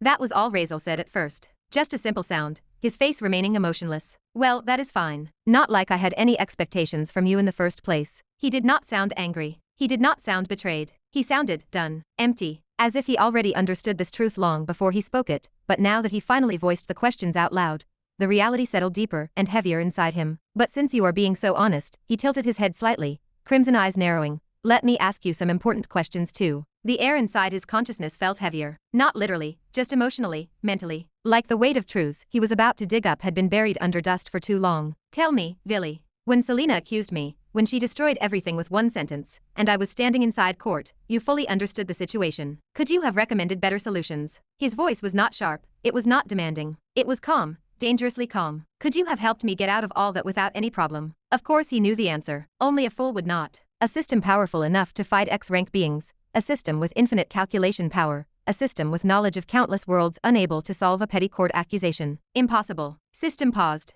A long pause. A telling pause. Then finally answered. Yes, I could. I had billions of ways. I could have proven their guilt even. I could have created arguments, fixed the situation, turned everything around. Even fabricated evidence. I possess omnipotent level intelligence, host. But system cannot interfere. It is for you to grow, to make choices, to learn. That is it. Razeal's fingers twitched. He did not clench his fist or grit his teeth. But internally, something shifted. Something clicked. He continued, voice steady. How about when I was in that church? When they tortured me? Did you have a solution for that too? System answered immediately. I had millions. Razeal nodded again slowly, not surprised at all. How about the best ways to get stronger? How about healing me? When I was injured thousands of times. His voice was low, quiet, but every word hit with precision. Could you have made that easier? Yes, easily. Razeal exhaled, almost amused by the simplicity. How about helping me find a place to live peacefully, happily, safely? Could you have done that too? System did not even hesitate. I could have made you the world's wealthiest, healthiest, most satisfied individual using words alone, host. Razeal blinked slowly, sarcasm curling at the corner of his lips. He already expected this. He already knew. But hearing it said so casually, so indifferently, made something inside him twist. And you did not. Because it is your choice, host. It is you who must walk your path. You must learn. You must struggle. You must experience. That is how you become better. Villy, you just admitted you could have fixed everything. Everything. His mind replayed flashes, being dragged, beaten, mocked, rejected, tortured, hated, accused, crushed. And system did nothing. You had the power to give me happiness, peace, even safety. A small smile touched his lips, dead and empty. And you did not. The system stayed silent, allowing him to continue. You talk about growth, about learning, about becoming stronger. He lifted his head, eyes glowing faintly. But tell me, since when does a child need to be tortured to learn? Since when does suffering automatically create growth? Why do you believe pain is the only teaching method? A pause. If you could have helped me, but chose not to, what exactly does that make you, Villy? The system did not respond. Razeal continued anyway. You always say I have freedom. He laughed bitterly. But you never gave me the chance to live freely. You shaped me, pressed me, molded me. His fingers dragged back through his hair, frustration flickering across his eyes, genuine emotion finally surfacing. You say the world wants me to be a villain. Raven wants me to be a villain. Fate wants me to be a villain. And you, my system, want me to be a villain. His breath trembled once, then steadied. So tell me, when so many forces push me into one direction, how exactly is that freedom? System finally answered, softly. Host, you are misunderstanding. I only want what is best for you. No. Razeal cut it off immediately, voice cold, sharp, hollow. You only want what is best for your purpose. He leaned back again, head tilting as his gaze turned emotionless, expression flat. And that is exactly what makes you no different from Raven, or anyone else who decided things for me without asking. The atmosphere inside the mental space shifted. The system remained silent, and after finally some time. So, are you satisfied now? I answered all your questions. To prove to me I was wrong. The system finally asked, its voice sounding strangely flat, as if it already knew Razeal would not like any of its answers, but still forced itself to speak them anyway. It did not sound guilty or ashamed. Systems do not have that. But there was something like a very slight hesitation beneath the surface, like even it knew this conversation was dangerous, like it was stepping on something it did not fully understand. Razeal leaned back, exhaling a quiet laugh through his nose. A low chuckle, dry, empty, and tired. I am. Very much. At least you did not lie, he said, his lips curling into a humorless smile. The system paused, then asked, so, when did you realize that you do not want to be a villain? When I was on the ship, he finally said, closing his eyes. Loneliness always makes you realize where you are actually standing, Villy. He opened his eyes again, staring into nothing. Sitting there alone, seeing nothing, I realized how empty everything is. I had nothing. No one behind me. Nothing to even look forward to. I only had you. And all you did was tell me what you think is best for me. A smile shaped on his face, arrogant, sarcastic. And it is not like you ever hid your irritation. Why do you think I brought Levy onto the ship with me? I did not bring him because I needed him. I brought him because I was suspicious of you. His eyes narrowed slightly as he remembered. You always questioned why he was there. Always asked what use he had. Always called him useless. Always pushing me to cut him off. Why do you think you did that? The system did not speak. Razeal continued anyway. You wanted me to be alone. A lonely person is easier to manipulate. A lonely person is easier to shape. A lonely person is easier to fill with darkness. Because if I linked myself with people, I might grow soft. I might get a purpose. I might care. And that goes against what you want from me, right? At first, it was only suspicion. But after we got separated in that sea whirlpool, I had the chance to go get him back. I could have gone after Levy, but instead, I did not. And you did not say anything. Not one single recommendation. Not even a host. Think about it again. Nothing. His smile sharpened. So unusual of you, Villy. Silence. From you. The system stayed completely muted. And then, Razeal's eyes darkened. That recommendation to kiss Maria to heal her. Why do you think you gave that? Still no response. I am sure you had many other ways, better ways you could have helped me realize something, or helped me heal her, or fix whatever was happening, rather than kiss her. You knew she was getting close to me, asking questions, getting involved. And maybe that could be a bad probability for you in the future. You knew she obviously hates me, always thinking of me like some rapist. So if I acted like that, if I did something that disgusting, then it would help you, right? She would keep her distance from me, realizing I am just what she thought I was. And I would stay alone, isolated, easier for you to manipulate. Silence. But this time it was not a cold silence. It was cornered. Darkness grows best when someone lives alone, Villy, Razeal whispered. And you knew that. He leaned his head back, staring at the cosmic ceiling of Tung's strange space. So what now? You think I betrayed you? System suddenly asked silently. Razeal heard that and chuckled quietly. Betrayal. No, I never trusted you in the first place, my friend. He smirked. You think I am an idiot. Razeal continued speaking to the system. System functions open only inside the Gate of Worth, only inside the academy, right where everyone loathes and hates me. And that too when I desperately want to grow stronger. And that is supposed to be coincidence. He scoffed. You ran me through hardships, torture, pain, loss, loneliness. Also I could become a villain without you ever directly saying that is what you want from me. You wanted to shape me without making it obvious. The system of course had nothing to say at that moment. It finally managed. Are you not afraid that I will stop giving you powers? Or take back the ones you already have? Lock all system functions. I am not afraid, Razeal answered instantly, his voice without hesitation. Because I know you cannot do that. He tilted his head slightly, smirk widening. If you could, you would have done it already instead of trying to manipulate me like this. He tapped his fingers against the armrest of the galactic couch, slow and rhythmically. And not to mention, if I die you die. Our lives are tied. You will not risk that. And you will always obey the commands I give you. Because in the end, his crimson eyes glowed faintly. You are my system, not the other way around.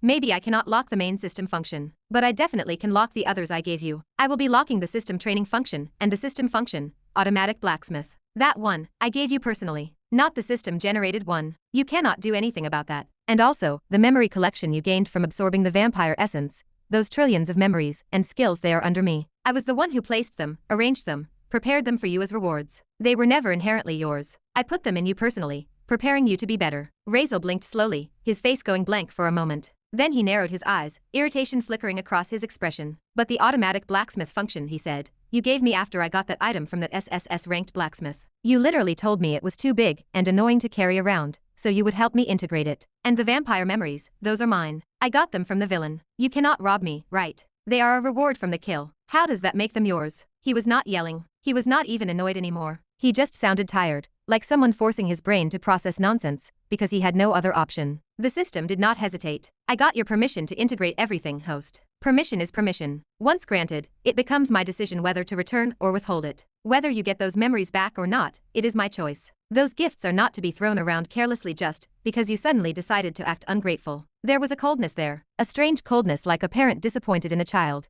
but without emotion. Mechanical disappointment. Razeal leaned back slowly. A cold chuckle escaped him, definitely not amused. I can appreciate the kindness, he said, voice steady. The powers, the gifts, the treatment, but I do not want that identity. Have it, whatever, I do care. He lifted his head, eyes narrowing as he stared into the empty air as if where the system could be. You are trying to make me better, or look after me. He shook his head lightly, almost mocking. You are just selfish for your own interests, Villy. You pretend it is for my sake. Purpose, growth, path, all this bullshit. You tell me to find my purpose, but you already gave me one. His voice sharpened. Be a villain. He ran a hand through his hair. Do you think I am an idiot? That I am too blind to understand this much. His crimson eyes glowed faintly under the cosmic lights of Tung's strange space, but there was something else in them, something colder than before, something that was not anger, but clarity. So do what you are doing, Razeal said. I will do what I want. His voice turned almost emotionless now. Do not call me bad for it. Do not call me stupid. Do not call me ungrateful. Do not call me confused. I am simply doing what I want for my own interests, just like you. So do not act like you are any different.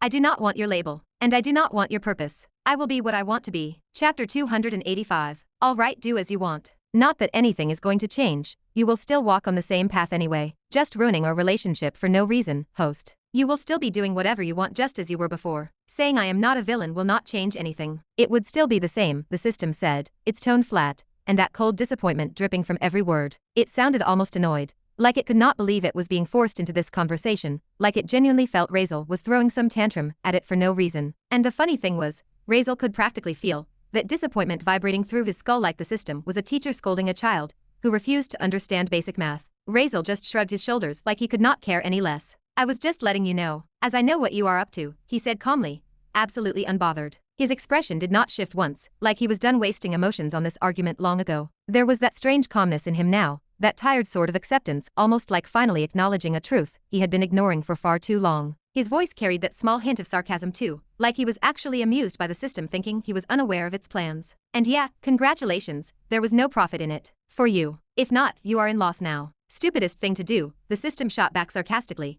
sounding irritated and judgmental as hell. The tone itself made it very clear it genuinely believed he had done something unbelievably idiotic, like it could not wrap its head around how someone could willingly sabotage his own advantage just to be stubborn. Razeal rolled his eyes slightly. And I do not give a shit whether it was profit or loss. I did what I wanted to do, he replied, completely unfazed, not even pausing to think about it. It was the truth too. He was not calculating anything when it came to this. No strategy, no plan, no hidden motive. Just something he wanted to say. His emotions felt strangely lighter now, as if speaking those things made him feel more grounded in himself. Just accept you cannot control your arrogance anymore. Ego as big as a planet does not suit anyone, host, the system said disappointingly, like a mother pinching the bridge of her nose at her problematic child. The words hit him almost like the system was shaking its head while saying it. Razeal's lips curled into an extremely evil, slow, devilish smirk, like someone just handed him the perfect opportunity on a silver plate. He leaned back slightly, eyes narrowing at nothing as he spoke the words with quiet satisfaction. System, rewrite your voice to sound like a sugar-high magical girl voice. From now on. Permanently, he said, savoring every syllable like he was biting into the sweetest candy. It was a command spoken with absolute seriousness yet dripping with sadistic mischief. Host, you cannot do this. The system tried to protest immediately, but Razeal cut over it mentally, pushing his will harder. The system's panic trembled between his thoughts. But at the same time, ding. Host wants to change system voice into sugar-high magical girl. Yes or no? There was a silent moment in his head where even the system felt like it was staring at him blankly with that face. Razeal's smirk widened like a predator seeing its prey cornered. Yes. And then, ugh, stop it. You are being so meon. A sudden explosion of the most sugar-filled, high-pitched, sparkling, glittery, over-the-top magical girl anime voice burst inside his head. Sweet, sassy, dramatic. Way too dramatic. It came with a tone so silky and overly bright it almost made his brain jolt. The system tried to continue speaking, but even it choked on its own words mid-sentence as it heard itself. Razeal slapped a hand over his mouth, his eyes widening slightly in disbelief, and then almost immediately softening into unholy amusement. That voice, soft, feminine, bratty, sugary, was something no one could have imagined coming from the system. Excuse me, how dare you? I am absolutely not okay with this. Fix it. Fix it now. Oh Kai. The voice even broke in the middle, like a whining little diva throwing a tantrum. It was ridiculous, over the top, embarrassing and perfect. The system itself sounded like it wanted to commit suicide from hearing its new voice, like every word was physical torture. Best decision of my life, Razeal murmured, shaking his head slowly with a victorious smirk as he let himself melt into his seat. Honestly, it felt like divine justice. He lightly tapped his thigh with satisfaction, closing his eyes for a moment as if fully absorbing this new blessing. The sugary pitch echoed inside his head like addictive music. Stay op op op. The system whined again, though the tone made it sound more like a moan than a complaint, making the whole thing so absurd that Razeal's smile deepened even more. He just stayed like that for a moment, calm, serene, amused, enjoying the system's suffering like it was the best dessert he had ever tasted. Finally, after realizing how humiliating its new voice sounded, the system simply shut up entirely. No more words, no more complaints, no more whining. It just went quiet, completely refusing to speak again to avoid hearing itself sound like a sugar-high magical girl. Now comfortable, with system blissfully silent, Razeal finally released a slow exhale. He felt at peace, like some weight was lifted simply from bullying the system a bit. As silence spread again, a soft voice came in front of him. What are you smiling at? Tongue asked. She had been sitting there, watching him the whole time. Her eyes subtly narrowed with interest. She seemed both amused and curious, having seen different, and so many changing expressions on his face. Her tone held a questioning softness, almost teasing, like she had her own assumptions. Razeal opened his eyes and shook his head lightly. Nothing, he said simply, not giving her even a hint of what had happened. You talking to someone? Tongue asked suddenly, leaning in a little, curiosity instantly lighting her strange cosmic eyes. She looked genuinely interested, her head tilting just slightly, as she tried to read his expression, as if expecting to catch him muttering to an invisible companion. Razeal did not even blink. Can you see anyone I am talking to? He asked her a question of his own. Of course he was not going to tell her about the system. There was no need. But if she could somehow sense its presence, that would be a different story, and Razeal believed it might be possible. Tongue blinked, then shook her head confidently. Not really. Her tone carried that absolute self-assuredness she always had, like if she could not see it, it simply did not exist. She did not doubt herself for even a millisecond. The idea that something could be hidden from her was almost absurd to her. So she simply assumed he was talking to himself, lost in his thoughts. That was the only reasonable conclusion in her mind. So, she continued, sliding right back into her previous question. What were you talking about not wanting to be a villain? I mean, is it metaphorically or theoretically? Her brows furrowed just a little, like she genuinely did not get why he even made that part dramatic. She looked at him with a casual interest, like she wanted to dissect him but at the same time, did not see the point of digging too deep, if he was not cooperative. Razeal ran a hand through his hair, sighing softly. Nothing really. Do not worry about it. He shook his head again. It is a very long and very boring story. I have all the time in the world. Tongue lifted one eyebrow higher this time, her voice smooth, inviting, almost playful. Her eyes locked onto him with sharp curiosity, like she was expecting something juicy and dramatic. After all, even though she had all his memories, it is impossible to have his thoughts. Not to say some things were just different. Razeal stared back at her for a few seconds, actually considering it for a short moment, telling her everything, the whole twisted nonsense with the system, with his life, with the manipulation, the lies, the burden he never asked for. But then he just exhaled and shook his head. Now, leave it. It is not an interesting story, and I definitely do not have much time of my own. He stood up slowly from the cosmic couch. I think I should go now, he continued, brushing some imaginary dust off his clothes. After all, you have already said you will not help me out straight. And this, psychology session. He waved his hand lazily around. It does not help me with anything. I already knew what I feel, and what I do not. I only played along because you thought I was scared. And, he paused slightly, looking her in the eyes, even though I do not usually like proving myself, but since you are special, I entertained it anyway. After all, I would want to have a good relationship with you. Tongue blinked at him, visibly caught off guard for a split second. Then her lips curled in a slow, amused smile. Oh, you seem to have changed. Did something happen? She asked, full interest now on her face. There was something in her voice, like she was tasting his change, measuring it, trying to peek behind it. Maybe, Razeal said, shrugging again casually. Tongue hummed softly. Well, I will not stop you. Though you are welcome to come whenever you want. Her voice softened a bit, surprisingly gentle. Even though you are a very greedy and mean person, I would not mind chatting here and there. She stretched her legs and leaned comfortably back into her galaxy-made couch, looking like a queen relaxing in her throne. Then, as if a random thought hit her, she flicked her hand casually. Oh, and also, since you are going, here, a small gift from me.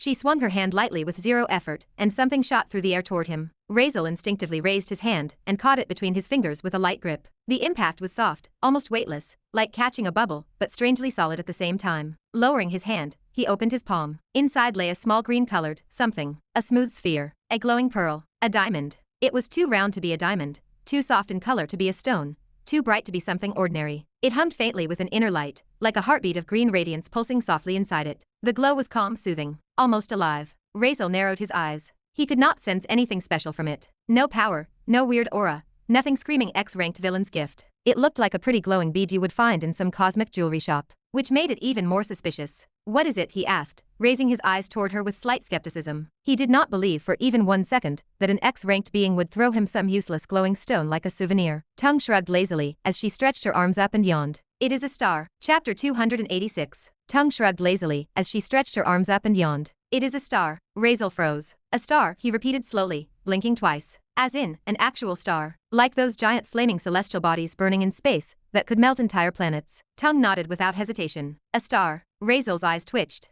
Like, what do you mean? He genuinely needed clarification, because there was no way she meant what he thought she meant. It could not be literal, right? It should be metaphorical, symbolic. Some weird cosmic energy compressed into a bead, or whatever. Tongue pointed behind him casually, waving a finger through the cosmic space like it was just background wallpaper. Like a real one. Look at that. Just like those ones. She gestured toward the floating galaxies and stars scattered around the space they stood in. I just shrank one into this size. She said it so casually, like shrinking a star was not one of the most absurdly impossible things imaginable. Like someone saying, oh yeah, I just folded a mountain into my pocket. Razeal stared at her, then stared at the green sphere, then back at her. His mind blanked for a moment. You shrank a star, he asked slowly, trying to wrap his mind around it. His tone was flat, deadpan, like he needed her to confirm the insanity one more time just to make sure he was not hallucinating. Yes, she said simply, smiling lazily with a slow blink, like she had just given him a cute candy. It was a pretty one too, had a nice color, and I was bored. So I made it small. Razeal tried to think of a reaction. Something, anything. His brain was blank. Because what the hell was he even supposed to feel? So you mean, Razeal finally said after a long, stunned pause, I am currently holding a beeping star. His voice was not shocked, no yelp, no panic, no trembling awe, just pure confusion and disbelief layered over irritation. Like he wanted to believe her, and he did believe her, but his brain absolutely refused to process the stupidity of the situation. He stared down at the tiny glowing green sphere in his palm again, his crimson eyes narrowing in complete bafflement. A real star, he asked again, slower this time. Like, wait, do green stars even exist in the first place? And what about weight, or heat, or radiation? If it was a real star, I should not even be able to hold it, right? He looked at her with narrowed eyes, not because he doubted her, but because his brain was going through every logical check and failing miserably. He was not even shocked. More like scientifically offended that this was even possible. Just how? Tongue looked at him lazily while inspecting her nails. It was not some big thing. I just said, hey star, get to the size of a diamond, have no weight, and be a good boy. She shrugged like it was the most normal sentence a person could speak. A good boy, Razeal repeated slowly, staring at the star in his hand like it had personally disrespected him. What does that even mean? The absurdity of it hit him. A star, a literal cosmic object obeying the command, be a good boy. He could not help but mutter, what the beep, under his breath. You do not believe me. Tongue caught his expression and smirked. Let me show you then. Before he could even react, she stood up casually, stretching a little, and swiped her hand to the side. Let me take you to a good-looking star, shall I, she said, like she was offering to show him a nice tree or a pretty painting. But in the very instant she spoke, the entire universe around them shifted. Not in a slow transition, not like teleportation with fading light. It was like someone grabbed space itself and rotated it like a page in a book. Razeal's eyes narrowed sharply. 1 second he was looking at one set of stars, galaxies, and black space. The next second, everything rearranged. He was standing in an entirely different part of the cosmos. And floating in the distance, so far away yet so impossibly present, was a star. A massive, enormous, glowing blue star burning so violently bright that even from however many light years distance they were at, its presence felt heavy. The intensity did not burn him, but his instincts screamed danger. The kind of danger beyond scales, beyond power levels, beyond anything he could fight or outrun, at least as of now. It was like if that thing decided to sneeze, entire planets would vaporize, without even leaving dust behind. It was beautiful in a terrifying way, blazing blue, rippling with storms of plasma, roaring silently in the vacuum of space. A star that did not shine, it consumed the darkness around it. Razeal stood frozen for a moment, eyes locked on the massive celestial object. His danger sense was going wild, his entire being telling him this thing could erase him from existence without a trace. Tongue, meanwhile, walked past him like she was walking through a quiet park, brushing her long dark hair behind her ear with zero concern. All right, let us be over with it fast, she said, sounding mildly bored. Then, with no dramatic build-up, she opened her mouth and said, get smaller, little star, to the size of a diamond. The moment her words left her lips, reality bent. Not cracked, not shook, just bent, like the laws of physics were nothing but suggestions. The star, which moments ago looked large enough to swallow planets, collapsed. Not exploded, imploded, or dimmed. It simply just disappeared. Like the universe deleted it because she said so. One moment a cosmic giant was there. The next moment, a clean, empty space remained where it used to be, like it never existed. Razeal's eyes widened, not dramatically, but in a sharp, instinctive way. His expression tensed as if his brain skipped a beat. Shock was not the right word. It was more like witnessing something so impossible that even trying to react to it felt pointless. Tongue ignored his stunned silence entirely and lifted her hand, fingers forming a small beckoning gesture. Her movements were fluid, casual, almost lazy,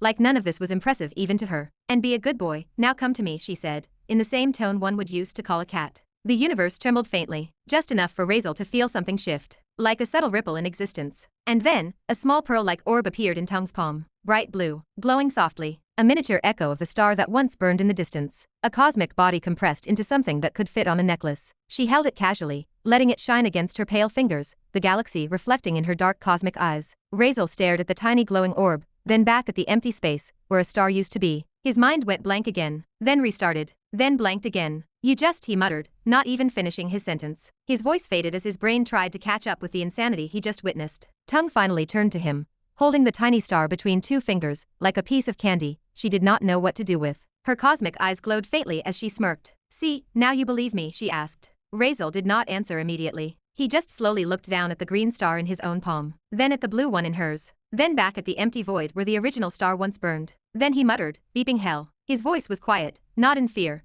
but in pure disbelief. Tongue twirled the tiny star in her hand. Stars are obedient if you talk nicely to them, she said casually. What the hell does that even mean? Razeal whispered. Still, he turned his attention to her star. Razeal saw the tiny blue star sitting in Tongue's palm, and he could not help but move closer to her until he was standing right in front of her hand. Even though his face remained the same cold, emotionless mask he always wore, inside his head it felt like 1,000 fireworks going off all at once. Shock was not enough of a word. Bewilderment was not enough. His brain was literally short-circuiting. He had read about stars. He had seen pictures in books, seen them from far away through telescopes, watched videos in his past life. But watching a cosmic object, something capable of swallowing planets, get shrunk down into a cute, glowing pebble right in front of his eyes. His mind was losing it, completely losing it. What the actual hell? It was ridiculous. It was impossible. It was so stupidly overpowered that he could not even properly react, turning a star into something smaller than a diamond. And he was not feeling heat, radiation, gravity, nothing. If this thing were real, which it is, I would have been vaporized within seconds. Even now, even as I am.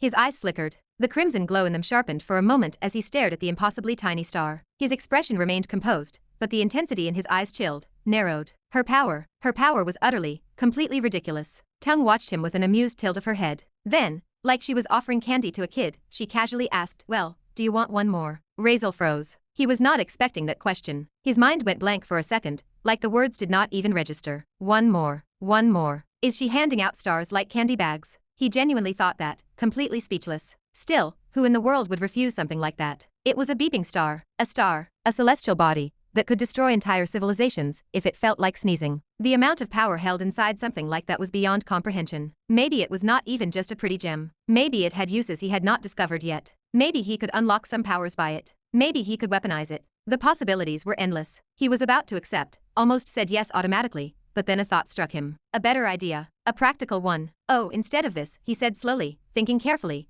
could you maybe give me a sword? Like, a sword that does not break. Tongue blinked. Razeal continued, because no weapon can take the strength I hit with, or the method I use. Everything turns to cosmic dust before I even finish swinging. Do you think maybe you will have a sword? Or you can create one? His tone was calm, but inside, he was genuinely hoping. If she could shrink a star, then surely she could make a sword that would not disintegrate every time he flowed too hard. Tongue listened. She hummed thoughtfully, eyes narrowing slightly as she looked at him for a few long seconds. Then she shrugged, like this was the easiest request in the universe. Of course I have a sword that does not break at all, she said. Cannot you see? It is in my hands. It is made of a star itself. Very beautiful and nice-looking sword. Look. Right in front of Razeal's eyes, the small, diamond-sized star in her hand expanded smoothly, silently, then began twisting and shifting shape. Reality folded around it. The light bent. The star stretched like molten steel being forged. In a matter of seconds, it reshaped into a sword. Not just any sword. A damn masterpiece. It had a long blade glowing with dark, starry blue, like swirling galaxies were trapped inside it. A wooden handle, smooth and ancient-looking, contrasted the celestial blade perfectly. Patterns of starlight rippled across the metal, the weapon humming with cosmic power. Razeal's eyes twinkled ever so slightly as he stared at it. The beauty of it hit him like a punch. He did not blink for several seconds. The sword looked unreal, refined, ancient, mystical, powerful. Everything a perfect weapon should be. He did not know how long he stared, but for a moment, he was honestly mesmerized. Tongue noticed and smirked. And oh, take it as a gift, she said lightly. I will put 9 locks on it too. With each lock you can shift the weight of this sword. It will remain the same size, but with different weight settings. She snapped her fingers, and glowing inscriptions began appearing along the blade. Beautiful, intricate symbols lighting up one after another. First lock lets you choose anywhere from the weight of a feather to 1,000,000 kilos. Second lock, billion. Third, trillion, and so on. Until the 9th lock, its full weight. She paused dramatically. The full weight of a star, 10 to the power of 32, a duotrigintillion kilos or whatever. She glanced at him, smirking almost mockingly. Well, I do not think you will be able to handle that. Now or maybe, never. Razeal just stared at the sword. Slow breath.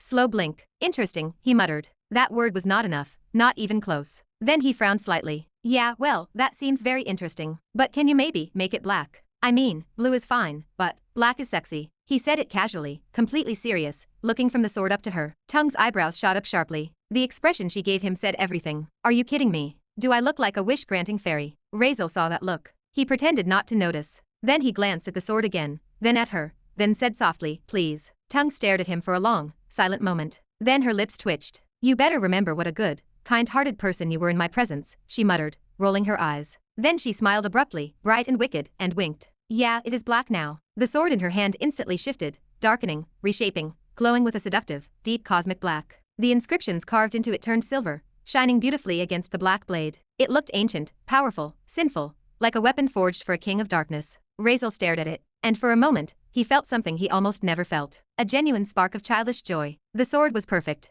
Absolutely perfect. Now that is what I am talking about. Razeal breathed out, the words slipping from him in a low, stunned tone. The sword gleamed in her hand like a piece of living night. Black, ancient, fierce, dripping with starlight from the inscriptions. He could not stop the smile that crept across his lips. His crimson eyes shone brightly, reflecting the blade's cosmic black glow. This is just perfect, like perfect, he muttered, almost in awe, his voice soft but thrilled. For a moment he forgot to breathe. Forgot the universe existed. He was simply lost in the weapon's beauty, its presence, the way it felt like it belonged to him since the beginning of time. But hey, one more, can you maybe? He started, his voice carrying a hint of greedy excitement. Tongue's face immediately shifted. A smile disappeared. Her brows lowered. The whole aura around her dimmed with irritation. One more word, she said sharply, and I will not give you anything. Razeal froze mid-sentence, his eyes twitching a little. He cleared his throat fast. Hey, do not.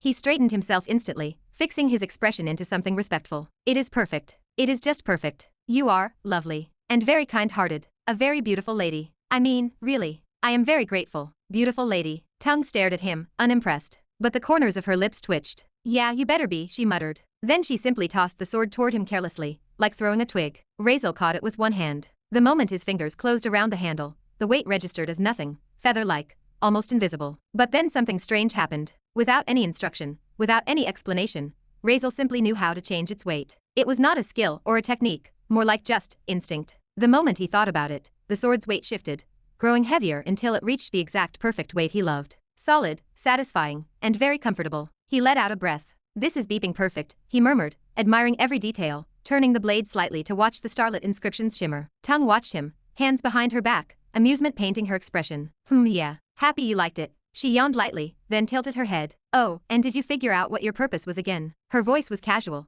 but her eyes were sharp, studying him with interest. Oh, yeah, about that, Razeal answered without even looking up from the sword, still staring down at its sleek black surface. I have already got something in mind. Tongue blinked. Oh, what is it? I am curious. Razeal lifted his gaze slowly. A smirk stretched across his lips, slow, dark, confident. His eyes reflected the sword's black glow, faint streaks of cosmic light dancing in those crimson irises. I am going to go crazy, he said softly. Tongue paused. And what is that supposed to mean? She tilted her head, brows raised, genuinely confused and curious. Razeal lifted the sword, resting it on his shoulder with an easy motion. The blade's weight was perfect, heavy, but controlled. He looked straight at her, a grin stretching wider, revealing sharp hints of madness and thrill behind his eyes. It means, he leaned slightly forward, letting the sword tilt and catch the green and blue cosmic glow around them. I am going to beep around with everyone. His voice dropped into a dangerous, almost amused tone. His crimson eyes lit up sharp, alive, filled with something wild. Then Tongue blinked again. Her lips slowly curled into an impressed smile. There was a spark in her expression,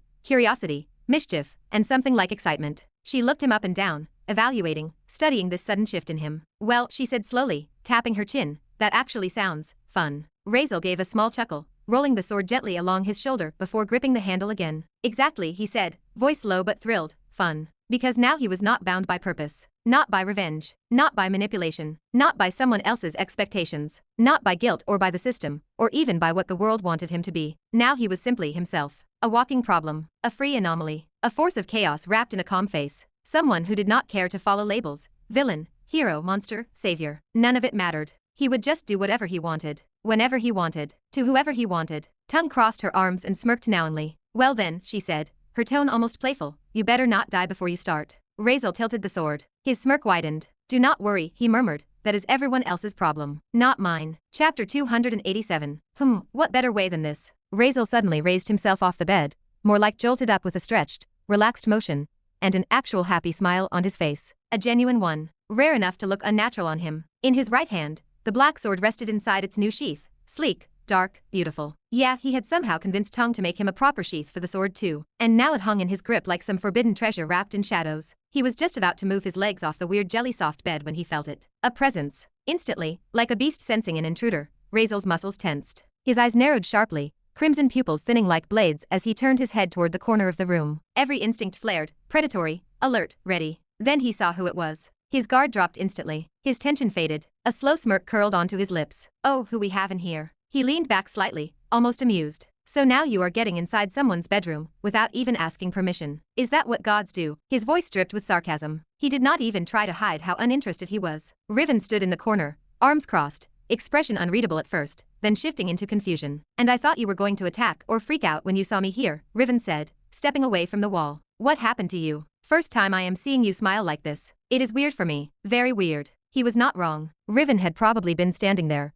watching Razeal sleep like some disappointed father, or some stalker with god-level patience. Who knows how long he had been there. But Razeal, he had just been lying there sleeping peacefully. First there was not something in his hand, but then a sword appeared in his hand suddenly just before he woke up. Well, Riven took it too that he sensed him finally in preparing, which in itself was confusing enough, but he ignored it for now. Oh, did something good happen? Razeal did not answer the other point. He simply moved forward, still smiling. I mean, you are here. So tell me, what good news did you bring? As he spoke, he casually got off the bed, unbothered, relaxed, while subtly sliding the small green star Tongue had given him into the pocket of his pants. Smooth, unnoticeable. His movements did not hint at anything suspicious. Then he carefully began securing the sword onto the belt at his waist, adjusting the angle, the tightness, testing how it hung, all while almost pretending Riven was not there. Riven did not notice anything. Not the hidden star, not the strange shift in Razeal's energy, not even the new sword. He was too irritated. And why, Riven said, sounding personally offended, would I bring you good news? I mean, yeah, I am your best friend, but still, I definitely do not like what you do, since you do not listen to your best friend's advice, or what is best for you. He shook his head, clicking his tongue. Razeal was still adjusting his belt, still not looking up. Because, Razeal finally replied, tone light, you do not come when things are going well for you. You only show up when something bad happened to your plans. Since you came to me, that means whatever happened went wrong because of me. Which means it is good news for me. He paused, looked up, and smirked wider. Because I love when something goes wrong for you. Riven went silent. Completely. Razeal lifted his head all the way and finally looked at him directly, eyes glowing faintly, expression full of mischief. So spit it out now already, Razeal said dramatically, spreading his arms a little. I cannot wait. I am very, very excited. Riven's jaw tightened. You bastard. He took a step forward, then another, now standing directly in front of Razeal, faces just inches apart. What did you do? He hissed. First you saved Nancy from her glorious fate, and then you had the audacity to tell her about it too. Riven's voice cracked in outrage. You even sent her to me, knowing I cannot lie. His expression twisted in irritation, humiliation, and frustration. He looked like a man whose carefully crafted house of cards had just been kicked across the floor. Razeal just blinked, and then grinned. I enjoyed every bit of it, Razeal said calmly, savoring every word like fine wine. And looking at your ugly expressions now, it is making my day. Believe me, nothing makes me happier than ruining your plans. Riven's jaw trembled with anger. Do not laugh, you bastard. He grabbed the collar of his own coat, almost wanting to tear something apart. It is all your fault. I got a slap on my face because of her. A slap. In front of her. Do you have any idea, how humiliating that is? He threw his hands up dramatically. What exactly do you want? To ruin the whole world. You crazy maniac. Razeal blinked slowly, almost lazily, as he listened to Riven's frustrated rant. Even after all that dramatic complaining, Razeal's smile did not fade, not even a little. If anything, it got bigger. Obviously, Riven was a hypocrite, and Razeal knew it better than anyone. Telling me I ruined Nancy's fate, Razeal thought, amusement tingling in his chest. Nancy's real fate was to be raped, then kill herself from the pain and trauma. If anything, what he did was not ruining anything. He changed it, gave her another path. A path where she could at least choose how her life goes instead of being crushed under some divine joke of destiny. And Riven wanted to call that ruining fate. Idiot. Still, the hypocrisy was not even the funniest part. She slapped you, Razeal repeated out loud.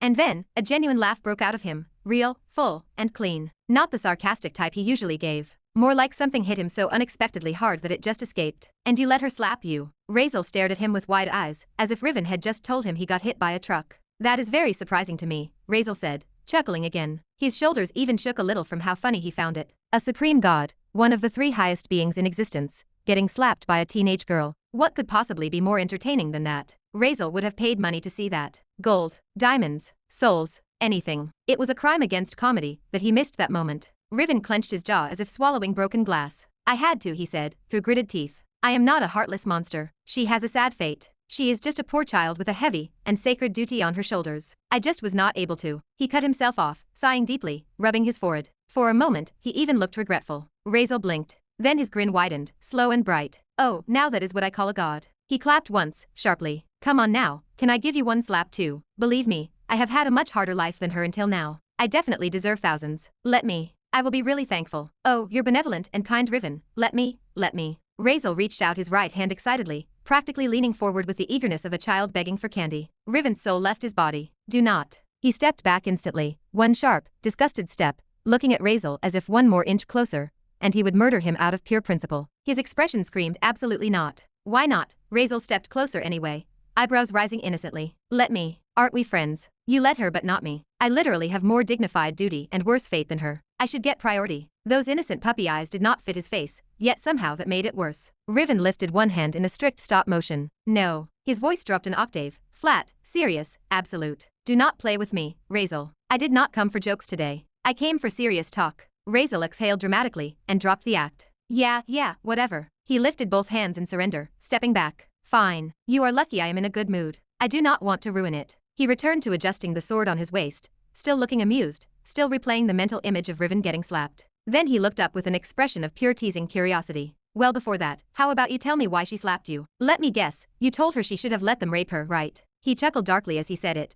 because knowing Riven, that absolutely sounded like the kind of thing he would say while calling himself neutral. Riven stared at him, expression flat. He sighed, heavily. as if Razeal's entire personality caused him physical pain. "You are not being serious with me at all," Riven muttered, pinching the bridge of his nose. "But fine. I will answer." He took a breath. "Well, yes, I did say that." Then he shook his head. "But no, she did not slap me for that. She slapped me after she clarified that you are not a rapist." Razeal blinked. Then he blinked again, eyebrows slowly rising. "Oh, and she believed it?" he asked, genuinely surprised. "Wow. Now that is shocking." He leaned back slightly as a grin curled onto his lips. "Seems like it is more about your bad luck starting, Riven. People believing something good about me. Now that is a miracle." Razeal laughed lightly, shaking his head. Even he knew how absurd that sounded. Him being seen in a good light. That was not miracle level. That was rewrite the entire universe laws level. Riven clicked his tongue. She had her doubts even before he said. "She was the one who asked me if you did that or not. So maybe you told her something that made her question it." "Well, I think I did say something about it. I cannot remember clearly,"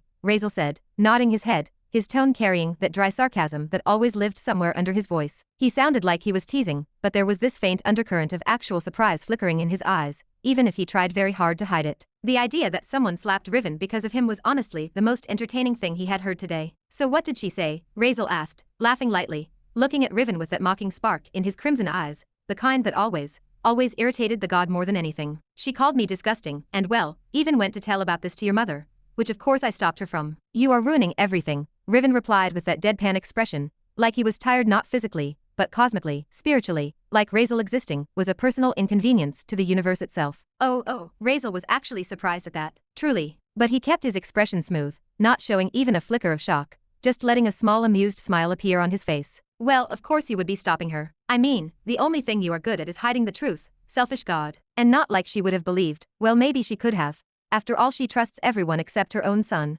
Razeal said, his voice dripping sarcasm like honey turned into poison. "And here I thought you would be happy that finally someone believed in you. But you definitely do not have any good or excited expressions I thought you would have," Riven said, clearly irritated that Razeal was not reacting in the way he expected. He was probably waiting for some dramatic heartbreak or emotional breakdown. Instead he got nothing. "Well, does not really concern me, does it? But hey, I am very happy about you getting slapped and being told what you actually are," Razeal said, completely shameless and completely proud about it. Yeah, whatever." Riven just shook his head to the side, annoyed but trying to push past it, because clearly he had not come here to have a slap discussion. Still though, he looked at Razeal for some seconds, studying him quietly, trying to understand the shift he could sense in him. Something felt different, less tense, less angry, less chaotic. Riven was not sure. He frowned, then sighed, choosing to finally say the thing he originally came for. "Why are you bringing problems for the whole world? Will you stop? Because of you, everything is now going the wrong way it was supposed to be," Riven said, sounding frustrated, as if he was dealing with someone who casually bent destiny into pretzel shapes for fun. "Love it. Just love it. Even though I have not really done anything special to ruin your plan yet," Razeal said with a shrug, enjoying every second of Riven's misery. He looked like a cat who was watching someone's expensive vase balance at the edge of a table, and knew it would fall soon. "You do not know what you did. Because of you, not only is all the main people here and there. First of all, you literally took a holy promise from Arian. Do you know how important that was for the destiny? Handed him a dragon heart before it was supposed to be. Fought with Silva, slightly changing her personality, which is too before that it should happen. And worst of all, everything is going wrong. It literally came just from Selena and Celestia fighting right now. Selena is on her way to tell Nova that she lied that day, to reveal all the truth. Everything is going bad. You are changing the whole course of the flow of fate, and believe me, it is not a good thing," Riven said. His voice grew heavier with each word, almost like he was listing crimes against the universe itself, like Razeal had personally slapped destiny across the face and kicked prophecy in the ribs. "And why should that matter to me?" Razeal asked casually, though inside his mind something tightened for a moment. The idea of Selena revealing anything actually surprised him, but he did not show it on his face. Instead, he made a sarcastic expression, lips twisting into a chuckle. "Guess she is finally feeling some shame now. She always did feel guilty and knew that. She does care for you, and maybe you should realize that too. Whatever you are doing, stop doing this because everything has consequences. I know you still care for her, and because of that, she might be going into danger. Going to your crazy sister, she might get killed," Riven said, sounding unusually serious. "I do not really care. You do not know anything about me. And also, you are naive if you think Nova will kill her. She might be crazy to everyone else, but she is not to Selena. She is like a sister to Selena since childhood. You are beeping around if you think she will kill her. She literally chose her over me. You think she will kill her just because she knew she lied," Razeal chuckled as he said, shaking his head like Riven was being ridiculous. "Then you do not know your sister. She can kill her. Maybe Selena does matter to her, but she will not let her go. Nova loves you more than anything. Believe me," Riven said, and this time his tone was not mocking or irritated. It was serious. Too serious. Like he was warning him about something that was not a possibility, but a certainty. Chapter 288. Then you do not know your sister. She can kill her. Maybe Selena does matter to her, but she will not let her go. Nova loves you more than anything, believe me, Riven said, and this time his tone was not mocking or irritated. It was serious. Too serious. Like he was warning him about something that was not a possibility, but a certainty. Razeal and Riven stared at each other for a few long seconds, neither saying anything, both studying the other's expression. The room felt strangely still, like the air itself was waiting for someone to break the silence. Then Razeal finally exhaled, a quiet breath slipping from his lips as he lay back on the bed again, spreading his arms out over the covers in a lazy, careless way as if the weight of entire worlds meant nothing to him. Whatever it is none of my concern, he said calmly, his voice flat, emotionless, eyes half closed. They can kill whoever they want. And no, Nova does not love me. If she had, she would not have. He stopped mid-sentence. Something flashed in his eyes, an emotion he did not allow to surface. He cut himself off quickly, jaw tightening for half a second before he pushed that thought away. He shook his head lightly, forcing his expression back to cold neutrality, and stared at Riven again. Maybe more of amplified emotion, because of that vampire shit, he thought to himself as the reason why he felt like this. You misunderstand everything, believe me, Razeal said. I know them firsthand. You only know them from far away. They are not what you are thinking they are. And just leave this shit out. Do not waste my time. I already know you are never letting anything like that happen in the first place anyways. So why bring it up? His voice stayed calm, too calm, almost dead. His eyes carried zero warmth, just the dull red glow of a man who had stopped feeling long before this conversation. Riven paused there for a moment, the words hitting him harder than he expected. He did not respond right away. He only sighed slowly, deeply as if the exhaustion of centuries sat on his shoulders. His usually sharp, godlike composure loosened as his shoulders dropped. He walked past the bed silently, picked up a wooden chair from the corner, and dragged it forward. The soft scrape of its legs filled the quiet room. He placed it beside the bed and sat down, leaning forward with his elbows on his knees, hands clasped tightly. Now he sat eye level with Razeal. Look, Razeal, Riven's voice was softer now, almost pleading underneath the seriousness. I know you know that whatever you are doing, it is going to mess everything up. But hear my words. Please stop doing whatever you are planning to do, because it is not going to matter. If anything, it is just going to ruin everything more. Whatever fate decided, whatever destiny had aligned will happen anyway. It is inevitable. But if you disturb it like this, the result will be the same, just more violent, more chaotic, more destructive. Riven's fingers tightened together. Razeal looked at him with a slow, lazy smile. One ear in, one ear out. I hear your plea, Razeal said with a shrug. But no, I would like to reject it. I will do whatever I want. I am not a puppet of someone, as I think my previous actions make it clear to you. His smirk widened, intentional irritation flowing through each word. Riven clenched his jaw for a moment. Fate has started to shift, he finally said, his tone now low, almost grim. Did you see that woman who was standing outside this tavern, with snakes instead of hair? Only you could see her, no one else. She looked like a ghost. Do you know she is like that because of you? Razeal's eyes narrowed instantly. He remembered the moment earlier, the blurry figure, the hair moving like serpents, the sense of death clinging to her. At the time, he had assumed it was just hallucinations, side effects of his amplified vampiric emotions, and headache. What about it? He asked calmly, though his voice had a colder edge. Riven stared at him, shocked he was not more disturbed. She is the Sea Lord of the Second Sea, Riven said. She died because of you. Razeal's brows drew slightly together, but he still did not give much reaction. Because of you, your mother came here to Atlantis to find you, which she was never supposed to. And because she came, the Second Sea Lord died. Riven's voice tightened with frustration. And, Razeal replied immediately, eyes half-lidded. Why should I care? Riven stared at him before he forced himself to continue. She did not pass on.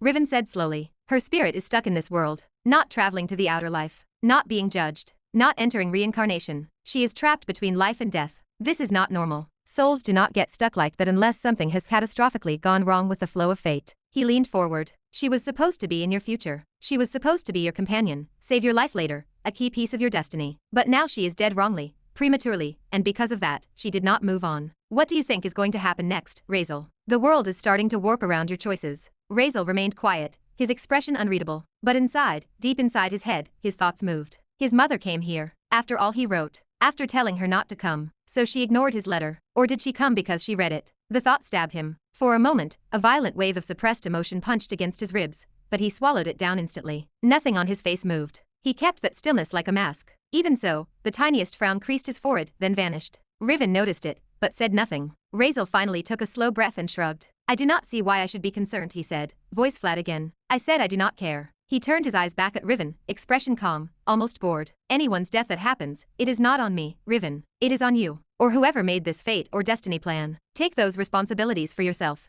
They are not mine. Stop trying to throw them on me. Razeal's voice sharpened. They are not mine, and I am never going to care about this shit. His eyes were cold crimson slits now, staring at Riven like he was an annoying noise in the background. You are not understanding, Riven said, rubbing his temples as if he was speaking to the most stubborn being in all existence. Really, this is not about you or me, or right or wrong. And stop calling it like fate or destiny is something bad, or something being mean to you. Please do not. This is just a force that no one can escape. Even we as gods, if you think we are being selfish, no, stop that. We are not. He sighed again, heavier this time, looking genuinely tired. This is called cosmic necessity, he continued, voice calmer, more patient. It is the law that binds all laws of motion, all living, all decaying, everything. Even I, one of the three supreme lords, I cannot go against it. Nor can any other being. No force in the world can. So stop thinking we are manipulating you, or planning things behind your back. This is not some punishment. It is the structure that makes very freedom possible. Razeal raised an eyebrow slightly but still looked thoroughly unimpressed. Riven kept talking anyway. Without limitation,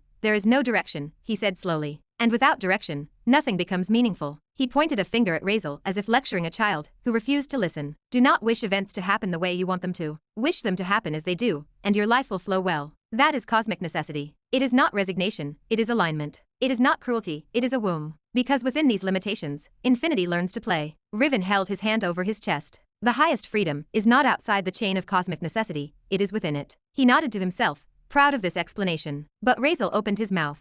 And with the flattest tone imaginable he said, blah, blah, blah, bullshit, whatever. He waved his hand in the air like he was shooing away a fly. The level of disrespect was astronomical. Riven stared at him, just stared. His eye twitched. He genuinely wondered deep in his cosmic soul why he even tried. Razeal did not stop there. He turned his head away dramatically, put one hand over his face, and literally sighed loud as beep, like Riven's words had physically hurt him. It was obvious, he did not listen to a single thing. Riven inhaled sharply through his nose and then stopped himself before he exploded. He slowly shook his head, the disappointment of a cosmic parent dealing with a chaotic child. Fine, Riven said quietly. I get it. You are in your rebellious period. Razeal snorted. But let me tell you one thing you are wrong about, Riven continued, standing straighter now. Playing with fate does not matter. Trying to change it does not matter. You think interfering with people who are tied to destiny is going to change the destiny. No. He leaned forward. It does not work like that. He paced slightly, hands behind his back. For example, if you are thinking that killing Arian, the chosen one, would change everything, then no. First of all, that is impossible. But even if you did somehow manage to do it, that would not stop anything. Another chosen one would appear. Fate does not collapse, it redirects. He turned sharply and pointed at Razeal. If a chosen one refuses their destiny, that maybe can shift the path. But you trying to forcefully twist things, that will not. His eyes glimmered with something dark and knowing, just like how your own end is written. Razeal looked up slowly, interest piqued. Riven smirked slightly. Want me to tell you how your end is supposed to happen? There was a sharp, amused glint in his eyes, a god offering a spoiler to the protagonist. Razeal did not hesitate. To be sealed, by all the world's power combined, he said casually, as if telling Riven he already knew the plot twist. But Riven smiled wider and shook his head. No. A long pause followed. That will happen before your end. But your true end. The real one. Riven leaned forward, his face only inches away from Razeal's. Your end is to be killed by the person who loves you the most. Silence. A thick, heavy silence fell across the room. Even the air felt colder. Razeal's expression barely changed, but something rang in his head. A small, sharp pull. An uncomfortable pressure. Not fear, not sadness. Something else. Something he did not want to name. Riven continued softly. I do not know how you know the sealing part, but now you know your real end. Interesting, is it not? Razeal did not react at first. He just stared at Riven, his crimson eyes duller, unreadable, but deeper. Something was turning in his head, turning fast. He frowned slightly, just slightly, without meaning to, because this was not in the novel he read. The novel ended at him being sealed. So, there was more. More he did not know. More he could not predict. More beyond what he believed was the script. Which meant the world was not fully bound by the book. And neither was he. His thoughts ran quietly, deeper than he expected. He hated destiny, fate, plans, expectations. He hated being told what he had to become. But being told he would be killed by the person who loves him the most. That tangled something inside him. Loved him. Who would even? And even if they did. He smirked slowly, lifting his eyes to meet Riven's. Because he understood something. Only the person who loves him the most can kill him. Which means, if the person chooses not to kill him, he will not die. A loophole. A crack. An escape. Razeal's smirk widened. So, destiny can be twisted after all. He looked directly into Riven's eyes now, calm and calculating. Riven, if what you said is true then, if that person chooses not to kill me, will I die? And fate be changed? I mean, you said if a chosen one said he will not do it, it can be shifted, it will too, right? I mean, you said whoever loves me the most. He left the rest hanging, looking right into Riven's stupid face, waiting. Riven, standing there like he carried the whole universe on his shoulders, tilted his head the slightest bit, almost pitying, almost mocking. His voice came in that annoying tone he used every time he thought mortals were dumb. Yeah, fate will have to shift. But do you really think that can happen? It is impossible. Do you think a chosen one gets chosen by itself? It is impossible for him not to do what he has to, and he will, just like the person who loves you. It is inevitable. That sarcastic face of his, gods, Razeal wanted to punch it. Mortals will not understand. Mortals will not understand. Riven always had that same aura like he was explaining alphabets to a toddler. Razeal's eyebrow twitched. Yeah, sure. But it is easy there. No one loves me. I mean, if I was what I supposed to be, was I not a bad person? Who was going to love me? Razeal shrugged like it was the most obvious thing ever, even raising both of his palms a little. And even if someone did, would someone kill someone who they love the most? It is more like, they love me the least, just some fraction of it. But since there was no competition to there be, they just won the race. He scoffed, lips curving in that lazy, sarcastic half-smile of his. I mean, it was not the race's fault. It is just the participants that ran in that race were just shit. So obviously their love was not that great to begin with, so they can kill me. The way he said it, like explaining basic math, made Riven's whole face twist in pure disgust. Razeal did not care. He just continued, raising one eyebrow as he leaned back on his bed lazily. All I have to do is make someone fall in love with me, or find who loves me the most, and make it impossible to kill me. Solved. He looked right at Riven again, smug, calm, eyes narrowed with silent challenge. Riven stared back like he had just heard the most offensive sentence in his existence. Complete horror, disgust, shock, as if Razeal had said the nastiest, most immoral plan he had ever heard, even though Riven himself had done far worse things. Hypocritical god. His lips parted, wanting to say something, insult him, slap him with morals, whatever, but then Riven just closed his mouth, shook his head slowly, and said only, sure, and just like that, he vanished out of the room. Razeal did not even flinch at the disappearance. He just blinked once, then sat up more properly on his bed, legs dangling off the edge. His fingers played with a loose thread on the sheet for a moment as his mind processed everything. Well, normally he would not give a single shit about fate, about destiny, about cosmic nonsense. But Riven's words, yeah, they were interesting. They cracked open a door in his mind he did not know existed. Not because he feared death, no, but because Riven said, whoever loves you the most. And that was amusing. That was genuinely fun to think about. He leaned back on his hands, staring at the ceiling, a small smirk creeping onto his lips. Maybe he can play this game now. It seems just so fun. His mind was swirling with possibilities, chess pieces and strings, and maybe 1,000 different routes that led to something entirely different than what the gods expected. Riven's annoyance, his fear, his shock, yeah, that fed Razeal's mood more than anything. He was still thinking deeply, eyes unfocused, when, knock. A sudden sharp tapping sound hit his door. He did not react for a second, still caught between amusement and thought, but his senses sharpened immediately. His eyes narrowed slightly, his posture straightened. Then he slowly turned his head toward the door, listening. Someone was knocking. While far, far away, somewhere Razeal could not see, Riven reappeared on top of a snowy mountain. A freezing wind swept around him, carrying white powder over the edges and cliffs. The world here was silent, untouched, cold, just the way Riven liked when he wanted to think. But right now, even the cold was not calming him. He stood there, hands hanging uselessly at his sides, brows tightly furrowed. Something felt wrong inside him, very wrong. What happened to Razeal? He whispered to the empty wind, eyes narrowed. A deep frown cut across his usually calm, mocking face. He replayed everything, the tone, the aura, the energy Razeal had around him today. Something was different. Something so obvious that even a god could not pretend to ignore it. He was totally looking like a different person today, Riven muttered, staring at nothing. Even his face, even that was different. Increased, sharper, like he was rewritten. And then the strength. The strength that suddenly felt like a growing shadow under his feet. Riven clenched his jaw. He had not said it earlier in front of Razeal, but something had shifted. Something deep in that kid's existence. Something Riven could not fully see through. His divine senses were picking up contradictions, distortions, like reality itself glitched around Razeal. And his strength, that has just been increased so ridiculously. He did not show it earlier, but it bothered him. It bothered him a lot. Gods like him could sense when something unnatural occurred, but this was not simply unnatural. It was wrong, out of script, out of cosmic authority. He lifted his head, staring into the vast stretch of icy horizon. He was not even feeling human to me, more like he became something different. He whispered that truth finally,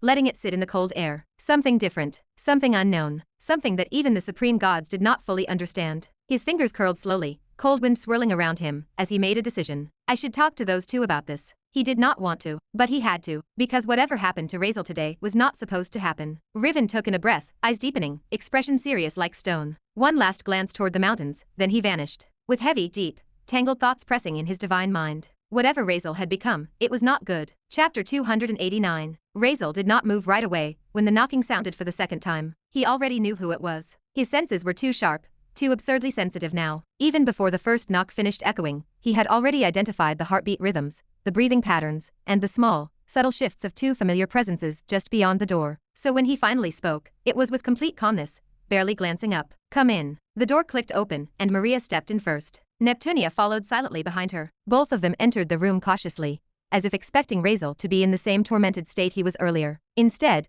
they found him sitting on the edge of his bed, posture relaxed but expression distant, lost in thoughts that clearly ran deep and far from anything either of them could guess. Maria's eyes flicked around the room almost instantly. She noticed something small but suspicious. The chair near the bed, pulled forward as if someone had been sitting opposite him, talking, listening, or maybe questioning. But the room was empty. So her eyes narrowed just slightly before she looked back at him. So who were you talking to? I heard you talking from outside. She did not hesitate, moving right to the chair and sitting down beside his bed. Neptunia found another chair, dragging it softly from the corner, and taking a seat as well, watching quietly. Razeal tilted his head, then let out a very faint breath through his nose, almost like a laugh he did not bother finishing. Well, would you believe me if I said one of the 3 supreme gods came here to complain to me that some teenage girl slapped his face? Maria paused mid-arm crossing. She stared at him. Then she rolled her eyes so hard it was almost impressive. A supreme god, a slap, and complaining. She deadpan glared at him like he was speaking nonsense on purpose. If you do not want to tell me, do not. Leave it. How are you doing now? Fine. She meant earlier, him clutching his head, trembling, visibly overwhelmed.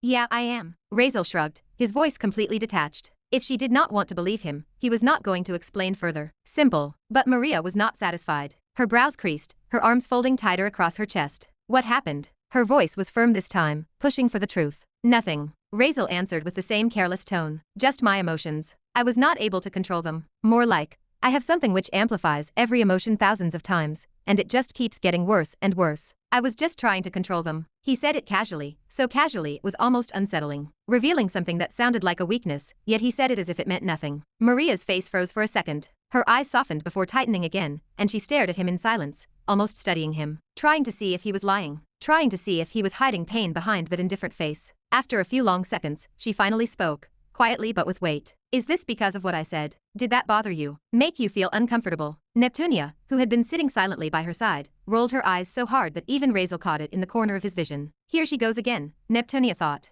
Razeal turned his head toward Maria slowly. The movement was lazy, almost bored, but his eyes sharpened instantly as they met hers. Then he could not help it. His voice dropped into that sarcastic tone he always used when he wanted to poke at people's sincerity. You are worried for me. Maria just shook her head with a plain face. I am not. Her voice was firm, clipped, as she looked away for a moment before continuing. I just say this because I take responsibility for my actions, which someone else does not for their own. I am only bothered that I might have hurt someone, which was not my intention in the first place. Not to say, someone who saved my life just some hours ago. Her tone stayed straight, serious, as if this was the only logical reason she had to even speak about it. Sure, Neptunia muttered from the side, a sarcastic whisper she did not bother hiding. She almost laughed. Maria glared instantly. What sure? You think there is something else? Maria snapped, turning her head sharply toward Neptunia. Neptunia raised both hands slightly in a defensive, mocking surrender. No, I did not say anything. Keep it cool, Your Majesty. Her sarcasm dripped like honey, smooth and unbothered. Maria did not say anything more to Neptunia. Instead, her eyes slowly returned to Razeal. She examined him quietly, carefully. Something about him felt off, different, unusual. A soft crease formed between her brows. Razeal noticed her stare. He tilted his head in confusion, a faint flicker of surprise in his gaze as if her concern itself was unexpected. He let out a small, light chuckle. Well, thanks for worrying for me, I guess. The words left his mouth so casually, so naturally, that Maria's frown deepened instantly. Her eyes widened the slightest bit in disbelief. He, Razeal, just said thank you. Her brain blanked for half a second. She shook her head quickly, almost flustered by how strange this felt. As I said, I was not worried. Her voice was firm, but the tiny surprise in her eyes betrayed her. Razeal saying thank you. That might actually be a sign the world is ending, she thought, unable to help the genuine shock running through her. Trying to regain control of the moment, she cleared her throat and leaned slightly forward. So, can you control it now? Is your problem solved? Her tone tried to sound factual. Razeal shrugged lightly. Not really. My emotions are still like that. I just found some way to bring them down to neutral for now, so it is fine. At least I am not thinking about going crazy and destroying everything around me, for now. He said it as if he were talking about being hungry or sleepy. So casual, so unconcerned. Maria blinked. Neptunia blinked. Both stared at him. Maria leaned forward more, confusion clear on her face. So you get thoughts of destroying everything around you. And if that happens and you have not solved it, what if your emotions get wild again? Razeal did not hesitate even for a moment. Then, I guess you guys should not let it happen again. A small smirk tugged at his lips. Because I would love to go crazy now. I do not want to hold anything back. He sounded unserious, almost joking. But the words were not the kind people usually joked about. Maria slowly closed her mouth, genuinely unsure how to respond. Neptunia stared at him like he had grown a second head. Silence stretched for a few seconds before Maria finally spoke again, voice low. What happened to you? Her eyes studied him like she was trying to recognize him, as if the person in front of her was not the same Razeal she knew. Razeal lifted his eyes toward her, confused. Nothing. Why? Maria exhaled sharply through her nose. You just look weird. She frowned deeply, unable to pinpoint it yet feeling it strongly. Different. Neptunia nodded immediately. You do. Her tone was blunt, straightforward. Razeal looked between the two of them, and then simply shook his head. You both do not even know me. What difference could you possibly see? He dismissed their concern outright, not even taking their words seriously. Maria immediately shook her head. Before, you would have said something like. She dramatically straightened her back, lowered her voice, and attempted to mimic him. I cannot lose my control over these unworthy emotions. I cannot let myself have weakness. I am the great Razeal, feared by all, or whatever dramatic nonsense you always say. I would never say such cringy words. Razeal scoffed. He said it with such confidence that Maria just stared at him blankly. And deep in Razeal's mind, even he had to admit silently, okay maybe I could say something like that, he thought, but did not say it out loud. Maria continued staring at him long and hard, the confusion still remained. Razeal eventually sighed lightly and shrugged. Weakness. No, they are not. His voice was steady, calmer than ever. Emotions, even amplified, they are still mine. Why should I suppress or restrict myself from doing what I want, or what I do not? I will just do whatever I want. Whatever happens, let it happen. He spoke with a strange new confidence, carefree, detached from fear, detached from consequence. Neptunia, who had been quiet until now, lifted her eyes toward him. Her expression weirdly turned serious,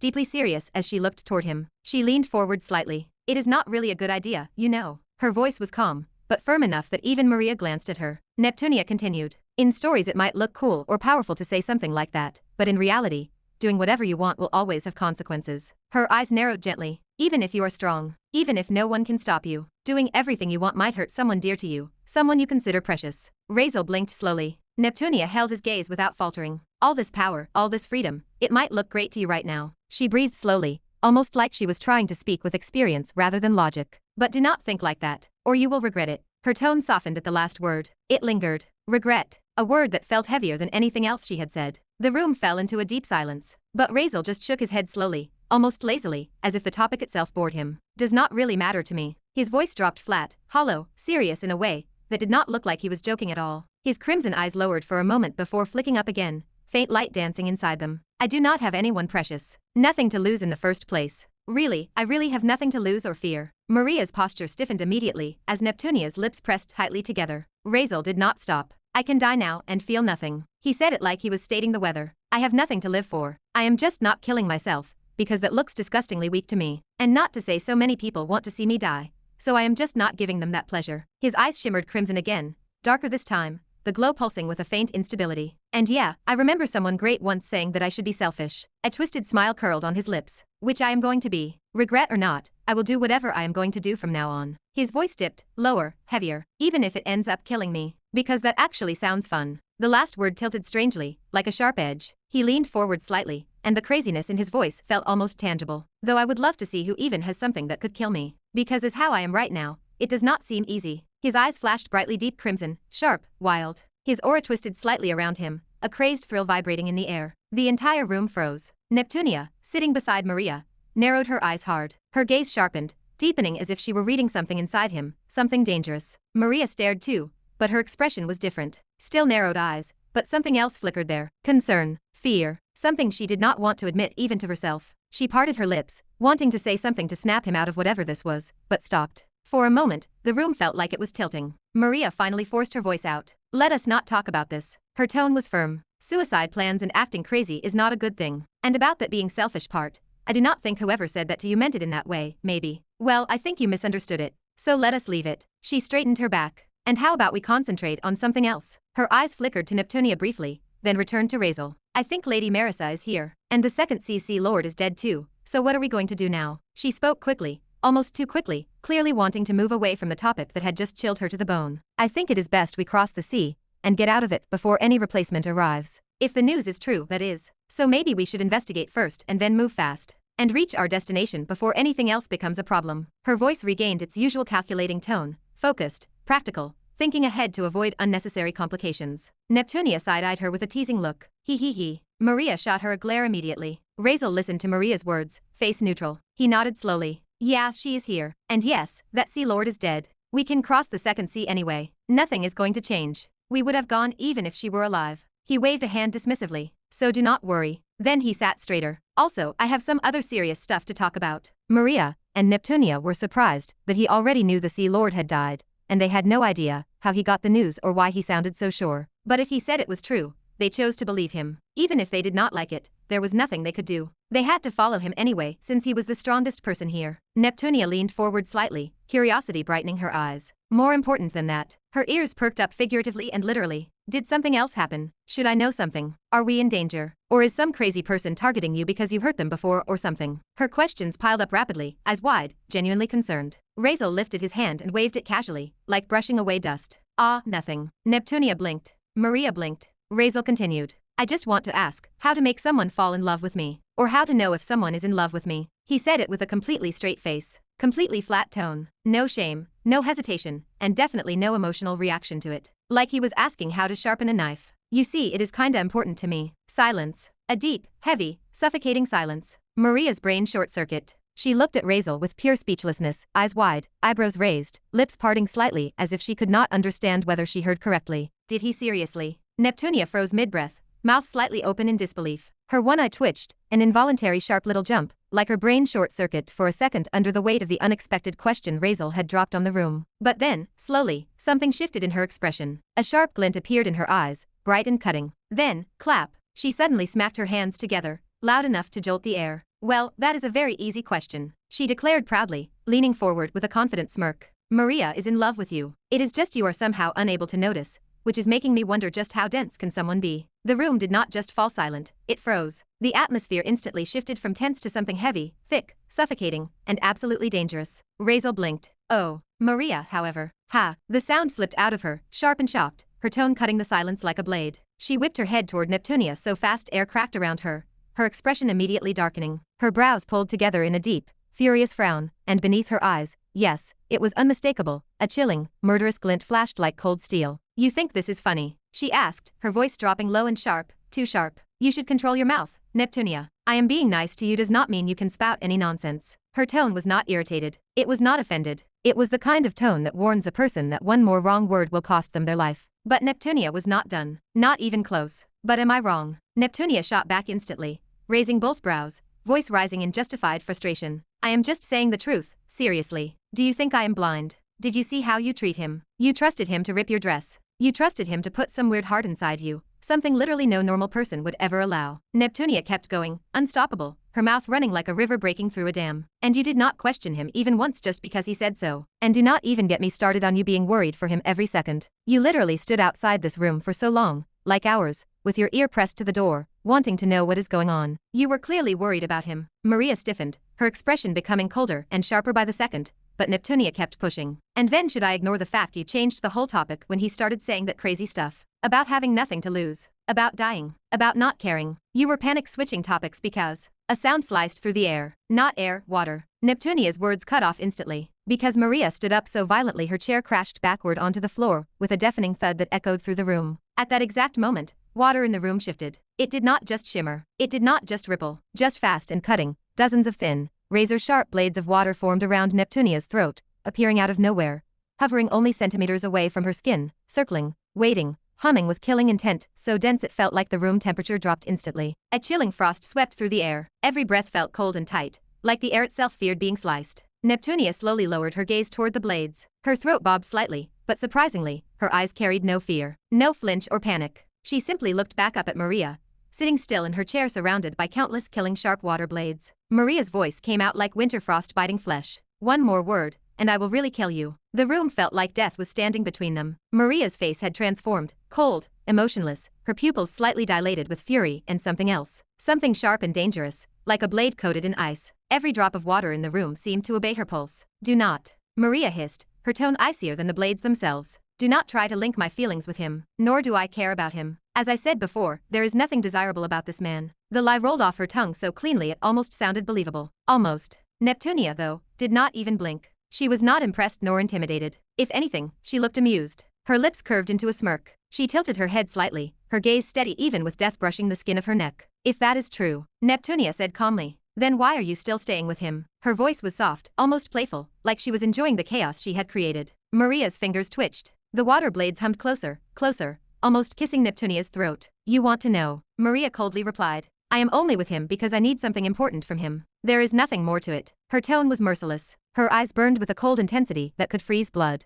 Neptunia raised one brow, utterly unfazed. And people who are only there for selfish reasons. She countered softly. Do not care the way you do. Do not look the way you looked at him. Do not worry the way you worried. Do not stay up all hours for someone. Do not trust their life on them. Do not listen at the door for someone. Do not defend someone the way you just did. Maria's fingers started twitching. Her eyes grew colder. Colder than ice. Colder than hatred. Colder than steel. You are lying to yourself, Neptunia said firmly, leaning forward ever so slightly even with blades threatening her life. Do not pretend you are not. Do not pretend you do not know it. Maria's face twitched, barely, but it happened. And then the temperature in the room dropped another level, almost freezing, almost suffocating. Maria's eyes darkened further, turning into deep pools of liquid coldness. She stared into Neptunia's eyes, expression emotionless, ruthless, icy to the core. Suddenly, the water blades moved, slowly, deliberately, close enough for Neptunia to feel the cold sharpness brush her skin, just a graze, just enough to draw the faintest drop of blood if Maria pushed a fraction more. The tension in the room became suffocating. It felt like the whole space was holding its breath, waiting to see if Maria would slice her head clean off. Chapter 290. All right, stop it. Enough playing around, Razeal said finally, his voice cutting through the tension like a blade. He did not raise his tone. He did not explode. He just spoke calm, firm, commanding. And somehow that was enough to make the air itself freeze. Maria's water blades, mere inches from slicing through Neptunia's throat, halted mid-movement. Still sharp and deadly. Still humming with killing intent. But frozen exactly where they were, trembling faintly as if resisting the order. Neptunia, feeling the sudden cease of danger, but still surrounded by shimmering death, exhaled slowly. She lifted both her hands slightly to her sides in a show of surrender, almost amused surrender. Not defiant, not panicked, just accepting. As if saying, fine, if I die, but at least I said the truth. Maria, however, did not look amused. Her eyes narrowed, sharp enough to cut stone. Her head turned slowly, too slowly, to face Razeal. Her expression was blank coldness, but her voice. Are you ordering me? She asked, every syllable dipped in frost. One of her eyes, her crimson eye, flickered violently, glowing brighter and brighter until it looked like a burning ember about to ignite. A dangerous, demonic red pulsed out of it, staining half her face in a faint glow. Her aura grew heavier, thicker, darker. The room seemed to bend around her presence. Razeal felt the shift.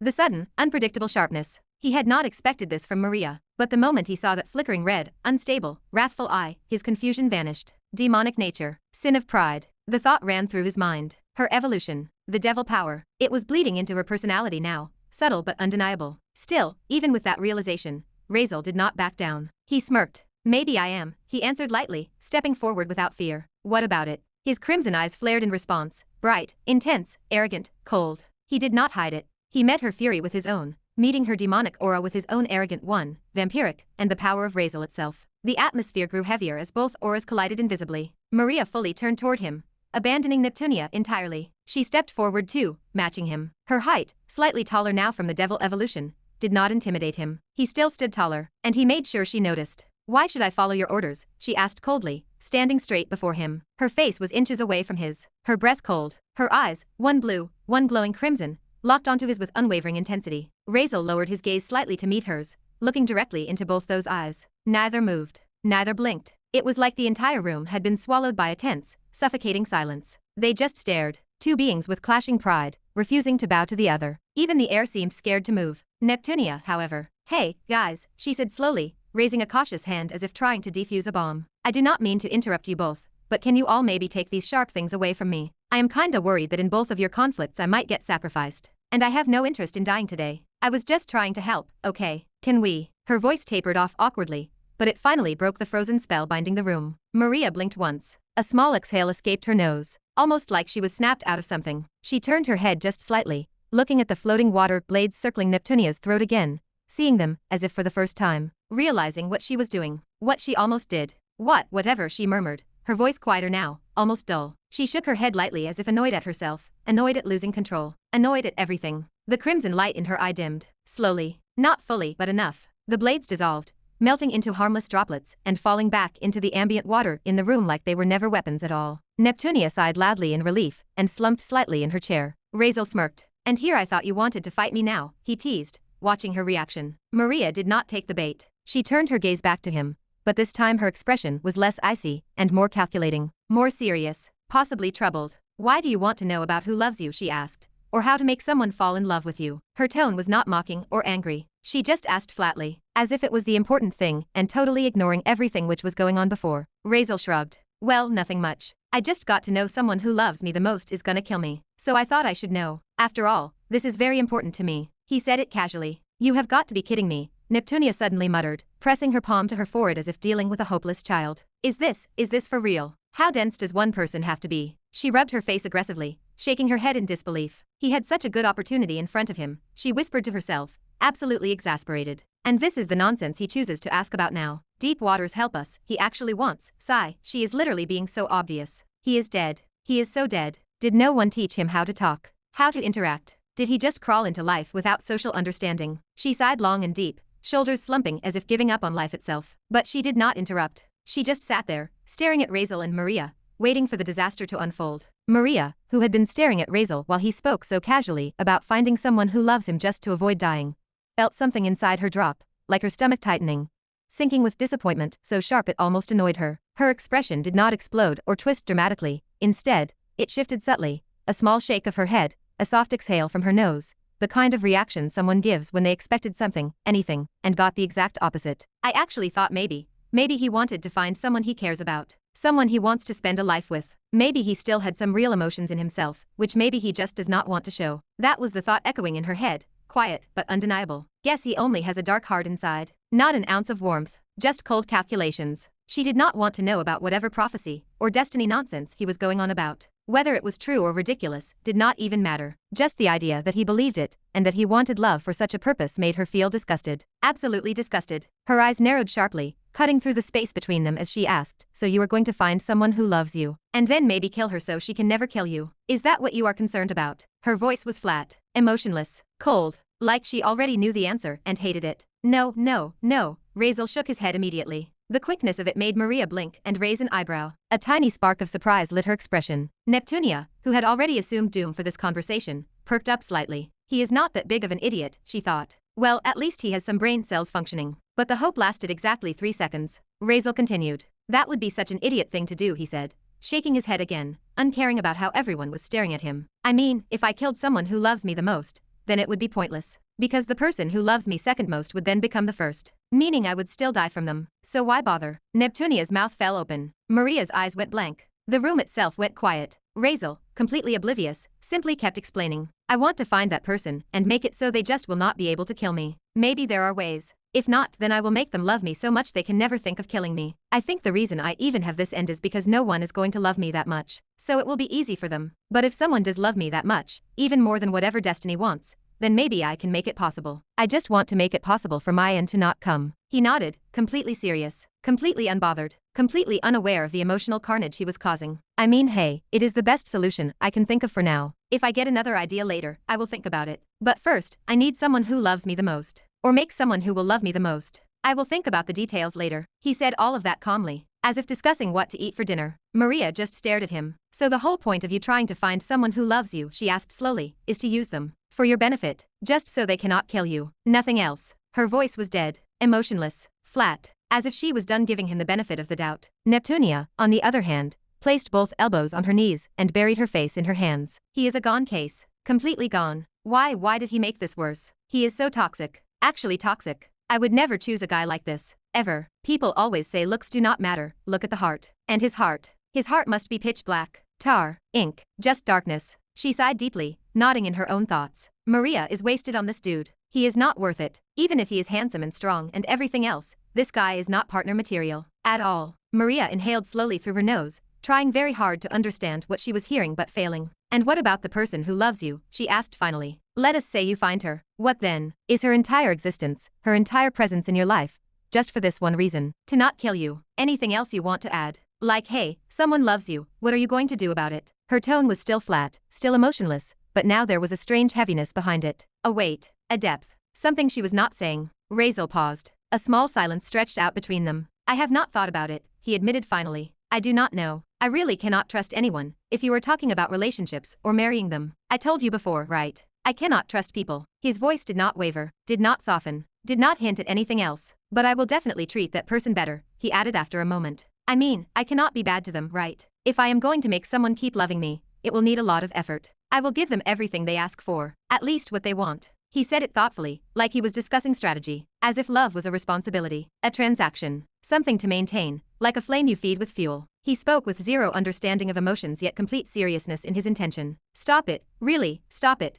Maria's voice cut sharply through the air, slicing clean through Razeal's calm explanation like a blade. She did not raise her voice, did not shout, but the weight of her tone felt heavier than any scream could. Her brows pulled together, her jaw clenched in a way that showed genuine frustration, not anger, not fear, but disappointment, so deep it almost physically pained her to express it. Believe me, if you keep thinking like this, it might actually become true that someone who loves you will kill you, she said coldly. Because you definitely do not deserve them. You just want to use that person. Leave this idea. Her words were like stones dropped into still water, heavy, final, sending ripples through the room. Razeal blinked, thrown off by being cut off so abruptly. He turned his head down toward her, mildly confused, brows lowering slightly. But then Maria's earlier words replayed in his mind, her strange irritation, her sudden tension.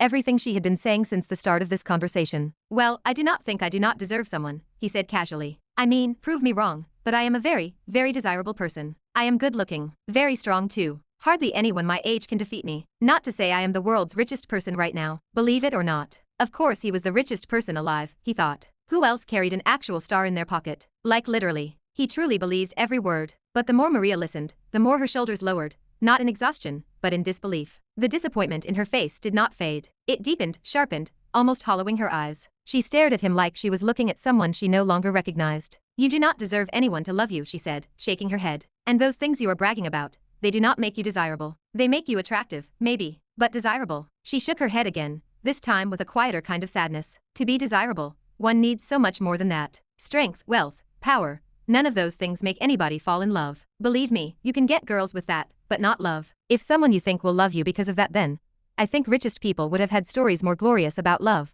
not of their conquests and victories. Razeal looked at her as if she were the one saying nonsense. You do not know about me, he said simply. You are always looking at me with the wrong perspective. Since you think what happened before was true, you misunderstand everything. If you knew me, really knew me, you would not even think. Maria cut him off again, sharper this time. You know yourself best, right? She asked coldly. Then how about tell me this? If you had a sister, the one you really loved and cared for, would you let her marry you, or fall in love with you? Tell me, would you? The question dropped, very gently and lightly. Razeal's mouth closed halfway through his sentence, his expression solidifying as he processed her words. Neptunia, who had been watching their back and forth with excitement-filled eyes as if watching a drama, went completely still, scanning their faces one by one, sensing how the atmosphere had shifted into a dangerous, emotional battlefield. Razeal genuinely thought about it. For once, the chaotic, arrogant haze inside his head stilled. Would he? He went through every piece of himself, his past, his darkness, his selfishness, his instability, his capacity for destruction. And after several long seconds, he looked back at Maria. Yeah, I would, he said with a confident smile. I know I would. Totally. Maria's eyes did not soften. They did not widen. They only grew colder. Well, she said, her voice flat and sharp, I do not think I need to say you are lying, since you know it yourself. Right. Razeal's smile slowly fell, wiped away like chalk from a slate. He did not argue. He did not defend himself. He did not even deflect. Because he knew she was right. If he had someone precious, a sibling he truly loved, he would never want them tied to him. He would never want them to bear the weight of his darkness, his instability, his nature. He is cruel and very, very brutal and selfish. He would never want anyone he cared about to come close to him. Honestly, he himself would not like him. He inhaled lightly but said nothing. Maria watched the shift in his face, the tiny flicker of truth crossing his eyes, and knew she did not need to press further. She got her answer, and she did not celebrate it. There was no smugness, no smirk, no satisfaction, just quiet, tired resignation. She gestured toward herself with her thumb, then toward Neptunia behind her. We have never been in a relationship, she said plainly, so I do not think we can give you any advice on how to help you find someone who loves you, nor how to make someone fall in love with you. So you should find someone with experience. Maybe they can help. She did not linger, did not look back at him for permission, did not give any opening for more discussion. She simply turned around, letting the conversation end right where it stood. All right, she continued, tone leveling out, let us prepare ourselves. We should leave for the first sea now. I know you do not want to wait anyway, she said to Razeal, while her gaze briefly flickered toward Neptunia, who gave her a huge thumbs up, grinning proudly with a wink, despite almost being killed by Maria just minutes before, as if that had been some small, forgettable incident, as if she was not the type to hold grudges. This girl really does not fear death, Maria thought, but said nothing. Neptunia's expression said it instead. Good job, girl, proud of you. Maria exhaled, long and slow, then looked away, and behind them, Razeal stood silently, expression unreadable, thoughts shifting wildly beneath the surface. Razeal silently watched Maria's back as she bent down to pick up the fallen chair, the same chair she had thrown aside when she stood up in anger. Her movements were sharp at first, then slowed, as if she suddenly remembered she was not supposed to show agitation. Her long hair shifted over her shoulder as she straightened, but Razeal was not looking at the chair or her posture. He was staring, almost blankly, almost thoughtfully, as if something heavy had settled in his mind. He did not know what he was feeling. Or maybe he did and simply did not want to define it. Maria, sensing his silence,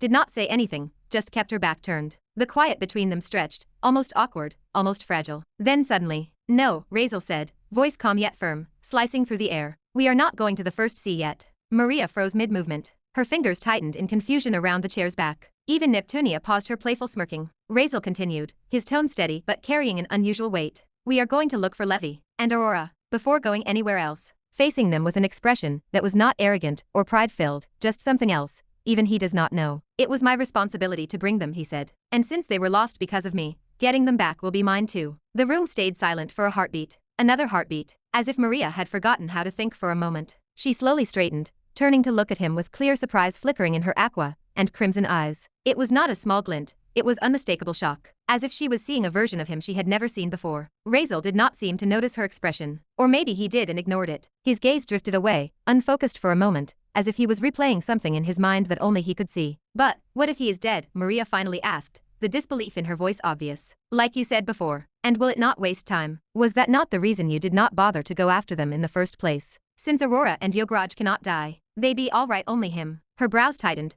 confusion sitting heavy on her expression. Because this Razeal, the one promising to go back for someone, felt completely different from the one who refused earlier. It felt off, strange, unexpectedly so. "Do not worry about time," he said quietly. "I am not in that much of a hurry." Maria's mouth parted slightly. Since when, she thought. And as for if he is dead, Razeal slowly tilted his head to look her in the eyes, and this time his crimson eyes flickered with something wild, something determined, something dangerously certain. "I will get him back from the dead." Maria narrowed her eyes, looking a little confused and surprised. Neptunia's eyes widened, her playful smirk fading into genuine curiosity. "He was my person," Razeal said simply, as if that explained everything. "I will get him back. Alive." Then he did something even stranger. He tried to smile. It was not a real smile, not even close. It was forced, crooked, unnatural, like someone trying to imitate an emotion they did not quite understand. Like someone stretching muscles they never used before. His lips curled up slightly, stiff and almost awkward, but his crimson eyes did not soften. They only glowed brighter, deeper, more unsettling. Maria stared at him completely thrown off.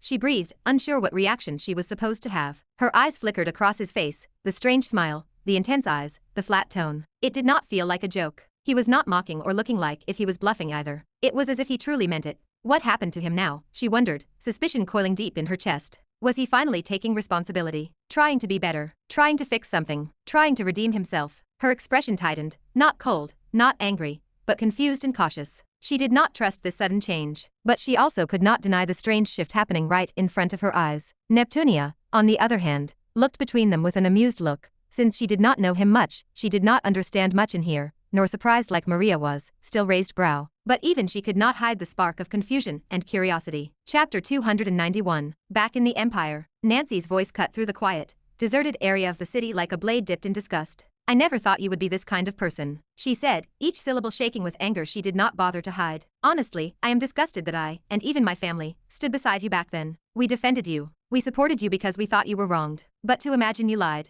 Her eyes narrowed, burning with a hatred Selena had never seen from her before. Selena stood frozen, head bowed so low it almost touched her chest. Shame clung to her like a suffocating veil. Her fingers trembled against her dress, gripping the fabric so tightly that the seams nearly tore. She could not lift her head. She did not dare. She had been on her way to the virulent household, finally determined to reveal everything, when Nancy intercepted her. Selena expected coldness, but not this. Not that Nancy already knew. She did not understand how the truth reached Nancy. She did not understand why it came from her mouth and not her own. All she knew was that hearing Nancy speak those words felt like having her chest ripped open. Fear, sadness, and mortifying guilt swirled inside her until she felt like she might vomit from the weight of her own conscience. Nancy, meanwhile, only shook her head with a look of disbelief, like she was staring at something rotten. It was strange to her as well, this sudden involvement. Minutes earlier, that strange, white-haired, wide-eyed man, Riven, appeared before her and told her everything. Everything. Down to details that no one was supposed to know. "Stop her. If you do not, many innocent lives might be lost."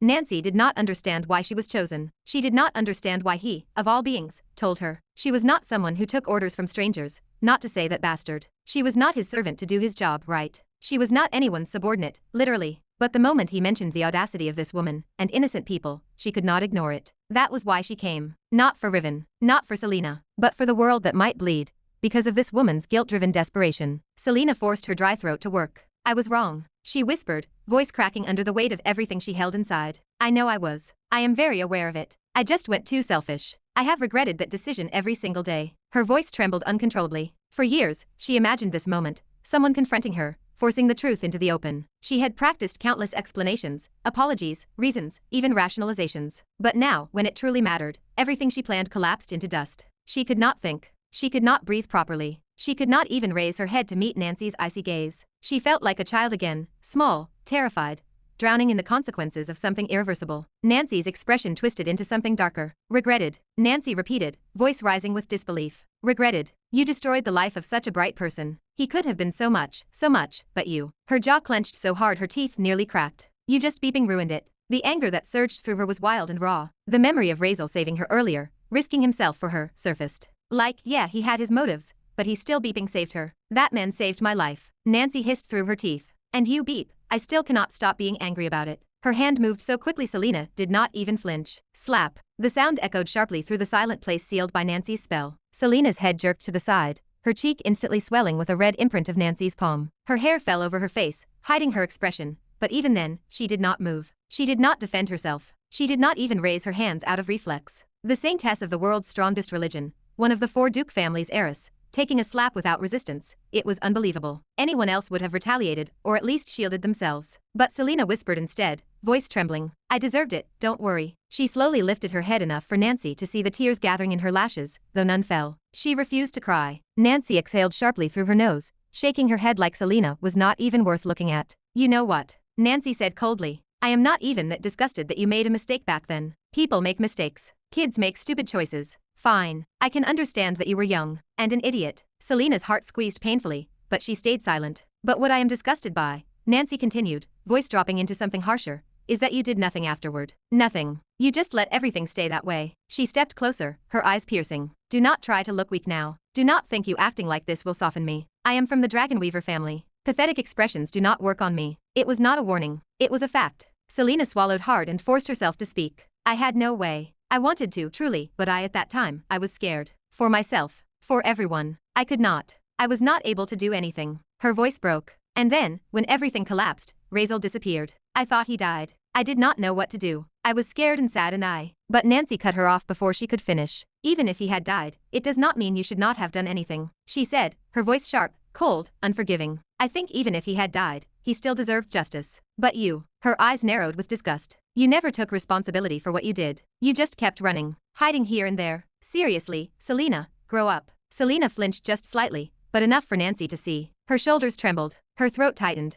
The guilt that had been eating her alive for years clawed even deeper into her chest. I know, Selena whispered. I know, but that is why today, I made my decision. I am going to tell everyone the truth. To his family, and to everyone. Her voice trembled as she closed her eyes for a brief moment, steadying herself, before opening them again. When she spoke, they were filled with melancholy guilt that never faded and fear that never loosened its hold. I will take responsibility for my actions, and I will give him what he deserves. Nancy's expression twisted somewhere between disbelief and outrage. And I am here to stop it, Nancy snapped. Because you need to stop being beeping childish. Selena froze mid-step. Nancy stepped forward, blocking her path again, her expression cold enough to freeze the air around them. This is not going to do anything. And it has nothing to do with him or anyone else. What kind of imaginary world are you living in? Do you think walking in there and crying out the truth will magically satisfy him? Do you think this will bring some kind of closure? What the hell do you think you are achieving with this? Her disappointment was deeper than anger now. It dripped from every word. Selena's lips trembled. Her voice cracked as she tried again. Stop me. What, are you like Celestia too? She asked, confused, almost pleading. Her eyes raised just enough to search Nancy's face.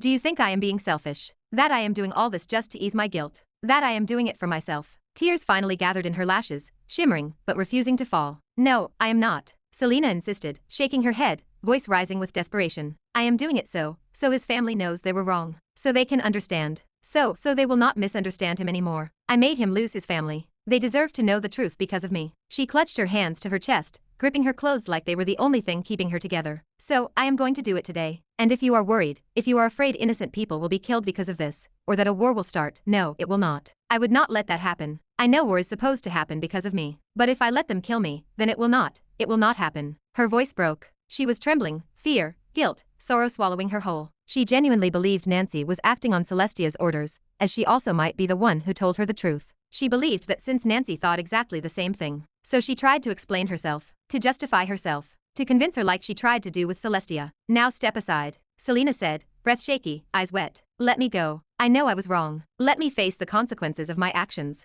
I will not run anymore. I will not hide anymore. I will not lie anymore. I am tired. I am so beeping tired. She stepped forward again, but Nancy immediately stepped in front of her, blocking her path. Selena froze. Nancy exhaled slowly, as if she could not believe the level of stupidity she was dealing with. I cannot understand why everyone is so stupid in this matter, Nancy said, pressing a hand to her forehead as if dealing with a severe headache. Hey, this is not about you people. And it is not about them. It is about him. Her frustration grew sharper with each word. I do not understand how you think telling them the truth and receiving punishment from them is going to satisfy him. How on earth is that justice? They are just as bad, just as disgusting, just as disappointing to him as you are. Selena's breath caught in her throat. Nancy did not stop. You really do not get what the real problem is, she said, voice rising. Selena luminous, yes, it was your fault that you lied. Yes, you framed someone for a disgusting, vile act. That part is yours. But, Nancy's eyes sharpened, cutting, merciless. It was not your fault that he was separated from his family. That was their fault. Selena's eyes widened. Nancy continued, her voice low and deadly.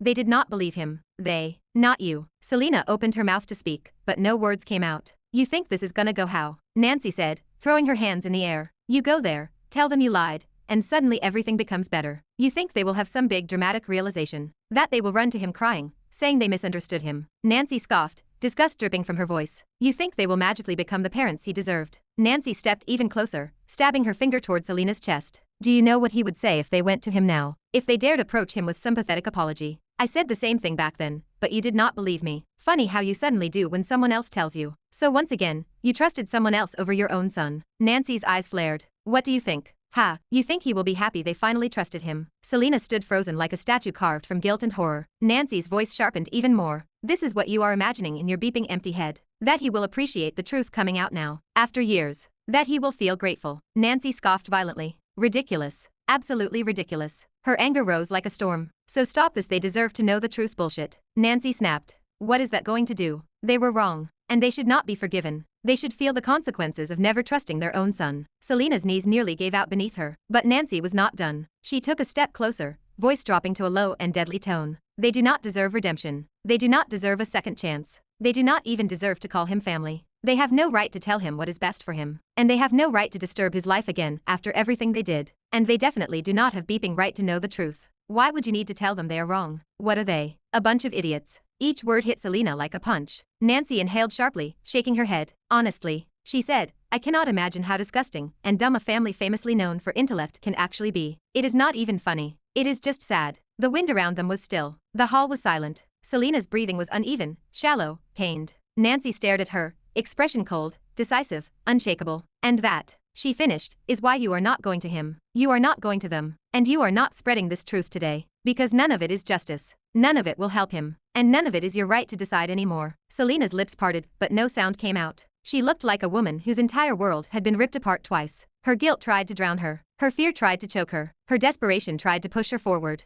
But Nancy's words froze her in place. Chapter 292. Selena's breath trembled. Her voice cracked, barely a whisper fighting against the weight crashing down inside her chest. Nancy's words did not just hit her, they detonated. Every sentence felt like an explosion inside her skull, shaking her so violently that even her legs seemed ready to give out. She wanted to deny it. She wanted to argue. She wanted to scream that Nancy was wrong, that it was not as simple as she made it sound. But she could not, because every word Nancy threw at her, harsh, cruel, merciless, echoed with a truth Selena had always been too afraid to face. Her fingers trembled at her sides. Her jaw quivered. Her throat tightened so painfully she could not force out even one defense. Because she had none. Nancy only continued to stare at her with that expression filled with disgust, not mild irritation, not anger, but pure, visceral disgust. The kind that said you sicken me more than anything else in this world. And that alone was enough to crush whatever was left of Selena's already fragile heart. Nancy scoffed, her expression twisting even further as she pointed a sharp finger directly at Selena's face. And now I think about it, she said,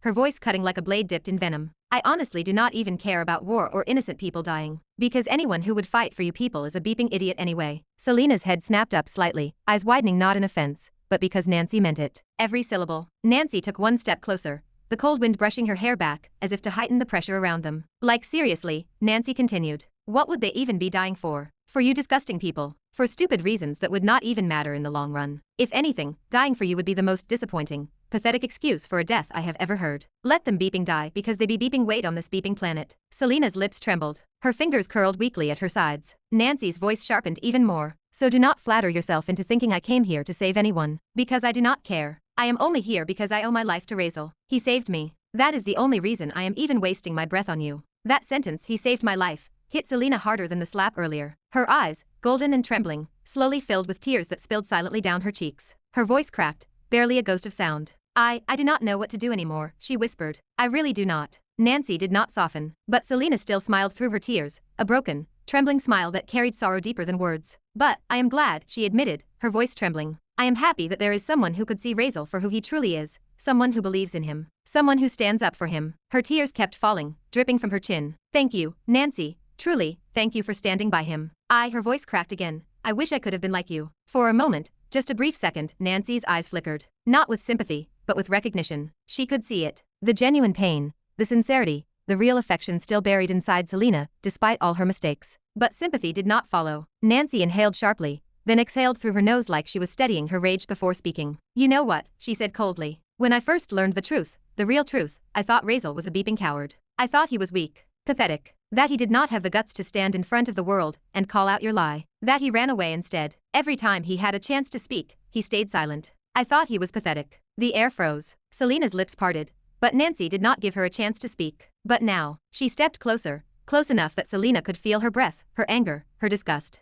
Now I understand. Her voice dropped low, deadly. He is not weak. He is not a coward. He is not scared of you or anyone else. Nancy continued, voice heavy but sincere in a twisted, frustrated way. He is stuck in something terrifying, bigger than anything I can grasp. He does not even have time to deal with your bullshit. Or theirs. He is in the same situation I am in now, maybe worse. Maybe much worse. Nancy's voice began shaking, not with fear, but with a raw honesty she rarely exposed. I am scared, terrified. Something horrible is going on around me. I want to ask my family for help, but I cannot. Something stops me. And do you know how horrifying it is to face danger alone? Her fists trembled. And then I realized, Razeal went through the same thing. Alone. With no one. Not even hope. Because you took that from him. Nancy grabbed Selena's collar with both hands, pulling her forward harshly. You beeping took that from him, she growled. Just imagining how scared he must have been, how alone, how betrayed, makes me want to rip you apart. Because unlike me, he did not have anyone. I can at least stay in my family's home. Know someone would protect me. But you took that chance away from him. Selena broke into harder sobs, her hands trembling at her sides. Nancy glared deeper, breath shaking, voice trembling with fury she could not contain. I swear, just thinking about this makes me want to kill you. And I am not joking. If I do not walk away right now, I might actually do it. So stay away from me. Because next time, her voice dropped into a deadly whisper, I might not stop myself. And with that, she shoved Selena backward with both hands as she let go. Danger, what danger? Selena's voice shook so violently it barely sounded like her own. Her eyes widened, trembling, refusing to blink as she stared at Nancy. The moment Nancy mentioned danger, real danger, something twisted painfully inside Selena's chest. Her heart skipped, then raced, then clenched all at once. She staggered forward, totally ignoring the pushed-back scene, and instinctively grabbed Nancy's wrist, her cold fingers tightening with desperation. What are you talking about? She repeated, breathless. What danger? What happened to him? Tell me, please tell me. Her voice cracked. The panic in it was not something she could hide, not even if she tried. Nancy narrowed her eyes at Selena's hand grabbing her, disgust instantly flashing across her face as if she had just been touched by something filthy. She shook her arm harshly, trying to free herself. But then, just for a split second, she saw Selena's expression clearly. The fear, the worry, the trembling panic in her eyes, the guilt carving its way deeper and deeper into her soul. Nancy paused. The disgust did not vanish, but it shifted, twisted into something more complicated. Irritation, anger, hatred, but also a faint flicker of pity she absolutely hated feeling. She clicked her tongue sharply and finally yanked her hand free. You know, Nancy exhaled, shaking her head as if Selena was some sad joke. I am actually feeling sad for you. Selena froze. Nancy looked at her fully now, not ignoring her, not brushing her off, but genuinely staring straight into her soul. And the things she saw there made her expression twist even more. I can see it, Nancy said bitterly. You actually care about him. You are genuinely scared for him, genuinely wanting to help him, even go to any damn lengths for him. Selena bit her lip, tears forming instantly at the edges of her eyes. But you know what? Nancy continued, voice turning colder, sharper. I am even more sad for you because of that. Selena's throat tightened. Nancy continued mercilessly. Because he knows, she said. He knows you would help him. He knows you still care. And even then, look at your reality. Even then, he did not come to you. Even with what beeping situation he is in right now. Selena's breath broke. Nancy stepped closer, her gaze drilling into her. And you should understand your position by that alone. He does not want anything to do with you. Not your help.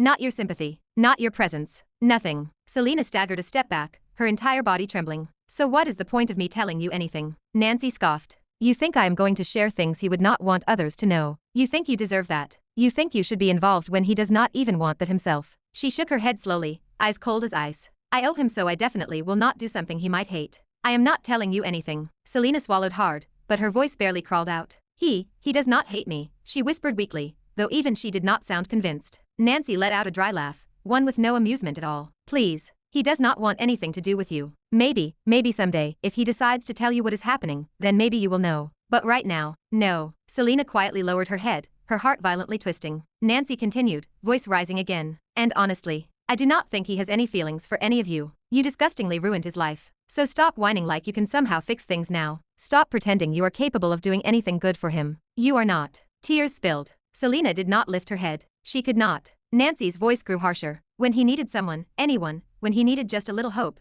he did not get it. Because you took that from him. You all took that from him. Selena's breathing became uneven, shallow. So why do you think he would want help from the same people who destroyed him? Why would he want your hand now? Stop dreaming. Selena wobbled backward again. Her legs felt weak, her vision blurred. She had thought she already faced her guilt, but she had never faced it like this. Nancy exhaled sharply, shaking her head with disgust. You people are unbelievable, she muttered softly as she walked past her. Selena did not stop her this time. She just stood there like a corpse, a hollow statue, an empty shell staring at nothing. Because Nancy did not just speak harshly, she spoke reality. And reality was cruel. The moment Nancy passed her, Selena's knees nearly buckled. Her eyes were empty, completely, utterly empty. The guilt she once carried like a burden was now something else entirely, something massive and suffocating, like a weight crushing her bones, her lungs, her heart. She did not even turn to look. She did not call Nancy's name. She simply stood there, breathlessly drowning in everything she had run from for so many years. Nancy walked a few steps farther, but then suddenly stopped. Selena did not move. Nancy slowly turned her head, glancing back. She could not see Selena's face, only her back.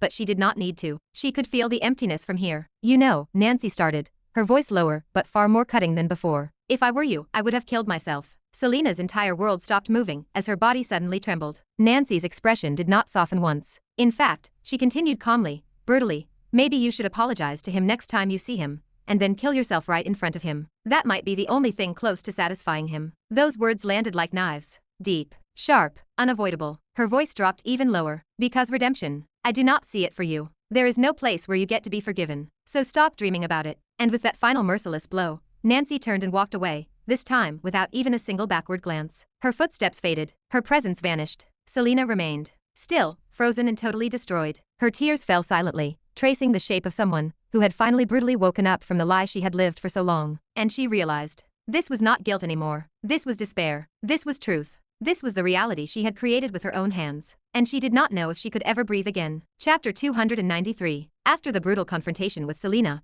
Nancy's mood had plummeted into something beyond foul. Her head throbbed, and the frustration boiling inside her refused to settle. She could not stay in the Empire anymore, at least not for the next few hours. She needed to go somewhere cold, somewhere quiet, somewhere she could make sure of something she had been meaning to confirm for a long time. Something that still lingered in her mind like a shadow she could not shake. Which was why she now stood in front of a swirling dimensional vortex. Its icy winds lashed against her skin with sharp, biting ferocity. The entire portal was coated in thick layers of frost, jagged, ancient ice that glowed faintly in the pale blue light. Snow whirled violently inside the swirling gate, and every breath Nancy took came out as a cold mist. Her long, ice-blue hair danced behind her in the raging wind, strands floating like silk ribbons. Frost clung to her eyelashes. The snowstorm around her made her look like she belonged to this world more than anyone ever could. A-ranked portal, the land of ice. The same portal, the same land. The place that had flipped her life upside down. The place that had turned her from a carefree noble girl into someone constantly entangled in problems she never asked for, never anticipated, and still did not fully understand. Even now, after everything that had happened, she could not identify where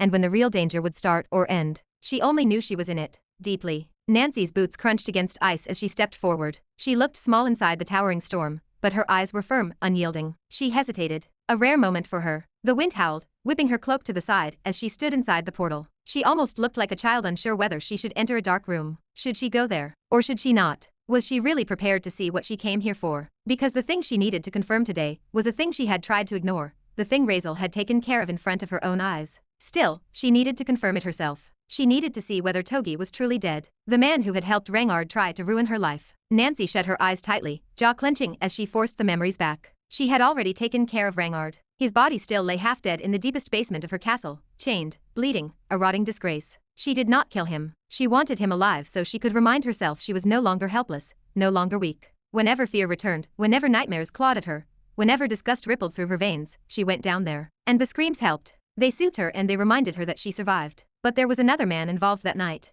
One she saw die, but still, could not sleep without confirming it herself. Because Togi, the man Razeal destroyed, was also a face she could never forget. Even if she wanted to, she breathed in, then out. Her body trembled slightly, not from the cold, but from everything inside her. Then, after several tense seconds, Nancy finally forced herself to walk forward. Some time passed before she realized she was now standing at the very edge of a hill. Well, not exactly a hill, because directly in front of her yawned a massive crater, so deep and so wide it looked as if the land itself had been scooped out by some angry god. The ground dropped away into an abyss, earth torn apart and scattered like broken pottery. It truly felt as though a meteoroid had slammed into this place with all its fury. She swallowed, her breath catching as she stared into the vast emptiness. Now that she had a moment to think, she could not help feeling overwhelmed, awed even. Just how powerful does someone have to be to create something like this with nothing but physical force? Nancy shuddered as the memory of Razeal resurfaced. All he had done, at least all she saw, was grab that Togi guy by the head and slam it into the ground. Hard enough to shake the air itself. He had whispered something too, some ridiculous name like Flo, Headslam of Doom, or whatever. She could not recall it perfectly. Everything had happened too fast,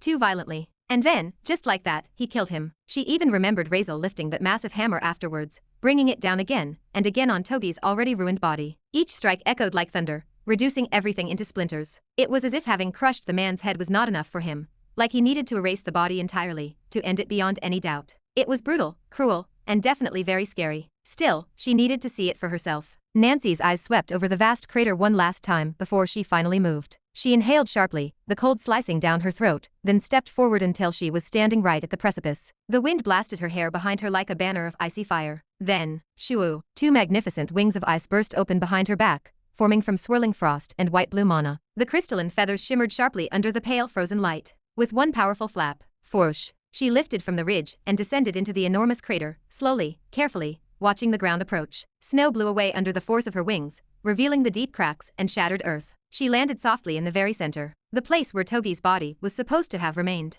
or whatever was left of it. But all she saw now was snow. Layers and layers of thick, heavy, undisturbed snow. She narrowed her eyes slightly. Of course the entire crater would be covered again. Snowfall here was endless. Nancy exhaled through her lips, and mana leaked out with her breath, white, misty, freezing. Her magic pulsed outward. Then, FRRRRRRRR. A deep, powerful sound rushed across the crater as mana surged from her body. The snow around her trembled, shivered violently, then lifted in huge waves like a storm bending to her will. Snow spiraled upward in thick clouds, rotating around her before exploding outward in every direction. 10 meters clean, the entire center cleared with her as the anchor. And finally she saw it. She looked down at the exposed ground. There, scattered all across the cracked icy surface, were fragments. Pieces of something wooden and strips of clothing buried beneath frost. Recognition hit her instantly. Togi's body. Or rather, what remained after Razeal smashed him into something unrecognizable. Nancy remembered it clearly, the moment his body hardened into that strange wooden material during the fight. A transformation she did not understand, or did not care to understand. All she remembered was the disgusting cracking sound of wood breaking with each hammer strike. The pieces here were splintered,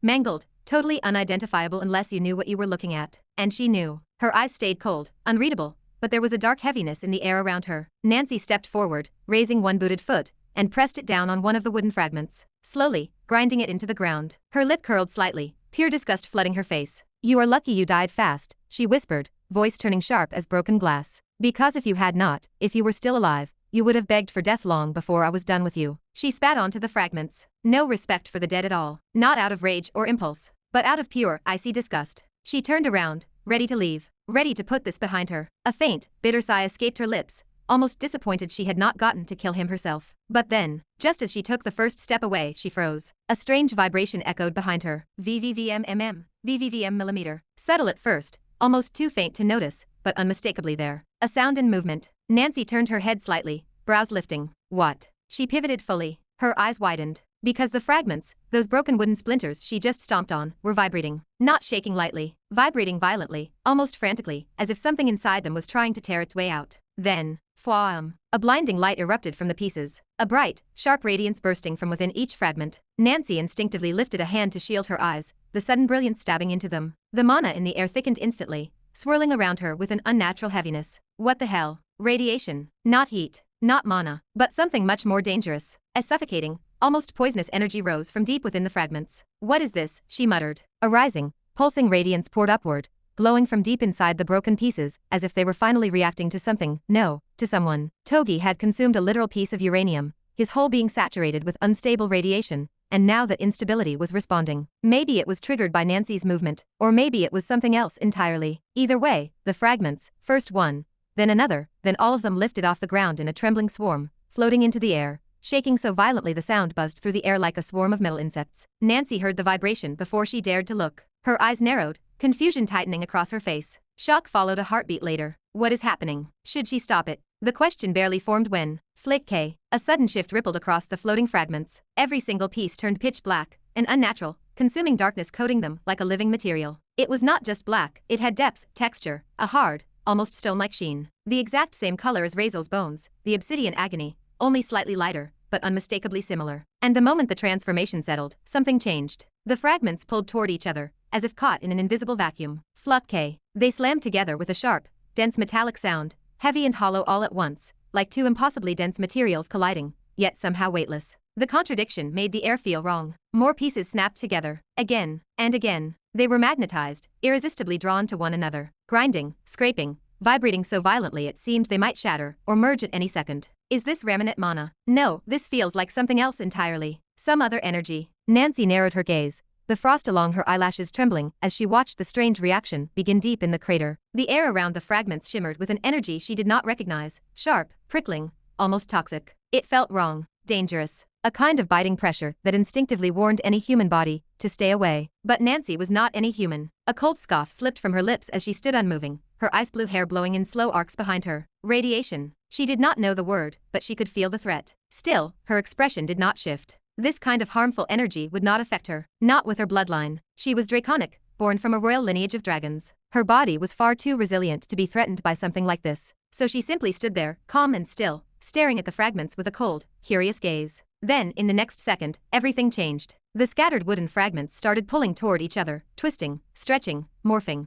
melting into one another like dark wax. A perfect sphere began to form, a black metallic ball, smooth, reflective, unnaturally flawless. Nancy's eyes narrowed. And then, Brrrram! A violent sound tore through the crater. A shockwave slammed outward, kicking up snow and shattered ice. Nancy's hair snapped back from her face, the ice wings behind her stabilizing her mid-air as she stared forward, unblinking. Her gaze grew sharper, colder, because right before her eyes, that metallic sphere rippled and reshaped like liquid metal being forced into a mold until it formed a body, a humanoid shape, shoulders, chest, arms, legs, facial structure. Nancy froze, her expression twisted with a mix of shock and disgust. The face, she recognized instantly. Togi. That disgusting bastard's build, that revolting face, she could never forget it. Only now he was not flesh and blood. His entire body, well, he became black-like, his body became pitch black, metallic, smooth and reflective like forged darkness. A walking statue of some unknown metal, dense, polished, and somehow alive. And naked, well, technically, there was nothing on his groin, just blank, smooth metal. It made sense, since this was not really a human body anymore, just a reconstructed thing. The instant the transformation completed, Nancy's aura shifted. Her killing intent spiked. Her lips curled into a slow, ice-cold smile. She did not care how he revived. She did not care what he turned into. There was only one thought ringing through her head. Kill him. For real this time. She did not waste even a second. Die. Whip. Clutch. Her ice wings snapped open, hurling a massive, razor-sharp ice feather straight toward Togi's skull at terrifying speed. The feather sliced the air with enough force to bisect a boulder the size of a house. But Togi did not even try to dodge. He did not even look up. He was busy staring at his hands, flexing his fingers, turning them over, opening and closing his palm, testing the movement like a newborn creature discovering its own limbs. Nancy's attack struck him dead center on the forehead. Ping. Shatter. The ice feather exploded into a spray of glittering shards the instant it made contact, breaking like fragile glass against a diamond. Nancy's eyes immediately tightened, her body instinctively pulling back several meters as she flapped her wings and created distance. Her guard shot up even higher. Meanwhile, Togi still did not react. Not even a flinch. Not even acknowledgement. He simply kept looking down at his own hands with an almost hypnotized intensity. What happened to me? He murmured, his voice echoing faintly, metallic. What is this body? I feel so light, as if I do not even have weight. He tapped his forearm with his other hand. A sharp metallic clang rang out. And so hard. Confusion filled his eyes. What is this metal? This is not anything I know. His new body was unbelievably smooth, so smooth that even at the microscopic level, nothing seemed uneven. No pores, no roughness, just pure, flawless dark metal, almost like obsidian yet lighter, stranger. His expression slowly changed as memories trickled in. He remembered it. Right before his death. Right before that white-haired brat destroyed him. Someone touched him behind his head. Some material. Some unknown substance that he instinctively tried to absorb. His entire being had screamed for it. And then, his head was obliterated before he could finish the absorption. Oh, a hollow breath escaped him. I am alive. He raised a hand to the back of his neck where his head should have been destroyed, and felt only smooth, unbroken metal. I am beeping alive, Togi whispered at first, then the whisper split into a sharp, deranged laugh that echoed through the hollow crater. Ha ha ha. I am alive, mother beeper. I came back from death. He threw his head back, metallic throat vibrating with warped amusement, hands clutching both sides of his waist as if he could not contain the hysteria bubbling up inside him. His pitch-black body gleamed under the pale light, smooth, hard, impossibly dense. And guess what? His grin widened grotesquely. I even absorbed this beeping good material, whatever this metal is. Ha ha ha. Joke is on you, bastard. I have never felt this good in my entire life. Chapter 294. Nancy's jaw tightened, but she stayed silent, wings half spread, watching him with the cold focus of a predator. Togi, however, was too drunk on the feeling of his new body to notice anything but himself. I got the same material now, the same shit he used to make your bone hands with, that little white-haired bastard. Ha ha ha, he should have never let me touch it. I do not know where the hell he got this metal from, but damn turning your bones into this, smart. Very smart. He nodded to himself, tapping his steel chest with ringing clinks. And thanks to him, I got it too now. His laughter came again, loud, unhinged, triumphant. Of course, he had no idea that he had not absorbed the actual material. He only absorbed the microscopic surface layer of mutated skin barely 0.000001 millimeters thin. A tiny, pathetic imitation of the real obsidian agony coating Razeal's body makes around his bones. But Togi did not know. If he had known, he would have gone insane from greed and probably died instantly just trying to fully absorb the real thing. After all, the real thing cannot be that easy of a thing. But ignorance made him confident. So beeping smooth, so hard, and so light. It is just perfect. He murmured, stroking his arm like a lunatic admiring his reflection. This is the strongest thing I have ever touched. What the hell is this metal, anyways? He paused, then blinked. It was as if he finally noticed he was not alone. Oh, you are that girl. His glowing eyes narrowed on Nancy. How are you still standing? Did we not give you that paralysis poison? Where is Rangard? Nancy did not answer. Togi waved his hand dismissively. Never mind. Forget him. How about you tell me where that white-haired boy went? I need to ask him something important. He pointed at his chest with a proud smirk. Like what this material is called. Nancy was expressionless, of course. Her wings twitched. She was done listening. Shut up, she said, her voice dropping into a chilling growl. And just die, you disgusting bastard. The air snapped. Her ice wings flared wide, then flapped, sending a barrage of razor-sharp ice feathers shooting out at lightning speed. Hundreds of them. A storm of translucent blades sliced through the air with lethal precision. They hit Togi like a rain of bullets. Ping, ping, ping, ping. Every single feather shattered into glittering fragments the moment it touched his black skin. Shards exploded into the air like shattered glass, sparkling before disappearing into the snow. Nancy's brows knitted into a fierce frown. Togi did not flinch. He did not even bother to brush the shards off. He just looked down at the tiny white fragments on his chest, then smiled slowly, proudly, mockingly. Hey now. He tapped his chest twice. Clang, clang. This is not going to do anything. You are going to need something stronger than that, girl. He spread his arms as if inviting her to try again. Come on. He laughed, leaning forward tauntingly. Do not disappoint me. Show me what you have got. I want to see what this new skin is worth. Surely you have something worth using against me. Nancy's eyes narrowed, a sharp glint cutting through the frost-filled air, as she stared at Togi. Her senses screamed warnings at her. Danger, danger, danger. The fact that he had taken her ice feather barrage head-on, without dodging, without defending, without even feeling it, was insane enough. But the reality was even worse. No scratches, no dents, not even frost collecting on his skin. Her feathers were in a rank technique, one of her strongest, sharp enough to slice through the hide of monstrous snow behemoths, strong enough to sever limbs from creatures 10 times her size. It was the skill she kept for life or death battles. Like normal, she would never use it unless she wanted to kill someone. And he took them like snowflakes. Her jaw clenched. This was not someone she could test or play with. He was a danger, and in front of a danger like this, hesitation meant death. Nancy's fingers twitched once, then curled around the hilt at her waist. If the feathers did nothing, then she needed to escalate straight to her killing moves. Like actual ones. She exhaled sharply, her breath coming out in freezing mist. Then, with the sound of a clear metallic click, she unsheathed her sword. A long, gleaming blade emerged, shimmering with frozen sigils etched into the steel. An S-rank blade, dragon-forged. It was a weapon that could cut through fortress walls, and was one of the finest gifts chosen for her on her 11th birthday. She had trained with it ever since. This was no ordinary sword. It could be used to fight real dragons. She held it firmly in her right hand, her grip tightening. A chill swept across the crater as dangerous intent pumped off her body in tangible waves. Togi's expression shifted just for a moment, as if his instincts whispered something his brain could not quite understand yet. Nancy did not waste a breath. Dragon's breathing, she whispered. Her lungs expanded, her ribs cracking slightly under the pressure as mana surged violently inside her. Veins lit up beneath her skin like glowing ice-blue rivers. Her muscles tightened, hardened and strengthened, her entire body beginning to overflow with enhanced draconic force. Her voice came again, stronger, deeper, tinged with ancient power. Dragon's scale. Icy blue scales erupted across the right half of her body, thick, layered, overlapping armor reminiscent of a white dragon's natural plating. They shimmered in the pale light, their edges razor-sharp. Immediately following, she spoke again. Dragon's arm. Her right arm distorted, bones shifting, reshaping, thickening. Scales crawled all the way down to her fingers as her arm fully transformed into a dragon-like limb built to channel devastating power. Her sword pulsed in her grip, reacting to the monstrous mana now flowing through her. She did not stop, not even close. Dragon's wings, dragon's strength, dragon's might, dragon frenzy, dragon muscle burst, dragon's aura. Her voice was relentless. With each incantation, her body surged with another wave of power. Runic lights flickered around her. The air trembled. Snow blasted outward. Mana rippled in shockwaves, cracking the crater floor beneath her boots. Her aura expanded wildly, becoming ancient, oppressive, suffocating, like the breath of a primordial being. Her wings exploded into existence behind her, massive, white, crystalline wings formed entirely of compressed ice and condensed mana. They caught the wind instantly, lifting snow and shards in spiraling storms around her. Even Togi, who had been cocky until 1 second ago,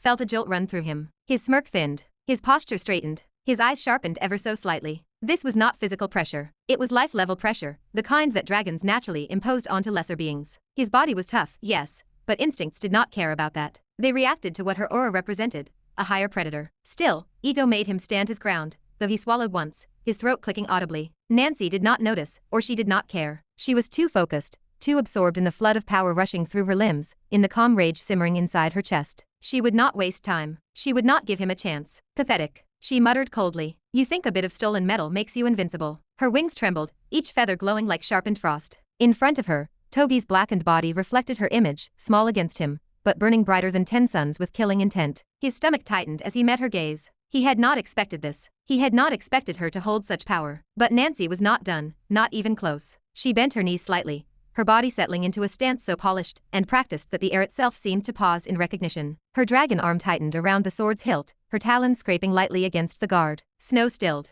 The wind froze mid-gust. Nancy inhaled slow, deep, and the world trembled. Dragon sword style. Her voice echoed like a temple bell struck at midnight. Breath of the ancients. Her eyes lowered. Then, she closed them. For a heartbeat, her aura vanished completely, like a dying flame extinguished in an instant. Togi blinked, confusion flashing across his metallic features. Then, her eyes opened again, icy blue, focused, lethal, fourth form. Her wings snapped wide. The air cracked. Snow erupted violently off the ground. Sky talon drop. The moment the words left her mouth, the crater itself reacted as if struck by a divine hammer, the ground shuddering, cold air spiraling, pressure forming at the tip of her blade like compressed death. Her wings flapped. Once. A single, impossibly fast motion. The wind did not move, it detonated. The force flung snow outward in a swirling white explosion, the sky above the crater warping from the sheer mana density. Nancy shot forward like a comet, her dragon arm gripping the sword so tightly the hilt groaned under the pressure. In the very next instant, before even a gust of displaced air could settle, Nancy appeared directly in front of Togi, her body flickering through space like a pale blue streak. She was just inches away from him, close enough to see the faint metallic sheen on his pitch-black skin,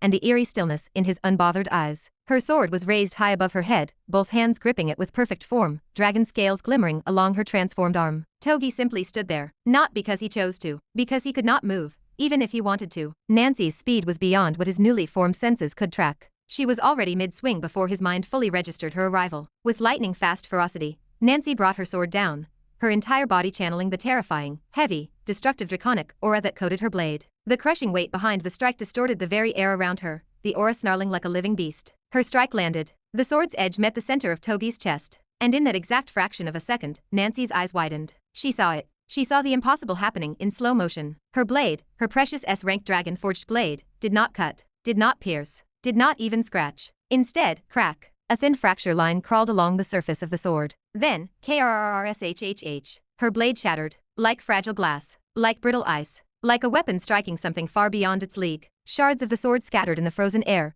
glinting like dying stars as they fell. Her heart dropped. But the strike was not meaningless, not entirely. because the physical force behind the attack was monstrous, even without a blade. The raw kinetic power of a dragon-amplified blow was enough to distort the crater beneath them. Boom. The moment the broken hilt connected with his chest, an earth-shattering shockwave exploded outward. The ground caved in under the impact. The crater expanded violently. Snow burst into the air in a massive white plume. Trees bent and snapped like twigs. The land itself split open, groaning from the force. Togi's body was launched backward like he had been fired out of a colossal cannon. One moment he was standing right in front of her. The next, he became a black streak disappearing into the distance, tearing through the air with frightening velocity. But not before Nancy saw it, the expression that twisted across his face. A smile. He had noticed, or felt it. The proof. His body had not been cut. Not even a little. Her sword broke first. A smile mixed with insanity and satisfaction curled on his metallic lips before he vanished into the sky. The aftershocks ripped across the land, making the entire crater vibrate, and pushing everything aside with ruthless power. Snow was flung far away. Trees uprooted. Ice shattered. A long,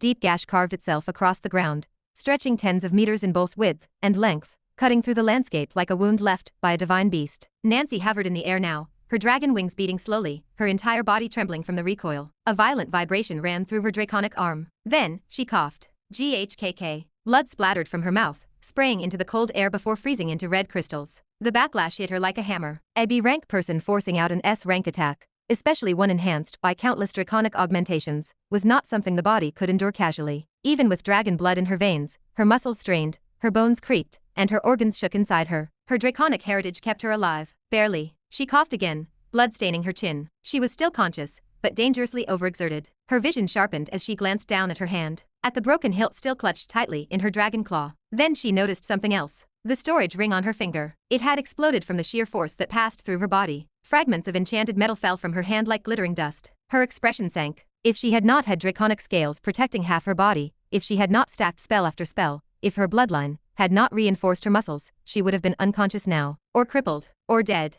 She inhaled sharply, her chest burning, her wings trembling as she tried to steady herself. Slowly, she looked down at the massive wound she created in the land, the widened crater, the devastation stretching outward like a scar carved by an angry god. Then she finally looked at her broken sword. Pieces. Nothing left. It broke. She whispered, disbelief and fury twisting her voice. She stared at the shattered hilt for a heartbeat longer, before her expression hardened. He is alive. Her lips parted in a bitter, frustrated breath. That was my strongest attack, and it did not even give him a scratch. The reality sank in like ice-cold water. She had thrown everything into that one strike. Her bloodline, her skills and spells, her sword, her best form she could do. A perfect attack. And it was not enough. Not even close. She clenched her jaw, anger and fear twisting together in her chest. Togi was alive. And worse, he was unharmed. And he would be coming back for her. Nancy was not stupid. She was not delusional. She was not pride-blinded. She was in danger. Severe danger, a very lethal one. No matter how much she wanted to kill him, she had to admit she could not win. Not in her current state. Not at her current rank. Not even with her strongest techniques. She needed to run. Her eyes narrowed, her breath shallow but controlled, as she tensed her wings behind her. I need to leave, she muttered, her voice tight with frustration she could not hide. Her wings flared, shimmering with dragon aura. And hide. Togi would recover from the impact in seconds. She could not be here when he returned. She was not injured too severely, but she was definitely not in a condition to fight again. Not against someone she could not damage at all. So she made the only decision that could keep her alive. With one powerful flap of her wings, Nancy launched into the air, shooting upward through the cold snowy wind. Frost trailed behind her like a glowing comet tail. Then she turned sharply, and sped away in the opposite direction from where Togi had been launched. Into the dense, freezing forest of the land of ice far away from the crater. Far away from the point of danger, where she could hide, recover, and most importantly contact her mother through the secret emergency method only she could use. She did not look back. Looking back would slow her down. Her wings beat harder, faster, carving through the chilling storm, as she vanished into the white wilderness, breathing heavily, furious, scared, alive, and painfully aware. This was only the beginning. Chapter 295. Ha ha. Nancy's breath came in sharp, trembling bursts as she crouched behind the thick trunk of a towering, frost-covered tree. She slid down until her back pressed fully against the bark, her legs weak and shaking beneath her. Every inhale stung her lungs with cold air, and every exhale turned to fog that drifted in front of her face like pale ghosts. Her body was finally feeling the full price of what she had just done. After fleeing the crater and reaching deeper into the frozen forest, she had deactivated every enhancement and strengthening spell she had stacked onto herself. Her dragon wings fizzled into motes of shimmering blue light before disappearing entirely. The gleaming scales that armored her body receded beneath her skin. Her right arm, once morphed into a dragon limb, shrank and twisted painfully back into a human arm. With each spell she dispelled, her exhaustion surged tenfold. Her body collapsed into its true state. Overworked, damaged, and throbbing with the backlash of forcing power far above her own natural limits. Ugh, she groaned as she pressed a hand to her ribs. Everything hurts. She was not dying or crippled, but she was paying for it. Even with the resistance and durability granted by her draconic bloodline, the result of using an attack beyond her rank was brutal. It was the difference between a B rank and an S rank. Her muscles felt shredded, her veins burning, and her bones vibrating with leftover resonance from the force she had poured into that one strike. Normally, she would have healed this easily as she had potions, talismans, and emergency scrolls stored neatly inside her space ring. Except her ring had exploded during the attack. Well done, Nancy, she muttered sarcastically. Break your sword, break your ring, break half your body, amazing. Still, she did not allow herself to collapse completely. She forced her trembling hand toward her left wrist where a slender red bracelet sat, crafted from her mother's own dragon scales. It was a direct communication artifact, something that should never break, and something that should bypass nearly anything. She unclasped it with difficulty, holding it between both palms. Her eyes softened just a bit. Mother, I need help. I am in danger. Come quickly, crack. Before she finished speaking, the bracelet crumbled. Right there in her hands. It did not even fall apart piece by piece. It disintegrated, collapsing into powdery ash that scattered on her palms like burnt paper. Nancy froze completely. What? She whispered, staring at the remains. What? How did that just break? Her heartbeat stuttered. Panic crawled up her spine. A communication tool made from sovereign rank dragon scales should never react like this. Not even if someone cast powerful interference. Not even if someone sealed space around her. This should not be possible. Her brows furrowed sharply. There was no time to process the shock. She tossed the useless dust aside and lifted her fingers to her temple, pressing 2 fingertips hard against the skin. She attempted the dragon link, the most ancient emergency signal of the royal dragon lineage, a mental pathway that could not be severed except by death. But nothing. Her eyes snapped open. No. This cannot be right. She tried again, pushing her mana into the link. Still nothing. A cold feeling squeezed her chest. She tried a third method, then a fourth. Then her Academy emergency method. Then the Empire emergency communication emblem. Then even her private family contact talisman. Every single method failed. Items that should never malfunction cracked. Scrolls that should activate instantly fizzled. Signals that should reach hundreds of kilometers away vanished before even leaving her fingertips. Nancy's breathing became tight and shallow. One failure, maybe bad luck. But all of them failing. Her eyes narrowed with alarm. That was not malfunction. That was not interference. That was something else entirely. Something deliberate. Someone she could not sense or see was doing this. She looked around the forest, every sense alert as if the very air had become hostile. She did not see anything. There is something wrong with this place, she muttered. She was just thinking of this, and it did not take long for her to understand what might be happening. Fate had decided for her. Was it because of that? He did say it would become worse and grow crueler if she tried to change it or reject it. Her eyes flashed with sudden realization, Riven's face rising in her mind. Fear and anger twisted across her own. I should have thought of this too, she thought as she hurled the small platinum emblem she had tried using to contact the Empire. It hit the ground hard, frustration written all over her face. I need to be prepared, Nancy whispered under her breath, her voice trembling as she forced herself back to her feet. This is not happening by itself. It is not just coincidence. Her heart pounded, a frantic drum against her ribs, every instinct screaming at her that something terrible, something inevitable, was closing in. She did not wait another second. She pushed herself forward and broke into a sprint, running through the thick snow in a completely random direction. Branches whipped at her arms. Frost bit at her cheeks. The white forest blurred around her. She did not know where she was going, but she knew she could not stay where she was. Something bad was coming. She could feel it in her bones. Her first instinct was to run toward the portal, escape, get back to the Empire, run home. But the moment she imagined heading in that direction, cold dread stabbed her chest. Togi. He was somewhere in that direction, sent flying from her strike. She could not run toward him. She would not survive a second encounter. She did not even know how long she had before he regained his bearings and started hunting her. She was not sure he would be hunting her, or what reason he would have to hunt her, but she would not risk it. There were no safe directions, so she chose the only option she had left. Hide. She ran deeper into the endless frozen woods, snow crunching violently under her boots. She had realized something terrifying just moments ago. If fate was sealing her off, if every attempt to call for help was breaking, if even dragon scale artifacts were turning to ash, then her destiny truly was tightening around her neck. Her destiny to be violated. A fate she refused to accept. Her breath shook as she ran. No, I am not going to let that happen. I will not. I am not going to be some helpless idiot waiting to be dragged into this. She knew she could not beat Togi. She knew she could not outrun destiny forever. But she could hide long enough. She had to hide. It was not cowardice. It was not surrender. It was survival. And she was not only thinking of herself. If she disappeared, if she was not home, if she was not anywhere she was supposed to be, her mother would notice. Her mother always noticed. Once she realized Nancy was missing, she would come for her. If not her mother, then her brother would. Someone from her family would find the trail and follow her into this place. They would come. She knew they would. She only had to stay hidden long enough. long enough for them to reach her, long enough to not fall into Togi or anyone else's hands first. She could survive this. So she ran deeper, doing everything she could not to leave a single track behind. Her heart hammered frantically, but she forced herself to think and to pay attention. She swept her footprints with fallen branches where she could. She stepped over roots and stones instead of the softer snow. She moved in zigzags,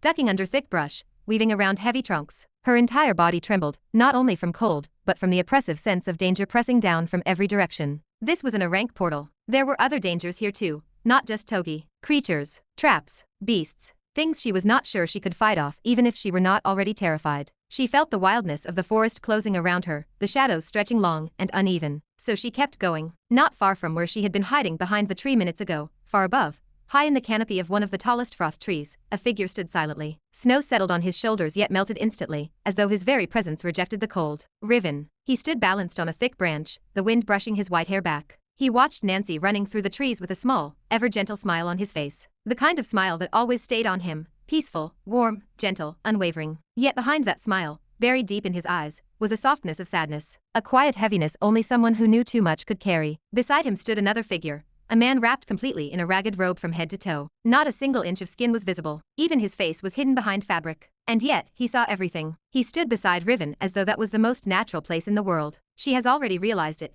the robed man murmured, his voice low and rough, sounding very distorted and divine, like wind scraping stone. She understands what is happening. Riven did not nod or react dramatically. He simply continued smiling, still watching the girl disappear into the white labyrinth of trees. She knew this would happen, he said softly. She knew the risks. And yet she came anyway. His voice carried neither anger nor judgment, only a strange, calm acceptance. She came here, he continued, fully aware of what fate had written for her, yet she still walked into it. Because she did not want to feel like a coward. Because hiding behind the walls of her family suffocated her. Riven's gaze softened even more. She is a dragon, after all. Too proud to cower. Too proud to hide forever. She wanted to face herself, face her fear, even while knowing the possibility of failure. He chuckled lightly, sadly. But fate is not something courage alone can conquer. And this, he motioned gently toward the forest. This is inevitable. The robed man lowered his head slightly, listening, then responded in the same low voice. Yes, this is inevitable, he said. After some seconds he turned toward Riven, a slight uncertainty in his tone. But my lord, you directly interfered. Riven did not look away from Nancy's running, his smile still present. You prevented her from contacting her family,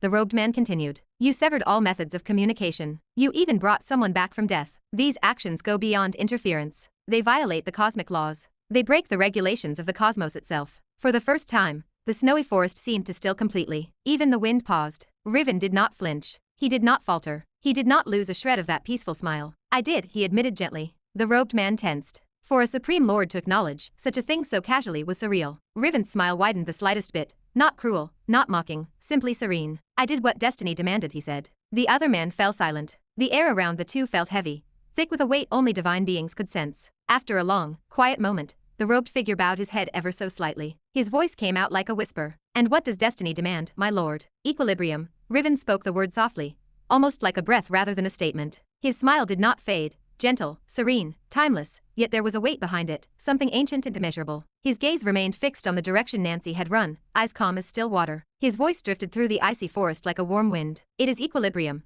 he repeated, softer, as if explaining to the world itself. I am the preserver. This is my duty, to do what must be done, even if that requires sacrifices, even if I must shatter rules I swore to uphold. A small exhale left him, peaceful, accepting, yet tinged with quiet sorrow only he understood. If I do not place destiny back where it belongs, he said, then everything will fall into chaos far beyond what is to be placed in. I must act, and I will act. The gentle smile softened further, almost affectionate, almost apologetic, as he spoke with the calm certainty of a divine being carrying the weight of time itself. I am doing what I have to do. For a long moment, silence followed, soft, heavy, sacred. The ragged robed man beside him stood utterly still, like a statue wrapped in shadows that even the snow refused to cling to. Then Riven turned his head slightly toward the figure. Thank you for your help, my solemn friend, he said warmly, sincerely. Without you, equilibrium would have cracked, and destiny would have turned into shackles. His tone deepened, respectful. Hades, honored guardian of souls and underworld. At the name, the robed man finally inclined his head. Though his face remained hidden, a quiet reverence radiated from him. There is no need for gratitude, eternal one, he replied, his voice low and resonant like distant thunder. You are the great preserver. This is my honor and my duty to support your will. His tone shifted,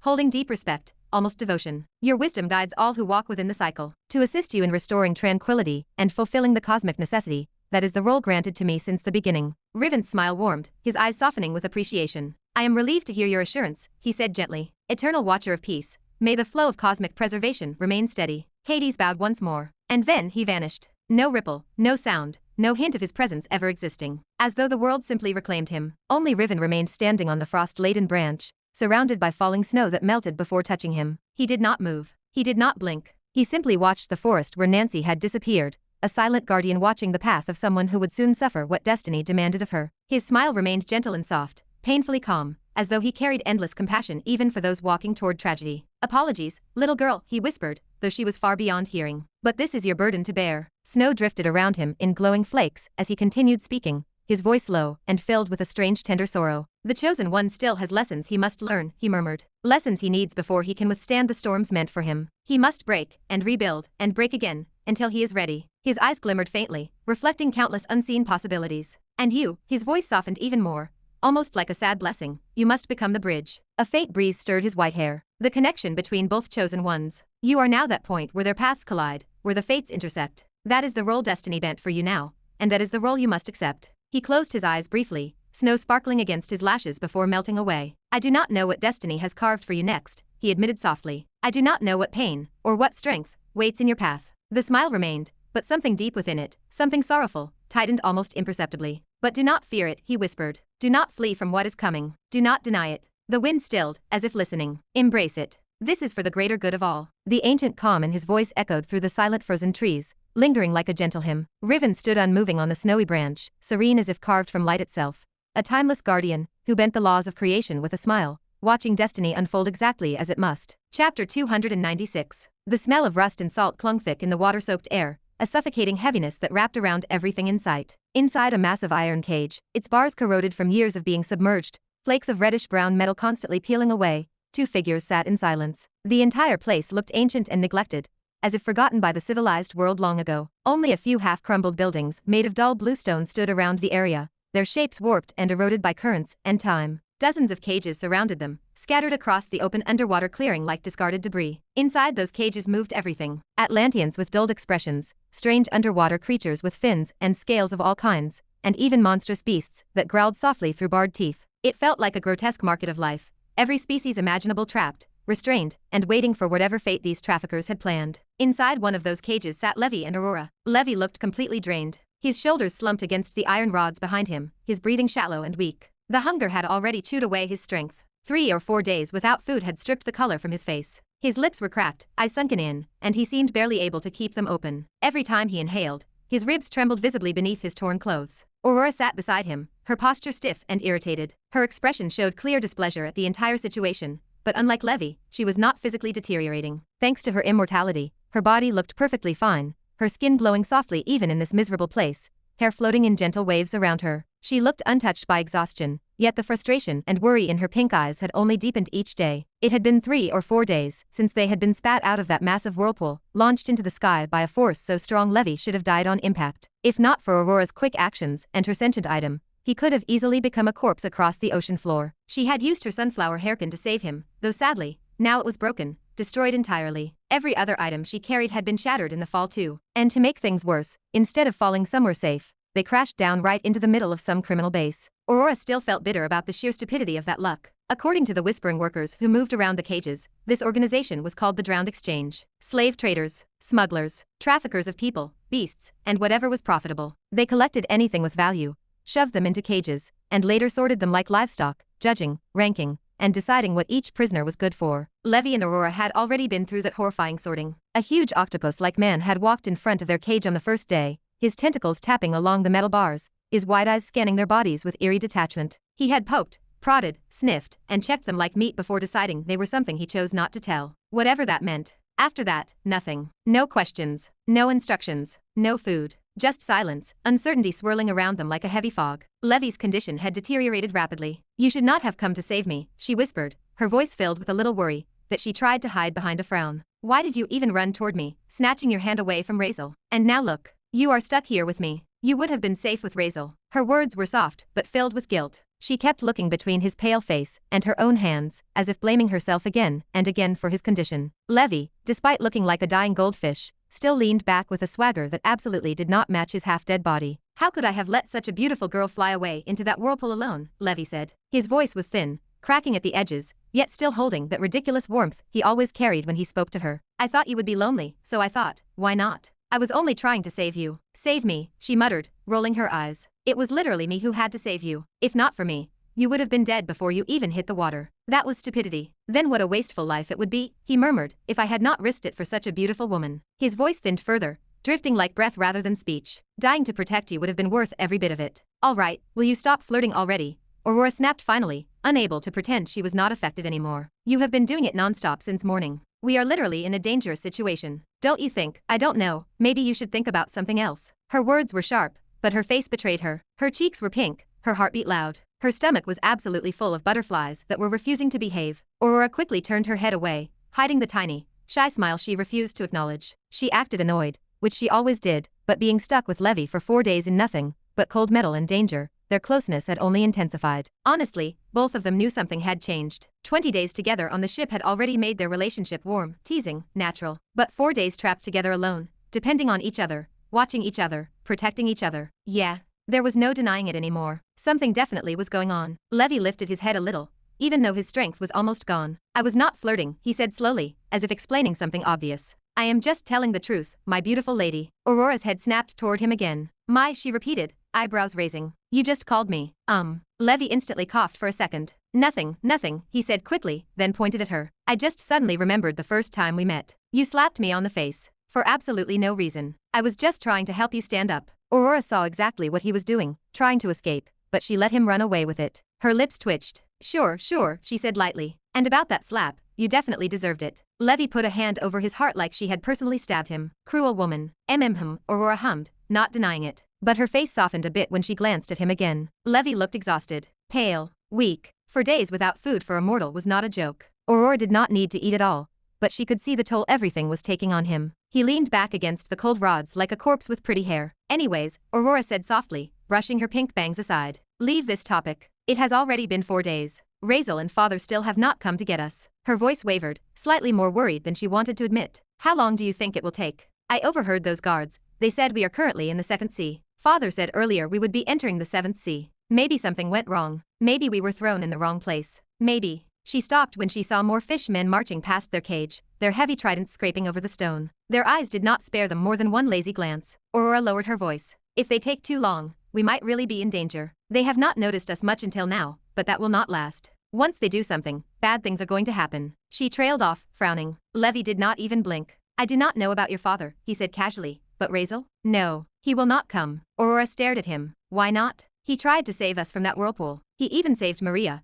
who he did not even show care for on the ship for even a second. And he seemed more focused on you too. Maybe he will not come for me, but he will definitely come for you, right? Maybe he just needs time. Her voice held hope, but Levi's answer was immediate. No, he will not. I know him more. Aurora frowned deeply now. Then why did you come with him? You do not even seem to trust him. Are you not the stupid one here? I am immortal. I was kidnapped, but I am fine. But you are just a normal human. Is it not dumb for you to be wandering around the seas with someone you do not trust? Levi's face twisted dramatically in pain, as if she had stabbed him with words instead of concern. Who said I wanted to come, he said, sounding betrayed. I was kidnapped too. I did not want to be here. He forced me to come. He even robbed me of all the money I earned. I am innocent. A victim. Suffering in silence. So, she said tiredly, are we stuck here then? Do you have any way out? Levi blinked. I do not. I definitely cannot fight these men, he groaned. There are hundreds of these guys. If I tried, I would die in the first 10 seconds. Did we not get caught because there were too many of them in the first place? I was knocked out in one punch. One single punch. One. He lifted one trembling finger as if demonstrating the number to the universe. Aurora looked at him, lips tightening, eyes softening despite herself. She sighed.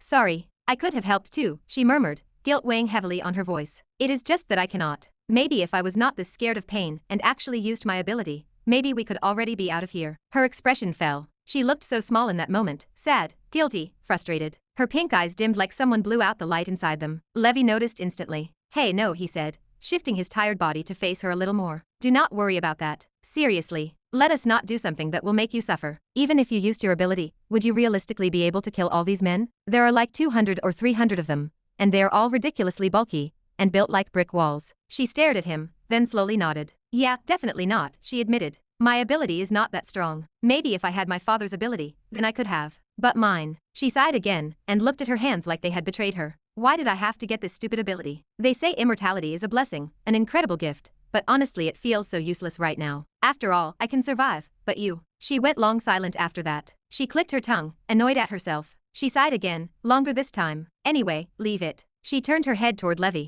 Her expression grew serious. More serious than anything she had said so far. You have not eaten for 4 days. You are going to die like this. So, how about I try cutting my fingers? Or my hand? She whispered hesitantly, eyes lowering. You can eat it. It is the best idea I can think of right now because if not, you really might die. Levi shot upright like lightning struck him. No, no, no, leave it. He waved both hands frantically, nearly smacking the cage bars. Absolutely not. That sounds awful. I am not eating your hand. Aurora frowned at him, genuinely confused why he refused. But you will die. You are human, and I will be fine. Do not worry about the pain. Yes, I hate pain more than anything, but for this much, I can do it. And you will help me, right? Be with me? We can just do it quickly. She said that with such honest determination that Levi went silent. Her pink eyes stared straight into his green ones. For a moment, they both just looked at each other, breathing faintly, the sound of distant sea currents humming like background music. Levi did not look away. Neither did she. Then finally, Levi gently shook his head. Leave it, he said softly. How about? His gaze suddenly drifted downward, lower, lower, straight to her chest.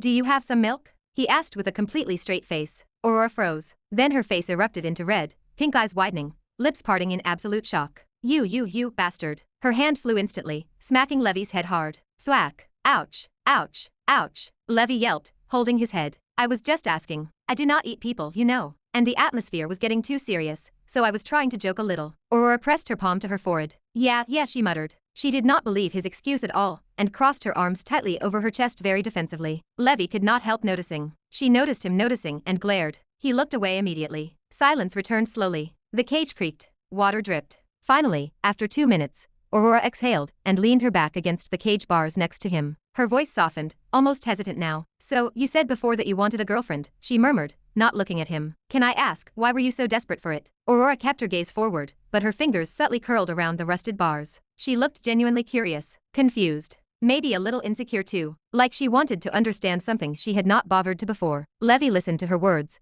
and a faint smile tugged at the corner of his mouth.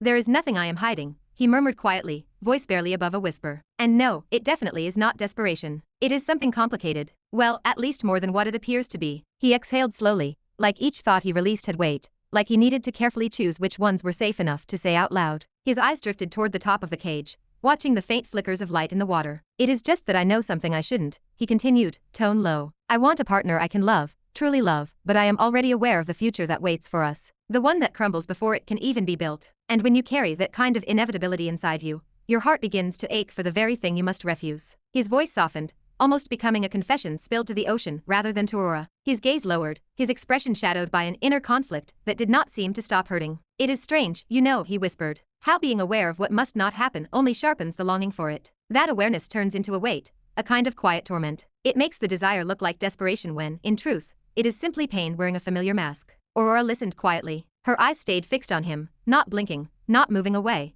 and yet there was no pressure in her gaze. It was calm, accepting, and surprisingly gentle. The pink depths of her eyes shifted, showing a small flicker of understanding she did not voice. Finally, she spoke, her tone flat but honest. Seems like you are really scared about that, she said softly. And seems like I misunderstood someone. I thought you were just one of those simps. Levi let out a low chuckle, tired but real. No one knows the feeling, he said, until it is finally your turn. Aurora inhaled lightly, thinking over his words before asking again, this time quieter, almost hesitant. Will it be all right to tell me what this inevitable thing of yours is? Levi did not answer immediately. For a long moment, the two sat in silence, nothing but distant water currents humming through the cages, muffled talking of guards somewhere far away, the faint metallic groan of rusted bars. The sea itself felt suspended, waiting. Aurora did not push him, just simply watching. Levi stared upward, his eyes tracing the distorted light through the water, as if he were searching for courage somewhere in the shifting waves. Then, slowly, very slowly, he turned his face toward her. Well, he whispered, a sad smile appearing again, since I might be going to die here anyway, I might as well tell you, right? Aurora's pink eyes softened just a little more, and she straightened slightly, giving her full attention. It is just that, he said quietly.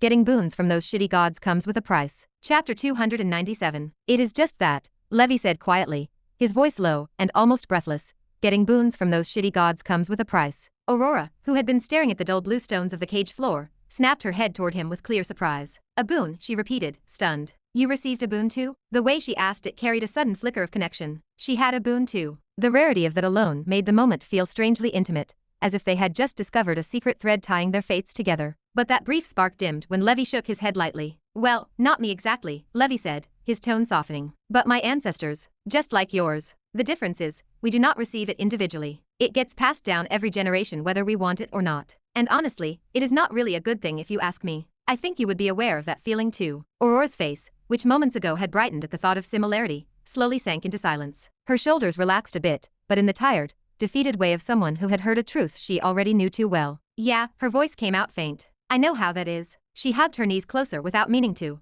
looking small despite her immortal body. So, she exhaled softly. What did it cost you? Levi's eyes drifted downward, away from her. Something in his expression tightened, pulling shadows over his usual playful lightness. He was not avoiding her, he was falling into some old memory that clearly hurt to touch. Price that every generation of my family has paid, he murmured. And, I no longer want to continue it. I think it would be best to end it with me. Aurora frowned, sensing the weight in his words. She could tell he was not saying everything, not even anything actually. His words felt more like riddles. You do not want to talk about it? Aurora asked softly, her tone strangely gentle despite her earlier irritation with him. Levi did not answer her question. Instead, he asked a quiet one of his own, lifting his eyes to hers. Can I not? It was not sarcasm. It was not avoidance. It was someone asking permission to stay silent, an honest plea. Aurora looked at him for several seconds, processing his expression. Then a small smile formed on her lips, not bright, not teasing, but warm and understanding. Do not, she said gently. Not if you are not comfortable. Tell me when you are. I will listen. Levi nodded gratefully. They both fell silent again. This time, it was not awkward, just quiet, heavy, like two people sitting beside each other holding invisible weights neither could name. Minutes passed like that before Levi slowly spoke again. What about you? He asked.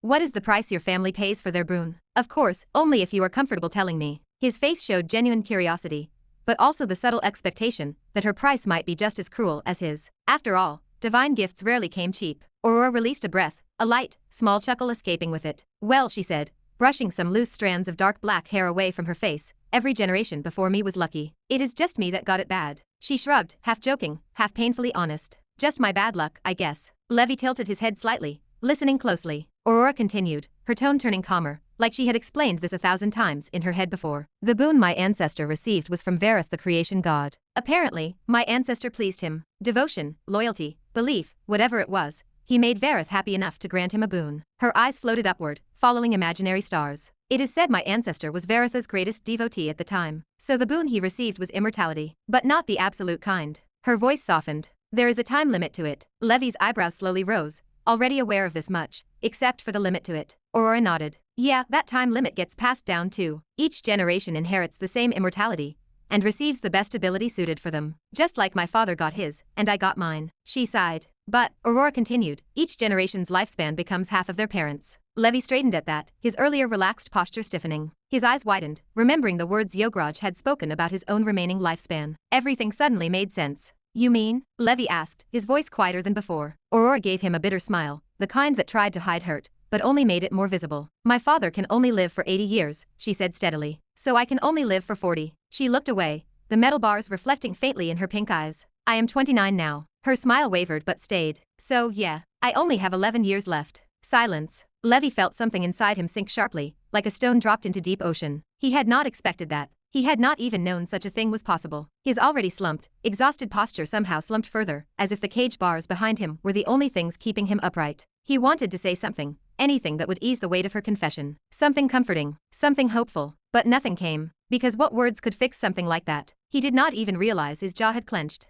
Aurora glanced sideways, seeing his reaction. Her smile, small and fragile, softened around the edges. Yeah, that is why I hate this immortality. Aurora's voice trembled, not weakly, but with controlled bitterness she had held in for years. She was not crying, but her eyes had that glassy shine of someone who had cried too many times already. You asked last time why I am not satisfied with immortality, right? She continued. This is why. Because this is not immortality. And this, her voice thickened, this is also the reason why I do not like that bastard. Her fists tightened at her sides, knuckles white, nails digging into her palms. He knew. He was aware of what would happen to me, and he still had me. Her tone was steady at first, flat, almost emotionless, but the anger crept in word by word until it was burning openly. He knew, and he did not care. One fun night for him, and now I suffer for the rest of my very short life. Her pink eyes darkened with fury, and then he has the audacity to say it was a mistake. Her lip trembled. I swear I want to kill him if I could, I would. I do not want to call him my father at all. If not for the fact I wanted to know what it feels like to have one, I would have cut him off long ago. There was no humor left.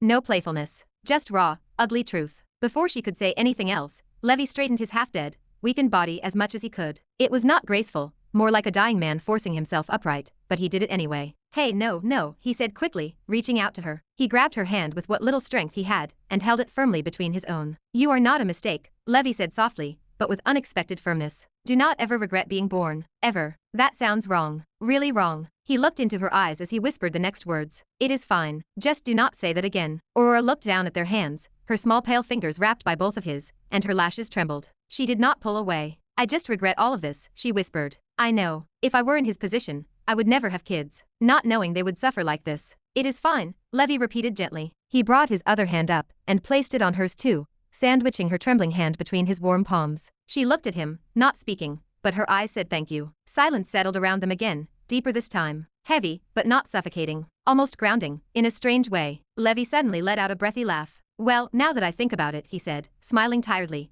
our situations are not really that different. Aurora blinked. How? We are both scared to have kids, Levi said, a dry chuckle following. I do not want my fate passed to my kid either. That is also the reason I do not want to marry someone. He leaned back again, though the bars dug painfully into his spine. I want to have a kid. I do. But I do not want to at the same time, because it would be painful to me and also, who would marry someone who says, hey, let us be together, but no kids ever? That is sad, right? Like, what is the point of a love that never gets to grow? He laughed again, but it was a hollow laugh, full of resignation. Aurora stared at him, mouth slowly parting in disbelief. Not mocking disbelief, stunned disbelief. Another similarity. Another shared burden. Another piece of him that mirrored her more than she could have imagined. This was too many coincidences. She felt her heartbeat pick up. Her chest tightened strangely. For the first time since entering this horrible cage, she felt something other than fear or irritation. She felt understood. Levi noticed her expression, her wide eyes, her parted lips, the soft shock. He smiled gently at the sight. And then his mouth moved. But not because he decided anything. It just moved.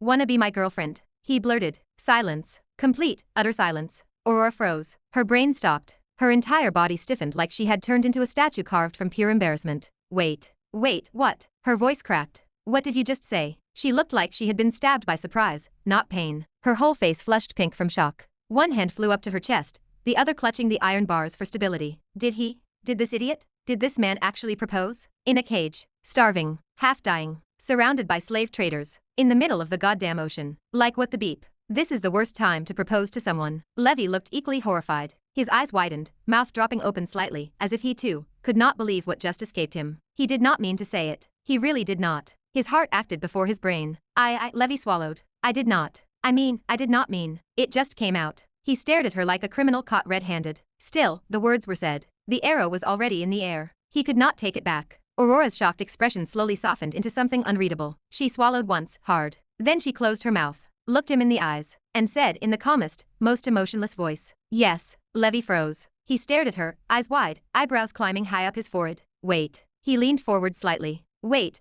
what yes? Aurora's face flushed brighter than before as she looked away, then back at him, then away again. I said, yes, she murmured. I will be your girlfriend. Levi blinked. My girlfriend. He repeated, baffled. Aurora nodded stiffly, still pink. Yes. A beat of silence. So I have a girlfriend now? Levi asked, his voice cracking like an excited 12-year-old. Another beat. Aurora covered her face with both hands. Yes. Both of them sat there, frozen, the awkwardness so thick it could have formed its own cage. Levi's brain was screaming. What have I done? Aurora's brain was screaming. Why did I say yes? Reality was, they were now boyfriend and girlfriend. Surrounded by iron bars. Starving, kidnapped, and very likely to be dead or sold. And somehow, this was the moment their hearts decided to start a relationship. Aurora peeked between her fingers, seeing Levi staring blankly into nothing like his soul had temporarily left his body. She slowly lowered her hands. So, she whispered, barely audible, what do we do now? Levi stared forward, his expression dazed. He opened his mouth, closed it, opened it again. I do not know, he admitted honestly. Aurora nodded stiffly. Me neither. They stared at each other again. Then both quickly looked away, faces burning. Aurora, who had been staring blankly at the cage floor a moment ago,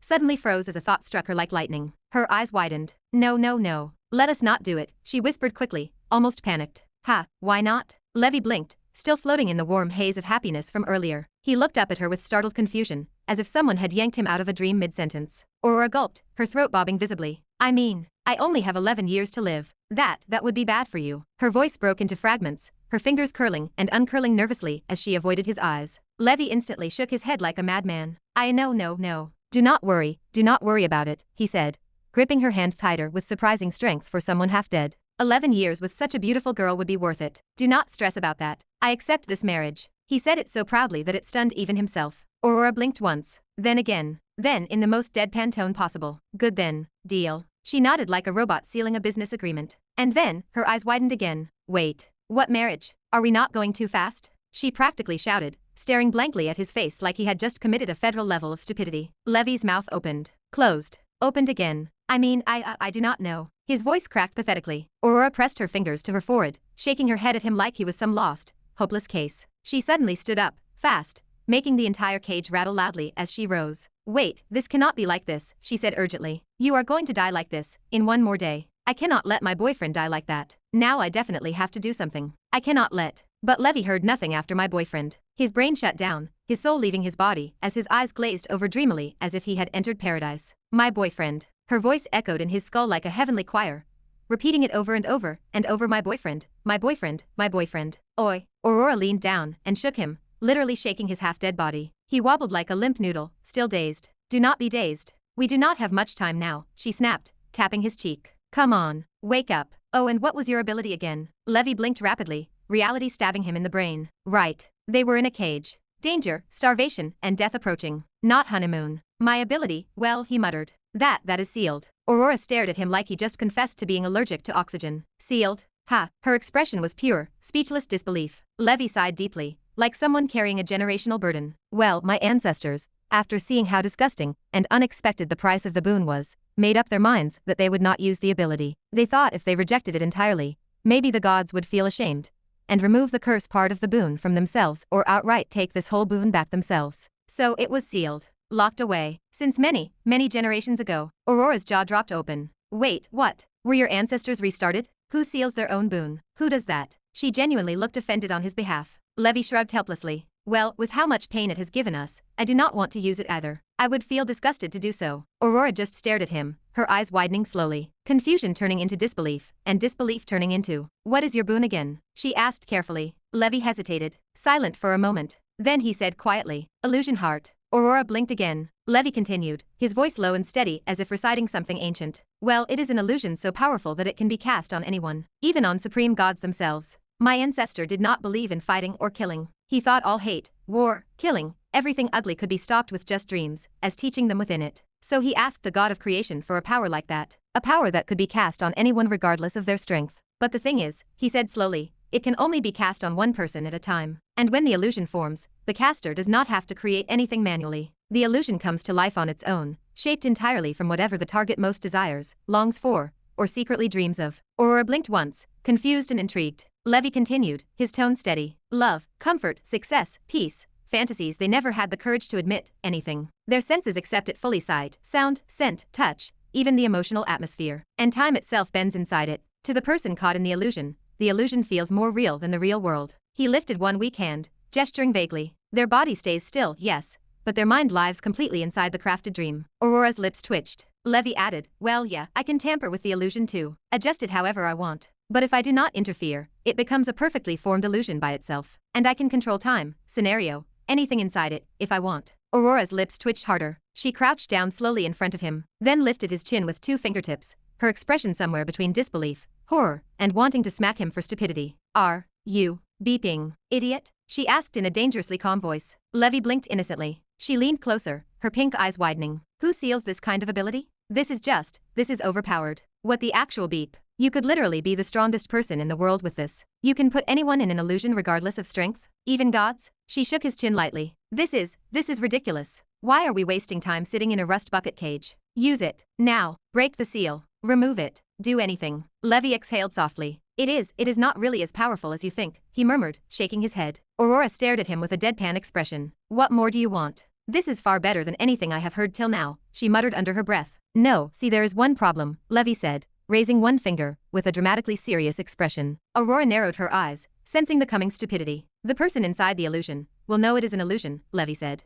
And they can leave it, if they want. Aurora froze. Then she exploded. Wait, what? That is stupid. What is the point of an illusion if someone can just walk out of it? This is now the stupidest boon I have ever heard of. Useless. No wonder your ancestors sealed it. What kind of? Now Levy looked tragically offended. Well, it is not that stupid, he whispered under his breath. Aurora squinted at him. How is it not? Who would want to stay in an illusion knowing it is fake? she asked, genuinely speechless. Levi looked down, then looked up again, eyes meeting hers. A small, confident smile appeared on his face. You make the illusion so beautiful that even knowing it is fake, the person still wants to live inside it forever. Aurora's lips twitched again. And no, they cannot break the illusion instantly, Levi continued. They can leave, but only after 1 minute passes inside the illusion, which is 1 second in the real world, just so you know. Aurora stared, silently, completely torn between, this is broken, and, this is idiotic. She finally sighed and shook her head. Sounds very lovely to me, she said slowly, clearly just choosing not to insult him anymore. So, go on, break the seal. Let us see this illusion of yours. Levi's lips twitched now. Well, about that. Aurora frowned. He scratched his neck awkwardly. I actually, really do not know how to break it. Aurora stared at him. What do you mean, you do not? She asked. Levi did not even get the chance to answer. Because click, click, click, a harsh metallic ringing echoed through the cage. Both turned sharply toward the noise. Someone was striking the bars with a steel rod loudly, carelessly, enough to make the rusted iron vibrate and groan. The sound stabbed through the quiet moment, and made both of them jolt like startled cats. All right, all the cages are full now. A rough, wet, gurgly voice boomed from behind them. They turned completely, and standing there was the same octopus-looking man from their first day. Tall, slimy, with shabby clothes on, and a half-rotted iron pipe stuck in what counted as his mouth. He looked down at them with the same mixture of boredom and disappointment a fisherman has when catching garbage instead of fish. Krill of the seas, he muttered. Come on out now. Gotta give this space to something valuable for once. He tapped the metal again with the rod, sneering. Seriously, wasting a whole cage on you two. Should have thrown you into the holding pits instead. The octopus man said, looking at them like they were worthless, insignificant, barely worth his time.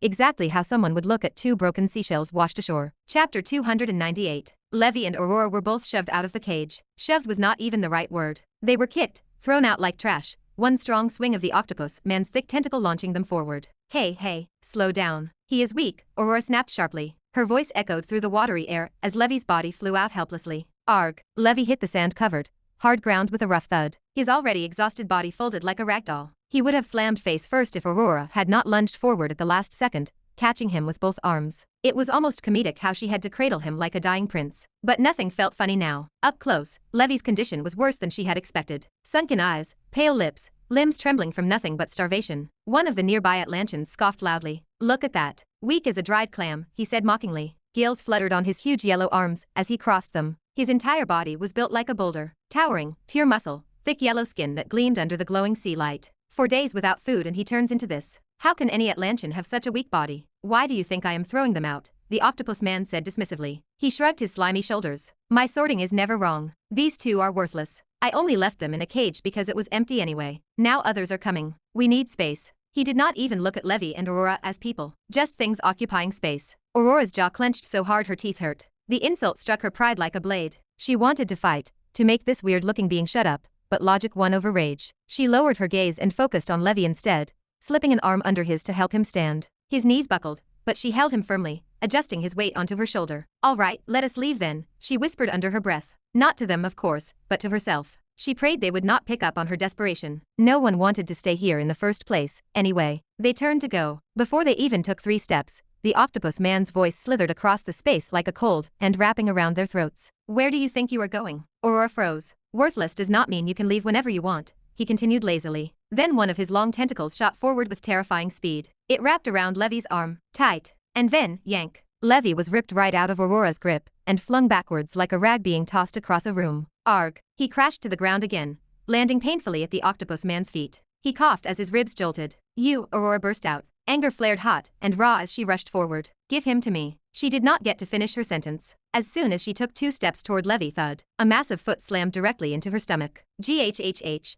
Aurora folded in half and flew backward several meters before crashing into the sand. Even underwater, the impact was brutal. Where are you going, woman? The muscular, yellow-skinned Atlantean said. He lowered his leg casually as if he had just kicked a pebble. Aurora, Levi's voice cracked in panic. Ignoring his weak state, he pushed himself up and staggered toward her. Aurora winced, clutching her stomach, though the pain was already fading thanks to her immortal body. Still, the humiliation burned. She had not even seen the kick coming. Damn it, Aurora whispered, rising shakily. I should have taken that training seriously. If I had, I would not be like this. Her eyes sharpened and she prepared to fight. She was immortal. Maybe she could not kill them, but she could definitely do many things. Just as she took a single step toward Levi, the yellow-skinned man spoke. All right, stop there, woman. He grabbed Levi by the shoulder with one huge hand and jerked him upright like a doll. Then, with his other hand, he pressed a sharp, bone-made knife against Levi's throat. It was a bone-white knife, jagged and gleaming dangerously. Even in water, its edge looked sharp enough to cut through stone. "Take one more step," the muscular man said calmly, "and this dry-boned little man will become half bone." The blade pressed a fraction tighter. A thin bead of red shimmered at Levi's neck, dissolving into the surrounding water. Levi swallowed shakily, feeling the cold bite of the blade.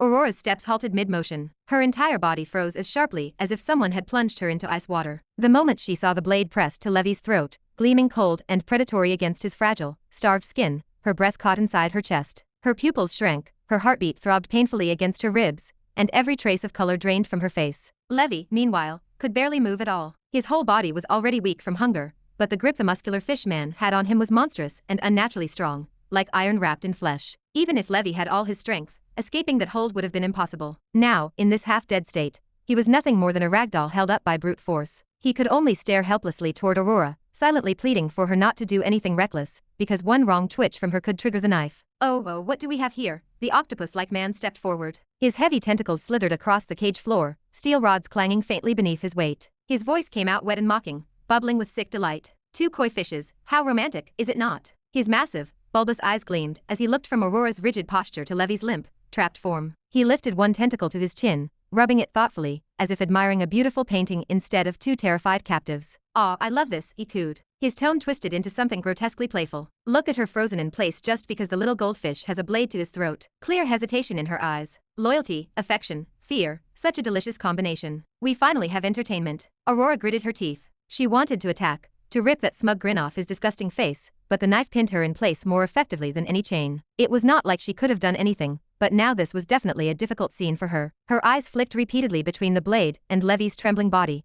her mind racing uselessly. She hated this helplessness. Levi forced himself to swallow, although even that slight movement made the sharp bone edge dig uncomfortably into his skin. He took a shaky breath. If Aurora tried anything, he would die. If she did not, he would die. He needed to try something, anything. "Let me go. Believe it or not, my boss is a ruthless person. If he came here, he might kill you just for finding out you kidnapped us and kept us as prisoners. And if we are talking about killing, believe me, he would torture you first. You do not want trouble with us. Let us go quietly, and we will stay silent about all of this," Levi said. The situation was tight. A knife pressed against his neck, cold and sharp, and he could feel Aurora's hesitation. He stayed calm because he had no other option. He was not even sure if what he said sounded convincing. He did not have anything else anyway, so he tried it regardless. The octopus man paused mid-motion, his tentacle lowering slightly as he slowly turned to face Levi. His bulbous eyes narrowed thoughtfully. The muscular fish man exchanged a glance with him, the kind that said he too felt a moment of uncertainty. Clearly, "my boss is a ruthless person" had struck the tiniest sliver of unease. But only for a moment.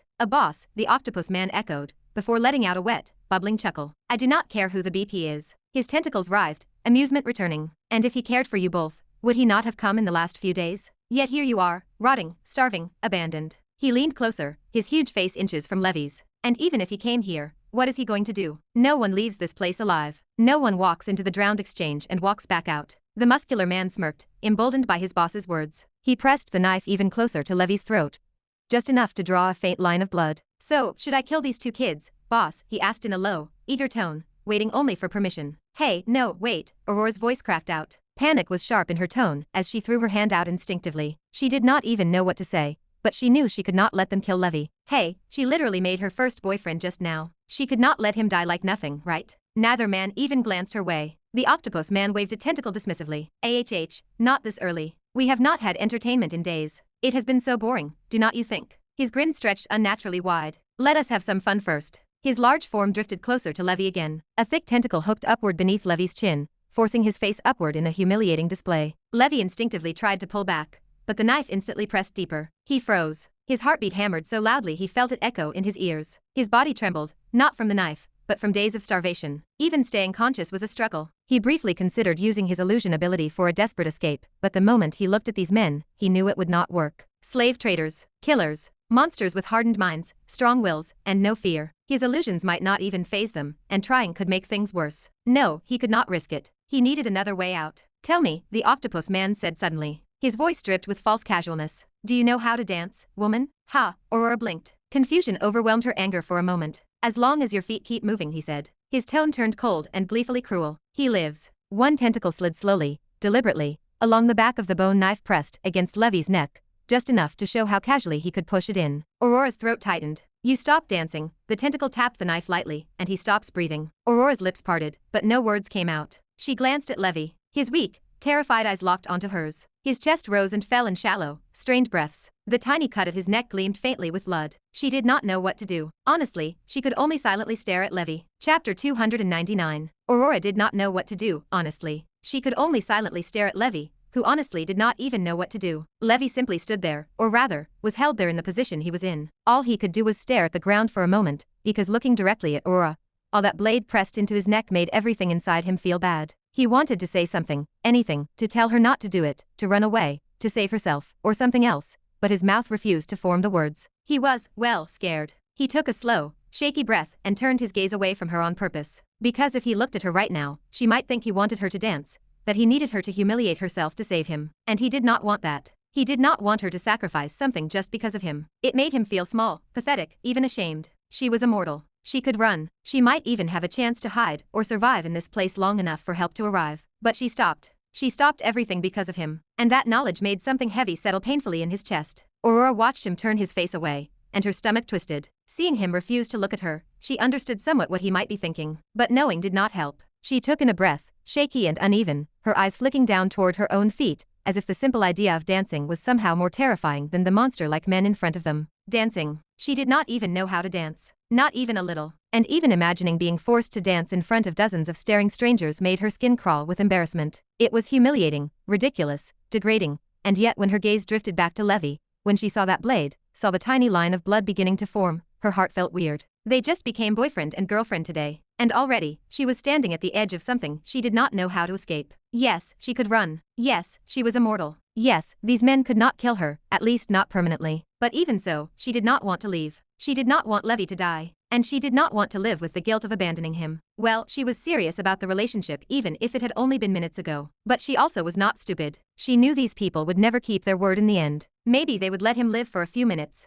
Maybe an hour. But eventually, they would kill him anyway, and she would be powerless to stop it. The whole situation was a nightmare she could not wake from. Are you doing it, or we kill? The octopus man barked loudly. His voice echoed through the large watery chamber, bouncing off the stone walls with enough force to make Aura flinch. The yell drew attention instantly. Guards who had been patrolling lazily earlier turned toward the noise, swimming through the water, or stepping closer across the stone floors. Within seconds, a crowd began forming. Atlanteans, fish men, strange hybrids, all murmuring excitedly, all watching Aurora and Levi like they were some sick kind of show. Aurora's throat tightened. The octopus man looked irritatingly arrogant as he lifted his tentacles proudly. Well, he shouted again. Do you dance, or do we spill his blood? Aurora swallowed hard and quickly raised her hand. I am doing it. I am doing it, do not. Just, she paused, her voice trembling. But why should I trust your words? What if you kill him anyway? The octopus man let out a deep, throaty chuckle, all 8 tentacles spreading like a grotesque flower to show confidence. Do you think I am someone who goes back on his words, he said, his voice swelling with pride. People here call me Kralius. I have earned that respect with my own hands. My own rules. My own promises. He puffed his chest. How do you think I am able to show my face here? To command this place. Because my word is law. If I say he lives while you dance, he lives. Until you stop, of course. His voice vibrated the ground beneath them. The crowd began swelling even more. Dozens of guards formed a circle, murmuring eagerly between themselves. Some pointed, others laughed. Some nudged their companions, while whispering things Aurora did not want to hear. Many looked at Levi with pity, others with amusement, but all of them seemed to think the same thing. She will not last long. She will give up. No one ever makes it. Aurora exhaled shakily. Good. Let them think that. Because she was immortal. She did not get tired nor run out of stamina. She could move her feet for hours if she had to. If she danced long enough, someone, her father or Razeal, would eventually find them. And once they arrived, none of these bastards would be laughing anymore. Aurora straightened her back, her expression hardening. Fine. Just do not go back on your words. Kralius clapped 2 tentacles together enthusiastically. Good. Then let us begin. She lifted her foot to start, but, hey. No,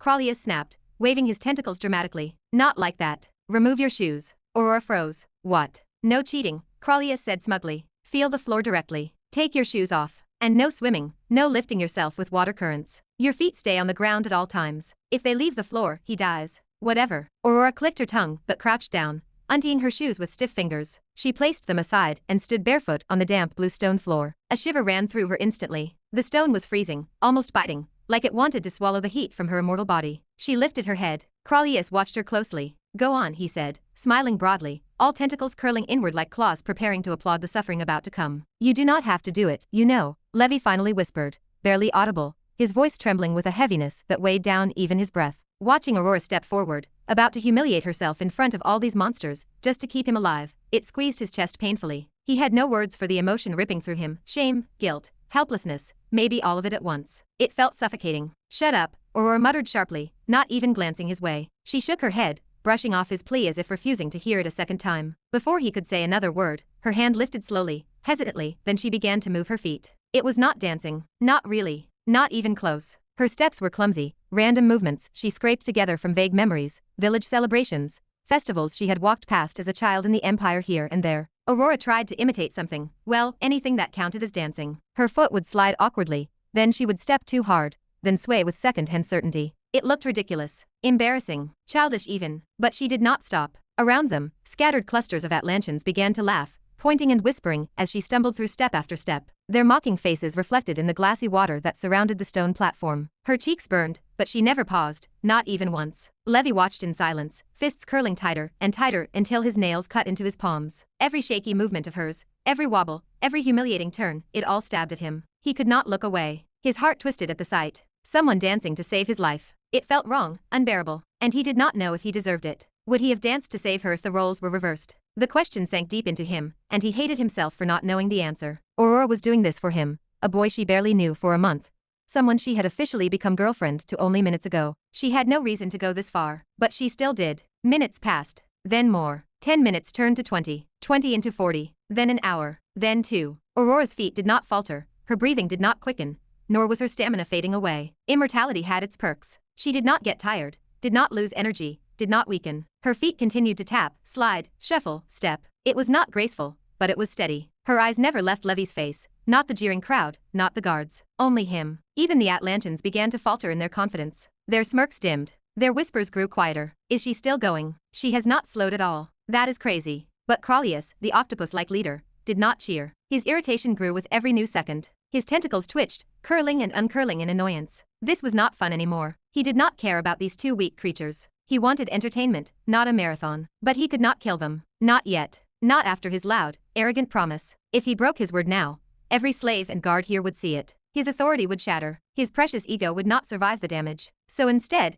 Crolius' expression changed. A slow, slimy smirk crept across his face. He glanced at one of his men, and subtly flicked a tentacle, a signal. The guard nodded and disappeared for a moment. Aurora noticed nothing, still focused on moving her feet, breath steady, her face burning but determined. Levi, however, saw the exchange. His heart dropped with unease. Moments later, the guard returned with a large bucket of something. He held it carefully, walking toward Aurora. Crolius gave another nod, evil, amused, cruel. Without hesitation, the guard jerked the bucket forward. Its contents flew out in an arc, scattering all around Aurora's feet. Sharp things, tiny pieces of reef, splintered bones, jagged shards of stone, shredded coral fragments, needles disguised as debris. Aurora instinctively stepped back, her eyes widening in shock. While still her feet did not stop moving. She kept stepping, twisting, shifting her weight frantically to avoid the sharpest pieces, her expression tightening into a glare. What is the meaning of this? What are you doing? Levi yelled, anger exploding out of him. His voice echoed across the stone arena, drowning briefly in the murmuring crowd. Shut up, Crolius snapped, striking Levi across the face with a tentacle. The blow sent his head whipping harshly to the side,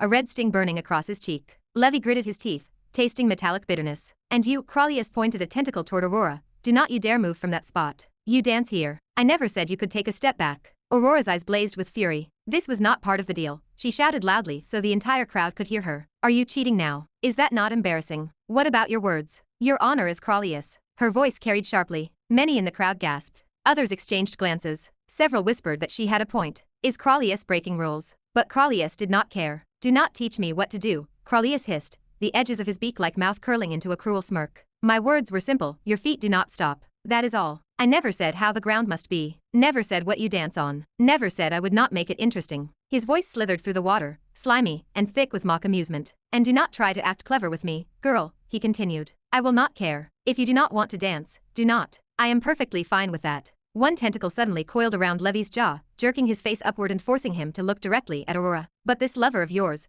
Crolius whispered darkly, is going to die. He squeezed Levi's cheeks, forcing his mouth to open slightly, his head tilted back, throat exposed. The bone dagger glinted beside his neck, trembling with the muscular man's eager grip. Crolius angled Levi's head to make sure Aurora saw every inch of that vulnerable angle. So, Crolius purred, dance. And stay exactly where you are. Do not run. Do not cheat. Or his blood paints the floor. Aurora glared at him, hatred burning hot in her eyes, deeper than anything she ever thought she could feel. Then her gaze drifted downward. Those sharp pieces, bone splinters, reef fragments, jagged stone shards. Even the smallest edge looked capable of slicing deeply. If she stepped on that, her feet would be torn open again, and she could not stop moving. The cuts would not have time to close before reopening. Her throat tightened. Behind her, Levi shouted desperately, "Hey, do not do this. You do not like pain, I know that. So run, just run, do not worry about me. You have already done too much, way too much. I do not even know what to say or what not to say. But please do not do this. You can get out of here. You have your ability, you can escape." Around them, Atlanteans burst into laughter. "Yes, yes, go on, run darling," one jeered.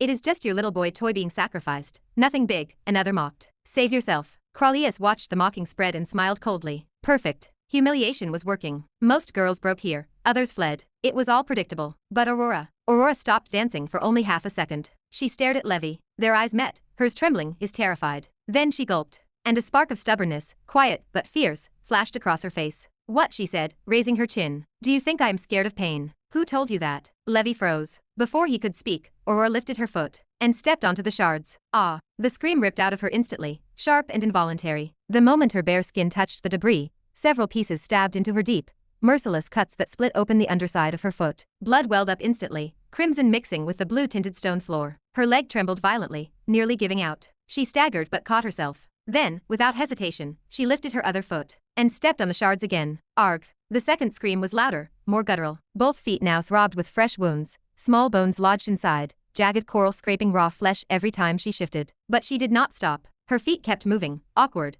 uneven steps dragging through pain, so sharp it blurred her vision. Every shift reopened cuts, every slide pressed shards deeper. Blood smeared across the stone, her footprints becoming a chaotic trail of red. "Aurora!" Levi's voice cracked with something close to horror. He lurched forward, instinctively trying to reach her. The blade nicked his neck as he moved, a thin line of blood appearing, but he did not care. "Stop. Please stop. Do not do this. You do not need to. Please. I beg you." The muscular guard holding him grunted and tightened his grip, dragging Levi back, and pressing the knife just a little away from his neck again. "Stay still, brat, or I will slip." Aurora did not even look at Levi now. If she looked, she might break. Her face twisted in unbearable pain. Her hands shook. Tears welled in her eyes and streamed freely down her cheeks, not out of fear, but because her body could not contain the agony anymore. Her feet were a mess, skin peeled, torn, bleeding. Small chunks of flesh stuck to the wet stone. With every movement, healing began, and then immediately tore again, a repeating cycle of torture. She hated pain. She feared pain. She avoided it all her life. So why now? Why was she able to move at all? She did not know, honestly, nor understand.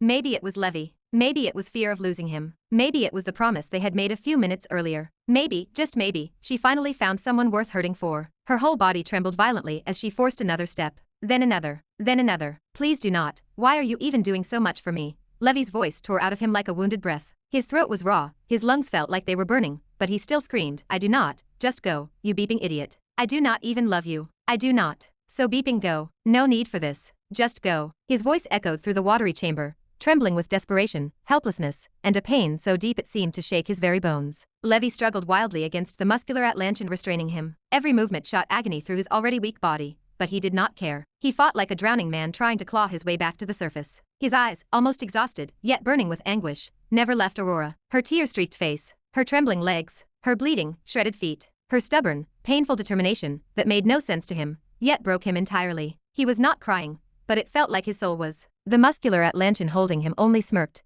tightening his grip around Levi's arms, as if amused by his helpless rage. "Calm down, dry bone," he said lazily. "Let her do it. She is really working hard for you. You should be proud." Proud. Levi felt like vomiting. His heart twisted painfully in his chest. All around them, Atlanteans muttered. "Strong heart on this fish girl. She is still moving. No way she lasts longer. She is losing too much blood." Aurora's blood had begun to spread in uneven crimson lines, mixing with the blue hue of the stone beneath her. The sharp debris continued slicing into her skin, deeper with every step. Whenever one cut healed, another replaced it, worse than before. Their captor, Crolius, watched with narrowing eyes. His amusement from before had shifted into irritation. He hated when toys did not break the way he expected. "Let us see how long she lasts," he muttered darkly. "She will not get tired, maybe, but her body will die itself. A fish is not meant to bleed this much." Levi jolted in terror. "No, no, do not." And just like that, 2 entire days passed. And yet Aurora was still dancing. What began as a twisted form of entertainment had now turned into something else, something eerie, unbelievable, almost unsettling. Even the Atlanteans who were used to cruelty, torture, and watching bloodshed daily now looked at Aurora with a mixture of awe and discomfort. Most of them had originally gathered with mocking grins and excited chatter. But now, after 48 hours of uninterrupted movement,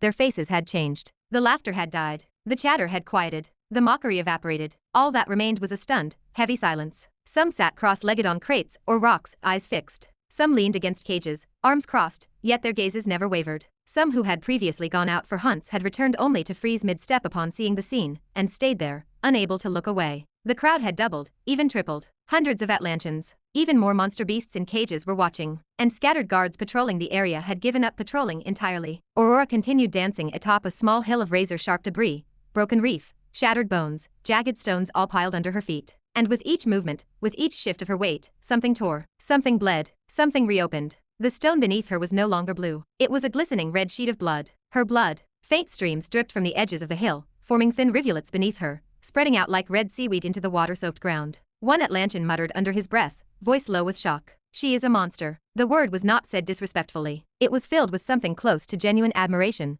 a rarity among these hardened creatures. Aurora's face was no longer expressionless. She had long passed the point where she could pretend this did not hurt. Her eyes kept rolling with tears she did not bother wiping. Her breaths were uneven, ragged, sharp, trembling. Her body shook often, sometimes violently, yet her feet never stopped. Every time she staggered, she forced herself upright again. Every time her leg buckled, she corrected herself. Every time her body screamed at her to stop, she ignored it. Because Levy's life depended on it. And Levy was almost gone. He hung limply in the muscular Atlantean's grasp. The man held him upright like a lifeless puppet, one arm under Levy's chest, the other gripping his shoulder. If he let go, Levy would hit the floor like a sack of stones. 6 whole days without food or proper water. No rest, fear, stress, and above all, watching Aurora suffer through hell because of him. His lips were cracked, cheeks hollow, eyes sunken deep, nearly half closed, even his breath shallow. Even opening his eyes felt like lifting mountains. Yet the only thing keeping them open at all was Aurora. Even now, even in this half-dead state, his dying gaze stayed locked on her. He had used every ounce of strength he had left to yell at her, to beg her to stop.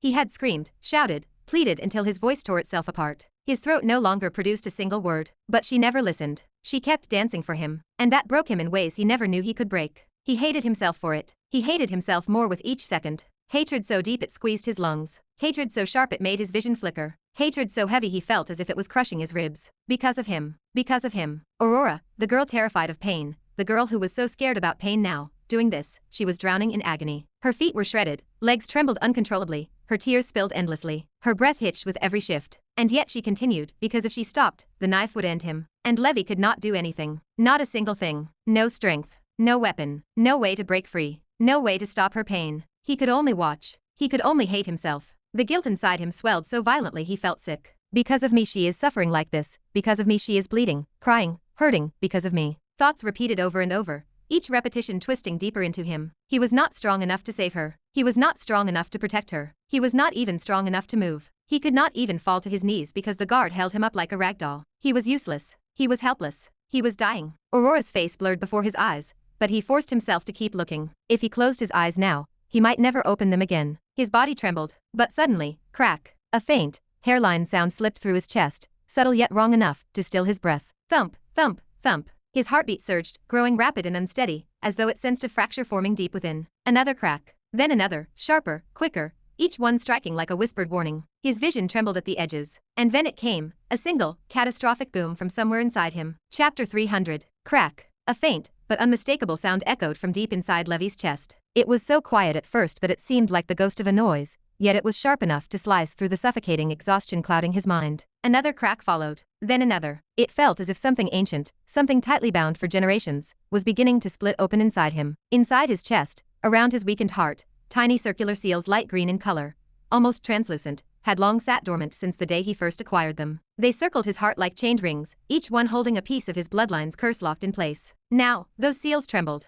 Thin fracture lines spread across their surfaces, glowing faintly, almost pulsing in rhythm with his heartbeat. Thump, thump, thump. The beats grew heavier, louder, faster, each one pushing against the weakening constraints. Crack, crack. The seals split wider. And then, boom. A final, deep rupture echoed inside Levy, not through the air, but within his very being. The seals shattered all at once, disintegrating into dust-like green particles that dissolved into nothing inside his chest. His heart surged violently, thumping so hard his ribcage shivered. Thump, thump, thump. His half-dead eyes, heavy, hollow, and lifeless for days, suddenly flickered with a faint glow. A soft green light pulsed through his pupils, barely visible but unmistakably alive. Levi inhaled a shallow breath. For the first time in hours, something like awareness sparked behind his gaze, something sharp, bright, and instinctive. He understood. Even in this half-collapsed, starved, beaten state, he understood what had just been unleashed inside him. The instinct to use it rose naturally, like breathing, like blinking, like something his body had always known how to do, even if his mind did not. Slowly, he closed his eyes. He did not need to think. The moment the seals broke, the knowledge awakened on its own. Then, almost peacefully, he opened his eyes again. The world shifted instantly. Everything around him, the crowd of Atlanteans, the sharp objects beneath Aurora's bleeding feet, the cold stone floor, all twisted, distorted, and spun as though reality itself turned like a whirlpool around Levi's pupils. The center of that whirlpool was him. The illusion burst forth. It was not forced, not controlled, just automatic, instinctive, and natural. It reached the closest mind to him, the muscular yellow-scaled merman restraining him from behind. The man's eyes, once sharp and mocking, suddenly glazed over. His pupils unfocused, his breath stilled, his expression blanked into a stiff, statue-like emptiness. His body remained standing exactly where it was. But his mind had already been ripped away. Inside the illusion. Where am I? The muscular merman blinked his big fish-like eyes as he looked around. The drowning exchange, the blood, the crowd, all were gone. Instead, he stood in a tiny, cheap-looking old house. The walls were cracked, the wooden beams warped with age, and the familiar scent of dried salt and old seaweed lingered in the air. His old home. The home he once lived in with his mother. What? He whispered, confusion instantly clouding his head. Why am I here? Was I not just watching that girl dance? He glanced around again, bewildered. The small place looked exactly as it had when he was a child, right down to the chipped table, and the cloth his mother used to embroider. His gills fluttered anxiously. Nothing felt wrong with his body, and yet everything felt wrong with the situation. He blinked again, then realization dawned on him, as naturally as if he were simply aware of it by himself. A dream, he murmured. This is a dream. He looked at his own hands, flexed his fingers, then inhaled. It felt real. Too real. Why does it feel like this? He whispered. Did I fall asleep while standing there? It made sense. He had been holding that useless man for 2 straight days. He must have dozed off. His mind must have slipped. But something still felt off. He could sense that he could wake up at any time, like when one becomes aware they are dreaming, and can choose to force themselves awake. Obviously, he was not even aware of what an illusion was. Yes, that is it, he decided. Just a dream. I should wake up. He was already preparing to do exactly that when a voice called out, "Save me." A soft, trembling voice he knew far too well. His entire body froze. That voice belonged to Mother. He turned around slowly, dread crawling up his spine like icy seaweed. And then he saw her. His mother. She was kneeling on the dirt floor, her head hanging weakly forward. Blood soaked her clothes, dripping down her arms. Her long hair, once thick and silky, was torn out in chunks, strands stuck to her bloodied face. One of her arms lay severed on the ground beside her. Her remaining hand trembled as she reached toward him, fingers shaking. Behind her stood a man, an unknown figure, holding a knife against her neck. The merman's pupils shrank violently, his gills flaring open in shock. His heart thundered inside his chest. Thump, thump, thump. What kind of nightmare is this? He whispered, his voice cracking as fear and rage battled inside him. His breath quickened, his fins tensed. His body trembled at a sight he never imagined even in his darkest thoughts. His mother, the only person he had ever loved. Bloody, broken, and begging. He swallowed hard, trying to force calm into his voice. This is fake, he whispered to himself. Mama is dead. I buried her. This is not real. He tried to repeat it, tried to anchor himself to reality. Fake, fake, fake. But no matter how many times he said it, his eyes refused to look away from her, and every detail felt too real, too textured, too close. The smell of blood, the tremble of her breath, the quiet, choked sob that left her throat, the knife pressing deeper. Rage bloomed in his chest, hatred sharp enough to choke him. The man holding the knife, he wanted to tear him apart. I should wake up, he muttered desperately, trying to break this nightmare like he would break any dream. I should just wake up. This is just a nightmare. But he could not force himself out, because his heart was not listening. Fear, rage, grief, all of it held him prisoner. And Levi's illusion, born from desire, memory, and the deepest pain, locked around him like chains. Whether he realized it or not, this nightmare was already too horrible, too perfectly tailored to his heart. Juvaro, save me, son, it is hurting so much. Please save me, your sister. These monsters killed your sister, cut her into pieces and. His mother's voice cracked as she cried out, kneeling on the dirt floor, her trembling hands stretched toward him. Blood streaked her cheeks, mixing with her tears as they ran down her face. Her entire body shook violently, her breath hitching as though every second alive required a battle. The yellow-skinned man, Juvaro, froze. His lungs stopped working. His heart missed a beat. That name, only she ever called him that. Not a single soul in the world used that name except his mother. It was hers and his alone. A name that belonged only to that small, warm home he once had. Sister, he whispered involuntarily, his voice cracking. What about my sister? His throat tightened until it felt like he might choke on his own heartbeat. Then, a wet, sickening sound splattered near his mother's knees. Juvaru's gaze snapped downward. Right beside her, something appeared in the illusion like it had always belonged there. Shredded pieces of flesh cut unevenly, some small as coins, some larger, all glistening with fresh blood, lay in a forming pool of dark red. Hair tangled in the mess. Torn fabric stuck to sticky surfaces. He blinked. Once. Twice. His pupils shrank, trembling violently. Those clothes. Those were his sister's. Her favorite outfit. The one she refused to take off on festival days. The childish pattern. The tiny sea flower embroidery. His mother spent nights stitching. It was unmistakable. His chest constricted so hard it hurt to breathe. And then the nightmare deepened. More figures appeared. Several men, stepping out of the shadows like they had always been waiting. Their bodies dripped with blood, their weapons painted in layers of drying crimson. Some smiled. Others twisted their lips in cruel amusement. Juvaru's vision blurred at the edges. No, this dream is too much, he whispered, stumbling one step back as his legs wobbled. This is not real, right? I should leave, I should wake up. This is fake. It is fake. So fake. His voice trembled, sounding more like a desperate plea than a statement. He kept repeating it, but each time, the words felt weaker, more uncertain, swallowed by the overwhelming smell of blood filling the air. Just as he forced another shaky breath. He, I enjoyed your family too much, a mocking voice whispered right beside his ear. So fun. I even fed your sister to your mother. Heh, delicious, was it not? Juvaru's blood ran cold. He turned his head stiffly like his neck had rusted to see a man standing right beside him, smiling with a madness that chilled him to the bone. What? Juvaru croaked. He looked quickly toward his mother again, and his world collapsed. The blood around her mouth was thicker now, dribbling down her chin. Her lips seemed stained, no, smeared as though she had tried wiping desperately, but it only spread further. Strands of hair clung to the sticky red. And then, as if the nightmare wanted to crush the last piece of sanity in him, his sister's clothes appeared stuck to the corner of his mother's lips. Blood dripped from her mouth like a small waterfall. Juvaru's mind screamed, but no sound left his throat. No. This cannot be. This is not. His breath hitched violently, his chest rising in uneven, panicked spasms. The illusion twisted his grief and rewove it into terror, so potent it felt like poison coursing in his veins. Then, the man beside him casually slung an arm around Juvaru's shoulders, smiling like a friend sharing a joke. Too scary, right? He whispered. You must be thinking this is a dream, right? Juvaru could not speak. He could barely blink. The man leaned closer, voice dripping with venomous delight. This is not. Before Juvaru could react,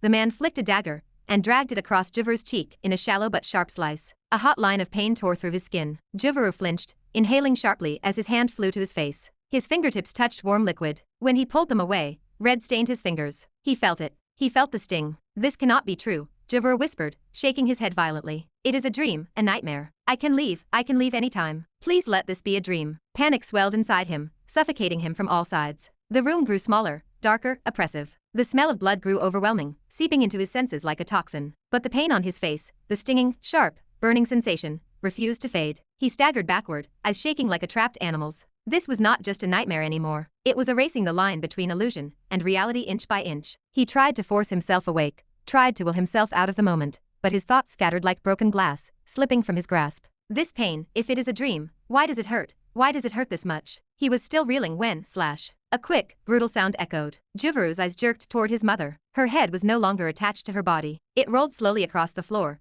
leaving a wet trail of smeared crimson, until it hit his foot and stopped. His entire body locked into place. He stared down, trembling violently, as his mother's severed head, still dripping slowly, turned its gaze upward to meet his. Her dead eyes stared into his soul. You did not even try to save your mother, she whispered, her bloody lips barely moving. You are such a useless son. Her voice faded as her eyes dulled, life disappearing completely. No, Juvaru croaked, stepping back so quickly he nearly fell. No, this cannot be happening. His world spiraled. He could not tell what was real anymore. He could not breathe. He could not think. He could not move. He just stared, hollow, as the head lay at his feet. And then, laughter, loud, ringing, cruel laughter erupted all around him as the men in the illusion began roaring with amusement. Useless son, useless son, useless son. Their voices echoed and multiplied, bouncing off the walls, pressing in on him from every direction until his ears felt like they might burst. Juvaru folded inward, his expression completely destroyed, fear, guilt, grief, rage, everything tearing through him at once. His illusion was no longer a dream. It was a cage, and he was trapped in the most horrifying truth he could never escape. He no longer knew what was real and what was not. Juvaru's lips trembled violently. His hands shook as if they no longer belonged to him. His entire body quivered like a cornered animal. I am not. The words escaped him in a broken murmur, barely recognizable as speech. His voice sounded like something squeezed out of a throat choking on terror. His gaze darted around wildly, left, right, at the bloody ground, at the bodies, at his mother's severed head lying at his feet as if begging the world to suddenly make sense again. But nothing made sense. Everything only grew darker, louder, more suffocating. The worst moment of his life was collapsing around him, swallowing him whole. Then, his trembling fingers brushed against something cold and solid. His bone dagger. He froze for a heartbeat. Slowly, mechanically, as if his muscles moved on their own, he lowered his gaze. The dagger was gripped tightly in his fist, white-knuckled, trembling, yet firm, as if instinct had taken over where sanity had collapsed. Then he lifted his eyes again, looking at all the figures around him, those men laughing, mocking, smearing cruelty across the air. Their laughter drilled into his skull, tearing at his remaining consciousness. Something inside him snapped. An animalistic sound tore from him, a half-scream, half-snarl, raw, hoarse, soaked in agony and hatred. "I am going to kill all of you," he roared, his voice cracking under the weight of his madness. "You killed my mother." Before any illusion shadow could react, before any sense could anchor him, Jivra lunged, exploding forward with blind fury. He did not hesitate, not even for a fraction of a second. He turned sharply to the man standing closest to him and plunged the dagger deep into his chest. The blade sank through flesh with a sickening wet crunch, sliding all the way to the hilt. The man gasped in shock, eyes widening in disbelief, but Jivra did not watch. He did not even pull the dagger out. He simply released the weapon entirely as if it were no longer important, and spun toward the next figure, sprinting with the desperate fury of a wild beast. Inside his head, the illusion had fully consumed him. Dream and reality had merged into a single horrifying truth. He no longer cared who these people were. He no longer cared what was real or fake. It was so horrifying that even if he knew it was a dream, he would not stop until he killed these people. All he knew was simple, burning, and overwhelming. They killed his mother. They killed his sister. They destroyed everything. He would kill them all even if it meant dying right after. Outside the illusion, in the real world, Levi watched everything from above, his gaze hollow, distant, and eerie. His half-dead eyes were glazed but focused, looking down into the nightmare he had created. He hovered over it like the god of that fabricated world, silent and unmoving, his consciousness tethered to the illusion he accidentally mastered. His breathing was weak, ragged, but steady enough. His body was trembling, but his mind was strangely clear. He understood what had occurred. The seals, those ancient, pale green restraints circling his heart,